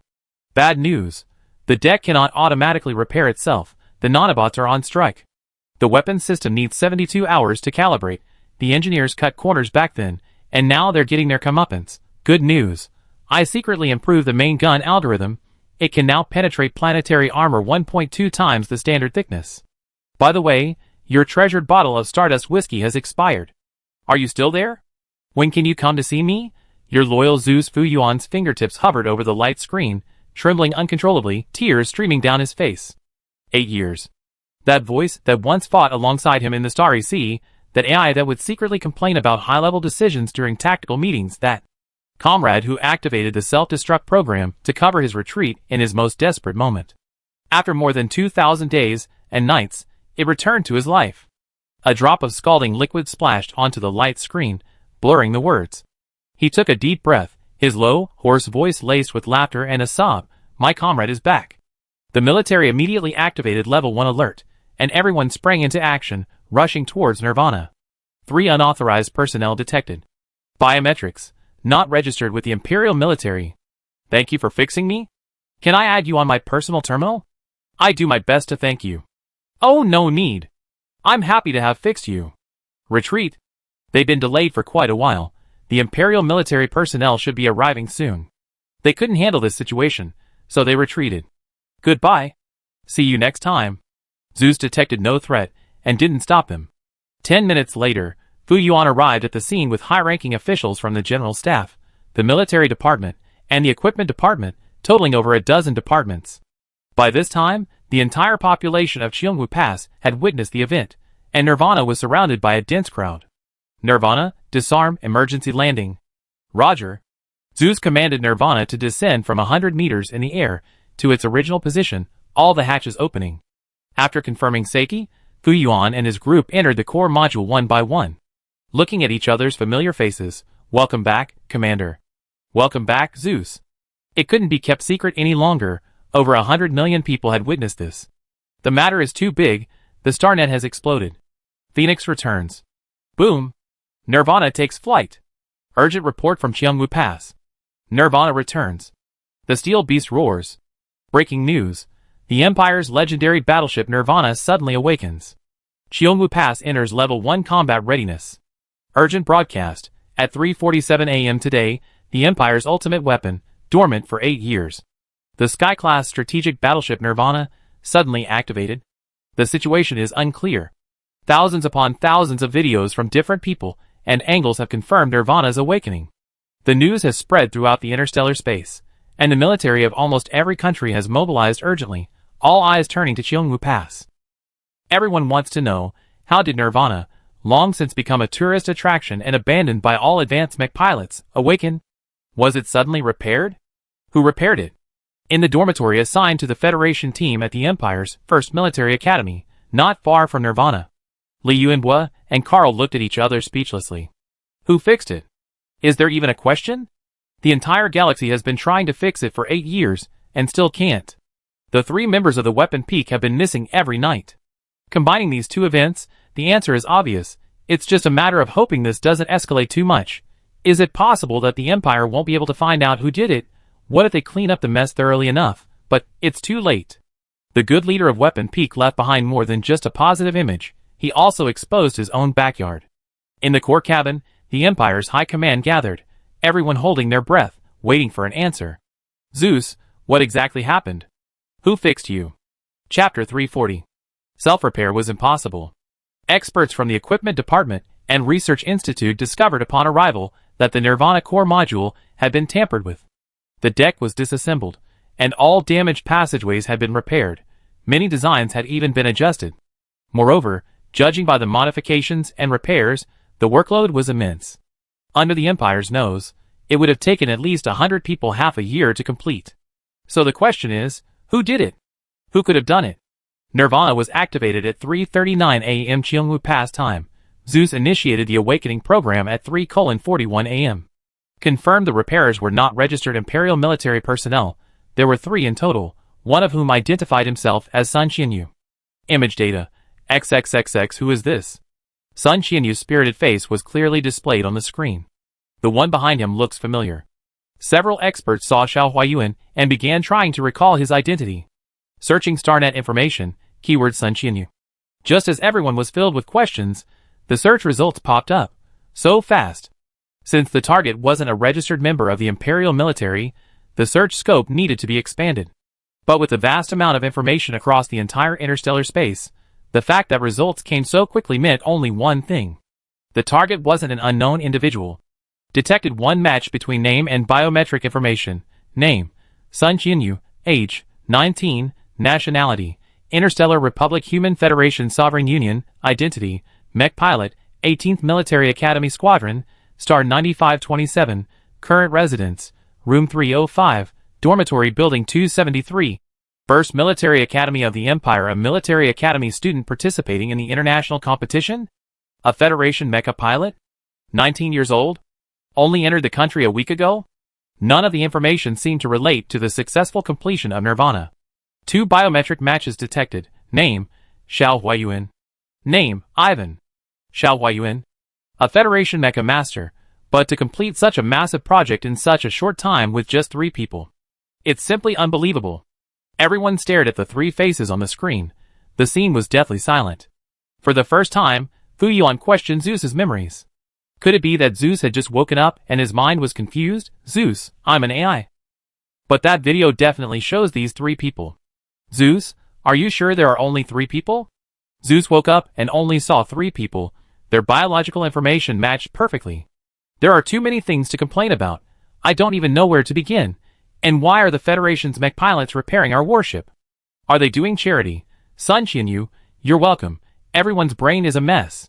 Zeus detected that the core compartment passage design optimization has been completed, increasing the warship's overall combat power by 27%. What? Admiral Blaze of the Imperial Equipment Headquarters couldn't hold back any longer and blurted out a curse. Experts in warships and mechs gathered around, scrutinizing the data. Core performance comparison. Energy transfer efficiency increased from 215% to 498%. Weapon response delay increased from 0.47s to 0.09s. Shield charging rate increased from 3.2 gigawatts per second to 9.8 gigawatts per second. War preparation time reduced to 25%. Overall ship energy consumption reduced by 38%. Silence fell again. 5 minutes later, a deafening "holy crap" erupted from the crowd. This is no longer just a matter of fixing it. It's a true overhaul. Who did this?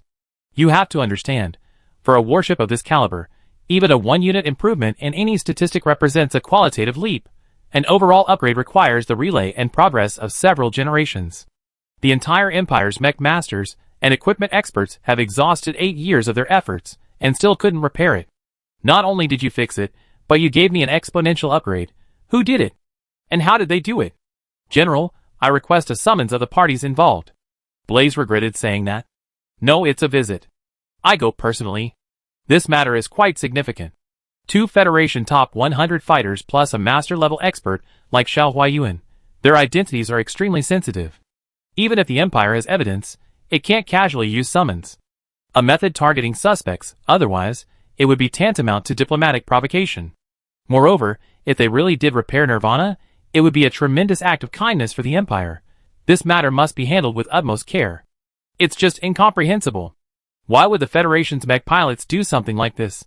Although the two leaders have always been allies, fighting side by side and sharing life and death experiences, their relationship has deteriorated significantly in recent years due to constant friction. If the roles were reversed, let alone the Empire not offering assistance, simply not kicking someone when they're down would be considered morally acceptable. Empire, scratch his head. This sudden warmth is baffling, even a little unsettling. While the Empire is still strategizing, Li Yuanhua has already begun preparing Songwen for what's to come. Federation encrypted communication channel, Marshal. Is something wrong so late? It was just dawn on Central Star. Songwen had barely gotten out of bed when he received the shocking news of Nirvana's awakening. He was organizing a meeting with his intelligence and staff departments when Li Yuanhua's personal terminal called. Did you know Nirvana is fixed? Just found out. What's wrong? Songwen was extremely sensitive about anything related to the Xianqing sect. Especially Li Yuanhua, his sudden appearance. No way. Something that couldn't be fixed in 8 years was suddenly fixed, and the Federation just happened to send the most likely, and only, person in the entire galaxy to accomplish this. On the other end of the terminal, Li Yuanhua and Carl were speechless, hesitant to speak, but they understood perfectly. My God. It's only been a week. A week is a long time. Could the Xianqing sect's time be the same as ordinary people's? They've been here for a week, and all the trending topics in the Empire were their doing, except for those who were eating, drinking, and having fun. The others hadn't been idle. Dealing in radiation-free vegetables, auctioning off medicines, raiding the Mafia's hideout. I wanted you guys to keep a low profile. If you really wanted to keep a low profile, you shouldn't have let Xianqing sect participate in the competition. The problem is, you can't stop them at all. This group of people flocks to wherever there's excitement. I estimate the Empire will soon send you a formal diplomatic note. Not soon, it's already here. The Marshal simultaneously opened the emergency encrypted file received on his personal computer. Imperial Ministry of Foreign Affairs to Federal Ministry of Foreign Affairs for 25. No. X. The content was simple. They wanted to visit the 2 military academy students and 1 advisor teacher from the Federation who were participating in the international competition. Visit? It's been a long time since I heard such humble and earnest words from the Empire. Well then, go ahead and visit them. You and Carl will go with them. The peak master of chiefing has no problem with his abilities, but he's too young. He tell you anything you ask, and he even tell you things you don't ask. Chiefing returned to his dormitory that night and encountered Shuren meditating in the middle of the night. Master. Is it fixed? Yes. Go rest. Okay. The 3 of them had been busy for a week, working day and night, with a heavy workload. They slept until the afternoon of the next day. In the dormitory lobby, everyone was dressed in dark blue military uniforms, sitting upright, the atmosphere tense and serious. Scepter and Obsidian General. Chapter 341. 5 generals and 12 lieutenant generals. What did Sun Qianyu do wrong? Did he go somewhere he shouldn't have, and take something he shouldn't have? This is the poetic way a spy talks. Impossible, Sun Qianyu? He's honest and simple. I believe you if you said it was Su Xian. Wait, what did you say about me? Where did I go wrong? Nothing at all. Probably not, he wasn't carrying any weapons. I just asked if we should wake up little Sun, and they said they weren't in a hurry, they wait until Sun Qianyu wakes up. Shuren, will something happen? No. There was no malice whatsoever. The tone and attitude were more like someone begging than someone coming to arrest someone. The more likely possibility is Nirvana. Finally, the person in question woke up. Sun Qianyu woke up, wearing flip-flops and a pair of shorts, and came out. He groggily saw a large group of Imperial officers in the lobby on the first floor, all turning to look at him. He thought he was still half asleep, so he wiped his face with his hands and rubbed his eyes. Little grandson, someone's here to see you. What did you do wrong? Nonsense. I'm a law-abiding citizen, I didn't do anything. The leader was none other than General Blaze of the Strategic Equipment Department. Hello, is this Sun Qianyu? Hello? What can I do for you? We officially sent a letter to Marshal Songwen and obtained his consent. We like to invite Master Xiao Yu and Ivan to the Imperial Equipment Department for a chat. Ah? Is it Nirvana? Wasn't it all fixed? Although Blaze was from the Equipment Department, he had handled many tricky cases before. The people he faced were all sorts of people, shrewd and worldly wise, sweet-talking but treacherous, sinister as snakes, cunning and calculating. Not one of them would tell the truth. This was the first time he encountered someone who self-destructed before even beginning the interrogation. In the hall, the Imperial military and Federation forces stood in a dense, dark mass, yet it was eerily quiet. Even breathing could be clearly heard. Sun Qianyu suddenly snapped out of his daze, finally realizing the situation. They come knocking. The Xianxing sect disciples remained calm, but the others? Nirvana? He's cured? Did I hear that right? Little Sun cured Nirvana? Looking at his pained and regretful expression, it was unmistakable. It was confirmed. Sun Qianyu, Ivan and Master Xiao? The three of them went to cultivate Nirvana these past few days? Master Xiao took them? The marshal knows? That means it's true. So you guys didn't sing, travel, or spend money, you went to repair the warship. The other military academy students finally snapped out of their daze. From the few words exchanged and the current situation, a startling guess emerged. Xiao Huayuan, Sun Qianyu, and Ivan had secretly repaired the Empire's most powerful warship in a week. The sheer scale of this operation only proves that this conclusion is almost certainly true. We've been shaking our heads off, having a blast day and night, and you guys have been up to something this big. The academic geniuses even secretly studying? What kind of people are you? At this moment, Xiao Huayuan and Ivan also woke up. Looking for us? Oh, let's go. Seeing their equally guilty reactions, the evidence couldn't be more obvious. Sure, and let's go. Okay, come back soon. Blaze noticed this incongruous scene. 2 mentors, 1 advisor, and 2 students were taken away, and such a big matter was only discussed with that girl. Her name is Shuren. Including Carl and Li Yuanbua, the 5 of them were escorted to the headquarters of the Imperial military. This steel building, symbolizing the strongest and highest authority and war machine in the interstellar space, was like a black giant sword piercing the heart of Qingwu Pass. Standing before the massive armored gates, looking at the reliefs of the Imperial Eagle emblem and particle cannons, a sense of oppression overwhelmed them. The 5 were led to the command center on the top floor. The lineup was unprecedented, and their condition didn't seem like that of seasoned soldiers. They received countless stares along the way. Is that the group? Yes.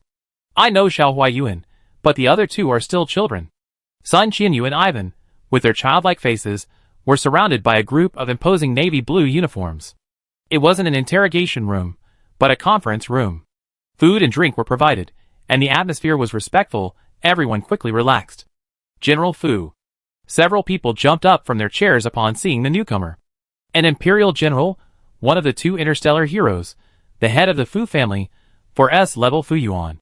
Tall and imposing, like a deep pool or a towering mountain, his features were sharp and defined, and beneath his gentle and polite exterior lay the iron-blooded edge honed by decades of military service. He was like a god-slaying weapon drawn 3 inches from its sheath, elegant, deadly, and unfathomable. The 2 younger ones unconsciously developed starry eyes, the eyes of someone seeing a hero and idol. General, hello. I'm your loyal fan. May I take a picture with you? Me too. Sun Qianyu and Ivan immediately rushed to the front. Fu Yuan's eyes gleamed with a gentle smile. These 2 kids are quite lively. The environment and atmosphere were relaxed, but on the other side of the camera, high-ranking officials and military personnel from the Imperial Mecha world were intently watching the people in the lens. Especially Xiao Huayuan. The Imperial Staff and Intelligence Department believed that Xiao Huayuan was the one who led the charge, and only he could lead such a charge. And there must be someone behind him. Otherwise, how could they explain completing such a large project in a week? But so many eyes watched as Sun Qianyu sat in the main seat. At first, they didn't pay much attention, thinking that perhaps the children didn't understand the rules. But after the questions began, everyone changed their minds. I invited the 3 of you here because of the matter of Nirvana. The moment the words Nirvana were uttered, the expression on the faces of the old man and the 2 children could be summed up in 2 words. As expected. From what Xiao Sun said, it was you who fixed it, and Zeus recognized the 3 of you. There's video, there's evidence, and there's the error Sun Qianyu made earlier. There's no way to deny it. Yes. The answer was expected. Only 3? Yes. This was unexpected. The equipment department and the research institute still have over 50 experts on Nirvana. They had calculated that, firstly, anyone capable of developing a repair and optimization plan for the core module couldn't possibly be an ordinary person. There was a reason this matter had been stalled for 8 years. Even if they had another 8 years, they still wouldn't have a plan. Secondly, even with complete blueprints, it would take 100 advanced mech pilots at least 3 months to complete such a massive workload. But Zeus is the strongest AI besides Starnet, and its information has never been inaccurate. We're not doubting your abilities, but the repair of Nirvana is extremely difficult and involves a huge workload. You only been at Cheongwoo Pass for a week. We like to ask how you managed to complete it. Sun Qianyu didn't say much, opening his personal terminal, revealing a dense array of design drawings. This is the Nirvana repair design? Blaze stared intently at the drawings and text on the screen, muttering to himself. It really is. We went to visit it the next day, took a look, and realized it could be repaired, so... He took a look and realized it could be repaired? He took a look? Just one look. Chapter 342. In another operations room, the intelligence and staff departments also located the three men's movements. Sir, the Federation team landed late last night a week ago. The next morning, 48 people, including the three men, visited Nirvana. This is the core module's monitoring. The Federation team followed the visitors. But in the core module, the three men stared blankly at the control panel for 20 minutes. Just one glance. X-ray vision? They knew it could be repaired? He probably wasn't lying, because that afternoon the three men went to the Mecha exhibition and even met Mo Zong from Empire 1. They bought a lot of materials, which became a trending topic on the Starnet. This is the shopping list. They are indeed materials for large warships. Let's see if they match the materials used to repair Nirvana. After a while, the equipment department concluded, Sir confirmed. They are all materials needed for Nirvana. Several parts even have matching serial numbers. The operations room and conference room quickly reconciled the information, confirming that the three men were the key figures in repairing Nirvana. At this moment, several departments of the Empire, the General Staff, the Intelligence Department, the Equipment Department, and the Research Institute, were already on edge. If this were true, just how far had the Federation's mecha technology advanced?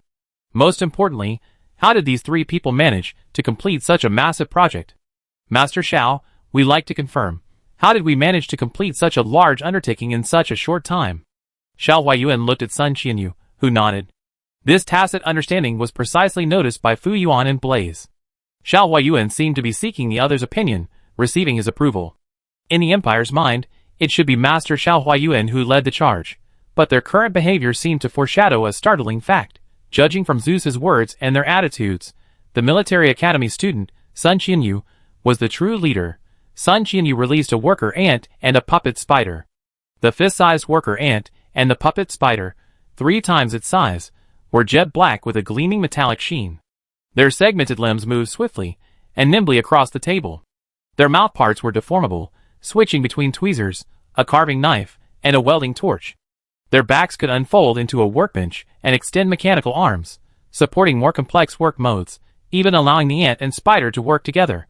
These are our workers, they get things done quickly. A support mech? His demonstration left everyone speechless.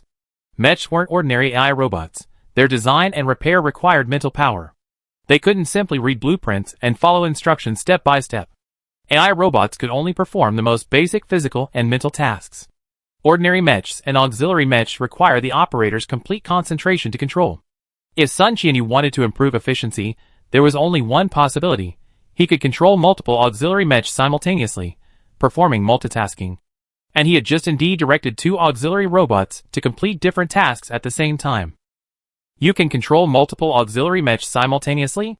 This question stumped him. Can't you? Sun Qianyu looked completely bewildered. A child like him certainly has many questions. This isn't surprising, because the days of being a pure mech pilot are long, long gone for him. How many can you control simultaneously? 20-something? He sensed something was off. He seemed to have said the wrong thing. Turning his head, he saw Xiao Huayuan and Ivan giving him meaningful glances. Right. Only he could, strictly speaking, only after cultivating immortality could he, but the other 2 were too low level. Their puppetry skills were only at the beginning. An eerie silence fell over the room. Can we see them? Sun Qianyu realized he had given himself away a little. General Fu was his second-in-command idol, so he gave a brief performance. He couldn't embarrass himself in front of his idol, so he brought out 50 puppet mechs. Luckily, the conference room was big enough, otherwise they would have been too small to fit. Didn't you say 20-something? In just a few seconds it doubled? Alright, now please enjoy the mechanical circus.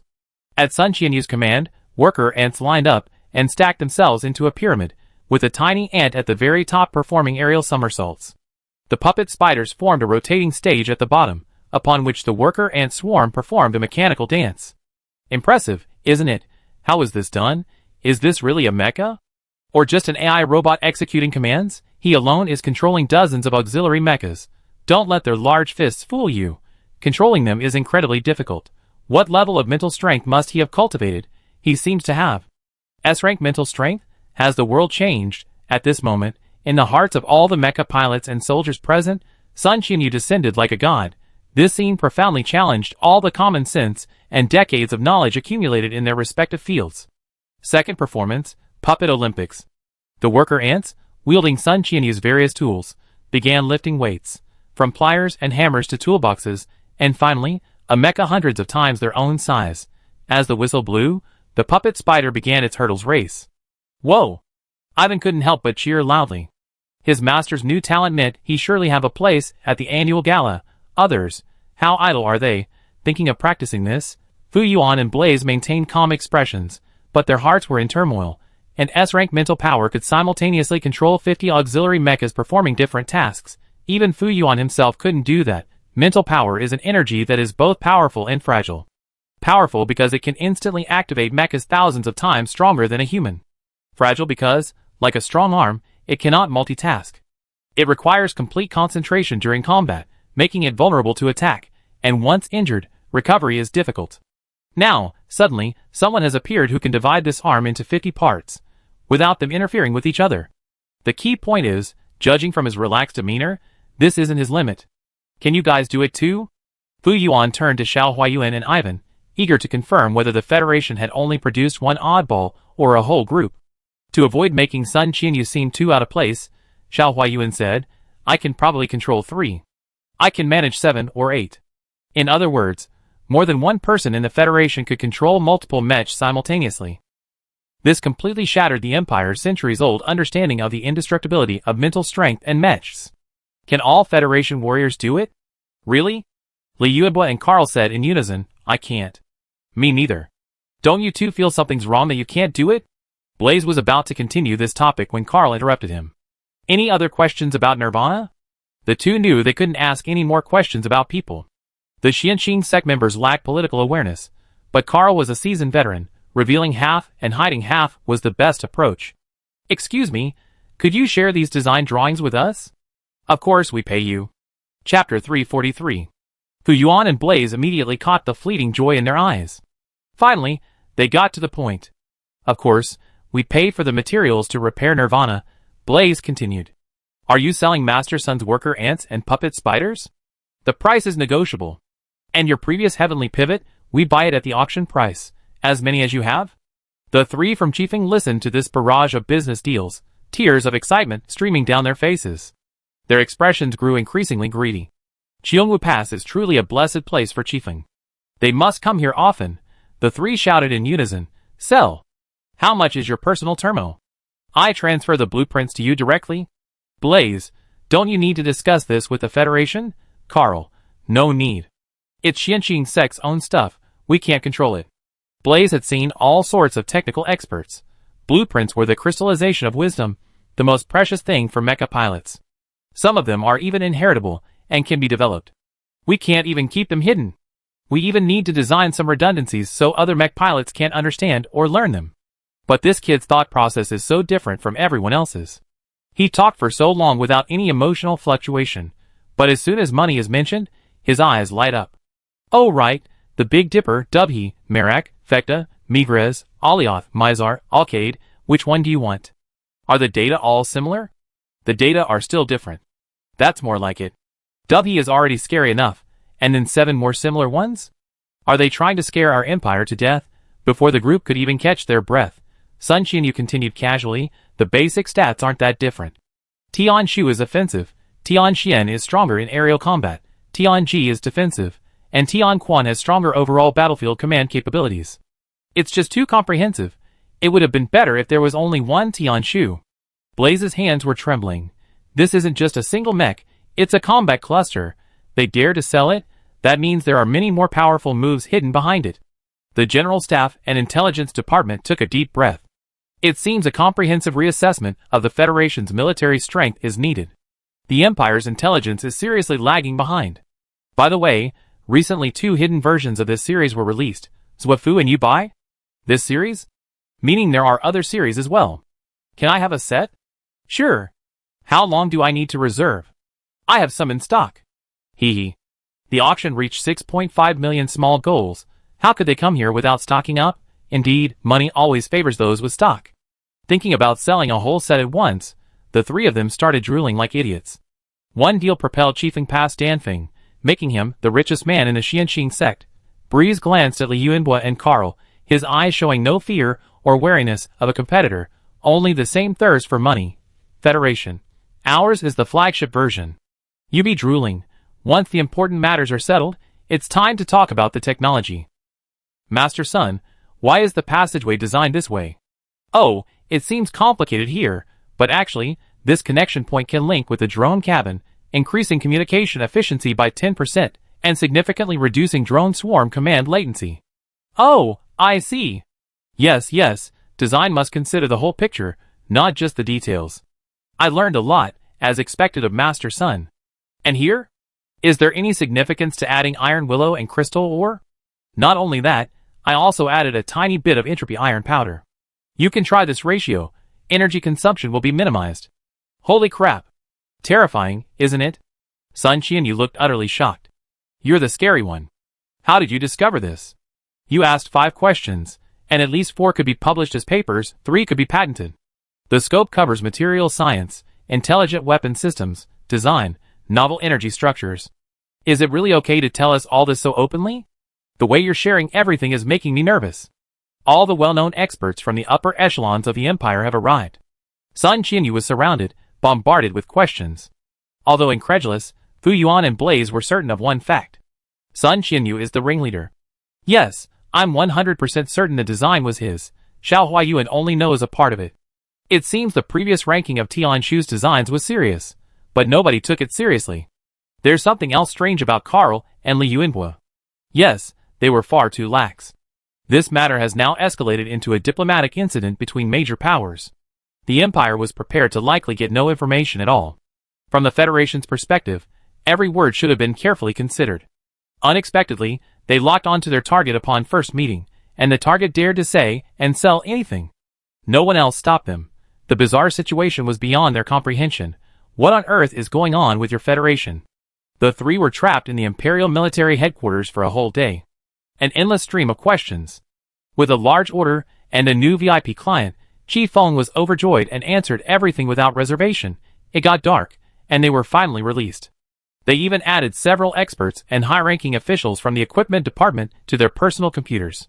These are all big clients. You're back? Hee. Back. How was it? Were you interrogated? How could that be? I'm a well-rounded young man, excelling in all aspects of life. They asked me to help. Did you really repair Nirvana? Yes. The entire building fell silent. Everyone here came from the military academy's top competition. Sun Qianyu and Ivan were indeed outstanding, but could they repair Nirvana? They hadn't thought about it, and dared not even think about it. Regarding this matter, the Federation and the Empire reached a consensus. The identities of the mecha pilots would not be publicly revealed for the time being. Both the Federation and the Xianxing sect preferred to make big money quietly. The more famous they were, the more trouble they attracted.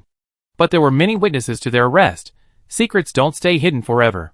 Soon, rumors spread like wildfire across the Starnet. Several members of the Federation team were taken away by the military, rumored to be related to the awakening of Nirvana. Federal Mecha Master Xiao Huayuan visited the military headquarters. Hot topic: who repaired Nirvana? Rumors circulate that Federal Mecha Master Xiao Huayuan repaired Nirvana?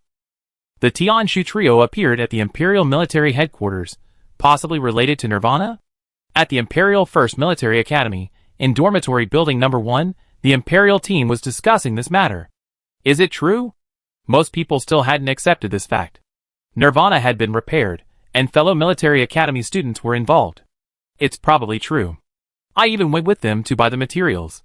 I thought it was strange at the time. Military Academy mecha pilots shouldn't have access to warships, so why buy so many materials? It wasn't until Imo-san confirmed with his mother that Nirvana had been repaired by the three of them that he came to his senses. He had even become a small part of play. Chapter 344. From your perspective, how skilled are these two? Very skilled. To be honest, how can you judge their skill level just by chatting? He didn't know their technical abilities, but he knew the people. Xiao Huayuan's attitude towards Sun Qianyu didn't seem like that of a teacher and student. Instead, it was the other way around. A mecha pilot can't control the situation. You're worrying too much. The Empire has been debating this issue for several rounds this year. But the internal discord likely started much earlier. Strictly speaking, since the Fujiwara family took power in recent years, internal conflicts have gradually intensified. Especially this time, regarding Nirvana and Sun Qianyu. If it weren't for Fu Yuan's restraint, Fujiwara-zai might have taken even more forceful and extreme measures. The Fujiwara family is indeed getting restless.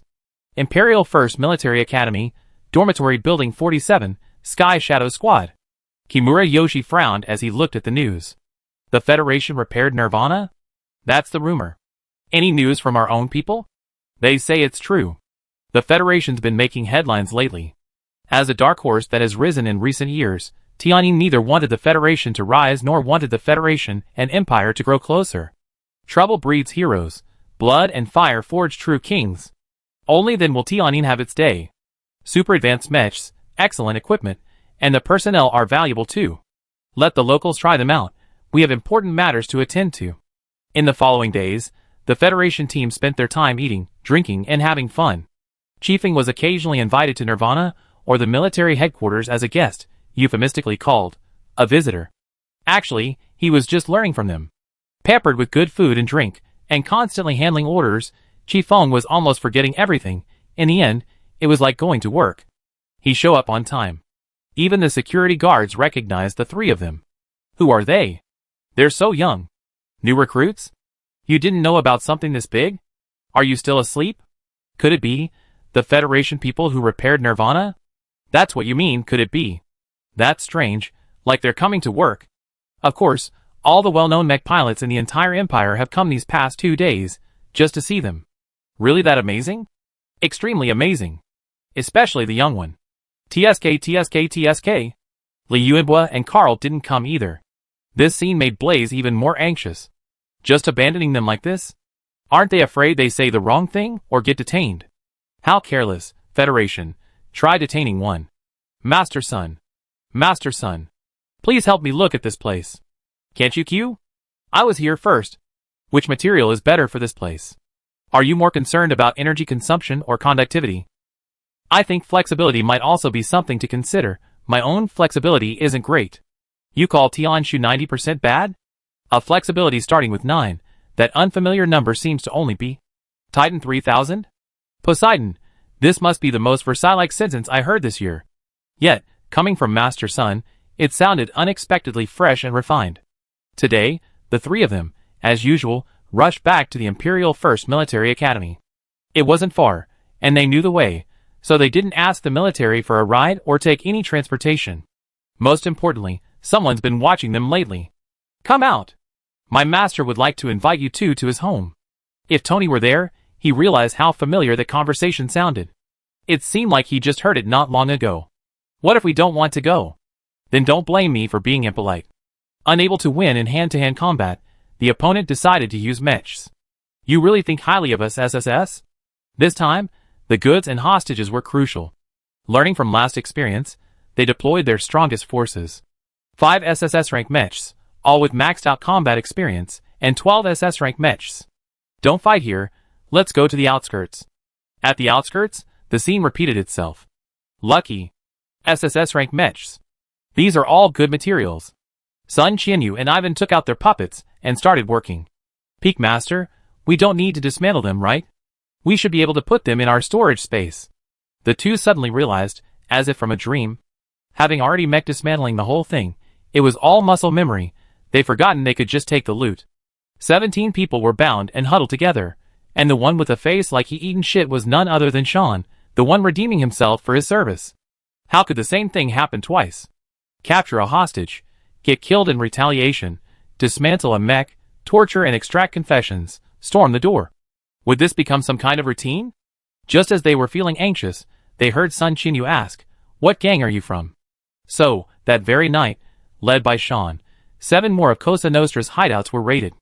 The 3 from Chiefing returned home satisfied, laden with loot. Back in their dorm, they tallied up their unexpected spoils. A stroke of good luck. Alice was furious. Even Su Xiang, that sword cultivator, got a good deal. So why couldn't she, from the Three Peaks sect?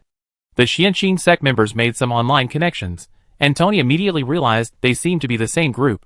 Cosa Nostra? I know their second brother. He then dialed his personal terminal. Second brother, you're not being fair. Seeing the familiar face on the terminal, and hearing the voice from hell, second brother got goosebumps all over. At this moment, it wasn't just him who wanted to die, but also the leader of Cosa Nostra. In other words, Tony and those who had successfully cultivated Nirvana were the same group. Thinking back to the group selling radiation-free vegetables, if second brother hadn't noticed that one of the old men had been in contact with Tony, he almost would have attacked them. Adding this one, it'd be the 3rd time they deliberately courted death. Selling potions, selling radiation-free vegetables, practicing Nirvana. How come the Federation people have so many tricks up their sleeves? This group could easily wipe out several of their strongholds. They mess with a living devil. Does Tianyin even know what kind of enemy they're facing this time? Don't be fooled by how easily Cosa Nostra was beaten to a pulp by the Xianqing sect. Their strength is enough to rival a first-rate aristocratic family. Compare that to the Federation's Dark Domain, which only has one SSS rank member, Lu Ruyan. So, their defeat is truly unexpected. Let's stop. Let's leave and hide for a while. It's like they had the worst luck imaginable. They stepped in the same pile of shit. Xianqing sect. Who are you calling shit? All 12 strongholds have been raided. Years of hard-earned wealth have been wiped out. The first mafia's reputation has been utterly ruined, and now this group is still eyeing them covetously. If we don't run now, the empire we built over decades will be gone. By the time Alice, the true living devil, arrived with the Three Peaks, ready to devour the entire Cosa Nostra, they were already gone. Humph. Alice was furious. Don't be angry. Zhang Sini found it amusing but dared not laugh out loud. Our Three Peaks can't always rely on Brotherson and Sister Yuan for support. Looks like you understand quite well. There will be plenty of opportunities later. We can trade with them after we have our spoils. Alice wasn't one to sit idly by. In the following days, she launched a special operation to crack down on organized crime in the Empire's slums. Mission objective: attempting to double-cross through entrapment, wanting to replicate the successful path of the other peaks.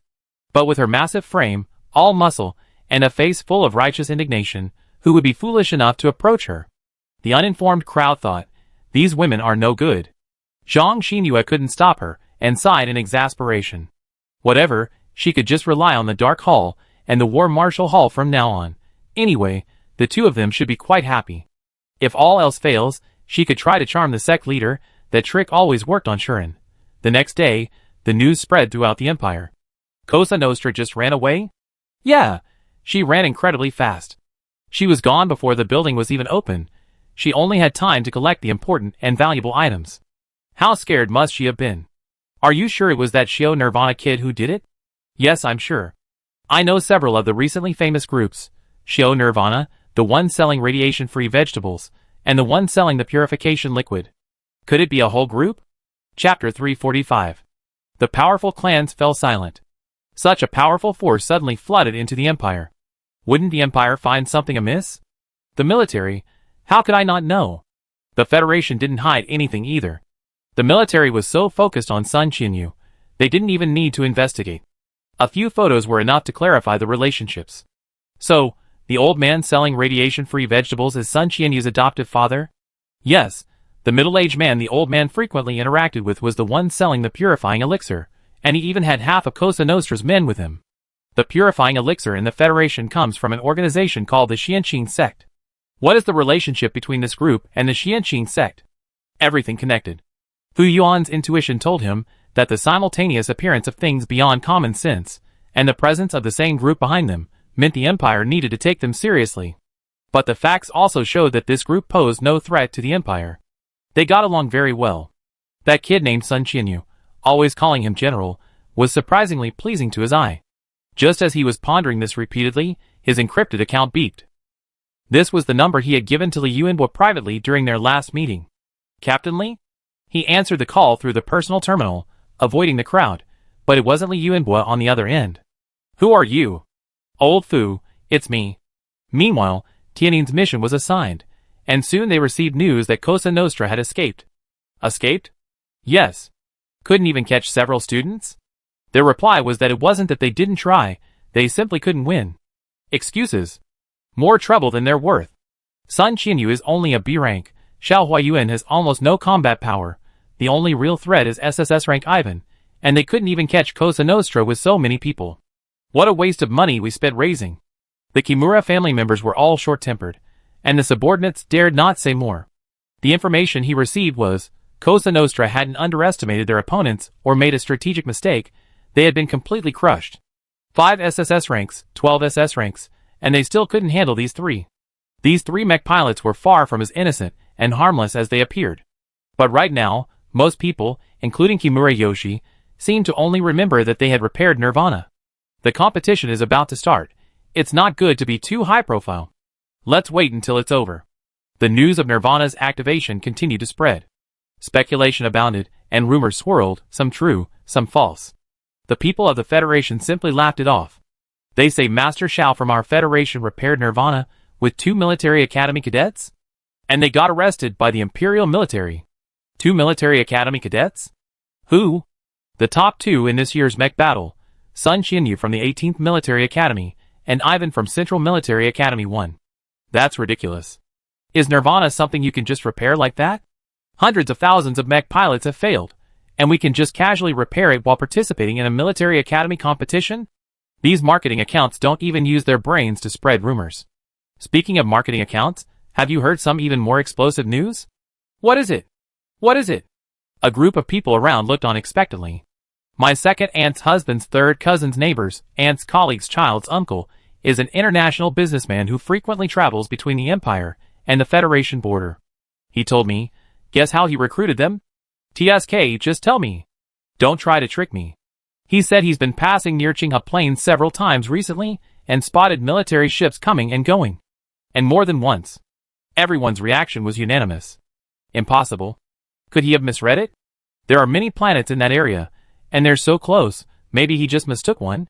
Yeah, if warships can come and go freely, it means Qinghe Plain has been liberated. Mom can't possibly stay silent about such a big event. Pa! Mom never talks nonsense. Wait, at least we should get a holiday. What are you thinking? All you think about is a holiday? If Qinghe Plain is liberated, I donate money, a year's worth of my salary to the poor on this garbage planet. Right. If the military dares to open any war point in any of the occupied territories, I go even if I have to use scissors as a weapon. One person shouted, and the others echoed. A man nearby said mysteriously again, he, if you want to know about this, I actually have some clues. We'd love to hear more. Tell us more. Tell us in detail. I not only have information, but also photos. Here, let me show you. Where is this? The photos clearly show several warships entering and leaving a planet, and they weren't just circling or patrolling. It's obvious they're crossing a jump point. Look, the second starfield, this is Qinghe Plain, and the warships are entering and leaving the 11th occupied zone, Elbows. You're kidding me.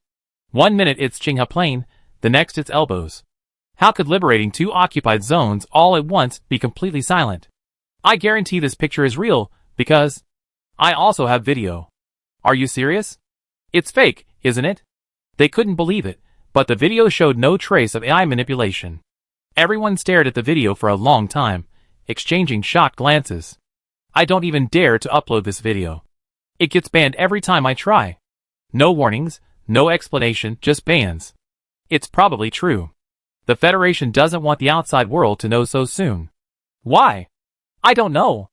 Are they planning to save it up for a big celebration for the whole nation?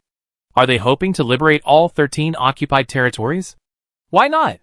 As the saying goes, 1 doesn't guarantee 2, but if there's already 3, it means we're strong enough. The liberation of the other occupied territories is just a matter of time.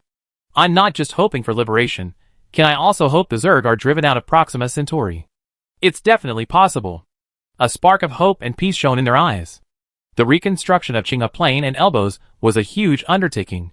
Far too many people knew about it. Federal soldiers could keep quiet, but reconstruction required civilian organizations. For the first few weeks, Only military personnel arrived, and the soldiers were overjoyed, as if it were New Year's Day. Before the celebrations were over, teams from infrastructure, energy, environment, geology, and other fields arrived. Several large companies received government engineering projects, large-scale, well-funded, and were happily heading in to make money. "Sir, where are we going?" "You find out when we get there." This area happens to be in the second starfield, on the edge of the Empire and the Federation, a very sensitive region. Because there are 2 occupied zones here, with more than 5 legions stationed there. The further they went, the more strange the location became. The merchant unconsciously frowned, muttering to himself. "Are we approaching an occupied zone?" As expected, the fleet followed the guidance without turning or detouring, getting closer and closer. "Sir, are we almost in the occupied zone?" "Activate jump point 178. "Sir?" On the other end of the communication line, a collie solemnly replied, "Destination, Chingha Plain." Chapter 346. In the blink of an eye, these companies and workers had been working in the 2 occupied territories for over 3 weeks. They were working tirelessly every day, like they were on steroids, never feeling tired. I really can't hold it in anymore. I want to shout to the world. I deserve a share of the credit for the reconstruction of Chingha Plain. It's not just you who can't hold it in, the boss is ecstatic. He's already throwing in so many free services. This is free, that is discounted. He's definitely going to lose money on this deal, but I feel like he's dying of joy. Who wouldn't be happy? Reconstruction of occupied territories. Once the news is out, the boss's family tree could have its own page. If the project weren't so huge that it couldn't be managed, many patriotic businessmen would probably have wanted it all for free. Ha ha ha. What a pity, we can only enjoy this happiness alone for now. How did Mom do it? She liberated 2 occupied territories, so quietly, and she won't say a word about it. I asked, but they mysteriously said they didn't know. Never mind, I treat you to drinks today, sir. Wanna join me? No, you guys drink, we have guests today. The person in charge of Chingha Plain was Fokin, who had returned to the 4th Legion under Celine. The person he was waiting for happened to be Oldson. You're finally back. Captainson. Long time no see. 8 years of life and death bond couldn't be diluted by a few months of separation. Everyone embraced warmly, catching up on their recent situations. How have you been? Pretty good, I brought you all gifts. The group, ignoring the local specialties in their spatial storage, eagerly showed Senrang the current state of Chingha Plain. Unlike Celine, which is already filled with skyscrapers, this place is still in ruins. But everyone is in high spirits and full of energy. After seeing all this, Senrang solemnly addressed the brothers, including Fu Jin. I have a part-time job that would be perfect for you. Want to join? The War Hall also needs to recruit new members. The changes in Chingha Plain and Elbows weren't just due to the arrival of ships, but also to the visible changes in the geography and landscape as reconstruction progressed. This location happens to be on the border. A discerning observer would notice something amiss. Thus, after years of calm on the Zerg battlefield, as the 68th Proxima Centauri Military Academy War was about to begin, amidst the widespread rumors of rebirth, news of the liberation of the occupied territories gradually brewed, fermented, and stirred beneath the surface. Then, in silence, it accumulated strength, and finally, exploded. Breaking news. Chingha Plain and Elbows occupied territories suspected liberation? Frequent Federation fleet movements spark speculation. Breaking news. Military giant ship activity detected in Chingha Plain, Federation 3rd Starfield. Explosive. Chingha Plain and Elbows liberated? Strange movements in the Elbows Forbidden Zone. Federation military secret operation exposed. The blockade line appears to have been completely lifted. Strategic level situational changes occur simultaneously in 2 occupied zones of the Federation's 2nd Starfield. Breaking news. The 5 legions stationed in the occupied zones are making frequent moves. Analysis of the movement trajectories of the 5th, 9th, 13th, 21st, and 28th legions. The 5 legions have assembled in a flash. The station troops have been mobilized 37 times in 24 hours in an unconventional manner. Hot topic. Has another occupied zone been liberated in the Federation? In-depth analysis. Why is the Federation remaining silent about the liberation of 2 occupied zones? For the past few months, the Federation has kept it under wraps, deleting posts and controlling comments to slow down the spread of the news. After all, the last liberation was met with jubilation domestically, but international skepticism was considerable. But now, it can't be concealed any longer. The second starfield borders the Empire's frontier, where the Empire's 7th Fleet of the Deep Space Border Guard is stationed. A week ago, the head, Redmond, suddenly received monitoring information from the Skynet system. There was activity in the 2 major occupied territories of the Federation. The 7th Fleet deployed various surveillance equipment and teams, monitoring 24/7. A day later, the news was confirmed. Marshal General Fu, the 7th Fleet has conclusive evidence that the Federation liberated the 3rd and 11th occupied territories, namely Qinghe Plain and Elbows, several weeks ago.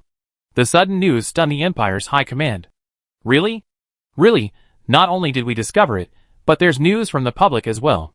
Images and videos from various angles flooded the Starnet. Fleets openly entered and exited the occupied zone. A faster-than-light quantum telescope captured contrasting changes in ground structures. There were even ships from civilian companies. This means liberation was a long time ago. They've been rebuilding right under your Empire's nose for ages. Government buildings are even getting tiled. By the time ordinary citizens saw this, the news was no longer just speculation. Is this true? Really liberated? That's so sudden. Weren't we supposed to live to see it? It seems true. The analysis shows it's been going on for more than a day or 2, at least several months. Huh? What is the Federation doing? Doesn't this violate the Proxima Centauri Occupied Zone Control Convention? Yes, but the premise is that all countries are worried that opening the warplanes will trigger the next Zerg war.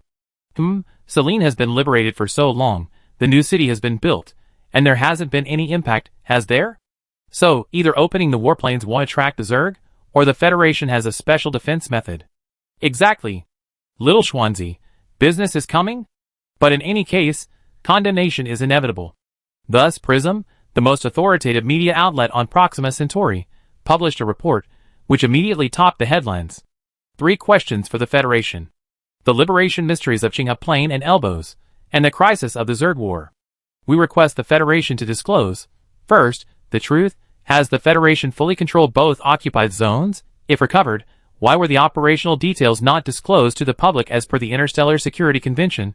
If not recovered, how do you explain the frequent unusual activity in the occupied zones? Second, strategic intent. Was this a premeditated military plan by the Federation, or a hasty action to deal with a sudden threat? If the former, how will the Federation explain its decision-making logic that disregards the safety and rights of trillions of people in the Proxima Centauri system? If the latter, is the Federation obligated to provide a complete information disclosure to the interstellar community regarding the current situation of the occupied zones? Third, the fatal risk. The jump points of the Federation's 2 occupied zones are directly connected to the Zerg's mother nest star system. Before the operation, did the Federation assess the possibility of triggering a full-scale Zerg counterattack after opening the channel? Is there a so-called defense mechanism? If war breaks out, is there a civilian evacuation plan? The Federation has an obligation to respond to the above questions within 24 hours. The public has the right to know. Is this a victory or a gamble? The fact that Prism could publish an article proves that the evidence is irrefutable. Even a phoenix-like rebirth isn't as big as this. The entire interstellar space is in an uproar. Chapter 347. The discussion was everywhere, not just among the government and military, but also in the streets and alleys, among street vendors. The Zerg battlefield was a nightmare for all humanity, a problem that all people in the interstellar space had to face. People's emotions were complex. They wanted to liberate the occupied territories, reclaim lost land, and drive the Zerg out of Proxima Centauri. But once this door was opened, it would affect more than just one country. It could affect the fate and future of the entire Proxima Centauri and all of humanity. Therefore, over the years, in hundreds of occupied territories, to prevent the Zerg from using the opportunity to counterattack, millions of potential survivors have been abandoned. The international community has reached a consensus that warp points in occupied zones cannot be opened. From another perspective, what good would opening them do? Even without a new Zerg army descending, could the military forces of individual nations possibly withstand the original forces? Obviously not. Entering occupied zones carries too much uncertainty and maximum risk. But now, your Federation not only entered, but succeeded. By the time Proxima Centauri is discovered, reconstruction will be nearly complete. Other countries went from initial skepticism to doubt, then to shock, and now, fear is spreading like a cold wave. Has the Federation been on rockets these past few years? Dude, how far have you progressed? Federation, Central People's Square. It's true. We're liberated. The lights are on. The lighthouses of Qinghe Plain and Elbows have been lit. Ah! The two occupied zones are really back. Wow! I knew it was true. Our mother is amazing. We have 2 more liberated zones. Occupied areas reduced by 2. Liberated areas plus 2. Long live the Federation. Long live peace. The people spread the news, eager to reach every corner of the Federation. Streets and alleys, cities and villages, main streets, buildings. The entire Federation was immersed in a wave of jubilation. Why is it so noisy outside? I heard someone mention Qinghe Plain. Not only that, but also Elbows. Could it be that what they said yesterday about the liberation of the occupied areas was true? The Federation has been doing something big behind our backs? Just then, a loud shout rang out. Forget about work, Qinghe Plain and Elbows have been liberated. Aya! Chaos erupted on the Starnet. The soldiers and civilians responsible for rebuilding the occupied areas could no longer contain themselves. The Qinghe Plain Federal Government building, isn't it magnificent? Our company really spared no expense for this project. The Qinghe Plain new airport is nearing completion. Once finished, we welcome people from all corners of the galaxy to come and visit. The reconstruction of the former Elbows military headquarters. Aren't our 13th Legion soldiers handsome? Qinghe Plain Central Park, isn't it beautiful? You can go boating here in the future. The occupied zone, no, it's now the liberated zone. Smug face, the vegetable market has been built. The people and soldiers of Qinghe Plain and Elbows are in luck. The day the reconstruction is completed, you will be the first to enjoy the most delicious and radiation-free fruits and vegetables. The Elbows People's Heroes Monument. A salute to the fallen soldiers and civilians. Finally, this day has come. Although it's been 3 months since then. Laughs, the Federation has gone bad, doing everything without a word. What? They really? I'm crying my eyes out. This day has finally come. The residents, who had been relocated from the 2 occupied zones, burst into tears. That's my home, the place where I was born and raised. I want to go home. Me too. Finally, the Federation government, which had remained unmoved by various attacks from home and abroad, finally made a move. Federal Interstellar News Agency, Zerg Purge, Homeland reopened. The Federation's 3rd occupied zone, Qinghe Plain, and 11th occupied zone, Elbows, were liberated on July 23rd and August 8th, respectively, in Star Calendar 425. A total of over 2.2 million Zerg were eliminated, 17 queens were killed, and 1 survivor was rescued. Identity information on the next page. A comprehensive defense system has been established to ensure the absolute safety of the liberated zones. City reconstruction officially began at the end of August, and all projects are currently in their final stages. Work exchanges, trade, and interstellar travel will be fully operational once the spaceport is completed. Welcome home, natives. The Federation's government in Qinghe Plain is actively recruiting for various positions. Please visit the Federation Talent Network for details and to apply. From battlefield to home, from occupation to revival.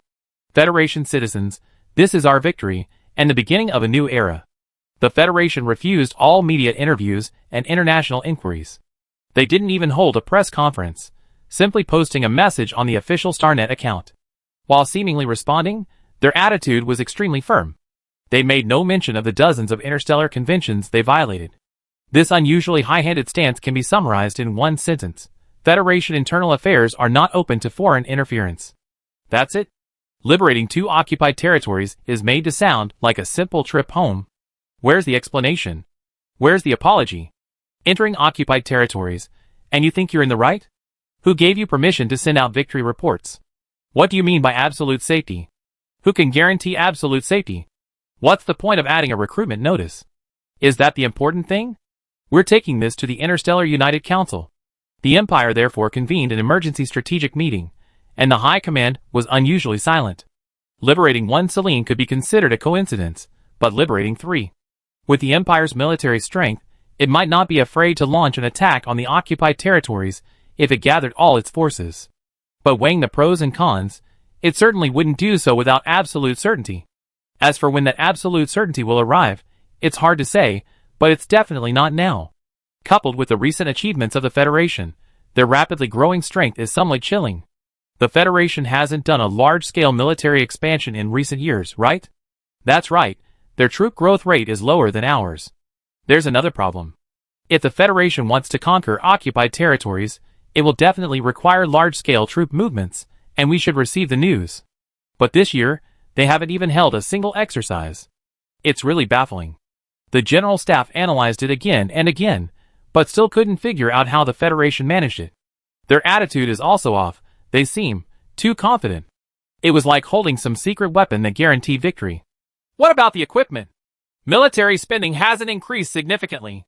Couldn't we know about the secret troop and spending increases? There should be some information. What's wrong with the intelligence department? We can't find the pharmacist behind the cleansing liquid, and we can't find the source of the radiation-free vegetables. It's been 3 months since the 2 occupied areas were liberated, and the civilians have discovered it. Are you all asleep? Fujiwara Sawa was furious and unleashed a torrent of abuse. After he finally calmed down, Fu Yuan continued. From an equipment perspective, it might not be necessary to increase military spending too much. Everyone turned to look at him. These are the parameters of the Big Dipper series mechs. Take a good look. Even if you don't understand mechs and equipment, those numbers starting with 9 speak volumes. Performance completely crushes the Titan series, even surpassing all currently serving mechs. Chapter 348. This is impossible. Initial testing alone has broken 12 world records in core data. Completely new materials, weapons, and energy systems, each one a revolutionary patent. We are facing technology at least a generation ahead of the Empire's cutting-edge technology. And this is just the export version. It's for making money. A set can be sold off immediately. Mass production is no problem. On the battlefield, we will face top-tier mechs far superior to the Tianshu level. What are the Federation's trump cards? How big is the gap? We have no idea. Everyone was struck dumb, their pupils shrinking sharply. It was like being doused with a bucket of ice water. The chill seeping from their very bones rendered them immobile. This wasn't surprise, it was fear. When the gap is so large that it exceeds comprehension, humanity's first reaction is always trembling. Is this still the same second-place power that was once far behind the leader? You all probably know about the situation with the potions and radiation-free vegetables. With all these things combined, the Federation's combat power may not just increase in quantity, but in quality. The strategic meeting fell into a long silence again. I bring this up not to create strategic panic, but to hope that the Empire can recognize reality. We are no longer the sole, supreme ruler. In fact, the Empire and the Federation should never have been adversaries. We fought side by side, sharing life and death, joining hands to face the Zerg. Now is not the time for humanity to fight amongst ourselves. Fellow colleagues, we must acknowledge one fact. In the journey to liberate the occupied territories, the Federation has gained the first mover advantage. But the Empire's glory and foundation remain. As long as we set aside our arrogance and join hands again. Fu Yuan was interrupted by Fujiwara Sawa before he could finish. Join hands? What's the point of joining hands with the second-place contender for hegemony? If it weren't for the Zerg War, the war between the Empire and the Federation would have already begun. Everyone swallowed hard. Fujiwara Sawa's words were incredibly blunt. I admit the Federation has indeed made significant progress in various aspects in recent years, but our overall strength is still superior. The pro-war and pro-peace factions engaged in a heated debate. What's all the arguing about? What time is it now? Is war something you can just start on a whim? The past frictions between the Empire and the Federation don't need to escalate to the point of war. Please focus on the liberation of the occupied territories and the assessment of the Federation's combat strength. Marshal August intervened, and the atmosphere finally calmed down. From my perspective, the liberation of the occupied territories cannot be entirely attributed to improved equipment. Since troop strength hasn't increased, there's only one possibility. Combat power has increased. This statement hits the nail on the head. No matter how much equipment parameters are improved, it's still based on individual soldier combat strength. The international competition is coming soon. This is the best testing opportunity. Let's see clearly how far the Federation's individual soldier combat strength has improved. Then we can decide our next move. Individual soldier quality, equipment iteration, and tactical innovation depend on another country's development over the past 3 years, and its overall national strength. The upcoming competition will be the best window. Regardless of your stance, please remember, when the flames of war ignite, it is always the blood and tears of civilians that are consumed first. I will never tolerate launching a meaningless war under a hollow pretext. August and Fu Yuan exchanged a meaningful glance. The Uji people are about to lose their temper. The Proxima Centauri Military Academy battle is a microcosm of strategic competition between nations. The outcome of the competition is not merely a simple display of strength or a face-saving exercise. It will determine the overall ranking of national military power. The top 5 seats will qualify them as permanent members of the Interstellar Federation Council. The Federation plays a crucial role in many international conflicts. Interstellar dispute resolution, strategic resource allocation, cross-civilization technological agreement formulation, interstellar legal arbitration, and joint defense against external enemies are all resolved on the Federation platform. The importance of these 5 seats is self-evident. For the past few centuries, the 5 permanent seats have remained unchanged. They are the Interstellar Sovereign Federation Empire, the Interstellar Republican Human Federation Sovereign Federation, the Jotun Interstellar Industrial and Defense Alliance, Jotun, the Tianyin Dynasty Transcendental Federation, Tianyin, and the Omega Heavy Industry Community, Omega. For so many years, the Empire's dominant position has remained rock solid, unshakable in the slightest. But now, the Federation has announced several groundbreaking technological breakthroughs, and Tianyin has emerged as a dark horse in the International League. According to authoritative pre-match predictions from the StarNet, this year may be the most unpredictable. The nation's focus is on the rapid advancement of the Federation's military power behind the liberation, but the public has noticed. A survivor? A survivor? Just one person. He actually survived that kind of environment. How did he survive? Turning to the second page, one sees Rob's unconventional face. A thin body, messy hair, purplish blue eyes, dark lips, a gloomy, rock and roll young man. Why, does he look like he's been poisoned? Laboon, because I ate something bad. Name, Laboon Salvador. Age, 28. Identity, former trainee mech pilot of the 1st Legion. During the fall of Qing a plane in Star Calendar 417, he assisted the 1st Legion in evacuating trapped residents and subsequently disappeared. Rescued on August 8, Star Calendar 425. He's a hero of our 1st Legion. He was left behind in Qing a plane while saving people? How did he survive all these years? Thank goodness, someone is still alive. The Federation releases survivor information to find the survivor's relatives and friends. Although Laboon is an orphan, some people still remember him. Some people recognize him. 3rd Star Region, 74th Legion, a middle-aged man in front of his personal terminal shouted loudly. Labu, I know him. He's my comrade in arms. The comrade I lost in Qinghe Plain. What? He joined the army with me. What? Labu is alive. It was like a treasure lost for years suddenly being found again. A joyous return, tears welling up, heartache mixed with immense relief. I'm going to find him. Brave Federation citizens, you are true heroes. The Federation's announcement was, of course, seen by the people of Proxima Centauri as well. Selene has over 2,700 survivors. Qinghe has only 1 survivor. So tell me, in all 128 occupied zones across the galaxy, are there still people struggling to survive? This question pierced everyone's heart like a sharp knife. Want to save them? Dare to save them? Who can save them? How can they save them? While countless people are peacefully enjoying peace and joy, there may still be lives struggling to survive in the occupied zones. The thought is heart-wrenching. The wheels of history slowly turn. The conflict between Nirvana and the Federation has not yet subsided. Public opinion continues to boil, and the world holds its breath in anticipation. The 68th Proxima Centauri Military Academy Battle. It's here. Chapter 349. This military academy war is divided into 2 rounds. The first round is a faction battle involving 1,000-strong legions. That is, 28 teams, each consisting of 10 nations, will compete in a flag-capturing contest. In the face of the insect swarm, no one fights alone. History has proven that when an S-class insect swarm erupts, the survival rate of a multinational coalition is 400% higher than that of a single-nation force. Humanity can only ensure the continuation of civilization through concerted efforts. Therefore, starting with the last competition, the faction battle has become a new form of military academy competition. This format tests leaders far more than simple tactical maneuvering. It demands comprehensive skills in coordination, resource integration, and crisis management. The second round is a ranking competition. Positions and the format will be announced after the first round.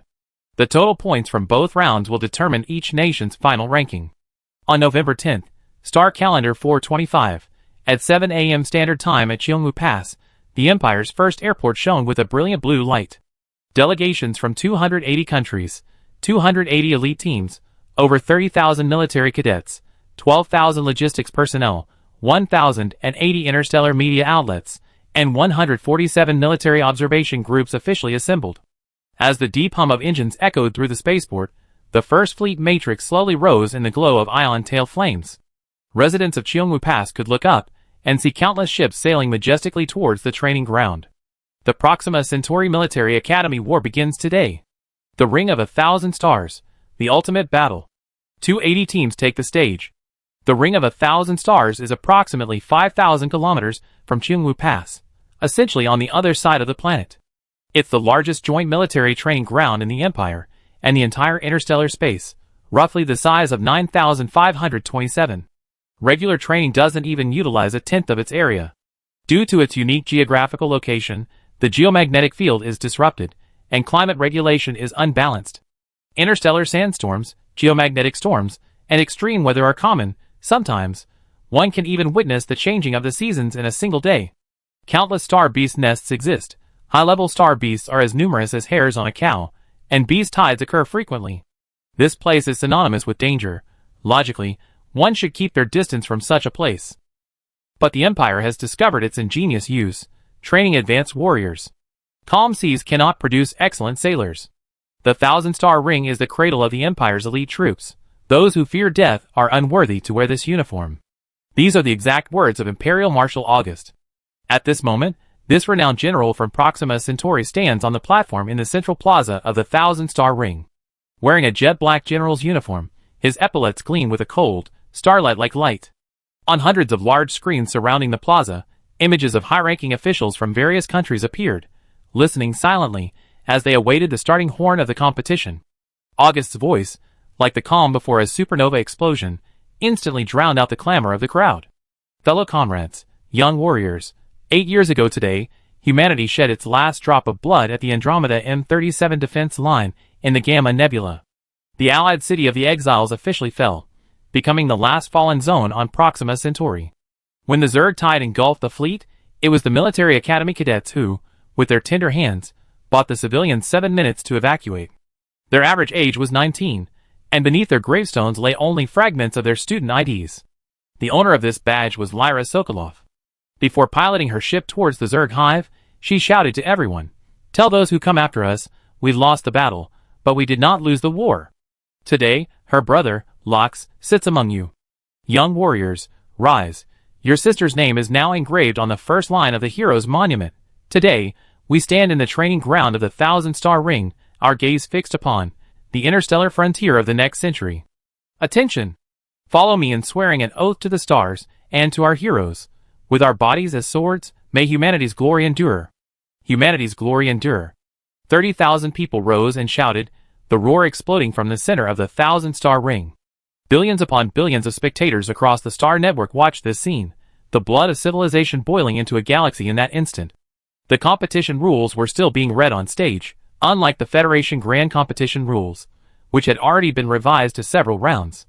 The organizers were practically burning their brain cells, but the loopholes were still endless. The rules of the international competition had remained unchanged for decades. Teams in the crowd observed each other's opponents this year. Fu Jiwei stood at the forefront of the Imperial team, occasionally glancing at Gu Zhanting in the team next door. The other person didn't look at her. They were either circling around Gu Han, chatting and laughing with the sirens, or following behind Shuren like a lackey. To be honest, they didn't seem like a team leader at all. Was that Shuren who saved him and then defeated him? As expected, interstellar people all admire strength. The others' gazes were more unified. Are those the ones who repaired Nirvana? Yes, it's them. Sun Qianyu and Ivan noticed Mo Sang looking over, and excitedly waved their arms at him. You're pretty familiar with them? Sort of. They're quite interesting. Nirvana was repaired by 2 mech pilots from the Federation team. This news had already spread throughout the entire interstellar space. In the Federation's teams, besides Gu Zhanting, the other 2 are probably the most popular. 28 teams, final preparations. The draw results are in, and the 28 teams are finalized. All teams have 4 hours to prepare. The 1,000-star ring has a central plaza in the center, surrounded by various rooms that serve as the command center, combat preparation room, and observation hall. The organizers will supervise and assist the entire competition from the command center. The combat preparation room is used for the teams to prepare. Invited national delegations and media can watch the competition from the observation hall. The Federation has coordinated a lot of credentials, and the Xianxin sect members are already neatly seated here, waiting for the competition to begin. Further outwards is the Boundless Arena. Just after 12 noon, the 1,000-star ring will open for entry. The Empire is in Team 2, the Federation in Team 9, Jotun in Team 11, Tianyin in Team 17, and Omega in Team 23. Although it was a draw, the principle is to try to balance the strength of the teams. If the top 5 teams are grouped together, then the next ranked nation has no chance. In the Federation Team Command Center, 10 teams and 1,000 military cadets gathered. The first thing to do was determine team command. For teams with strong members, strength is absolute power. Mid-tier teams with balanced strength often get caught up in complex power games, forming cliques, and engaging in seemingly democratic battles. While weak teams, forced to participate, often have commanders who aren't leaders but are likely scapegoats and shields, because you never know what some countries will face upon returning home after a loss. In just 1 hour, the law of the jungle, where the strong prey on the weak, was vividly displayed in the power struggles, ambitions, and compromises. We're with the Sanhedrin? The Sanhedrin isn't the name of a single country, but rather an alliance of countless scattered small nations.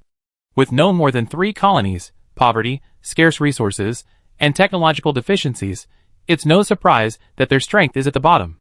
Why did August mention the sanctuary?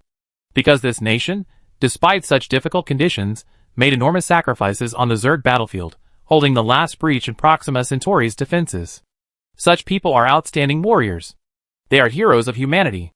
Chapter 350. But to be fair, drawing a sanctuary nation is a terrible draw, a liability. Commanders usually assign them cannon fodder missions to use them, making them worthwhile. You're Rox? You're a celebrity now. Rox looked at the enthusiastic Su Xiang, at a loss for words. As a sanctuary nation, they knew they were likely unwelcome. Especially since they drew the Federation, one of the top 2, a dominant force. But it seemed, the Federation didn't care. Except for the Nova Unity, ranked 67th last year, everyone else was outside the top 100. Including Nova's captain Tessa, no one had the authority to question the Federation's command. Anyone want to be commander? Unexpectedly, the Federation asked, and their attitude seemed serious. Everyone looked at each other. Not content with asking once, they asked a second time. Seriously? Who dares to challenge the Federation's command? Raise your hand if you want to try. Being the commander-in-chief in the military academy battle is a great opportunity for training. Siren looked like, no one's raising their hand, so I call on someone. Toledo, you go? Huh? Okay. Shuren, our internal affairs hall is a master at command. I ask one last time, if no one wants to do it I go. The others, he really doesn't want to do it. Tessa was a little stunned. Shouldn't it be Gu Zhanting's decision, Siren? Who's that? She knew Toledo. Ranked 3rd among the Federation's top 10 commanders.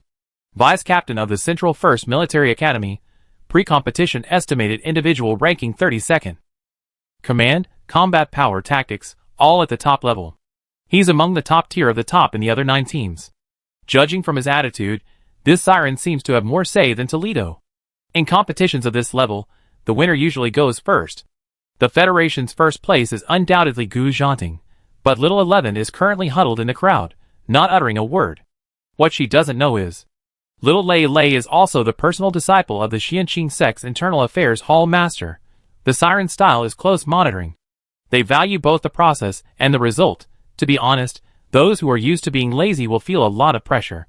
But Toledo came from Central First High School. His captain, Gu Zhanting, and his instructor, Carl, are both formidable opponents, and he's used to it. All that build-up is mainly because he went out with Yifeng last night and stayed up too late. He wanted to slack off. Plus, the military academy battle shouldn't be as intense as the Qinghe Plain battle, which is physically demanding. Let's give the newcomers more opportunities to train, but since Master has spoken, then he go. Hello everyone, I'm Toledo, and from now on I'm the Commander-in-Chief of Team 9. He get right to it, and do it well. Vice Commander Siren? Siren nodded with an air of maturity. Shuren smiled knowingly. His disciples always seemed to be playing the adult game, but they were doing a great job. 3 staff officers, Samir, Lox, and Tessa. Lox and Tessa were stunned. The new star and the sanctuary were also stunned. They still had a chance to enter the command center? Tess 9, besides the Federation, had a highest ranking member Tessa, an SSS level, and she was also the only SSS level member from the new star. But even as an SSS level member, she was at the bottom of the SSS ranks. Her combat strength, tactics, and equipment couldn't compare to the Federation's elite. Not to mention Locke's.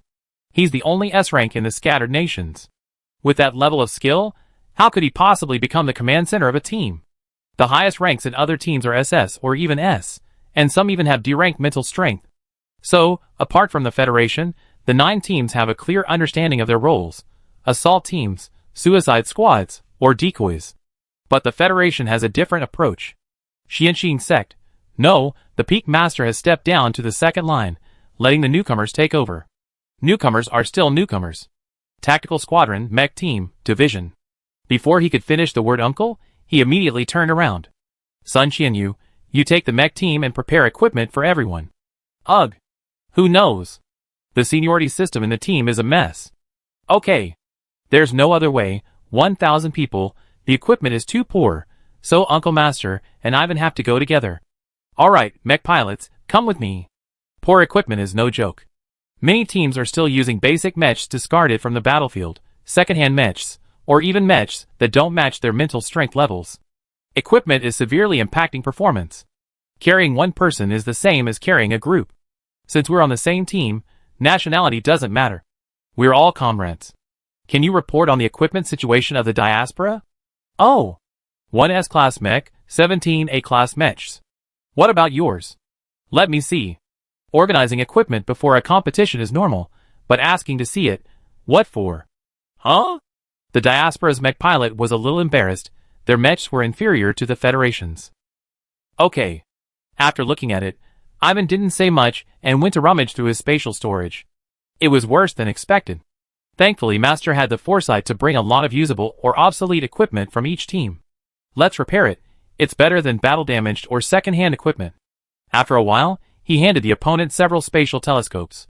Use this first. Huh? The communication equipment and spare mechs are all here. Familiarize yourself with the instructions first. It should be fairly straightforward. You get the hang of it after a couple of matches. He spoke casually, as if it were as simple as eating or drinking. But the opponent was already panicking. Looking at the large pile of equipment in the spatial telescopes, all at least 90% new, they froze on the spot. The mech pilots from the other teams were completely bewildered by the news of the mech swap. You want to replace our equipment? We can take inventory, not all of it. Those you're comfortable with can continue using, but the auxiliary mechs, communication equipment, and weapons/ammunition can be provided by us. In all these years of military academy competitions, I never heard of any team bringing equipment for other teams. What happened to being cannon fodder? Are they really planning to carry their teammates? And this is 1,000 people. The Federation brought 1,000 mechs to the military academy battle? No, including the spare mechs, that's 2,000. Is this the style of a wealthy and powerful nation? Looking back at Captain Locks, who was also stunned in the command team, equally at a loss. Pharmacist team, Schwelingling. Pharmacists follow me. The 100-strong pharmacist team followed Schwelingling and Ruanshu, entering a tense state. Some countries can't produce pharmacists. If they're injured, they can only leave it to fate. Each team, take inventory of your potion inventory and report the quantities to me. Those who are short, get some here. 5 vials of repair fluid per person, 10 vials of nutrient solution per person. The pharmacist from Nova Star was worldly wise. He knew how valuable the potions the other side possessed were. That must be a super high-grade repair fluid that everyone in the Interstellar community would fight tooth and nail for, with a repair value of 300. The Federation is using this for a competition? And who's giving it away? He dared not accept it. Take it, it's competition supplies, they won't charge you. Even if you asked for money, I'd be trembling taking it. If I used this stuff for a minor injury, I'd be roasted when I got back. One of the mech pilots was confused. The Federation is really generous, giving out repair fluid like that. You actually dare to take it? Can't I take it? They already gave it to me, didn't they? I don't know the situation in your country, but this stuff auctions for 700,000 per vial where I'm from. Chapter 351. It's not the 300 repair value one, it's the 150 value one. Before the words were finished, the other person's hand trembled, and the spatial button fell to the ground with a thud. He was so startled that he picked it up with lightning speed, immediately confirming that the item wasn't broken. Thank goodness. I couldn't afford to pay for it even if I sold myself. Ruanshu handed out potions, but the group hesitated to accept them. Take them, they're only for the competition. Not only was their equipment poor, but some countries' pharmacists were former soldiers. At the intensity of an international competition, without medicine and healing items, it's just suicide. They couldn't just leave it there. Finally, everyone nervously accepted the supplies. At the observation center, delegations from various countries gathered. The Federation was the second seed, currently riding high, so naturally, they attracted a lot of attention. The scene just now not only seemed strange to the teammates of Team 9, but also caused a stir among the delegations from various countries. The commander-in-chief isn't Gu Zhanting? At least let Yuan San go, right? Although Toledo is very strong, but the StarNet has pre-competition assessments, based on a comprehensive evaluation of the contestants' past performance, mental strength level, and other factors. Among the 30,000 military academy students, Gu Zhanting is ranked first overall, Yuan San 6th, Su Xiang 21st, Shen Wanqing 28th, Toledo 32 Indy. The Federation has 13 students in the top 100, and Shuren is ranked after 1,000. It's not because the 18th Military Academy isn't considered strong by experts, but because their mental strength level is too low, coupled with too few past achievements, resulting in a relatively low overall ranking.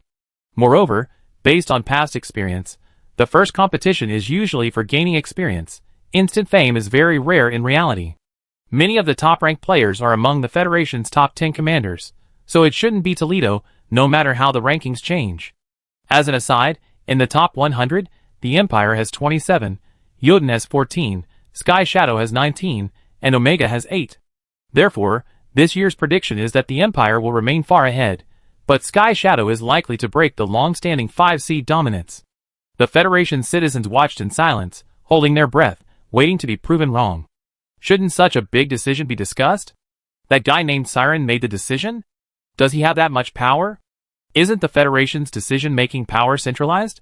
Who is Siren? Captain of the 15th Military Academy Team SS. Never heard of him before. His name wasn't in the pre-tournament top 100 predictions. Right, Siren is almost ranked after 50-100. This is an international tournament, all teams will bring their best. The other teams looked at the people in the Federation stands. Li Yuanhua and Carl were currently cheering enthusiastically for Toledo. Well done, Lei Lei. Toledo, 2.15 meters tall and weighing 280 pounds. Who's Lei Lei? Go, Commander. This is the commander I trained. Good, good, half the credit goes to you, right? They couldn't let a junior player carry the load on the Zerg battlefield, but surely an international tournament would do. Other countries suddenly felt foolish. Why were they bothering with this? Choosing a commander was arguably a lapse in judgment, but the bigger problem was distributing supplies. Are they really giving out supplies? This is something I honestly don't understand. Wait, is there any precedent for a strong nation distributing supplies to a weak nation in an international tournament? The answer is no. Not even once in the 68th Military Academy battle. First, the international competition is a competitive platform. It's a microcosm of competition and maneuvering between nations. Powerful nations gain power through their formidable military capabilities, thereby securing more resources.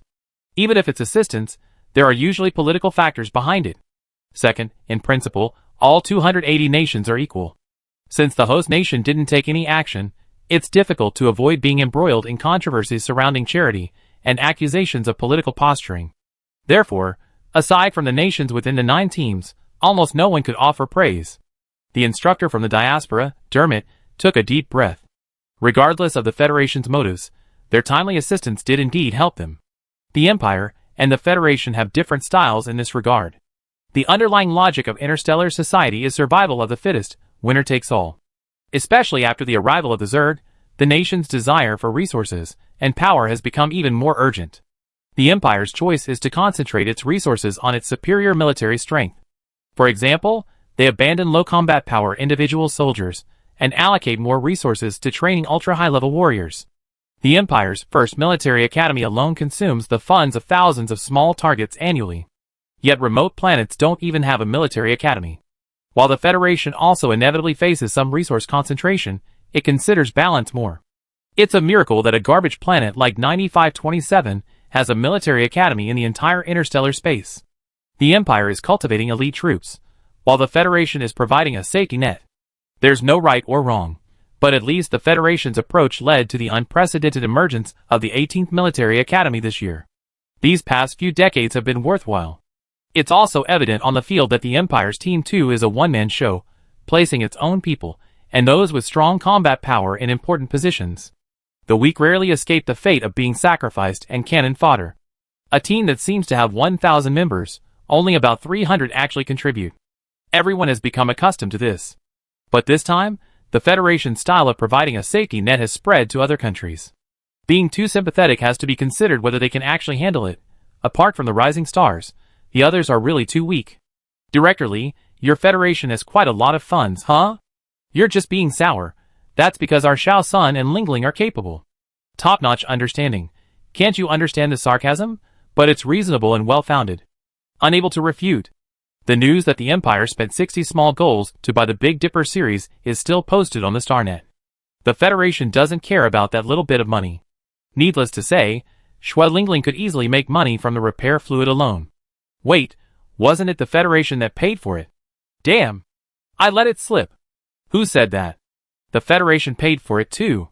Aren't the military academies discarded mechs money? Aren't the Federation's second-hand equipment money? Staying in the Xianxing sect for too long, being a big liar is contagious. Before he spills the beans, I quickly shut my mouth. But the joy on my face didn't diminish at all. Toledo continued assigning tasks. Reconnaissance Squad 3, 50 people per squad. The Reconnaissance Squad is responsible for frontline work such as intelligence gathering, terrain reconnaissance, target guidance, and enemy reconnaissance. Being at the forefront of the team is the easiest job to be eliminated. It's a typical cannon fodder position. Generally, if they want to abandon weak teams, they put people here to optimize them as soon as possible. Therefore, the other 9 teams were already mentally prepared. Many of them would most likely be assigned to reconnaissance. Reconnaissance Team 1 Captain. Me. Alright, Alice Yang. Reconnaissance Team 2 Yang Chung. Okay. Reconnaissance Team 3, Liang Weiing. Leave it to me. Other teams. Question mark, are they all Federation members? Toledo's consideration was that the 1,000-star ring environment was too complex. To be on the safe side, he let the Peak Masters handle the reconnaissance. Especially Alice, how could she sit still watching from the sidelines? Combat Squad 5, 100 people per squad, 1 captain. A thrun. Of course, to let newcomers take the lead, someone from the first peak needed to shoulder the responsibility. Vice Captain, Su Xiang. Hearing this name, Alice's DNA stirred. Me. The captain of Team 2 is Daedara, and the vice captain is me, Alice Yang. Chapter 352. You still want to do reconnaissance? Need me to demonstrate my strength? Alice tugged at her sleeve, startling the other person into taking a step back, who quickly waved his hand. No need. Toledo refused. Didn't want to be beaten by a Foundation establishment cultivator with a heavenly fire spirit root in front of the entire interstellar population. You surnamed Su. Wash your neck and wait. The conflict began. Want to be second? Ask my sword for permission first. The Xianxing sect now boasts 1 peak and 3 peaks, all strong and well-equipped, far ahead of the competition. With their peak masters at odds, the atmosphere was incredibly tense. Third team, Captain Zimo, Vice Captain Gu Zhanting. Fourth team, Xin Wanqing, Vice Captain Yuan San. Yuan San hadn't cultivated for much longer than her disciples. But thanks to the rapid purification of her dark spirit root, she had already reached the 8th level of qi refining. Only Shuren in the entire sect was faster than her at this cultivation speed. Xin Wanqing genuinely admired her. Whether piloting mechs or cultivating immortality, Yuan San excelled. She willingly became a disciple of the accomplished. Group 5, Duo Long. Duo Long, the captain of the United Nations of Sanvia, ranked 178th, was an SS-ranked individual. His combat strength was average, but Sanvia's position was special, with only 7 planets, and 1 being an occupied zone. Since he was here, he should train properly. Me? Yes, it's you. My mental strength is only SS. Duolong said weakly. What a coincidence, me too. Alice said excitedly and proudly, showing off her muscular physique. Duolong didn't expect her reaction. Instead of disdain or contempt, she seemed quite confident. Don't worry, I assign you a vice captain, Guhan. Guhan nodded. Looking at the imposing Guhan, Duolong relaxed a little. He was afraid of holding them back. In the observation hall, Team 9 was the only team that silenced everyone after the assignments were completed. Almost all the team leaders were unknown little people. What kind of operation is this? Siren, SS, Liang Weiing, S rank. This one's even more outrageous. Yang Chung, A rank mental strength? Wait, your federation has an A rank in the top 100 this year? Li Yuanbua, I can't exactly tell you that's my number 1 Beast Peak member. He's doing you a favor by even coming here. Is Alice Yang that strong? Taking on 2 teams? SS? She's like a hyperactive child. Even if she's not assigned tasks, she still run around.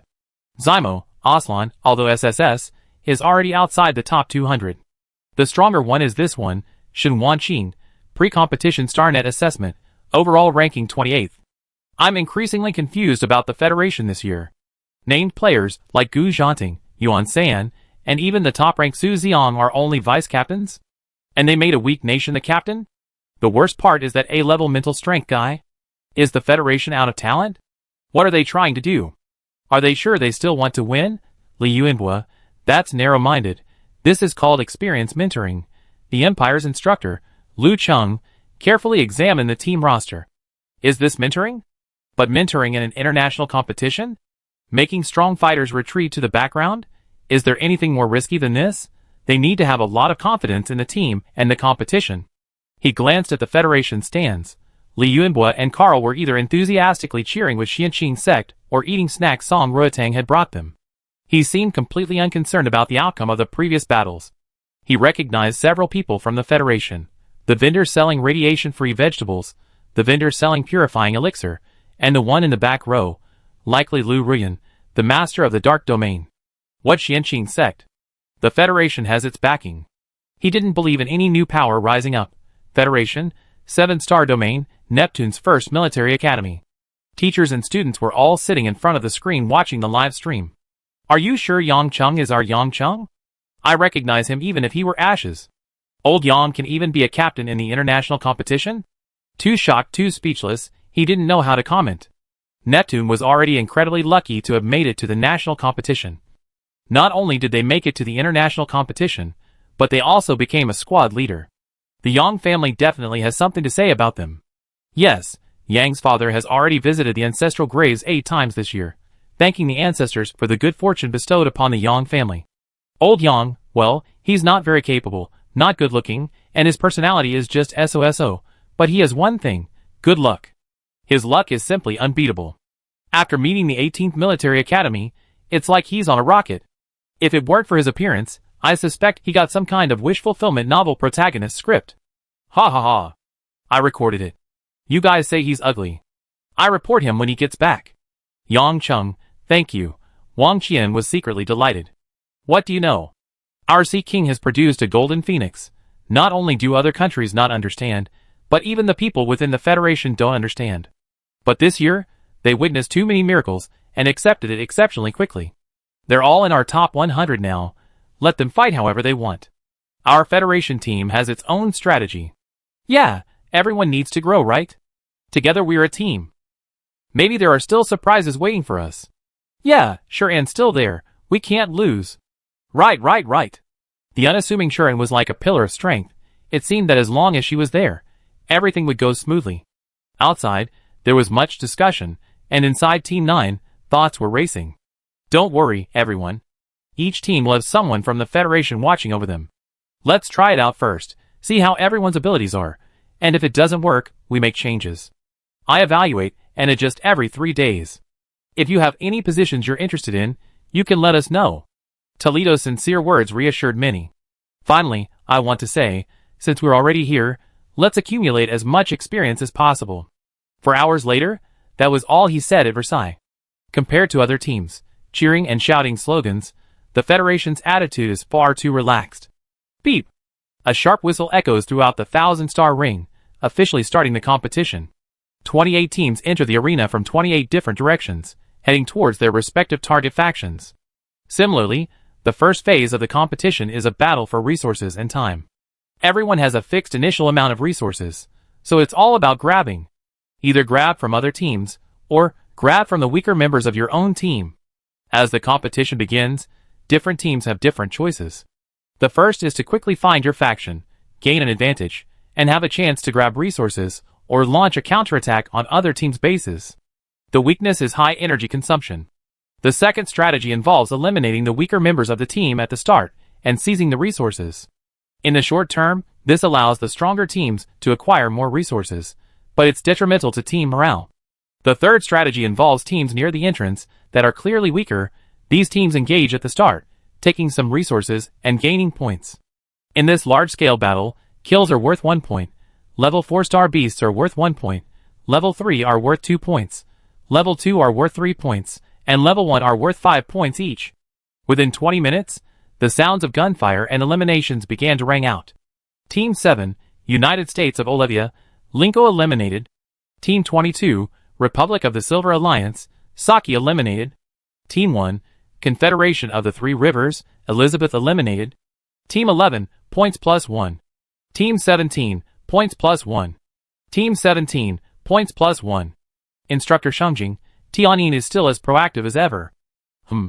Tianyin's Team 17 opened fire right from the start, swallowing up the nearest Team 18. This time they were more restrained, not killing anyone right away. But watching the screen filled with gunfire and screams of agony, the 10 national delegations of Team 28 were on edge. They were incredibly unlucky, drawn next to Tianyin. Even being next to the Empire would be better. At least the Empire prioritizes victory, and as long as they don't get in the way, they won't start a massacre. Team 18, eliminated. Chapter 353. 1 hour later, the 1,000-strong team was eliminated. This set a new record for the fastest team elimination since the start of the international competition. The observation hall was deathly silent. This year's Tianyin team was swift, accurate, and ruthless, coming on strong, like a sharp bayonet slicing open the curtain of the international competition. The team's instructor, Shengjing, nodded in satisfaction, not bothering to say more to anyone. This was the attitude of a true champion. He disdained the Federation's feigned compassion. Although no one from Team 18 died, several members were seriously injured. They were brought out, and immediately sought help from Li Yuanbo. Currently, only the Federation possessed the legendary high-level potion capable of restoring mental strength. They didn't know if the Federation would actually help, but they decided to give it a try. Oh, here! Without a word, Li Yuanbo rummaged through everyone's hands and handed over the spatial storage. That country isn't very big to begin with, and it's not easy for them to send a few capable warriors. We have no past grudges or recent conflicts. It's just a competition, yet they're going to kill us. The Tianyin country has terrible family values. So much? Is it enough? More than enough. We give you the money later. Alright, let's go see the children first. There's no way around it. After cultivating immortality, her thinking has truly changed. The sect leader himself has even taken in evil cultivators. Nationality doesn't seem so important anymore. Li Yuanbo just saw the sparkling look in Shuren's eyes when Locks appeared. Her old habit of picking up people everywhere has resurfaced. The others present, seeing this scene, thought, fake compassion? This is a true saint. The Federation strictly controls pharmaceuticals, making it difficult for them to flow to other countries. But it turns out, you can just ask for them. Could we talk about it after the competition? On Direction 9, Zhuangqingzong led his team forward. A member of the Sanbia whispered in Duolong's ear, "Do you know who the Commander-in-Chief assigned you as his deputy?" Duolong's mind was preoccupied with how to lead the 100 people behind him. He had no time to think about anything else. Who? Of the Federation's people, he only recognized the famous Gu Zhanting and the goddess of war Yuan San.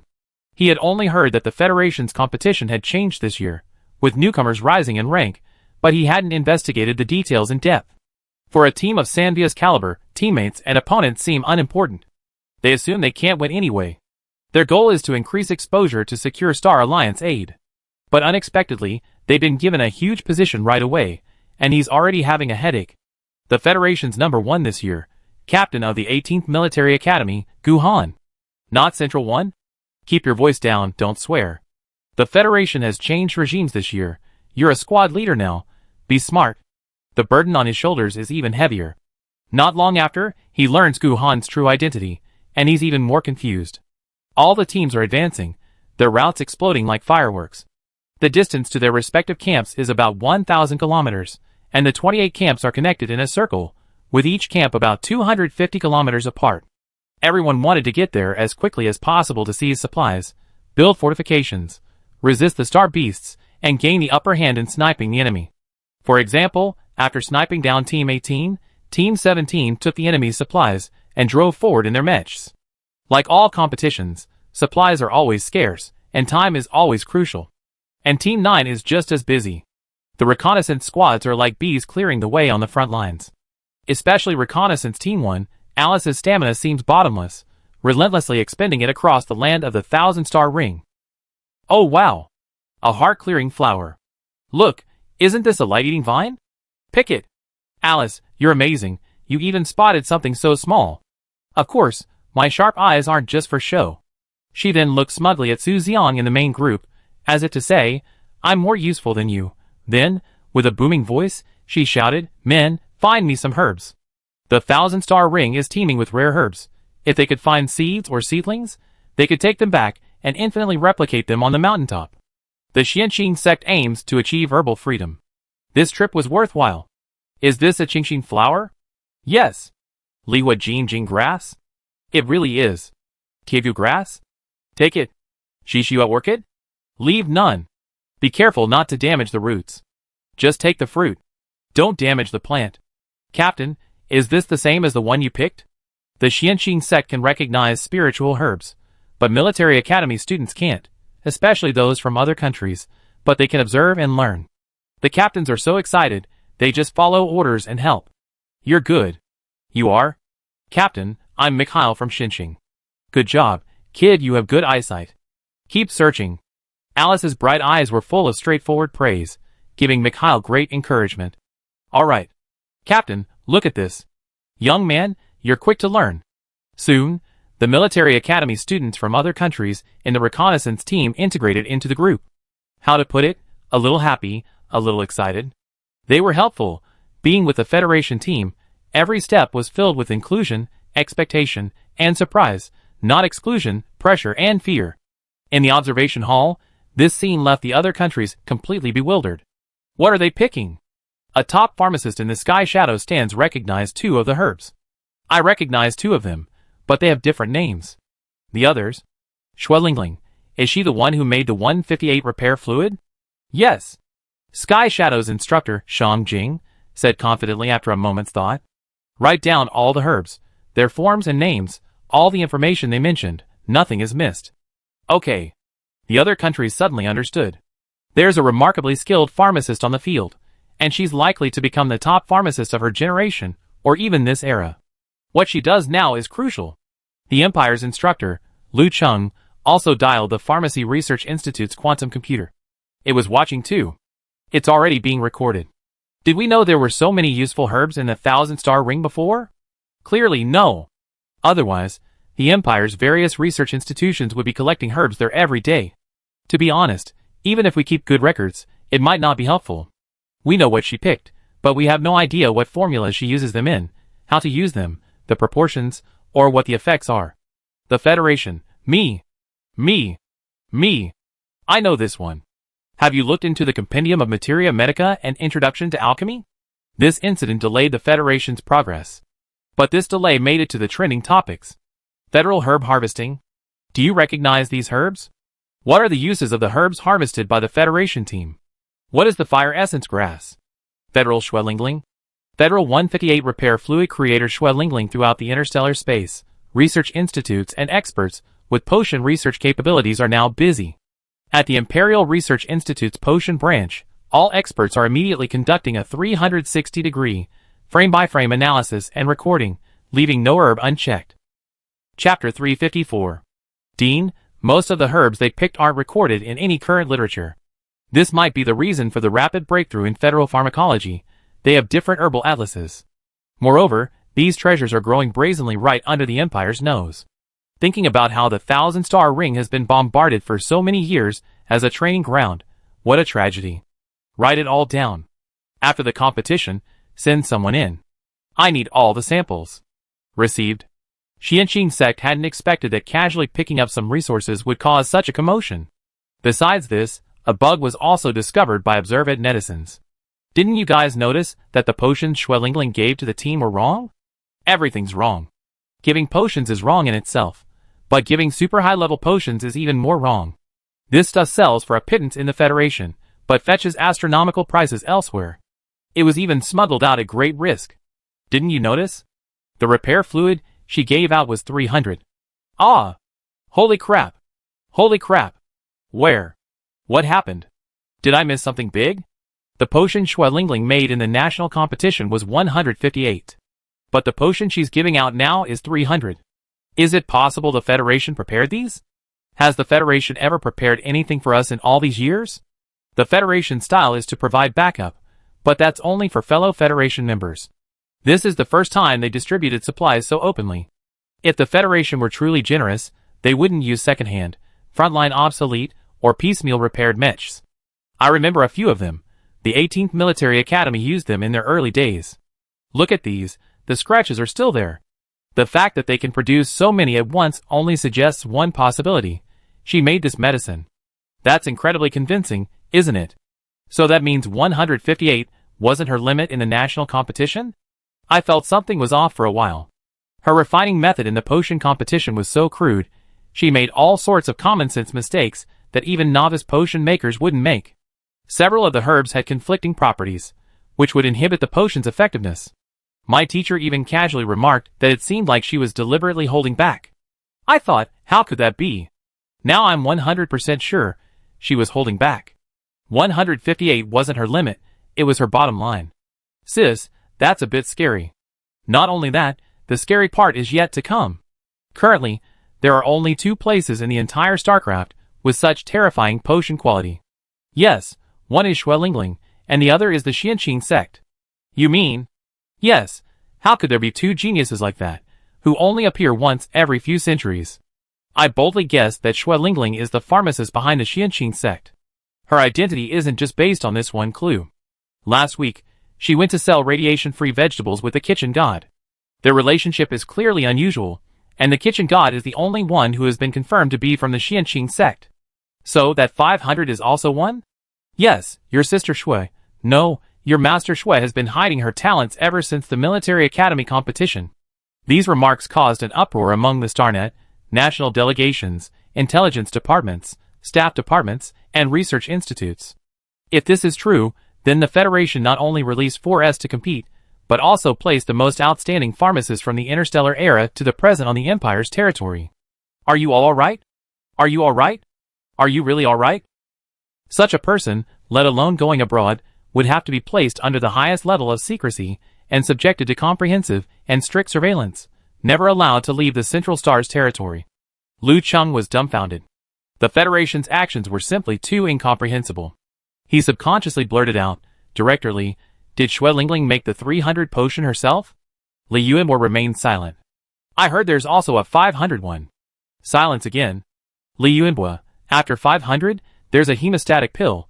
After the hemostatic pill, there's a sect leader, and this is just the most basic potion of the Xianqing sect. How am I supposed to answer you? Telling you would scare you to death. Sir, times have changed. The silence already speaks volumes. The Federation is truly skilled and daring. Amazing. Lu Cheng. The Federation has far too many trump cards this year. Sun Qianyu, Schwelingling. Federation, this is nothing. I only played one pair of 2S. Li Yuanhua knew what they were thinking. If any force could get their hands on Schwelingling, that would be a continuous supply of super high-grade exclusive potions, but, let's give it a try. The peak master of Danfeng, on the surface a highly skilled technician enthusiastic about gold and silver, also possesses some martial arts skills. Furthermore, didn't the same thing already happen to Sun Qianyu? And what was the result? Don't they even use their brains to think about why the Federation dared to release them? You know, these 2, plus Gu Zhanting, these 3 so-called targets have been causing trouble on Imperial territory for quite some time now. Xianqing sect Schwelingling. Federal top-tier potion prodigy Schwelingling. Schwelingling super advanced repair fluid. Schwelingling purifying fluid. With this breakthrough, StarNet netizens started digging. Pulling up a radish brings out the mud. Digging to the very end, they finally uncovered the most crucial and terrifying thing, the purifying elixir. The identity of the creator of the purifying elixir, known as one of the Federation's top 10 unsolved mysteries, is about to be revealed. Less than half a day into the international competition, the Federation dropped a bombshell, and Prism's article followed. The unsolved mystery behind the purifying elixir, is the genius pharmacist Schwelingling the mastermind? The Purifying Elixir, a Federation-exclusive potion, first appeared at the Dark Domain auction house in July of Star Calendar 424. Its effects are earth-shattering. It can efficiently remove radiation from the human body. The purification of the Purifying Elixir is true purification. After consumption, a continuous decrease in radiation levels can be observed with the naked eye, unlike the false relief of high-grade purification liquids that only provide temporary calm before rebounding. Everyone can check the test data released by the Interstellar Pharmaceutical Alliance. Each dose can reduce radiation levels by 5 to 8 points. Moreover, taking it in combination can continuously eliminate radiation until you become a radiation-free, healthy person. Such powerful effects have only one side effect: mild diarrhea. The emergence of the cleansing liquid is hailed as the greatest breakthrough in the interstellar era since MECHs. The Interstellar Pharmaceutical Alliance authoritatively predicts that, based on the Federation's current cleansing liquid production, radiation sickness will truly become history in this star system within 20 years. Such an outstanding achievement, worthy of being recorded in interstellar history, has had its creator's name remain a mystery. Even the Federation government has made no statement. It's unclear whether they genuinely don't know or are feigning ignorance. But today, a corner of the truth has been revealed. Based on various clues, we speculate that, regardless of the full truth, Xue is highly likely one of the creators. Chapter 355. Reasons are as follows. 1. Perfect coincidence of time and place. The Purifying Elixir appeared after Xue enrolled in the 18th Military Academy, and the first bottle of Purifying Elixir also appeared in the Dark Domain of Star 9527. The relationship between Xianqing sect and the Dark Domain is unclear. 2. Mysterious sales channels. Connection with the Federation Su family. The main sales channel for Purifying Elixir is the Federation Su family, and the second young master of the Su family is also the number 1 in this Federation Top 100. Su Xiang happens to be Xue classmate. 3. A potion genius on the field. A deep dive into Xue performance, since the Star Domain competition reveals that she possesses more than one exclusive potion. Becoming the top potion in the Federation Potion competition is definitely not a coincidence. I know Ruan Shu, but this is the first time I ever heard of Xue. She's the top pharmacist in the Federation this year? Yeah. She won with that 158.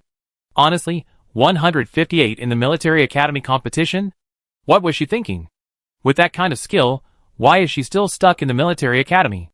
What's the beast-attracting drug? A drug that can drive star beasts crazy and trigger a small beast tide. Link, XXXX.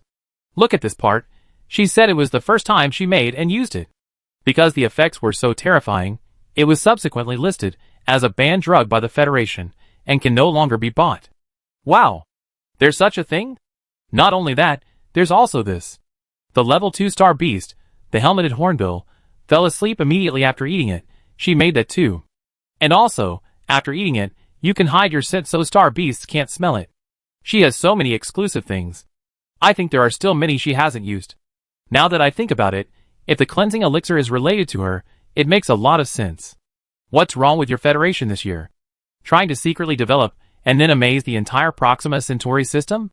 I wasn't amazed, I was terrified. Why haven't we heard of such a terrifying genius internationally? Haha, there are 2 reasons, right? First, she was only a first-year student when she participated in the competition, and she's only a second-year student now. Second, she was practically abandoned by her family. She had no money, no resources, and ended up in a bottom-tier military academy on a garbage planet. How could she possibly participate in international competitions? It's perfectly normal that you don't know her. What kind of family is she from? A banished potion master? Has she lost her mind? The first 3 reasons can be explained, but this last one is almost proof. Fourth, this is an early packaging bag of the cleansing elixir, acquired from a user. The markings 42410091112 Ling are there. 4241009 is the date, easily understood. 112 is presumably the production serial number for that day. But Ling, generally considered the Ling in cleansing elixir, could it also be Xue Ling? The most scientifically rigorous evidence is this. Compare this note to Xue signature. A freshly baked authentication report. Does it look familiar? The authentication report concludes, upon comparison, the signature in the original manuscript and the text on the sample packaging show a 99.7% match in writing habits and abbreviation logic, indicating a significant correlation. Hammer. A heaven-shattering, earth-shattering golden hammer.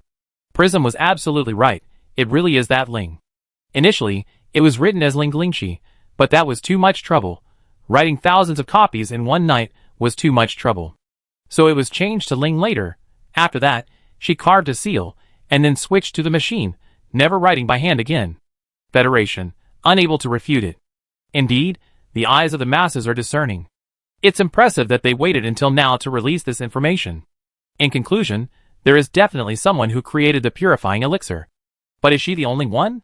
Prism holds a conservative view on this. First, the production volume is too high. Using ordinary potion extraction methods, a pharmacist can only extract a maximum of 20 vials per day. Although she demonstrated strong production capacity in the national competition, 112 vials? This far exceeds common sense. Second, where did the formula come from? Although the Xue family has a certain status in the potion circle, they almost always improve upon conventional formulas. Even at their peak, they never produced any original or unique formulas, let alone so many different kinds. Prism believes the origin and true owner of the formula still need verification, so the question arises, letting a master with such a unique formula participate in an international competition? Is the Federation out of their minds? As the most impartial and powerful media outlet in interstellar space, Prism's entire leadership was in disarray when they pieced together all the clues. It proved Lu Chung right. Truly, skill breeds daring. Letting someone go abroad? Are they crazy? They don't know if the Federation is crazy, but the Starnet is. Xue Lingling became the second Federation Military Academy student to become wildly popular after Sun Qianyu. Her fan base and attention skyrocketed, and among all the contestants in the international competition, her popularity jumped from over 10,000 to 8th place. The most ridiculous thing is that a master of this level is actually a military academy student. Why don't you mention that she even condescended to participate in an international competition? Seriously, in our country, her getting into the research institute would be a huge advantage for the institute. Our school would probably have a teaching building named after her. Even I know we shouldn't have let her go abroad. The Federation is treating a top-tier pharmacist as an apprentice? Xue Lingling's meteoric rise to fame is nothing short of phenomenal within Proxima Centauri. Previously, few people in the industry, including those in the international pharmacist community, knew her. This fame is phenomenal. It's like pouring cold water into a sizzling pan of oil, causing a complete upheaval. Ultimately, what she brought out was simply terrifying. From now on, her existence is no longer that of a simple student. Her name will be placed on the highest priority list of intelligence agencies in various countries, becoming an S-level key monitoring target, and even triggering a ruthless battle for her attention. Sir, the Federation's Intellectual Property Center has updated information on several prescriptions. He opened the link to take a look. Formula name, Purifying Elixir. Source, improved from Introduction to Alchemy. First improver, Yi Ning. Second adjuster, Xue Lingling. Indications, purification of radiation-induced turbidity. Formula, Spirit-Nourishing Grass 10G. Clear Rime Grass 35G. Star Pattern Sand 5G. Rootless Water 100 ml. A formula. At the Imperial Pharmaceutical Research Institute, hundreds of eyes stared dumbfounded at the text on the light screen. Prism is truly amazing. It guessed almost perfectly. Xue Lingling was indeed just one of them. But before her, there was someone named Yi Ning. In the transmission of pharmaceutical knowledge, the order of signatures often implies hierarchy, contribution, and even master-disciple relationships. In other words, Yi Ning's importance is definitely above Xue Lingling's. Moreover, neither of them were the original creators of this formula. They only made improvements. That Introduction to Alchemy? What kind of book is that? Interstellar pharmaceutical research institutions and intelligence agencies are all busy finding this book. Most importantly, the formula has been made public. Purifying Elixir, Xue Lingling. The Federation releases the Purifying Elixir formula. Purifying Elixir formula, link, Federation Intellectual Property Center. Who invented the Purifying Elixir? Still a mystery. Who is Yi Ning? Chapter 356. The Federation. They released the formula for the spirit purification liquid. Doesn't releasing it mean the entire interstellar space can make it? Let alone such a groundbreaking, exclusive formula. Even a simple improved nutrient solution formula would be kept tightly under wraps by its creators. A single formula could sustain an entire region. What exactly is the Federation trying to do? Elia, Vice Dean of the Agricultural College at the Imperial Research Institute, also works in the pharmacy department. She had a brief encounter with Xue Lingling, who helped sell vegetables at the Fire Seed Hall. She was acquainted with Hang Yu from the Federation's Agricultural College and Xiang Hailan from the Pharmacy College. She had a relatively good understanding of the development of pharmacy in the Federation. But this whole operation was completely incomprehensible. Common sense dictates that as long as you have the formula, a pharmacist can make it. Why would the Federation insist on making such an important formula public? As long as the Federation doesn't collapse, other countries can hide it forever without any repercussions. Is there something else going on behind this? Federation? Common sense? Just try. First, the names of the herbs are different from those in interstellar space. That needs to be addressed first. Fortunately, because it's a basic formula, many of the herbs were mentioned in the competition. This hurdle is barely passed. The second step is the most crucial, the refining method. Of all the pill formulas that Xianqing sect has presented for converting into potions, this is the only one. Spiritual energy tempering is an essential step. Purifying spirit liquid is actually the liquid form of a pill. It has absolutely nothing to do with potion making. In other words, even if you write out all the steps and try to imitate them exactly, you still won't be able to make it. As for why it has to be made public, the Federation had its own agenda. They wanted to let their sect master show her face first. The sect master said the formula wasn't her original creation. Since it was borrowed, it wasn't solely hers. This public announcement would ultimately result in a massive expenditure of resources, yet they couldn't find the person, and they couldn't replicate the formula. It even saved Xue Lingling some trouble. A blatant conspiracy. A perfectly legitimate conspiracy.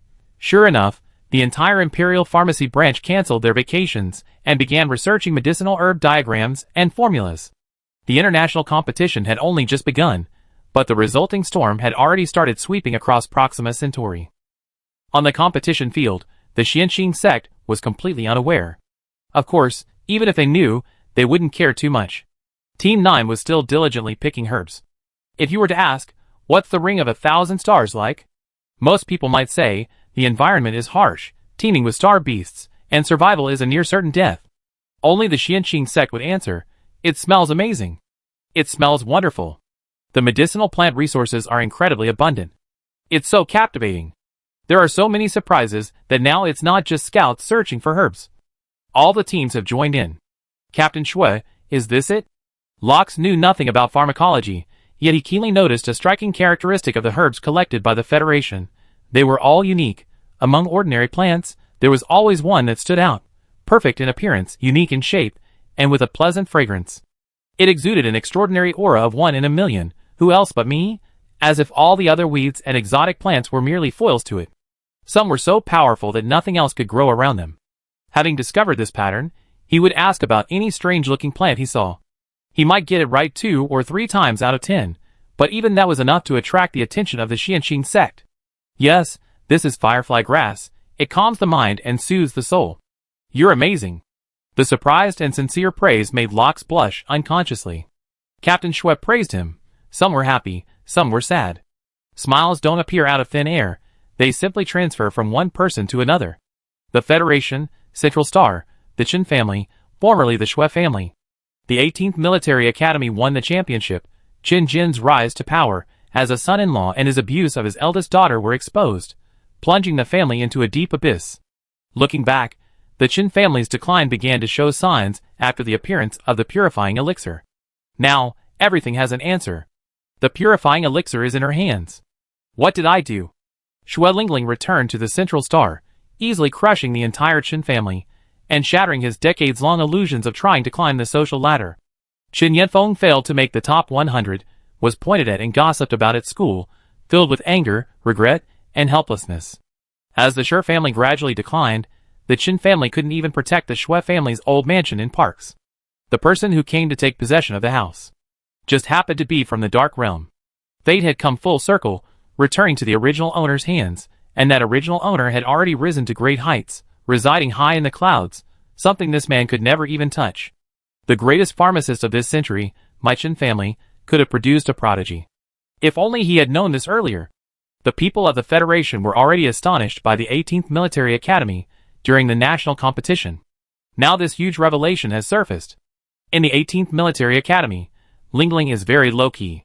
Yeah, if she hadn't won first place in the pharmacist competition, probably many people wouldn't have noticed her. You were careless. Didn't you notice who she was hanging out with?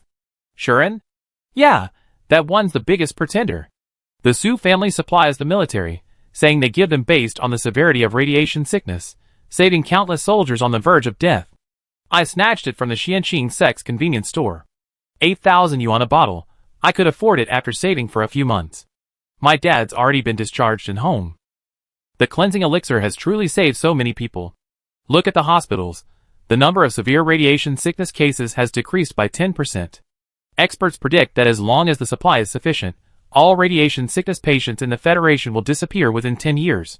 Within 20 years, radiation sickness will be history. This isn't just an ordinary achievement, it's a feat destined to be recorded in history, a merit that benefits all living beings. As these words were spoken, countless Federation citizens had tears welling in their eyes. Our Federation's kids are truly amazing. They shouldn't be called kids anymore, they're real masters. Years later, the Interstellar people suddenly realized, what alchemy masters? Grandmasters of alchemy. Just as Team 9 was contributing to the Xianqing sect's great undertaking of cultivating spiritual plants. The other teams didn't stop their advance, either engaged in fierce battles or speeding towards their destinations. Team 1, Oladia United States, Zhao Yiming eliminated. Team 7, Helios Defense Group, Nikki Carlton eliminated. Team 22, Silver Alliance Republic, Claire eliminated. Team 18, Odysseus Shipping Alliance, De Jing Tongyu eliminated. Team 2, points +1. Team 17, points +1. Team 23, points +1. Team 11, points +1. The Ring of 1,000 Stars truly lives up to its name. Only at the entrance can teams consider sniping their opponents. As they went further in, the distance between the passages increased. The number of alien beasts and plants gradually increased. Every step revealed a nest of alien beasts. Miasma-throated dragon lizard. Watch out, the pustules on its back can spray poisonous mist. Get into the mechs. More are coming. Squads 4 to 10, handle the smaller ones. Squads 1 to 3 and I, prepare for battle. There's a level 1 below the swamp. Swarm of poisonous bees. Too many. Get into the water. Flying mechs, ascend to over 200 meters. The queen bee is here. Flame core ironwood. It's already reached level 1. Captain, fight or retreat? Fight. Chapter 357. It wasn't just the star beasts that were causing the problem. Abnormal weather was also starting to disrupt things. Sandstorm. Get in your mechs. Get out of this area. Faster. Sand in the mechs will require major repairs. Thunderstorm. Activate defenses. Everyone to cover. The cover is cracked. Get out of here. Magnetic storm. Store all equipment. Activate shielding. Take cover. This won't last until the end of the competition, will it? No, given the speed at which the 1,000-star ring changes its weather, it'd be quick. Over the course of hundreds of kilometers, the 1,000-star ring was like a tyrannical child, wantonly unleashing its boundless malice. 1 second it was a humid, steamy tropical rainforest, the next freezing rain brought an extreme cold hell, sandstorms blotted out the sun, thunderstorms ripped the earth apart. This land didn't bother to hide its murderous intent. Team 6, points +1. Team 8, points +2. Team 2, points +3. Team 17, points +2. Team 23, points +1. The gap in the standings is widened. Team 17, 1197 points, ranked 1. Team 2, 275 points, ranked 2. Team 23, 148 points, ranked 3. Team 9, 19 points, ranked 27. Except for Team 9 led by the Federation, all the seeded teams have entered the top ranks. Team 17, led by Tianyin, started strong, displaying overwhelming offensive power. Eliminating a Federation team early is equivalent to annexing a country. A precipitous lead, leaving the Empire's second team far behind. This year, Tianyin has no intention of giving their opponents any chance. Instructor Shangjing, does Tianyin not want to be fourth anymore? Shangjing glanced at the other, uninterested in empty talk. This is nothing yet. Aside from the throne, second, third, and fourth place are all the same. Team 9 is completely absorbed in their spiritual herb cultivation. Their mere 19 points were passively gained from encountering a star beast while gathering herbs. Their main strategy is a relaxed, laid-back approach. We've been delayed too long. It's not worth giving up the initiative for a few herbs. Even if the Federation is confident, they should be moving forward. A step behind means a step behind at every turn. If we delay until tomorrow night, the faster teams will be ready to take the flag. looking at all the competitions in the Military Academy Tournament, Starfield Tournament, National Tournament, International Tournament, or Faction Wars, ranking tournaments, time and resources are always scarce. At the very beginning, seizing the initiative is crucial. Team 9 has a master apothecary, and some herbs from the 1,000-star ring are indeed rare outside. It's understandable that they're delaying their gathering. But, do you even remember this as a competition?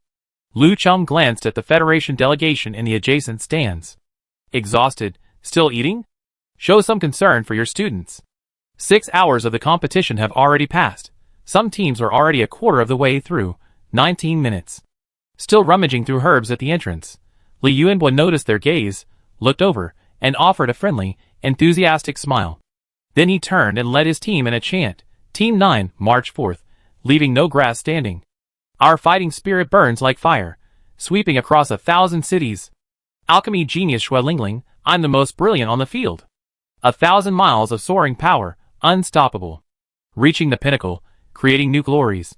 He shattered the Milky Way, and 10,000 armies bowed in submission. What's his name? Gu Zhanting. A group from the Xianqing sect began cheering. It seemed nothing could affect their mood. Lu Cheng, whatever. Mind your own business. However, he didn't believe the Federation had given up the competition. They probably had some backup plan. Li Yuanhua, there are too many backup plans. Which one do you want? On the other side, at the 1,000-star ring temporary medical station. The injured from the 18 teams were already receiving the super high-grade repair fluid provided by the Federation. Note, other countries call this super high-grade. All done? All done. No problems at all. The Federation gave way too much. 7 or 8 wounded soldiers received the 300 dose, but for the others, it was overkill. Small countries simply can't get this stuff. Even smuggled to other major countries fetch astronomical prices. They're spending a lot of money on it. I give the rest back to Director Li. Some people were thinking, should they just keep it and pay everyone at once? But thinking of Li Yuan was clear, innocent eyes, as if the whole world belonged to good people, they just couldn't bring themselves to do it. The leader gratefully returned the medicine to Li Yuanhua. Director Li, thank you so much. You've been a huge help. It's nothing, as long as the children are alright. How much is this? We used 15 vials. 300,000. 300,000 per vial? For 0.5 million? This price is quite reasonable. The auction price recently was reportedly 700,000. This is a 50% discount. 20,000 per vial, 30,000 in total. How much? 30,000 is all of it. The 300 repair fluid sells for 20,000 per vial within our federation. I'm giving you the original price. I can't take advantage of the children's injuries. He paused for a moment, then immediately activated his personal terminal. I pay right now.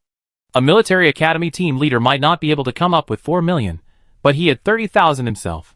Upon hearing 20,000, the others jumped up from their chairs. Especially Lu Cheng, which is the closest. Selling for 20,000. Are you alright? Li Yuanhua wanted to say, you haven't seen the production process. Even receiving 20,000 feels like a hot potato. Danfeng Peak Masters Black Market Workshop. Excuse me, I should introduce myself first. I am the leader of the Nemesis Alliance Republic. Our country has a population of 120 million, located on the other side of Proxima Centauri, far from the Federation, so we don't have many opportunities to meet. Forgive my intrusion, but there are many space pirates in our region, and many of our soldiers are injured. Would it be possible to purchase a batch of repair fluid from you? If you have any cleansing fluid, that would be even better. Other countries were all listening intently. Once this door is opened, won't other countries also have a chance? Alright, let's leave a personal terminal here and contact each other after the competition. Okay, once again, on behalf of Team 18 and 10 teams, I thank the Federation for their help. Of course, we're all from Proxima Centauri. Lu Cheng wanted to roll his eyes. Why don't you just say we're all human? What kind of people did the Federation send this year? Old foxes. Scheming boys. All they do is try to win people over with their saintly charm. Even more annoying than that grinning Carl. Li Yuanhua, tell me how effective it was? The sun began to set, and all the teams started looking for places to set up temporary shelters. Team 9 also complained about needing a rest, mainly because Alice was hungry. Physical exertion wasn't high, but mental exertion was considerable. How long have they been walking? 5 kilometers. Shang Jing couldn't understand. Why was Lu Cheng so concerned about the Federation? Wouldn't it be better to have one less competitor? Night fell. In a canyon not far from the entrance, nestled against the mountains and beside the water, the terrain was easy to defend and difficult to attack. It was the perfect place to build a nest. How's this place? Perfect. Such a perfect location, people would love it, and so would star beasts and exotic plants. Shall we warm up a bit? Come on. Okay, who's up? Let's have the newbie, shall we? Who counts as a newbie? Finally, everyone looked at Duolong from Team 5. He really was new. Before he could even react, Guhan behind him spoke up. Captain, organize the attack. Chapter 358. Doran finally came to his senses. This wave of trouble had landed on his shoulders. Alright. Let's go. He didn't know what the Federation's activity was about, but there was definitely something big in the valley. This was a test for him, and also a trial. Team 5, assemble. Doran was flustered after being entrusted with this important task, but since he had been given such a good opportunity to train, he would do his best. How many times in his life would he have the chance to lead an SSS rank soldier? On the way here, he had already figured out the personnel situation of Team 5. There were 13 people from the Federation, 5 of whom were SSS rank, and the others from other countries were all below SS rank. 1 SS rank soldier leading 6 SSS rank soldiers, 2 of whom were from Central Military Academy. The pressure was immense, indescribable. The 2 from the 18th Military Academy, Guhan and Bairue, one a captain, the other a strong fighter, one A rank, the other B rank.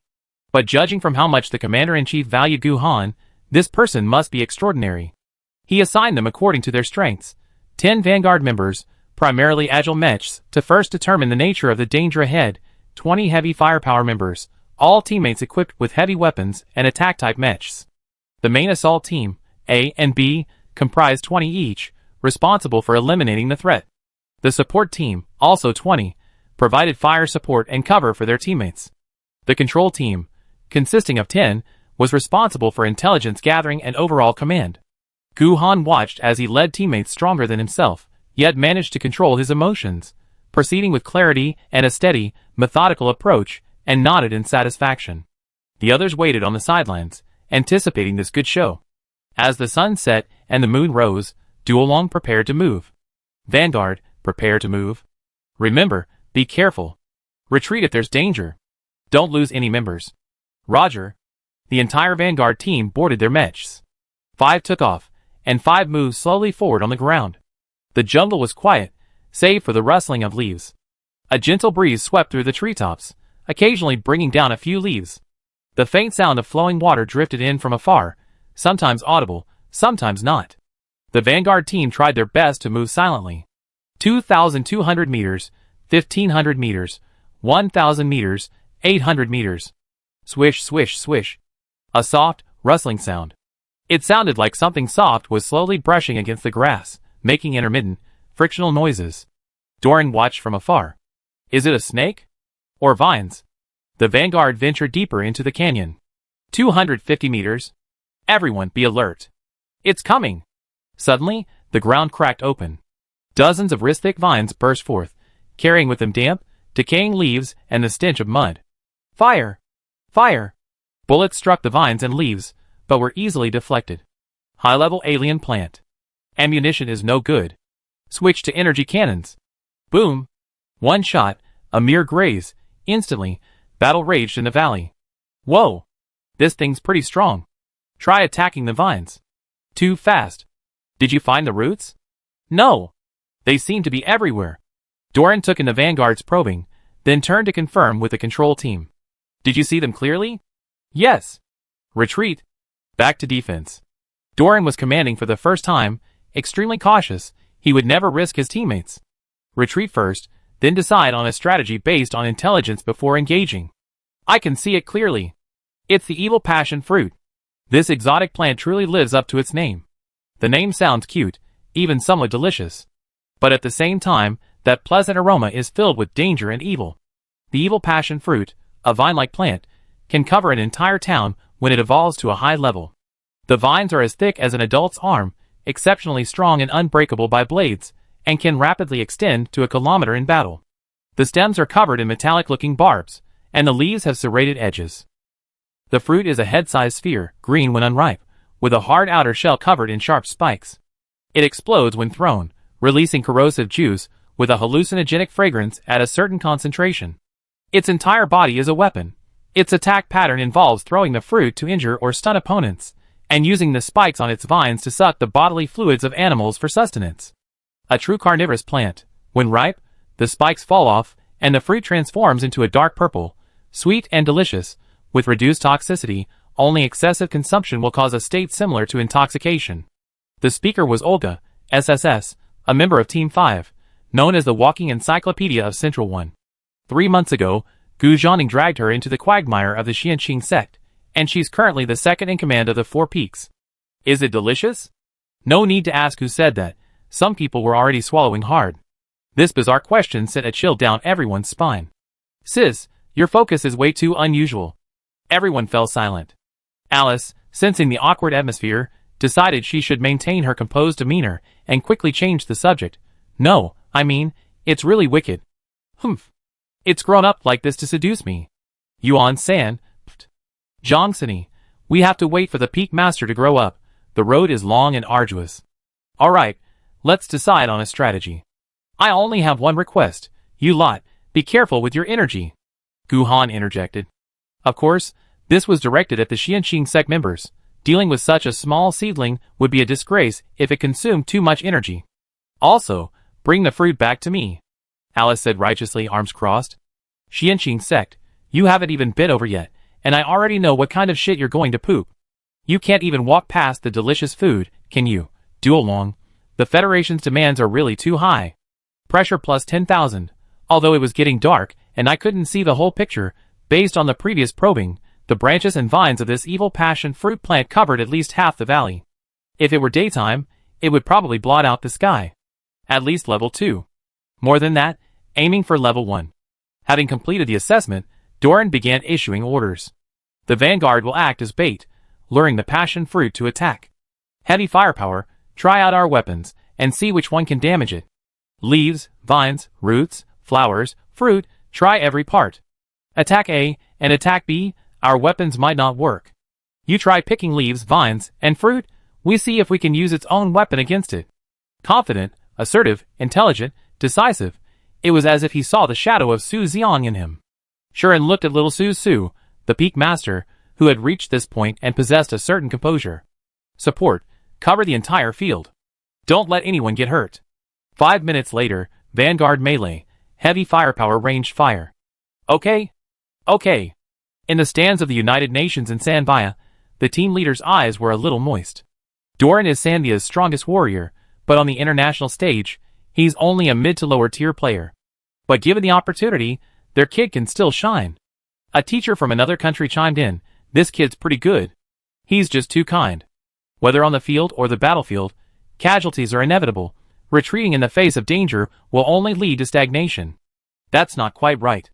You feel the same way if you were in his shoes. Doran is an SS rank player, barely even a number in the team. The Federation is giving him the opportunity to lead, so the pressure is immense. Preventing his teammates from getting injured should be his top priority. Yes, real-world command requires experience and feel. Courage is built up little by little, growth takes time. Chapter 359. The cannons roared, and Team 9's first performance began. Red, yellow, and blue flashes of light illuminated the night sky, and explosions roared like thunder, making one's chest tighten. The air was thick with the acrid smell of gunpowder and scorched earth. A dozen vines multiplied into dozens, then hundreds, covering the sky and blotting out the sun. In the observation hall, the delegation members frowned. Such a behemoth was so close to the entrance. Definitely level 1. Is 1 squad enough? 5 S ranks? I'm afraid we get bogged down in a war of attrition. The mountain of mechs looked like toys in front of the advanced alien plants that could fill half a canyon. Heavy firepower could indeed damage the vines, but it was too slow. Ammunition and energy were consumed quickly. The effect was mediocre. They still needed to find a clever approach. Teams A and B, attack. Attack teams A and B, 40 people, working together to pick leaves and fruits, and remove thorns. After more than 20 minutes of trial and error, Bairui found the trick. The fruits can be picked. Use your sword to cut the part where the fruit meets the vine. What kind of sword are you using? A lightsaber won't work. Get a weapon from Sun Qianyu. As soon as Bairui shouted, the Xianqing sect members understood. They needed a spirit sword. Support, change equipment, catch the sword. Duolong, without suspicion, gave the order directly. The spirit sword appeared. Its appearance was neither gold nor jade, its material was unreadable, and it didn't seem special, but it felt different in the hand. Of course, this thing is much more expensive than a mecha. With a ting, fruits fell one after another. It really works. Try using the fruits to blow it up. Boom. Boom. Boom. It works. It really works. Doran watched the scene unfold with surprise. Such a powerful being. The antidote was within itself. The fruit was thrown with tremendous force, crashing into the massive leaves and vines, exploding. Spikes and seeds pierced its own limbs, sap splattering everywhere. The vines began to struggle violently, finally contracting rapidly inward. Found the root. Keep picking the fruit. Take it down. The entire team formed a tacit battle plan. Draw fire. Pick the fruit. Drop the bombs. The countless tiny seeds inside the unripe passion fruit, like shotgun-like explosives, would explode with the fruit, bombarding the surrounding branches and vines, doubling the attack power. Boom. Boom. Boom. Having found the weakness, they could slowly dismantle this behemoth. Duolong's Team 5 was ecstatic. This was the first time, aside from the Federation, they had captured a level 1 alien plant on such a small scale. They could brag about it for 3 days and 3 nights. After several rounds of bombardment, the evil passion fruit, enraged, struggled, and resisted, and was now retreating while fighting. Just as Duolong was about to uproot it, a voice shouted, "Wait! From now on, it's my prey." With Alice around, who dared touch her prey? He. What evil passion fruit? She's evil Alice. Alice's wicked and arrogant laughter echoed through the valley, along with faint screams from a higher-level alien plant. The people from other countries had witnessed firsthand Alice Yang's power. Forceful was no longer enough. This was brutal fighting power. 15 minutes later. Team 9, points plus 5. Really delicious. Try it, this one's ripe. No. You eat it? Your team fought this, so these are all yours. After seeing the explosion, would you still dare to eat it? This thing is almost like a plasma bomb. There's really no need to risk your life for a bite to eat. It's really delicious, try some. Alice said, pouring a half-eaten fruit into Bairui's mouth. She quickly shoved a big mouthful into Duolong's mouth, almost choking him. Alice's enthusiasm was truly overwhelming. It really is quite delicious, I'm not lying, try some. The yellow liquid had a rich, fruity aroma, sweet and sour. This can be made into juice. It's even better as fruit wine. So many people began to try it. Everyone agreed that Olga, the little encyclopedia, was right. It really was delicious. I'm glad you approve of me, but just a heads up, this stuff can make you drunk if you eat too much. Alright, do you think I'm that tactless? You? Fifth uncle, I respect you according to seniority. Tact, forget it. Brothers, let's build our nest. In the observation hall, everyone watched with great interest, nodding repeatedly. The Federation team was full of enthusiasm, their cheers echoing endlessly. 9 teams march out, leaving no grass standing. Our fighting spirit burns like fire, sweeping across 1,000 cities. Federal Encyclopedia, Central Olga, knows everything from astronomy to geography. Little White, you won't come for nothing. Cute appearance, Battlefield Reaper. Prosperous journeys. Prosperous battles in all directions. A prosperous year. Next door, Lu Cheng's face turned green. Did he wake up in the wrong way today? The Federation next door, unlike their usual low-key and reserved self, was incredibly noisy, giving him a headache. Like going to the movies or strolling down the street, they showed absolutely no restraint befitting a national delegation. These are all major powers. It's awkward for the organizers to maintain discipline in public. The noisy observation hall was interspersed with discussions from other countries. The evil passion fruit's outer skin has a hardness of 9. Ordinary weapons really can't handle it. Is there anything special about that sword? It looks like a melee weapon, but how can it be stronger than a lightsaber? Is it some kind of new energy weapon? There were quite a few weapons experts and mecha pilots present, but they still couldn't figure it out. That's a secret. Li Yuanhua, with your current understanding, it's difficult for me to explain clearly to you. Although it was commanded by Duolong, this was a standard probing attack by the Federation.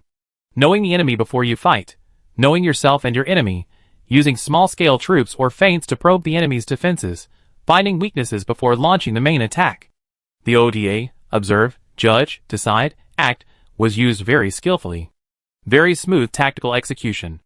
The key is the small force. 100 people against a level 1 alien plant, with only 5 SSS ranked. A very exciting battle. Everyone began to reflect. Could someone of Duolong's low rank, given a vanguard, deliver the same satisfactory performance?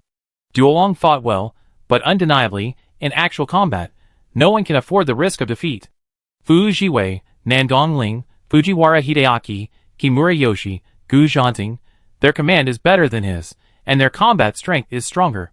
Why waste so much money training a private? Shangjing's words silenced everyone else. Whatever I want. He? You? Lu Cheng barely managed to suppress his laughter. So, dealing with the arrogant and ruthless Uji people requires resorting to shamelessness. Director Lee is quite endearing in this respect.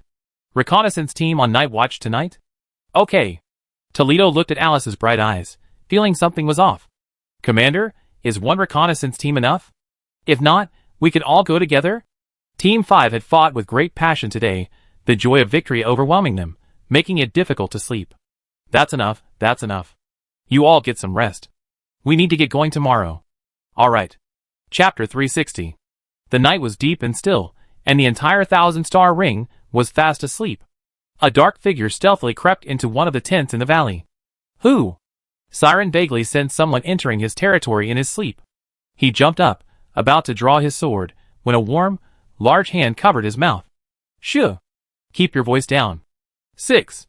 I have something good here, you're in luck. It's seen your sister? Hiccup. It's only for you. Don't tell anyone else, we're best friends in the world. You? Are you drunk? Although he couldn't see the face clearly, the other person sent, the tone of their voice, and the slight slurred speech. Shoo. Hiccup. Before Siren could figure out what was going on, he felt something like a vine slowly climb up Alice's hand and tightly bind his arm. The siren turned on the lights. Whoa! How did you get this thing? Ha! Evil passion fruit. Can you withstand me, evil Alice? Little thing, you try to seduce me with your looks. I have plenty of strength and methods. The little vine was no longer the menacing, aggressive creature it had been at first. It huddled pitifully in the siren's arms, trembling like a frightened child. It was truly subdued. All those strategies and tactics were minor injuries. A good vine doesn't fight people. But this she-devil was a true devil. The siren subconsciously gave it a little with elemental power, and the passion fruit slowly calmed down from its fear, clinging tightly to him. This gift was exactly what he wanted. It could fight and eat. Perfect company for little radish. Okay, thank you. I quite like this gift. Remember. Take good care of it. I eat it every day from now on. Now I understand why we're the best of friends. It's a little secret between us. If the rest of the sect finds out I gave you this first, they'd be jealous. Fine. Jealous that you sneaked into my tent in the middle of the night and dumped a level 1 exotic plant on my bed? How many passion fruits did you eat? Burp. Not many, about 20. Passion fruit, what 20 odd? It worked hard all year, and that female thief stole all 50 odd of them. She even forced it to ripen the fruit. Exotic plants need sunlight to grow. You can't just force it. It's so pitiful. I accept your gift. Oh, by the way, drinking the cleansing elixir should sober you up, right? It can eliminate radiation and toxins, so alcohol shouldn't be a problem, right? Siren planned to give Alice the potion first, and then have someone else take the night watch. But the problem is a drunken Tyrannosaurus Rex really that easy to control? Come on, drink this. I take you to find Shinue. No. She's busy. Find Yuan San? She's asleep. Find Master? No, I'm too embarrassed to disturb Master in the middle of the night. You have the nerve to bother me. Then what are you going to do? I gave you my first gift, now it's time to find gifts for the others. I'm leaving. Wait a minute. Alice, Heavenly Fire Spiritual Root, Foundation Establishment Level 3, ranks 4th in strength within the Xianxing sect. That's probably 4th in interstellar combat power. That means, in the entire Proxima Centauri system, only 2 people and 1 beast can subdue her. Shuren, Su Xiang, and the nine-tailed fox. Her speed and strength were far beyond what a Foundation Establishment Stage 1 cultivator like Siren could control when caught off guard. In a flash, she was gone. He chased her for a while, but couldn't catch up at all. Even if he did, he probably couldn't control this out-of-control bull. Siren could only return to get help. In the middle of the night, chaos erupted at the camp. What? Alice got drunk and ran away. She drank passion fruit? How many? She said more than 20. Where did she say she was going? She said she was going to find us gifts. What gifts? Probably something like a star beast or exotic plant. Sure, and that's good. Sex should be loving and caring. She remembered when they were still in the cultivation world, her junior brother got drunk for the first time and cooked for them all night. Others? Is this some kind of death offering? Ha ha ha. The noodles break at the thinnest part. Fate plays tricks on this gluttonous pig. Su Xiang couldn't help but burst into hearty laughter. Su, you're laughing too loudly. Mutual affection? Forget about it. Does she have a personal terminal? We can find her if there's a signal. Other countries were also busy offering suggestions. They were all teammates and couldn't be abandoned. The ring of 1,000 stars at night is pitch black. Falling into a beast's nest would leave you with nothing but bones. Too dangerous. Xianxin sect. Who's in danger is still unknown. Finding her is easy. Capturing her is difficult. The people of Xianxin sect weren't worried about Alice, but rather what kind of mess this place would be left in by the time they captured her. I go. Shuren was about to suggest she come when Su Xiang spoke up. The three peaks are at odds, so it's not usually good to lay a hand on a junior sister. Now, as the sect's second senior brother, he has the right to set a good example and show the newcomers. Drunken brawls are a major taboo in the sect, Siren. That's not in the sect rules. The wicked Su Xiang smiled wickedly. The light of righteousness shines upon the earth. He's going to clean house. While these ladies are drunk, he give them a good beating. Phone. Understood. But we won't participate in the fight, otherwise, when Alice wakes up, they be the ones dead. Alright, you guys handle it. Shuren chuckled. It's not like it's murder or arson. Alice's first time being drunk is worth commemorating. Liang Wing watched this scene unfold, guessing most of everyone's thoughts. None of them are easy to deal with. The master's filter for her disciples is incredibly thick. However, that won't stop her from watching the show. I'm going too. I want to go too. Let's go together. Watching the excitement, huh? Then I won't be sleepy anymore. Sleepless nights. Let's get up and have some fun. In the observation hall, only the staff on duty were there in the middle of the night. Everyone else had gone to rest in the nearby dormitory. What's going on? Is it Team 9? Yes. It's only 4 a.m. What are they doing? Are they going to ambush other teams? It doesn't seem like it. The staff played back a clip and listened to Team 9's conversation, finally figuring out what had happened. Then, they woke up Lu Cheng and Li Yuanhua, who were resting. What? Alice Yang from the Federation stole passion fruit, got drunk, and ran away. Now a whole bunch of people from Team 9 are going to look for her tonight. Where did she go? According to the signal, she's currently on Channel 9, heading towards the camp. What about the surveillance footage? We can't capture it, it's too fast. How could that be? The arena surveillance aircraft are good at everything except speed and capturing images. Their speed can match the fastest mech in the entire arena. You're telling me we can't capture it? But when he saw the signal images of everyone on the screen, he couldn't utter a word of doubt anymore. What mechs? How can they be so fast? A few shots captured that fleeting after image, but it was completely unclear. Director Li, what do you say? Li Yuanhua frowned. What to do now?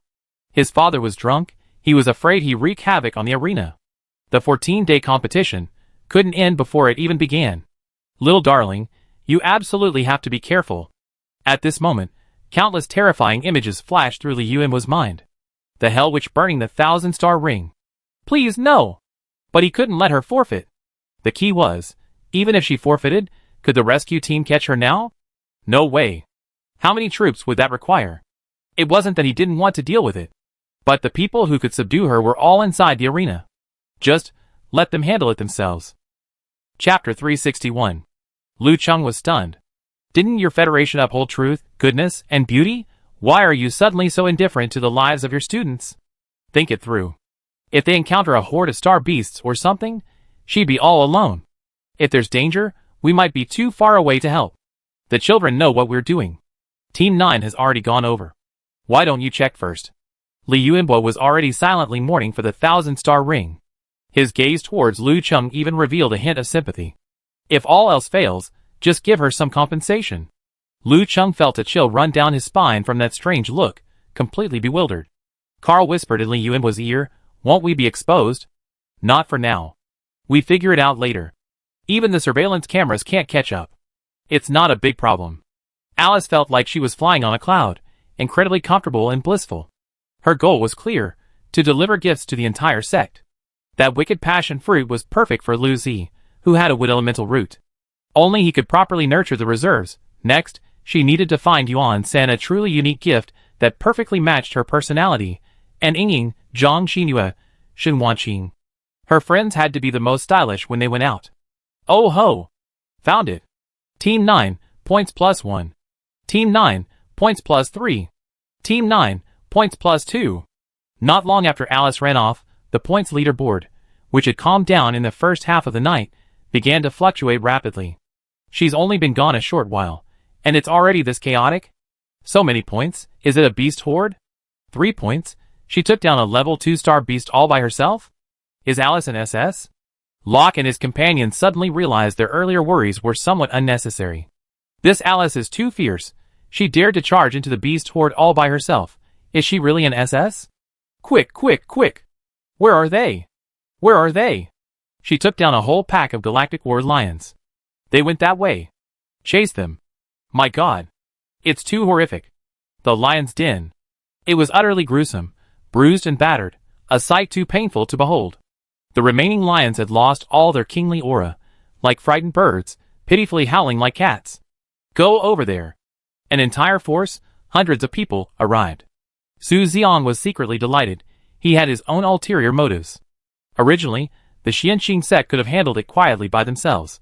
But now, a drunk Alice can not only score points, but also make a big scene, giving him an even better moral high ground to lecture her. The longer the delay, the more comprehensive the video footage left by the 3 peak masters will be. Years later, this will definitely be a dark history. Evil Su Xiong is online. Hee hee. Peak master, stop laughing, let's go.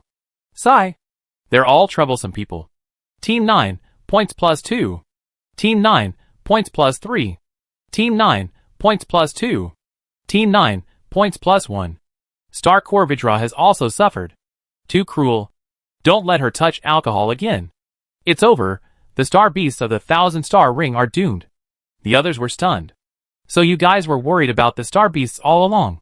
The 1,000-star ring, a death zone for humans, a battlefield of carnage for warriors, is an eternal paradise where star beasts have lived for generations.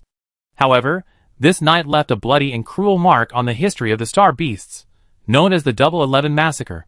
The female demon, under the cover of night, stepped into this pristine land, seizing a sleeping star beast and giving it a sound beating.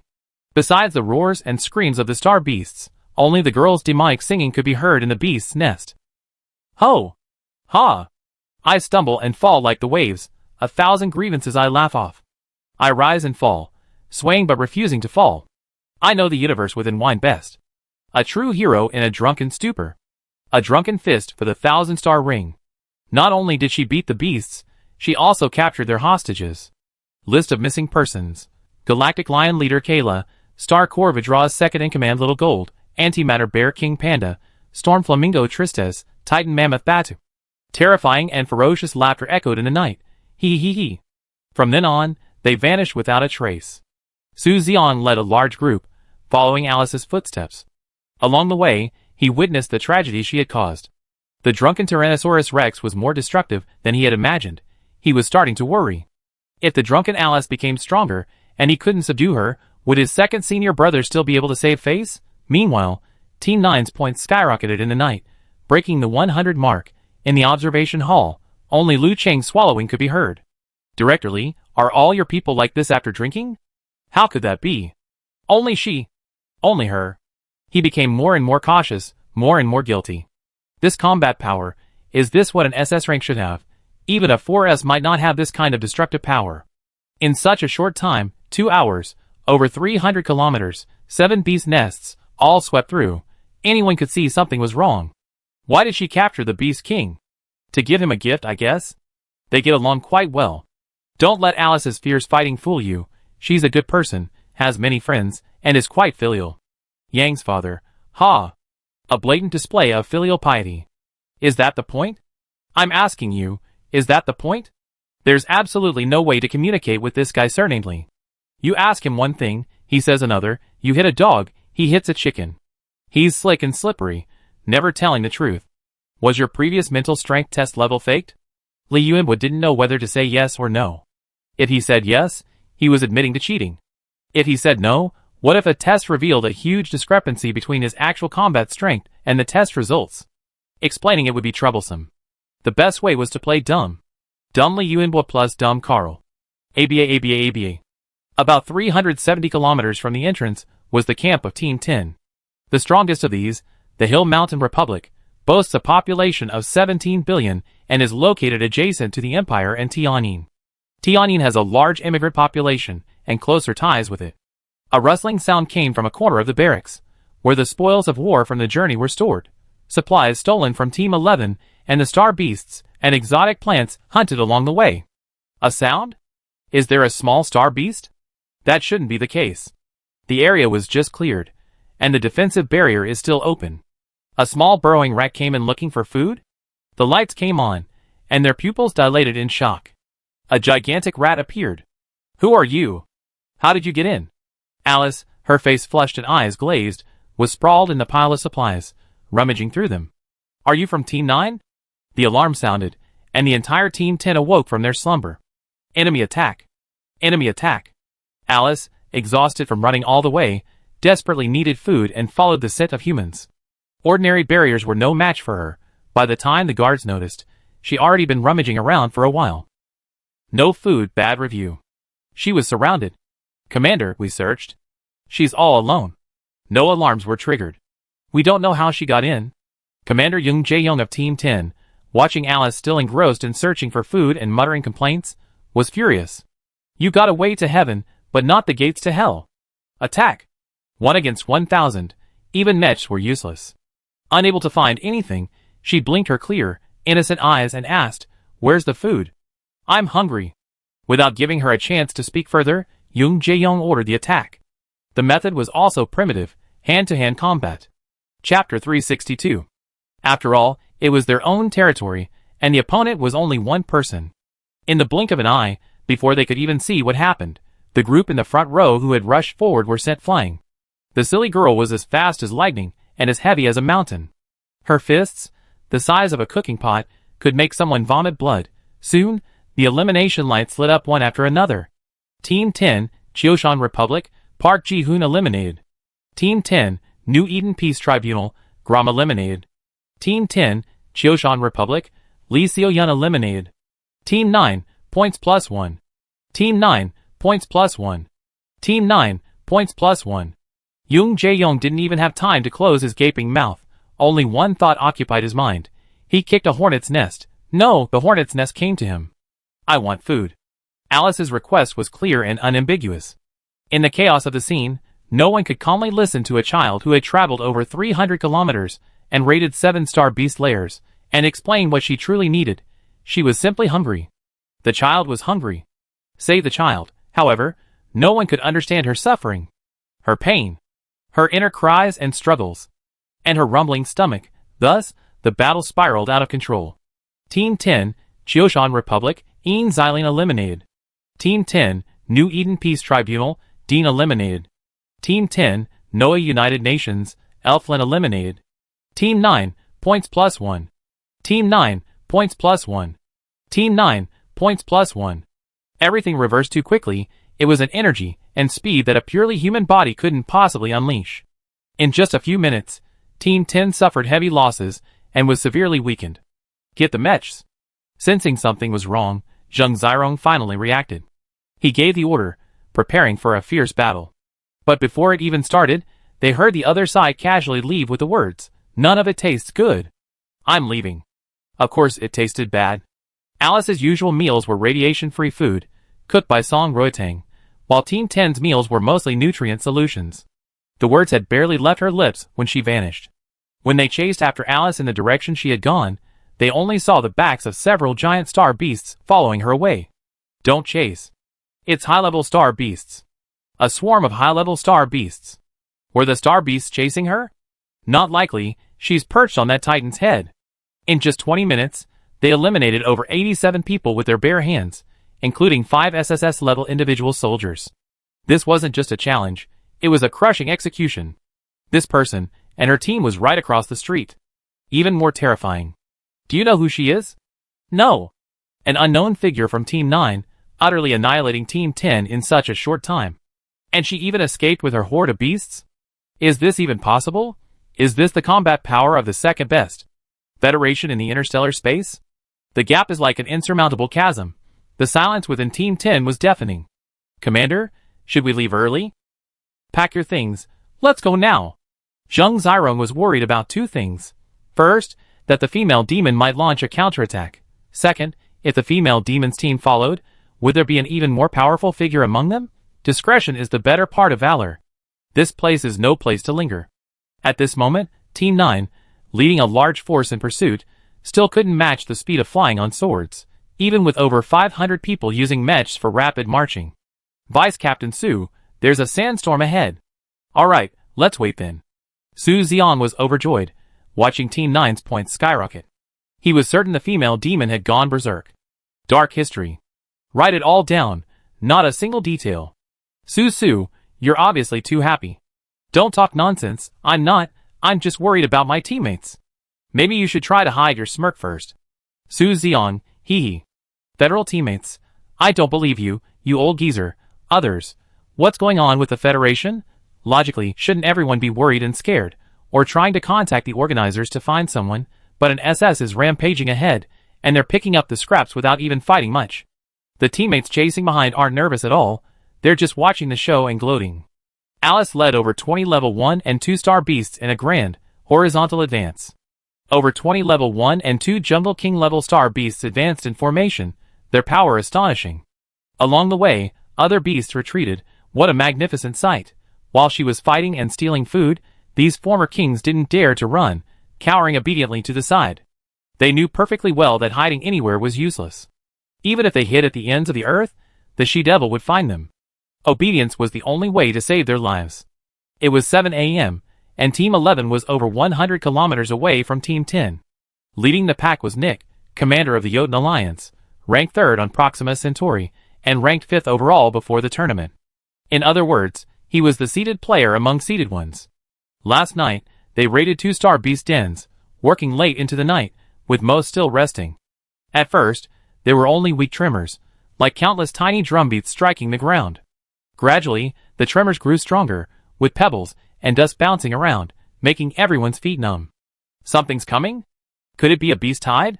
Sound the alarm. Beep! Beep! Beep! Beep! Suspected beast tide approaching. The tremors grew closer, and the alarm blared throughout the camp. Everyone from Team 11 quickly emerged from their tents, and Nick began rapidly gathering information to assess the situation. The disturbance came too fast, there was no time to move. The good news was that if it was a beast tide, it wouldn't be too large. With defensive barriers, and their existing firepower, they could give it a try. A 1,000-strong force hastily arrayed themselves, heavy firepower and defenses intertwined, while air power also opened all weapon ports, aiming at the unusual activity in the jungle. They're here. Commander, it's a level 1-star beast. Galactic War Lion. A pride of lions? How many? The Galactic War Lions, with their bronze skin and iron bones, move with incredible speed. They're not easy to deal with. Wait, there's more. Star Corvidras. The aerial reconnaissance couldn't believe what he was seeing. Different species of star beasts gathered together, and all of them were high-level star beasts. Reconnaissance? What's going on? All hands on deck. A level 1 star beast pack, more than 20 of them. I heard of star beast packs, but what's a level 1 star beast pack? Before the ground troops could even begin to question it, the pack appeared. 1,000 pairs of eyes clearly saw the star beasts appear one by one. Galactic War Lion, Star Core King Kong, Antimatter Bear, Storm Flamingo, Titan Mammoth. 23 star beasts, all different species, at least level 2. What a bizarre scene. Is the beast horde leadership having a meeting? Different star beast hordes usually have their own territories. It's a miracle they don't fight. Why are they all appearing at once? My god. The atmosphere is also very strange. Unlike the overwhelming force of a beast tide, the star beasts slowly stopped, hesitant to advance. A strange tacit understanding formed between them, tentatively moving forward, even a little. Apprehensive, the atmosphere was heavy and eerie. Humans and beasts faced off silently. The air seemed to freeze. Even breathing became clearly audible. In this deathly silence, a faint song drifted over. I'm a little brat with a fiery temper. Anyone who messes with me won't get away with it. I bite your head off, and then we see who dares to yell at me. Chapter 363. The king told me to patrol the mountains. I patrolled the South Mountain, then the North Mountain. Karaoke in the villa. Silver dragonfish in the pond. I gave Uncle a tea set. A battle about to erupt, an atmosphere eerily strange. The playful nursery rhyme only made things more chilling. Everyone was terrified, their Adam's apples bobbing spasmodically beneath their taut skin, yet no sound came out. The singing was coming from the herd of beasts. There's someone in the herd. What kind of commotion is this? The aerial scouts frantically searched everywhere. Finally, he swallowed hard, finally managing to find his voice. Boss, on the elephant's back? There's someone on the elephant's back. Team 11 looked in the direction of the voice, and there, sprawled on the back of the mountain-like elephant, was a girl. Sprawled out, as strong as a mountain. A tall, strong girl in combat gear. She lay there loosely, some lying down, some sprawled out. Elephant, elephant, why is your trunk so long? Mom says a long trunk makes you prettier. Hiccup. Batu, as my mount, you still need to practice. This journey has been too bumpy. I haven't slept a wink. She complained while patting the giant elephant's head, making a loud slapping sound. Batu, I'm afraid of you. You bastard. I've been trembling the whole way. Don't you realize that? Aside from the girl's playful voice, the scene was completely silent. Combat suits. These are the participating trainees. On their shoulders was the number 9. The scout stared wide-eyed, confirming, and shouted into the communication channel, Boss, it's Team 9. People from Team 9. Why is Team 9 here? Why are people from Team 9 with the Star Beasts? It doesn't make sense who she's working for. First of all, it's already strange enough that different species of high-level Star Beasts are together. Even stranger is how a human can move freely among a horde of Star Beasts. Judging from their demeanor, those beasts seem a bit afraid of her. From what she just said, Batu is the name of a giant elephant? Will Star Beasts obey commands? Especially since it's not just one, it's a whole group. Could she have brought the Star Beasts here? Damn it! My mind is a complete mess. Damn! Where did this deity come from? Commander, could this be a hallucination before we were wiped out by the beast tide? No, I saw it too. It's not a hallucination, I know her. Alice Young from the Federation team, SS rank. She participated in the last international competition, and she seemed perfectly normal then. The answer didn't bring any relief. Instead, the atmosphere became even more tense. The scene was utterly absurd. Everyone's worldview began to crumble and rebuild, desperately trying to find a rational explanation for everything before their eyes from the knowledge they had accumulated over the past 20 years. The Federation? Are the rest of Team 9 here? No, she's the only one. Did it even matter if the Federation members were there? Even if she was alone, the horde of Star Beasts behind her could raise Team 11 to the ground. Fighting 2 or 3 level 1 Star Beasts was one thing, but fighting 23 at the same time, that was like an old woman hanging herself, utterly courting death. The Star Beasts trembled, the soldiers retreated, and she hummed a song softly. Chaos, fear, and absurdity twisted into a suffocating pressure. This wasn't a mere skirmish. It was more like stumbling into the playground of some nightmare-level beast tamer. For a full 10 minutes, Team 11 dared not make a single move. The beast horde seemed to be awaiting the Beastmaster's command. The entire camp, with so many people and so many beasts, dared not even breathe. Humans feared beasts, beasts feared humans. A vicious cycle had been established. Heavy firepower and snipers, fingers on triggers, remained vigilant, ready to engage at any moment. Beads of sweat trickled down Nick's forehead, but he paid them no heed. Only Alice's singing could be heard, off-key, fluctuating wildly, and unclear. Until the scout said, Commander, she seems a bit drunk. An even more absurd situation arose. An international competition, the Ring of 1,000 Stars, a high-level Star Beast horde, and a human drunk and singing? How did these words come together? Nick, the renowned captain of the Jotun team, known for his wisdom and composure, felt for the first time that his brain wasn't working properly. I really need some time, let me sort this out. Without giving him much time to think, Alice moved. She's getting down. Seeing Alice rise from the giant elephant's back and jump onto the soft mane of the neighboring galactic war lion, the lion instinctively lowered its head and gently lowered her to the ground. Its eyes were full of awe and caution. She really is with the Star Beasts. That intimate attitude, is that what Star Beasts should have? The girl walked towards them step by step, each step seemingly treading on the heart of Team 11. How did she do that? Even if they racked their brains, they couldn't figure it out. But how to solve this major crisis? The devil's steps, 1 step, 2 steps, 1 step, 2 steps, unsteady, approaching step by step. Her little face was flushed, her eyes were unfocused, trying her best to see Team 11 clearly. Commander-in-Chief, she seems really drunk. Team 11 doesn't have much time to think. Alice moved closer, standing between the crowd and the beasts, and asked, "Is there anything to eat?" In those 10-odd minutes, countless questions had filled the minds of the 1,000 people. This question, heard suddenly, was the most bizarre. Nick instinctively replied, "What? I'm hungry. Is there anything good to eat?" Before Nick could react, Vice Commander Shura had a flash of inspiration. Other things were hard to explain, but the little girl was drunk and hungry, searching for food everywhere. Outrageous, but logically sound.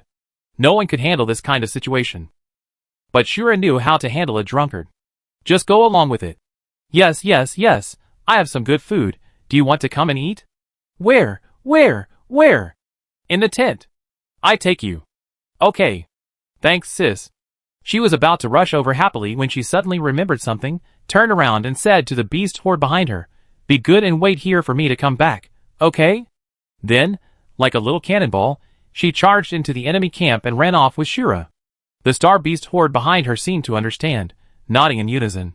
They shifted their massive bodies, huddled together, laid down on the ground, and waited obediently at the entrance to Team 11's camp. Yes, obedient. This was the first time Nick had used that word to describe the brutal star beasts. The others exchanged bewildered glances. Star beasts, are they really this obedient? What just happened? I don't know. Is that all? She just came for food? My brain isn't working properly, don't ask me. The most outrageous thing I ever done is today. Not fighting anymore? Can you even win? No matter Alice's level or combat power, with so many behemoths behind her, how can she fight? Fight to the death? No, Commander, what's going on? How should I know? Nick was exasperated. He must have gotten out of bed in the wrong way today. It was completely out of character. Commander, should we call it a day? I was so nervous just now, I was terrified. Chapter 364. Heavy firepower and snipers stay here. Everyone else disperse.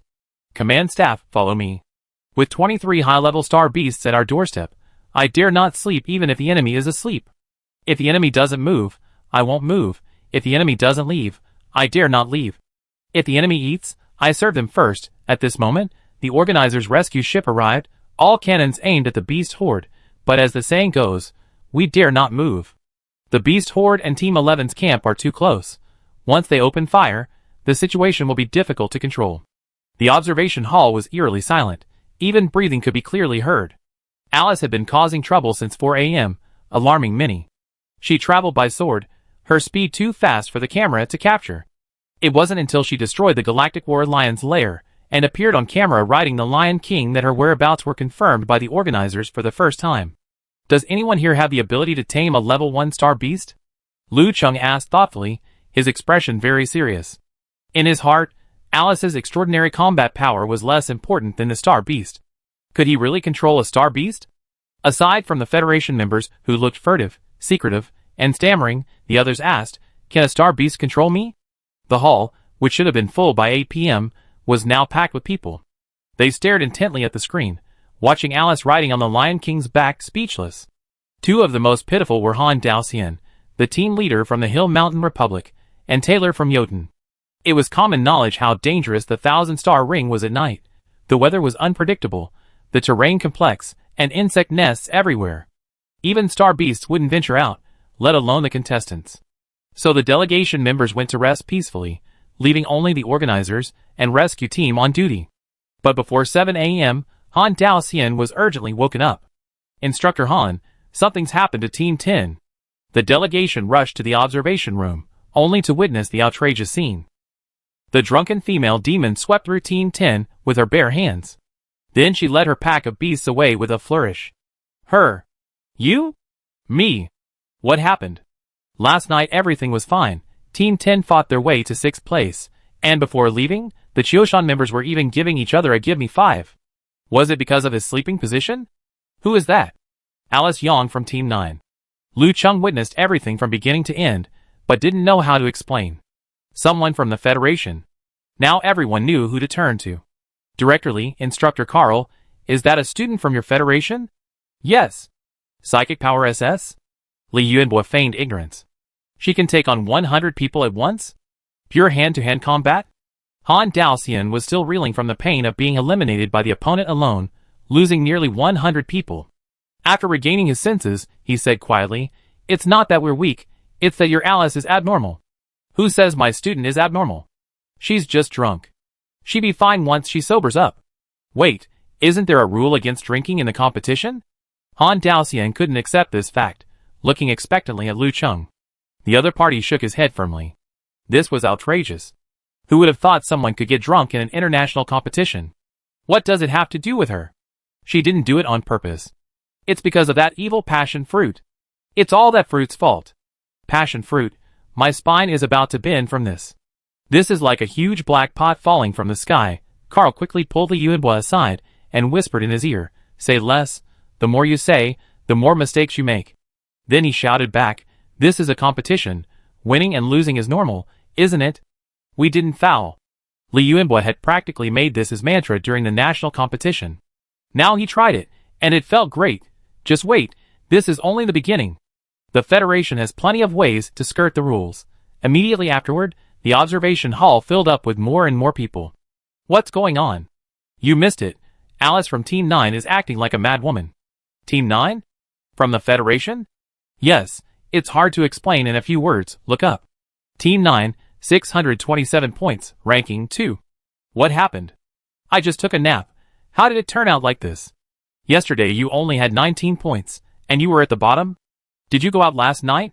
"You did go out, but I suggest you watch the replay from last night, it's a long story." "She went out alone. This Alice Yang is terrifying." "In one night, no, strictly speaking, it was only 3 or 4 hours, she fought her way through, single-handedly racking up over 600 points. Has anyone in the history of international competitions ever scored that many points? No. Not a single one. You dare call her SS? Even if she took performance-enhancing drugs, it wouldn't be that bad. There's only one possibility. She was hiding her true strength. Alice, what delicious food are you hiding?" So, all the teams started looking through the data. She participated in the previous international competition? How come I have absolutely no recollection of her? 4th in the Federation's top 100? 56th in the StarNet's pre-competition overall ranking? She's not in the top 10? Her performance in the last competition was mediocre. Transferred from the Federation Star Glory to the 18th Military Academy? Captain becomes main attacker? Everyone felt speechless. Training can lead to breakthroughs, but breaking through your limits, not your own limits, this is illogical. From obscurity to sweeping victories, is it possible through sheer training alone? Her appearance has also changed drastically. She's twice as strong as before. Like she's been inflated. Hey, our Alice only drank alcohol, not took drugs. Test her however you want. The Federation still has its bottom line. She didn't break any rules. Seeing the two old men's smug expressions only made them more annoying. Han Daoxian breathed a sigh of relief after the female demon finished her rant and left. Thank goodness, at least 10 teams weren't completely wiped out, but this wasn't the end of it. Taylor, standing to the side, watched Alice's departing figure. His heart pounded faster and faster. That direction. Something was wrong. Teams 10 and 11 were too close. Murphy's Law was right. The more you worry about something, the more likely it is to happen. Alice led her horde of beasts in a massive charge towards Team 11. This lineup, even with Jotun, the third-ranked player in StarCraft, it would be a tough fight for the Empire. The looks on everyone's faces towards Taylor were indescribable. Some were sympathetic, some were watching with glee, and some were gloating. It seemed like the draw had predetermined who would be unlucky tonight. When the demon song echoed above Team 11's camp, when the crowd and the beasts faced off, when Nick led Team 11 in a desperate attempt to hold out, Taylor was in despair.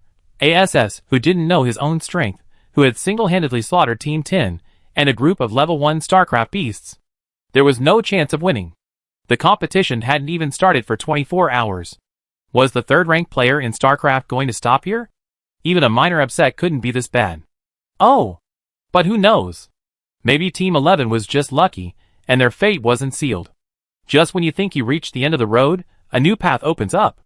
The next second, Alice abandoned the beasts and followed Shura to find food. Tonight's story is full of twists and turns, the most outrageous of which is this. So, she simply raided 7-star beast dens to find gifts for her teammates, and then got hungry from fighting the star beasts, so she started looking for food? And then she sneaked into my Team 10's tent to steal food, and because the food wasn't good, she eliminated 87 of my team members? Chapter 365. Han Daoxian was filled with righteous indignation. Utterly speechless. A person can die, but not for such an absurd reason. He'd be roasted alive when he got back. Chiu Shan would laugh himself to death. Tell me if it's reasonable or not. The 87 students of Team 10, you died so unjustly. It's like a sudden frost in June. Well, this is a competition. There are always unexpected events, and luck plays a part. Cha-Cha's tone made Han Daoxian's blood pressure rise. Taylor watched on the camera as Shura fed Alice comfortably, and breathed a sigh of relief. Before the competition, she had hoped that this year's Jotun would compete for first place. Now, she have to get past this hurdle first. Just thinking about having someone like this in the team, she have to face to compete for first place. Third place is fine too. Team 11 had a smooth run yesterday, and they found a good location, surrounded by mountains on 3 sides and an exit on 1 side, easy to defend and difficult to attack. Now, a bunch of high-level star beasts blocked the entrance, and there was a time bomb inside the tent. There's nowhere to run. They can only wait and see if they can get rid of the she-devil. How's it inside? They're being fed and cared for well. So far, there seems to be no risk. Nobody can say for sure. They don't really know this person. Who knows if, after being well fed and watered, she give an order and lead the beast army to raise Team 11. Nick's brain cells are about to explode. Such a tricky situation. Who can tell him what to do? Inside the tent, the spirited Shura looked petite next to the 1.7-meter tall, mountain-like Alice. They kept finding food for her, stuffing her with things. Is it good?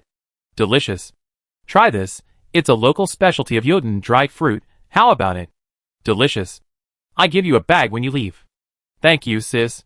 Half an hour later, Alice, patting her round belly, having eaten and taken things, patted her bottom and prepared to leave. Sis, you're so kind. The moment Alice shifted her position, Shura's expression shifted between wariness and surprise. You're leaving? Yeah, I still have to deliver gifts to my teammates. I come find you again next time. Shura, don't come again. We're scared to death. Oh, speaking of gifts. Here you go, thank you for the delicious food.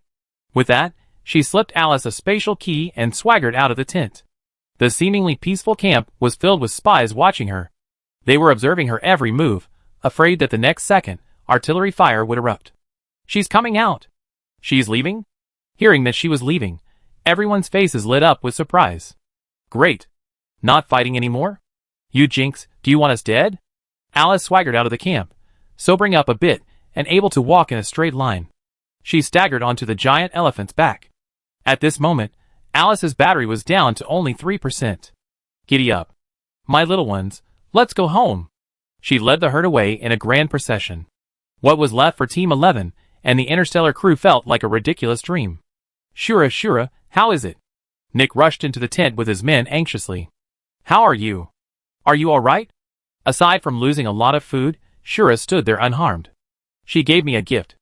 Looking at the cleansing and repairing fluid in his spatial storage, Nick felt like he was still half asleep.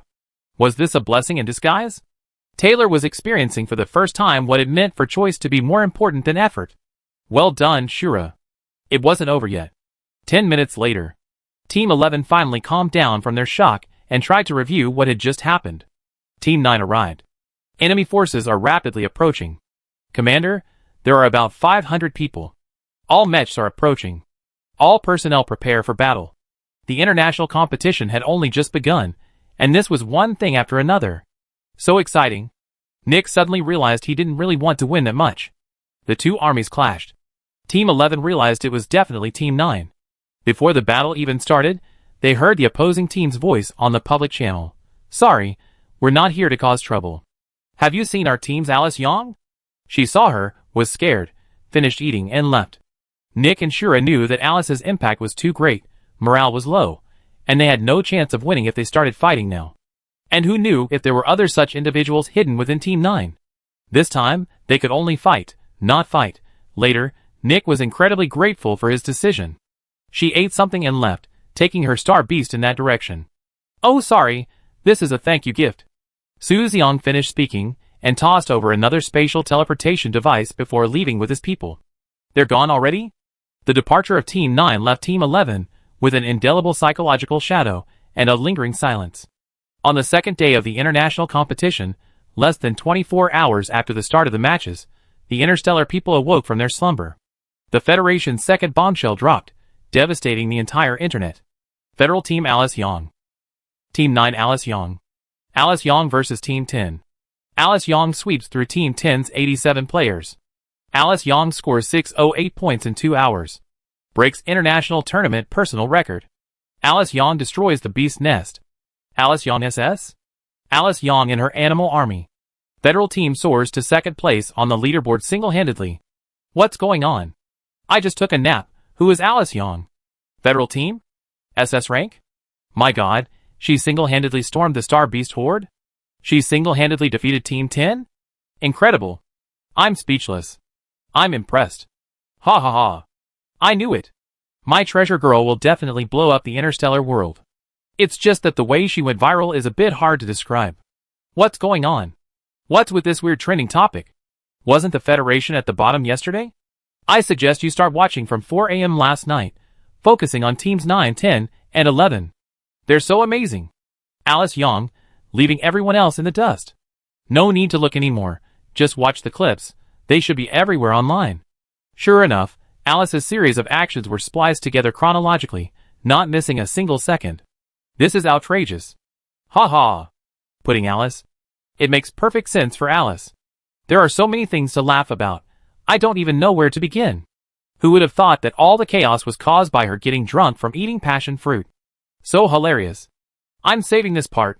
I'm going to watch it again and again. Team 10, they're so frustrated. That's a huge blow, being eliminated because they didn't get any good food. Ha ha, Team 10 and Team 11, different choices, different fates. It's just so absurd. I watched this like a variety show, and I laughed until I had diarrhea. Has no one bothered to investigate how Alice dealt with the Star Beast? Federation 7-star region, Pluto. This should have been a happy occasion, but Mr. Yang couldn't smile.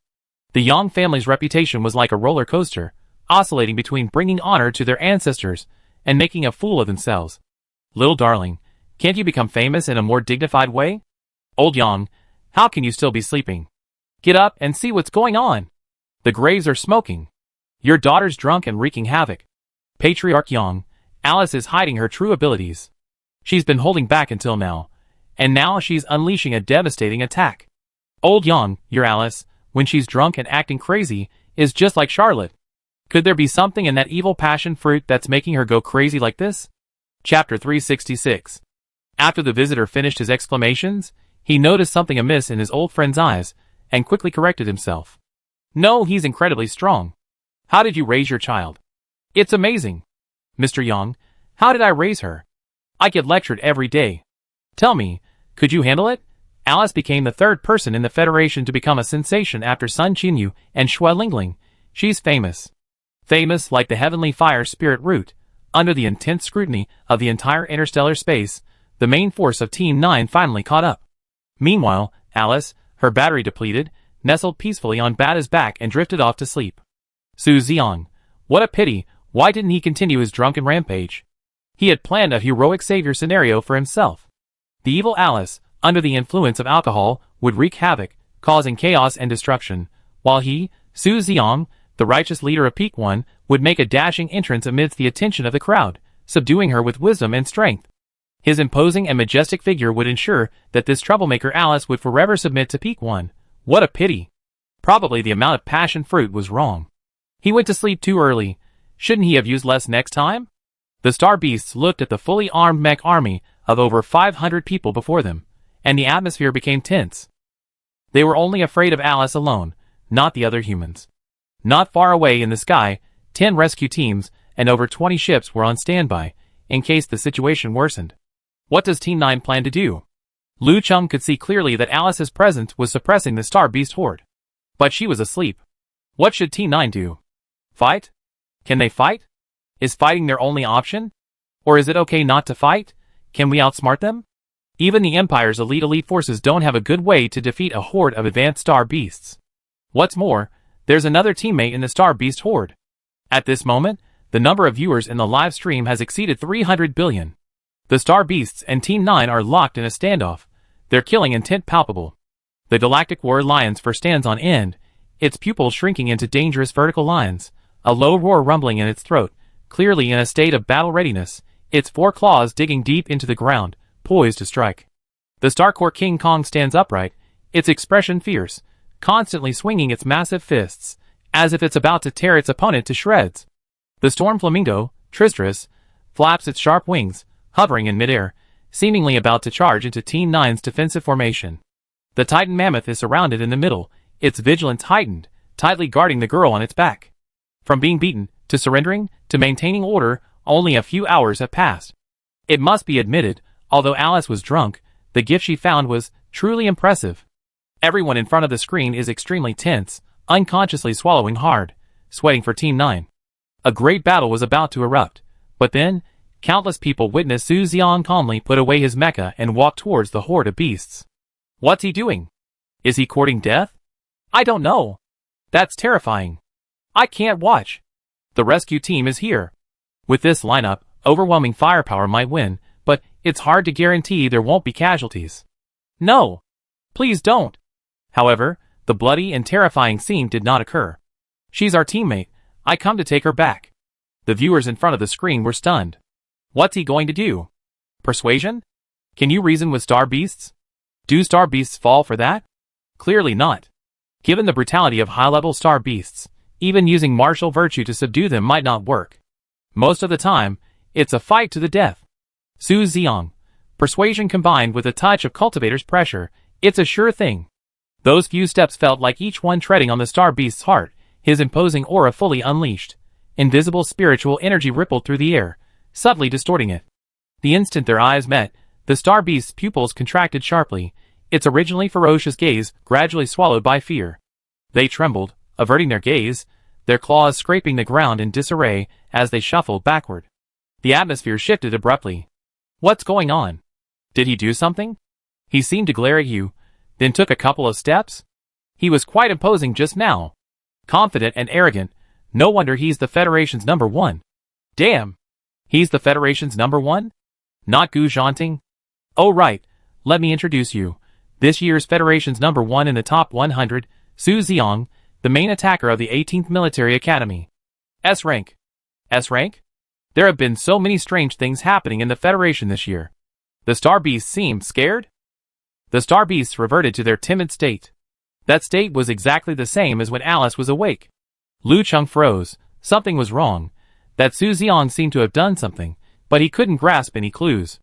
Everyone watched helplessly, as the Star Beasts voluntarily made way for them.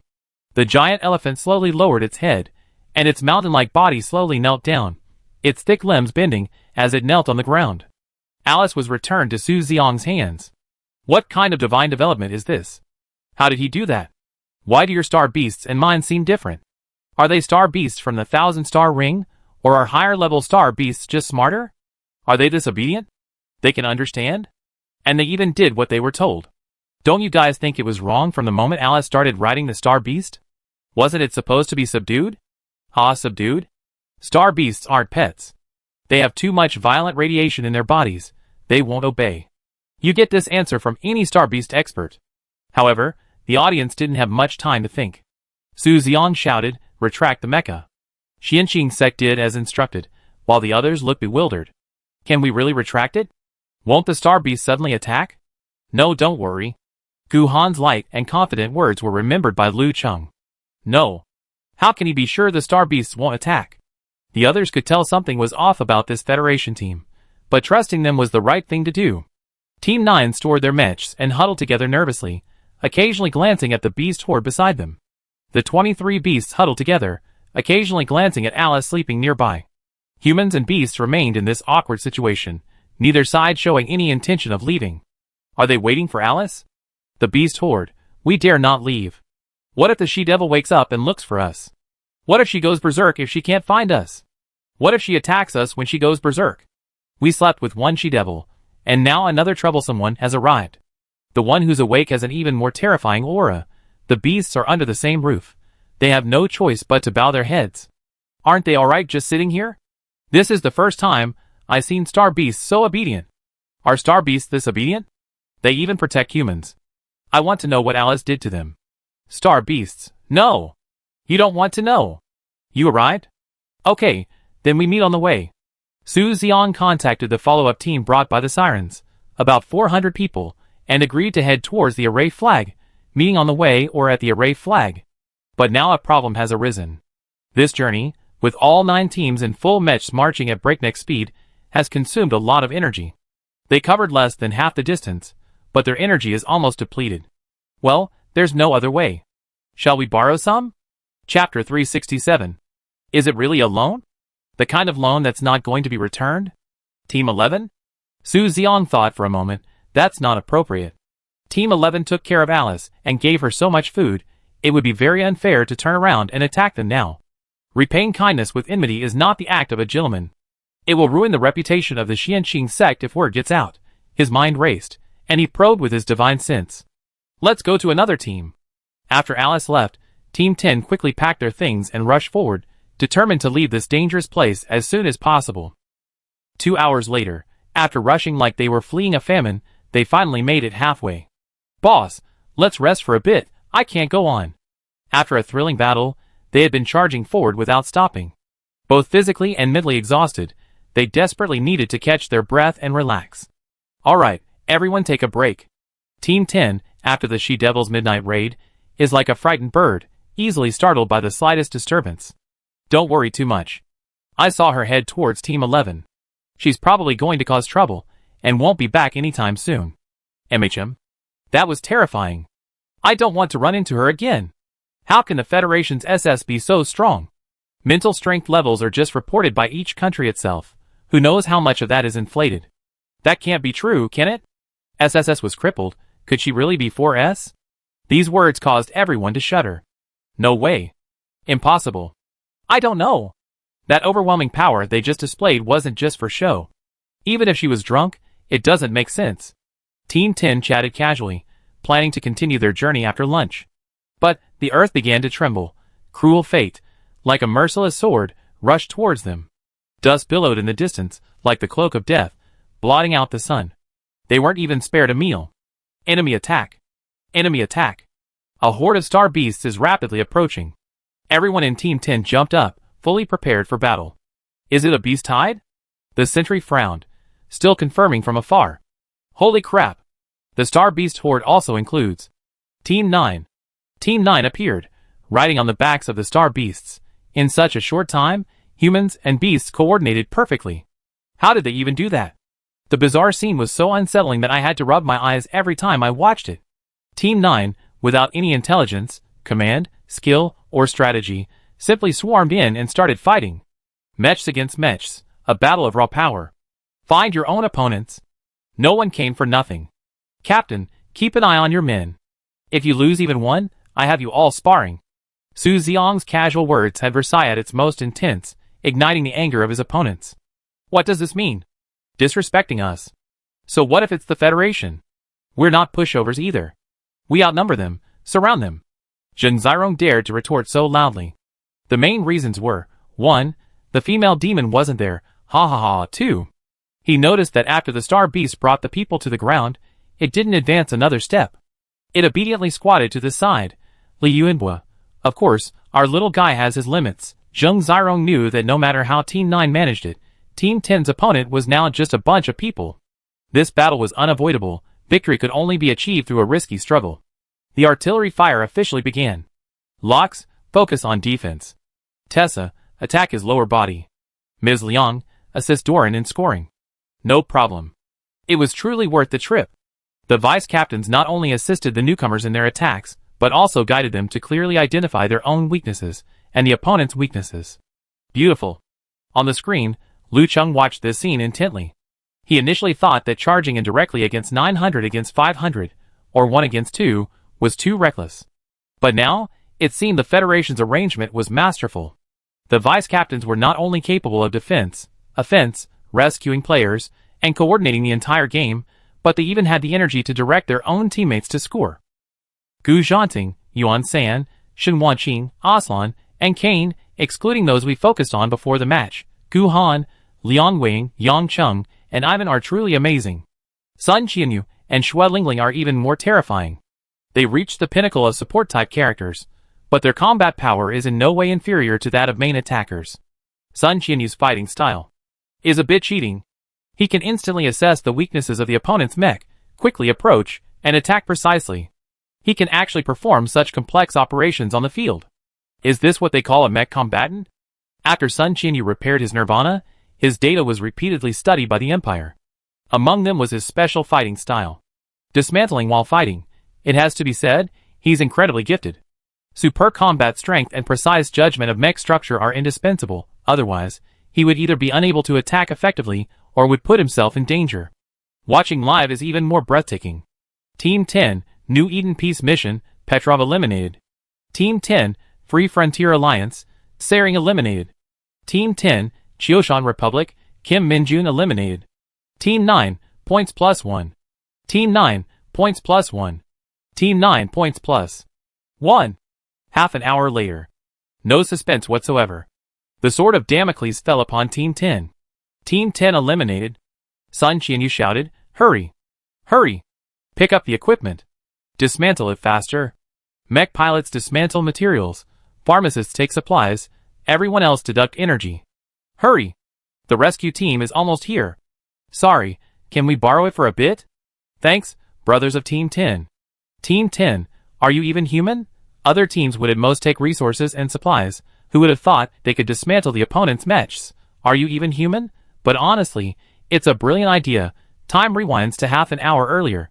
In the observation hall, Chiu Shanzhan Daoxian was furious at the inexplicable elimination of 87 people. Fortunately, the main team survived. But the unease in his heart never completely subsided.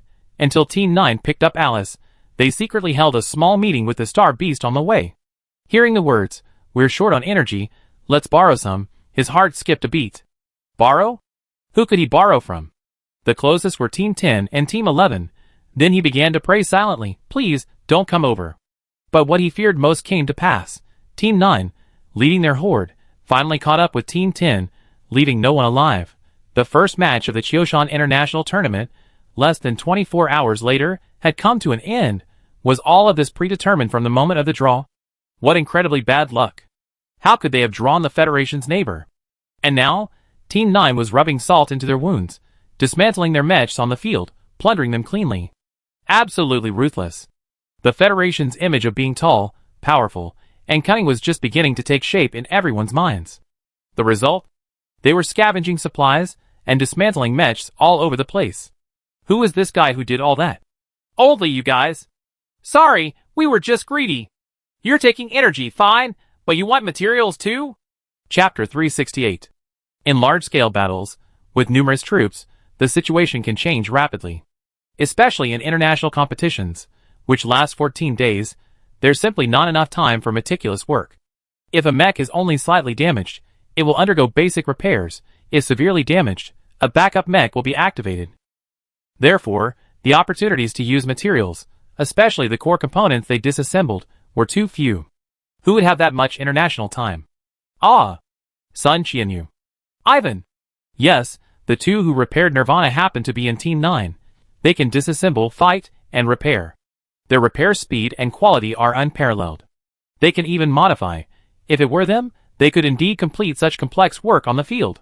A top-tier mech pilot team and a pharmaceutical team, extraordinary combat power.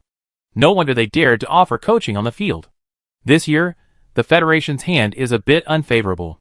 Lu Chung felt it was really necessary to conduct a new assessment of the Federation's strength. Team 9, 1635 points, rank 1. Team 17, 1207 points, rank 2. Team 2, 415 points, rank 3. Team 23, 378 points, rank 4. Team 10, eliminated. Team 18, eliminated. The standings changed rapidly. The Federation is number 1. Team 10 eliminated. The Federation eliminated 10 teams. Team 2, far away in the second passage, had led the crowd 2/3 of the way. Despite the harsh weather and constant small beast tides along the way, they remained steadfast, achieving a high score of 415. Even if Team 17 eliminated Team 18, gaining 1,000 more points, their other points would only be slightly over 200. But look at the Federation. 1,635 points.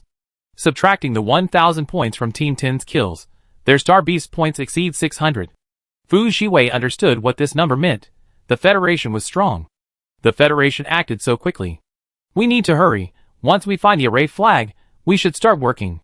Team 11, after what happened this morning, had gained some understanding of Team 9, especially the Federation style. Over 500 people, marching rapidly in match to chase after a drunken Alice causing trouble. Their energy must be running low.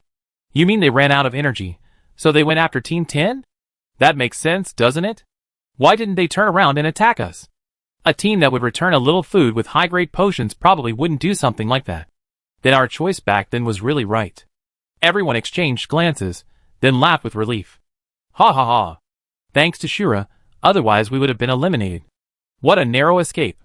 The laughter was mixed with bitterness.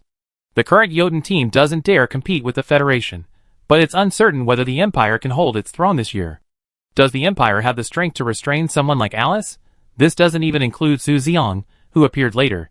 Nick felt an overwhelming, crushing threat from him. With 10 teams eliminated, all teams resumed their journeys. Outside, chaos reigned. The Federation being strong is normal, but one person being that strong is terrifying. Alice caused chaos while drunk, and then Su Xiong appeared, a newcomer whose name I never even heard of before, yet so incredibly powerful.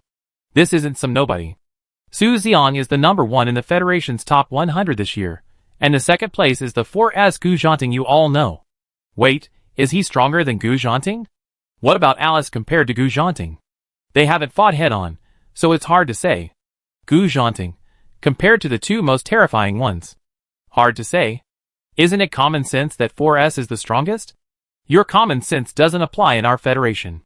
Combat strength is one thing, but more importantly, it's the more crucial issue that all national delegations are focusing on. Star Beasts. Everything just happened too fast. Everyone's attention was focused on the Federation newcomers' combat strength. But now, thinking about it carefully, what's the most incongruous thing in the whole process? It's the Star Beasts. Why can Alice control Star Beasts? And it wasn't just her. When fighting Team 10, many members of the main team also rode Star Beasts. Lu Chung finally couldn't sit still any longer and asked the question everyone wanted to know. Directly, can your Federation control Star Beasts? The observation hall was silent. Everyone awaited the answer. This was the truly crucial matter. Countless viewers on the Star Network began to discuss it heatedly. Was this simply a case of being beaten into submission? Or is it the legendary beast taming technique? As everyone knows, Star Beasts are the result of beasts undergoing years of cosmic radiation, leading to mutations and ultimately, alienation. The direction of this mutation can be in appearance, combat power, intelligence, etc. Generally, the higher the level of the Star Beast, the stronger its combat power, but due to the effects of radiation, it is also more ferocious. This is the true danger of the Star Beasts, powerful yet difficult to tame.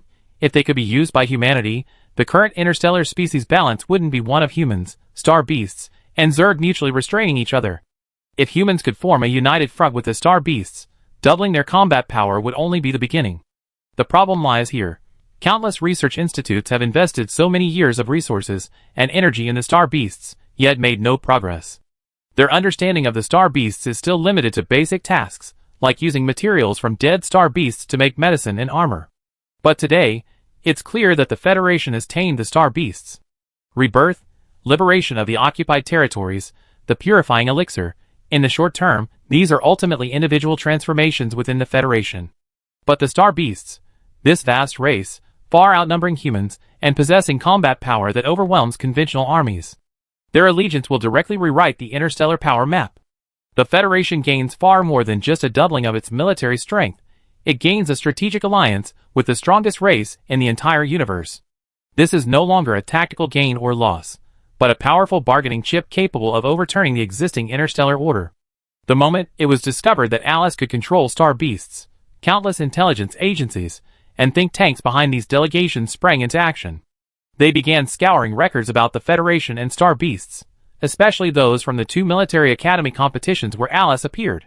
What worried them was that this wasn't the first time this had happened, and not just once. The Federation had already had related achievements, but hadn't publicly disclosed them, Sure enough, the investigation revealed a shocking truth. The first instance of controlling star beasts in the Federation's national competition was attributed to another person, Su Xiong. Furthermore, because of this star beast issue, the Federation's competition rules had already been changed several times this year. This is bad? Li Yuanhua felt the gazes from all sides, sitting on pins and needles. But could he explain it clearly? He couldn't just blatantly tell them it was a beast-taming technique from the cultivation world. She's using martial virtue to subdue beasts. Beat them into submission, then give them some purifying liquid, and the star beast will be more obedient. He was chuckling, revealing his secret too quickly. He hadn't even thought of the right words yet. Don't try to fool me, that girl was so drunk. How could she have that much brain power? Don't insult me, our Alice is very smart, okay? You? Here we go again, Yuanhua's signature move. You say one thing, I say another. So how much purifying liquid do you think it takes to control a star beast? Depending on its size, dozens of vials, I guess. Chapter 369. Fine. So you think you can take advantage of our lack of goods to verify it? The matter is too serious. High-ranking officials from several major powers have convened emergency meetings. Lu Cheng handed the scene over to his deputy and entered the Empire's encrypted meeting room. Using star beasts as transportation, swamp rats digging tunnels to steal supplies, summoning helmeted hornbills as air force, sleeping in star bear dens for warmth.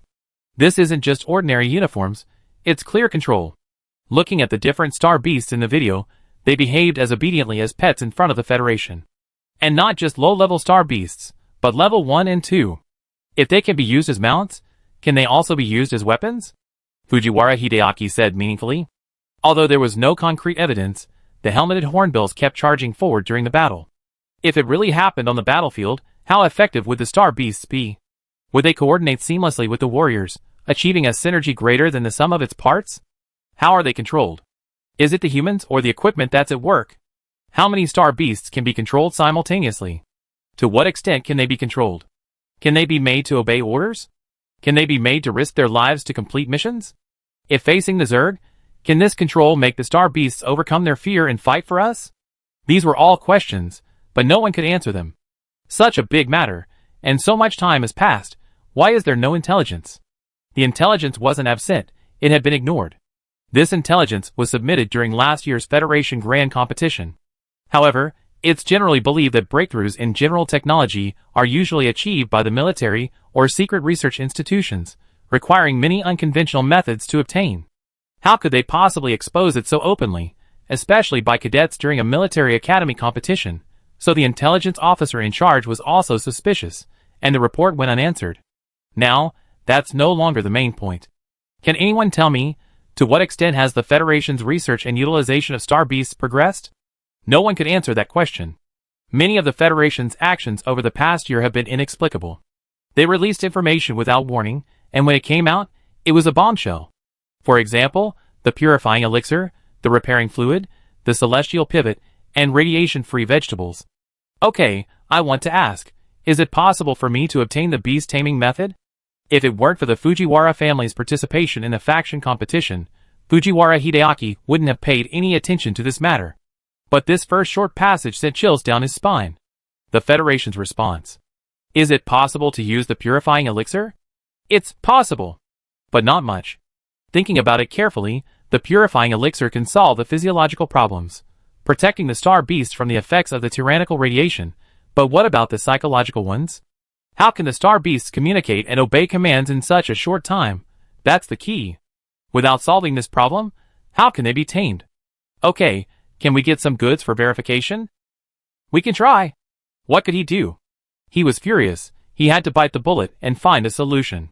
He couldn't let the Federation always be one step ahead. The Empire was in chaos. Any presence of the Fujiwara faction would exacerbate the conflicts. In reality, many things could be addressed through cooperation and mutual benefit. For example, regarding radiation-free vegetables, the Federation authorities had already responded, welcoming the Imperial Research Institute delegation to visit and inspect the base. Regardless of the outcome of this trip, at least the Federation's attitude towards foreign cooperation is friendly and supportive. The purifying elixir, Team 18 asked for it, and they gave it to them directly. Regarding the star beasts, perhaps asking directly would yield some answers? Federation star beasts. Federation Military Academy Grand Competition. Battle of the Helmeted Hornbill. 18th Military Academy Pig Riding Boy. Federation Faction War. Swamp Rat. Several speculations about the Federation's ability to tame star beasts. Alice Yang's path to taming beasts. Over the past year, various interactions between the Xianqing sect and the star beasts have been unearthed. These video materials are also considered precious footage of early human taming of star beasts. The world is shocked. Public opinion is in an uproar. So, they've been doing this for over a year? I don't understand. Has current technology reached this level of utilization of star beasts? To be honest, I didn't see any technological elements. Su Xian doesn't tell the truth at all. At first, he said he beat them into submission and fed them meat, then he said he fed them purifying liquid. Yes, you actually believed him. He's full of lies. Why do we believe him? Not because he's credible, but because other methods simply can't explain it. Yes, I'm involved in star beast research. For decades, star beast research has focused entirely on material science and biological experiments.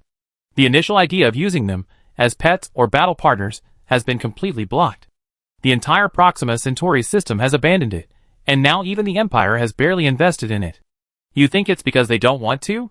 It's because they can't. Who knows what the Federation secretly did to succeed?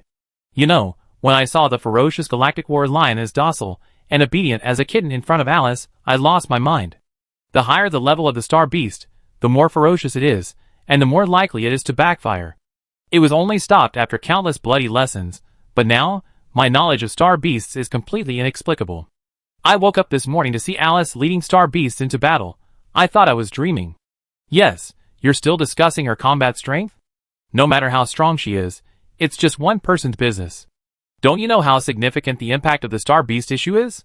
But this isn't a problem we can solve just by worrying. Even if the Federation makes a breakthrough, it depends on whether they're willing to make it public. Right? The next step is a matter for the nation. We see if we can exchange ideas with the Federation. Perhaps related research will be restarted on a large scale. But the real problem now is the international competition. Yeah, the international competition. The Federation is just playing it safe right now, saving energy and skirting the rules. If they directly lead a massive star beast army to attack, they're doomed. Is it possible? Is it not possible? At least in front of Alice, she can attack wherever she wants. This isn't fair. What can you do? This thing is like a mecha. If you're capable, you can use a high-level mecha. Besides, they found it in the arena. No competition is completely fair. If you're good enough, you can use it too. Yeah, if you can't, please make it clear in the rules. You? The Federation members were practically laughing their heads off. This was the day they'd been waiting for. Organizer, we're doomed. This round is coming for me. Has the Federation solved the mystery of the star beasts? From slaughter to symbiosis, the Federation achieves star beast taming, or rewrites the rules of interstellar warfare. A complete record of the birth of the Federation Star Beast Legion. A dangerous force? Taming star beasts raises concerns. Saviors or new threats? Nations urgently assess star beast forces.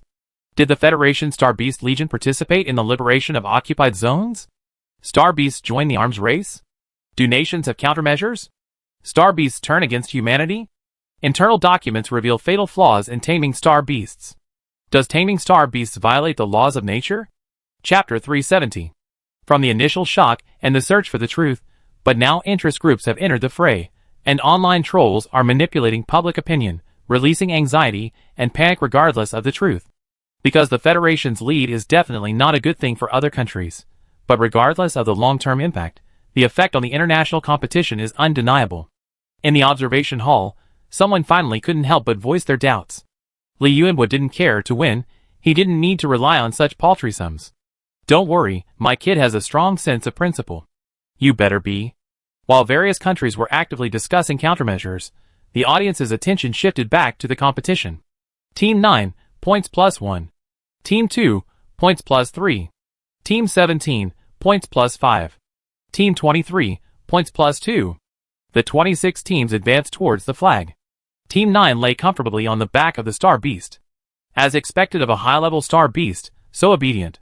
Don't take pictures. What if you startle it? That giant elephant could knock you unconscious with a flick of its tail.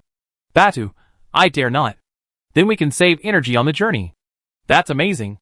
How did you do that? They mustered their courage and asked Su Xiong, receiving a deliberately profound answer. That's a magic technique. Want to learn? I teach you later. They thought it was a joke. At least that's what everyone thought at the moment. 300 kilometers away, Siren guessed that Alice had probably revealed most of her knowledge about star beasts, and wasn't deliberately hiding it.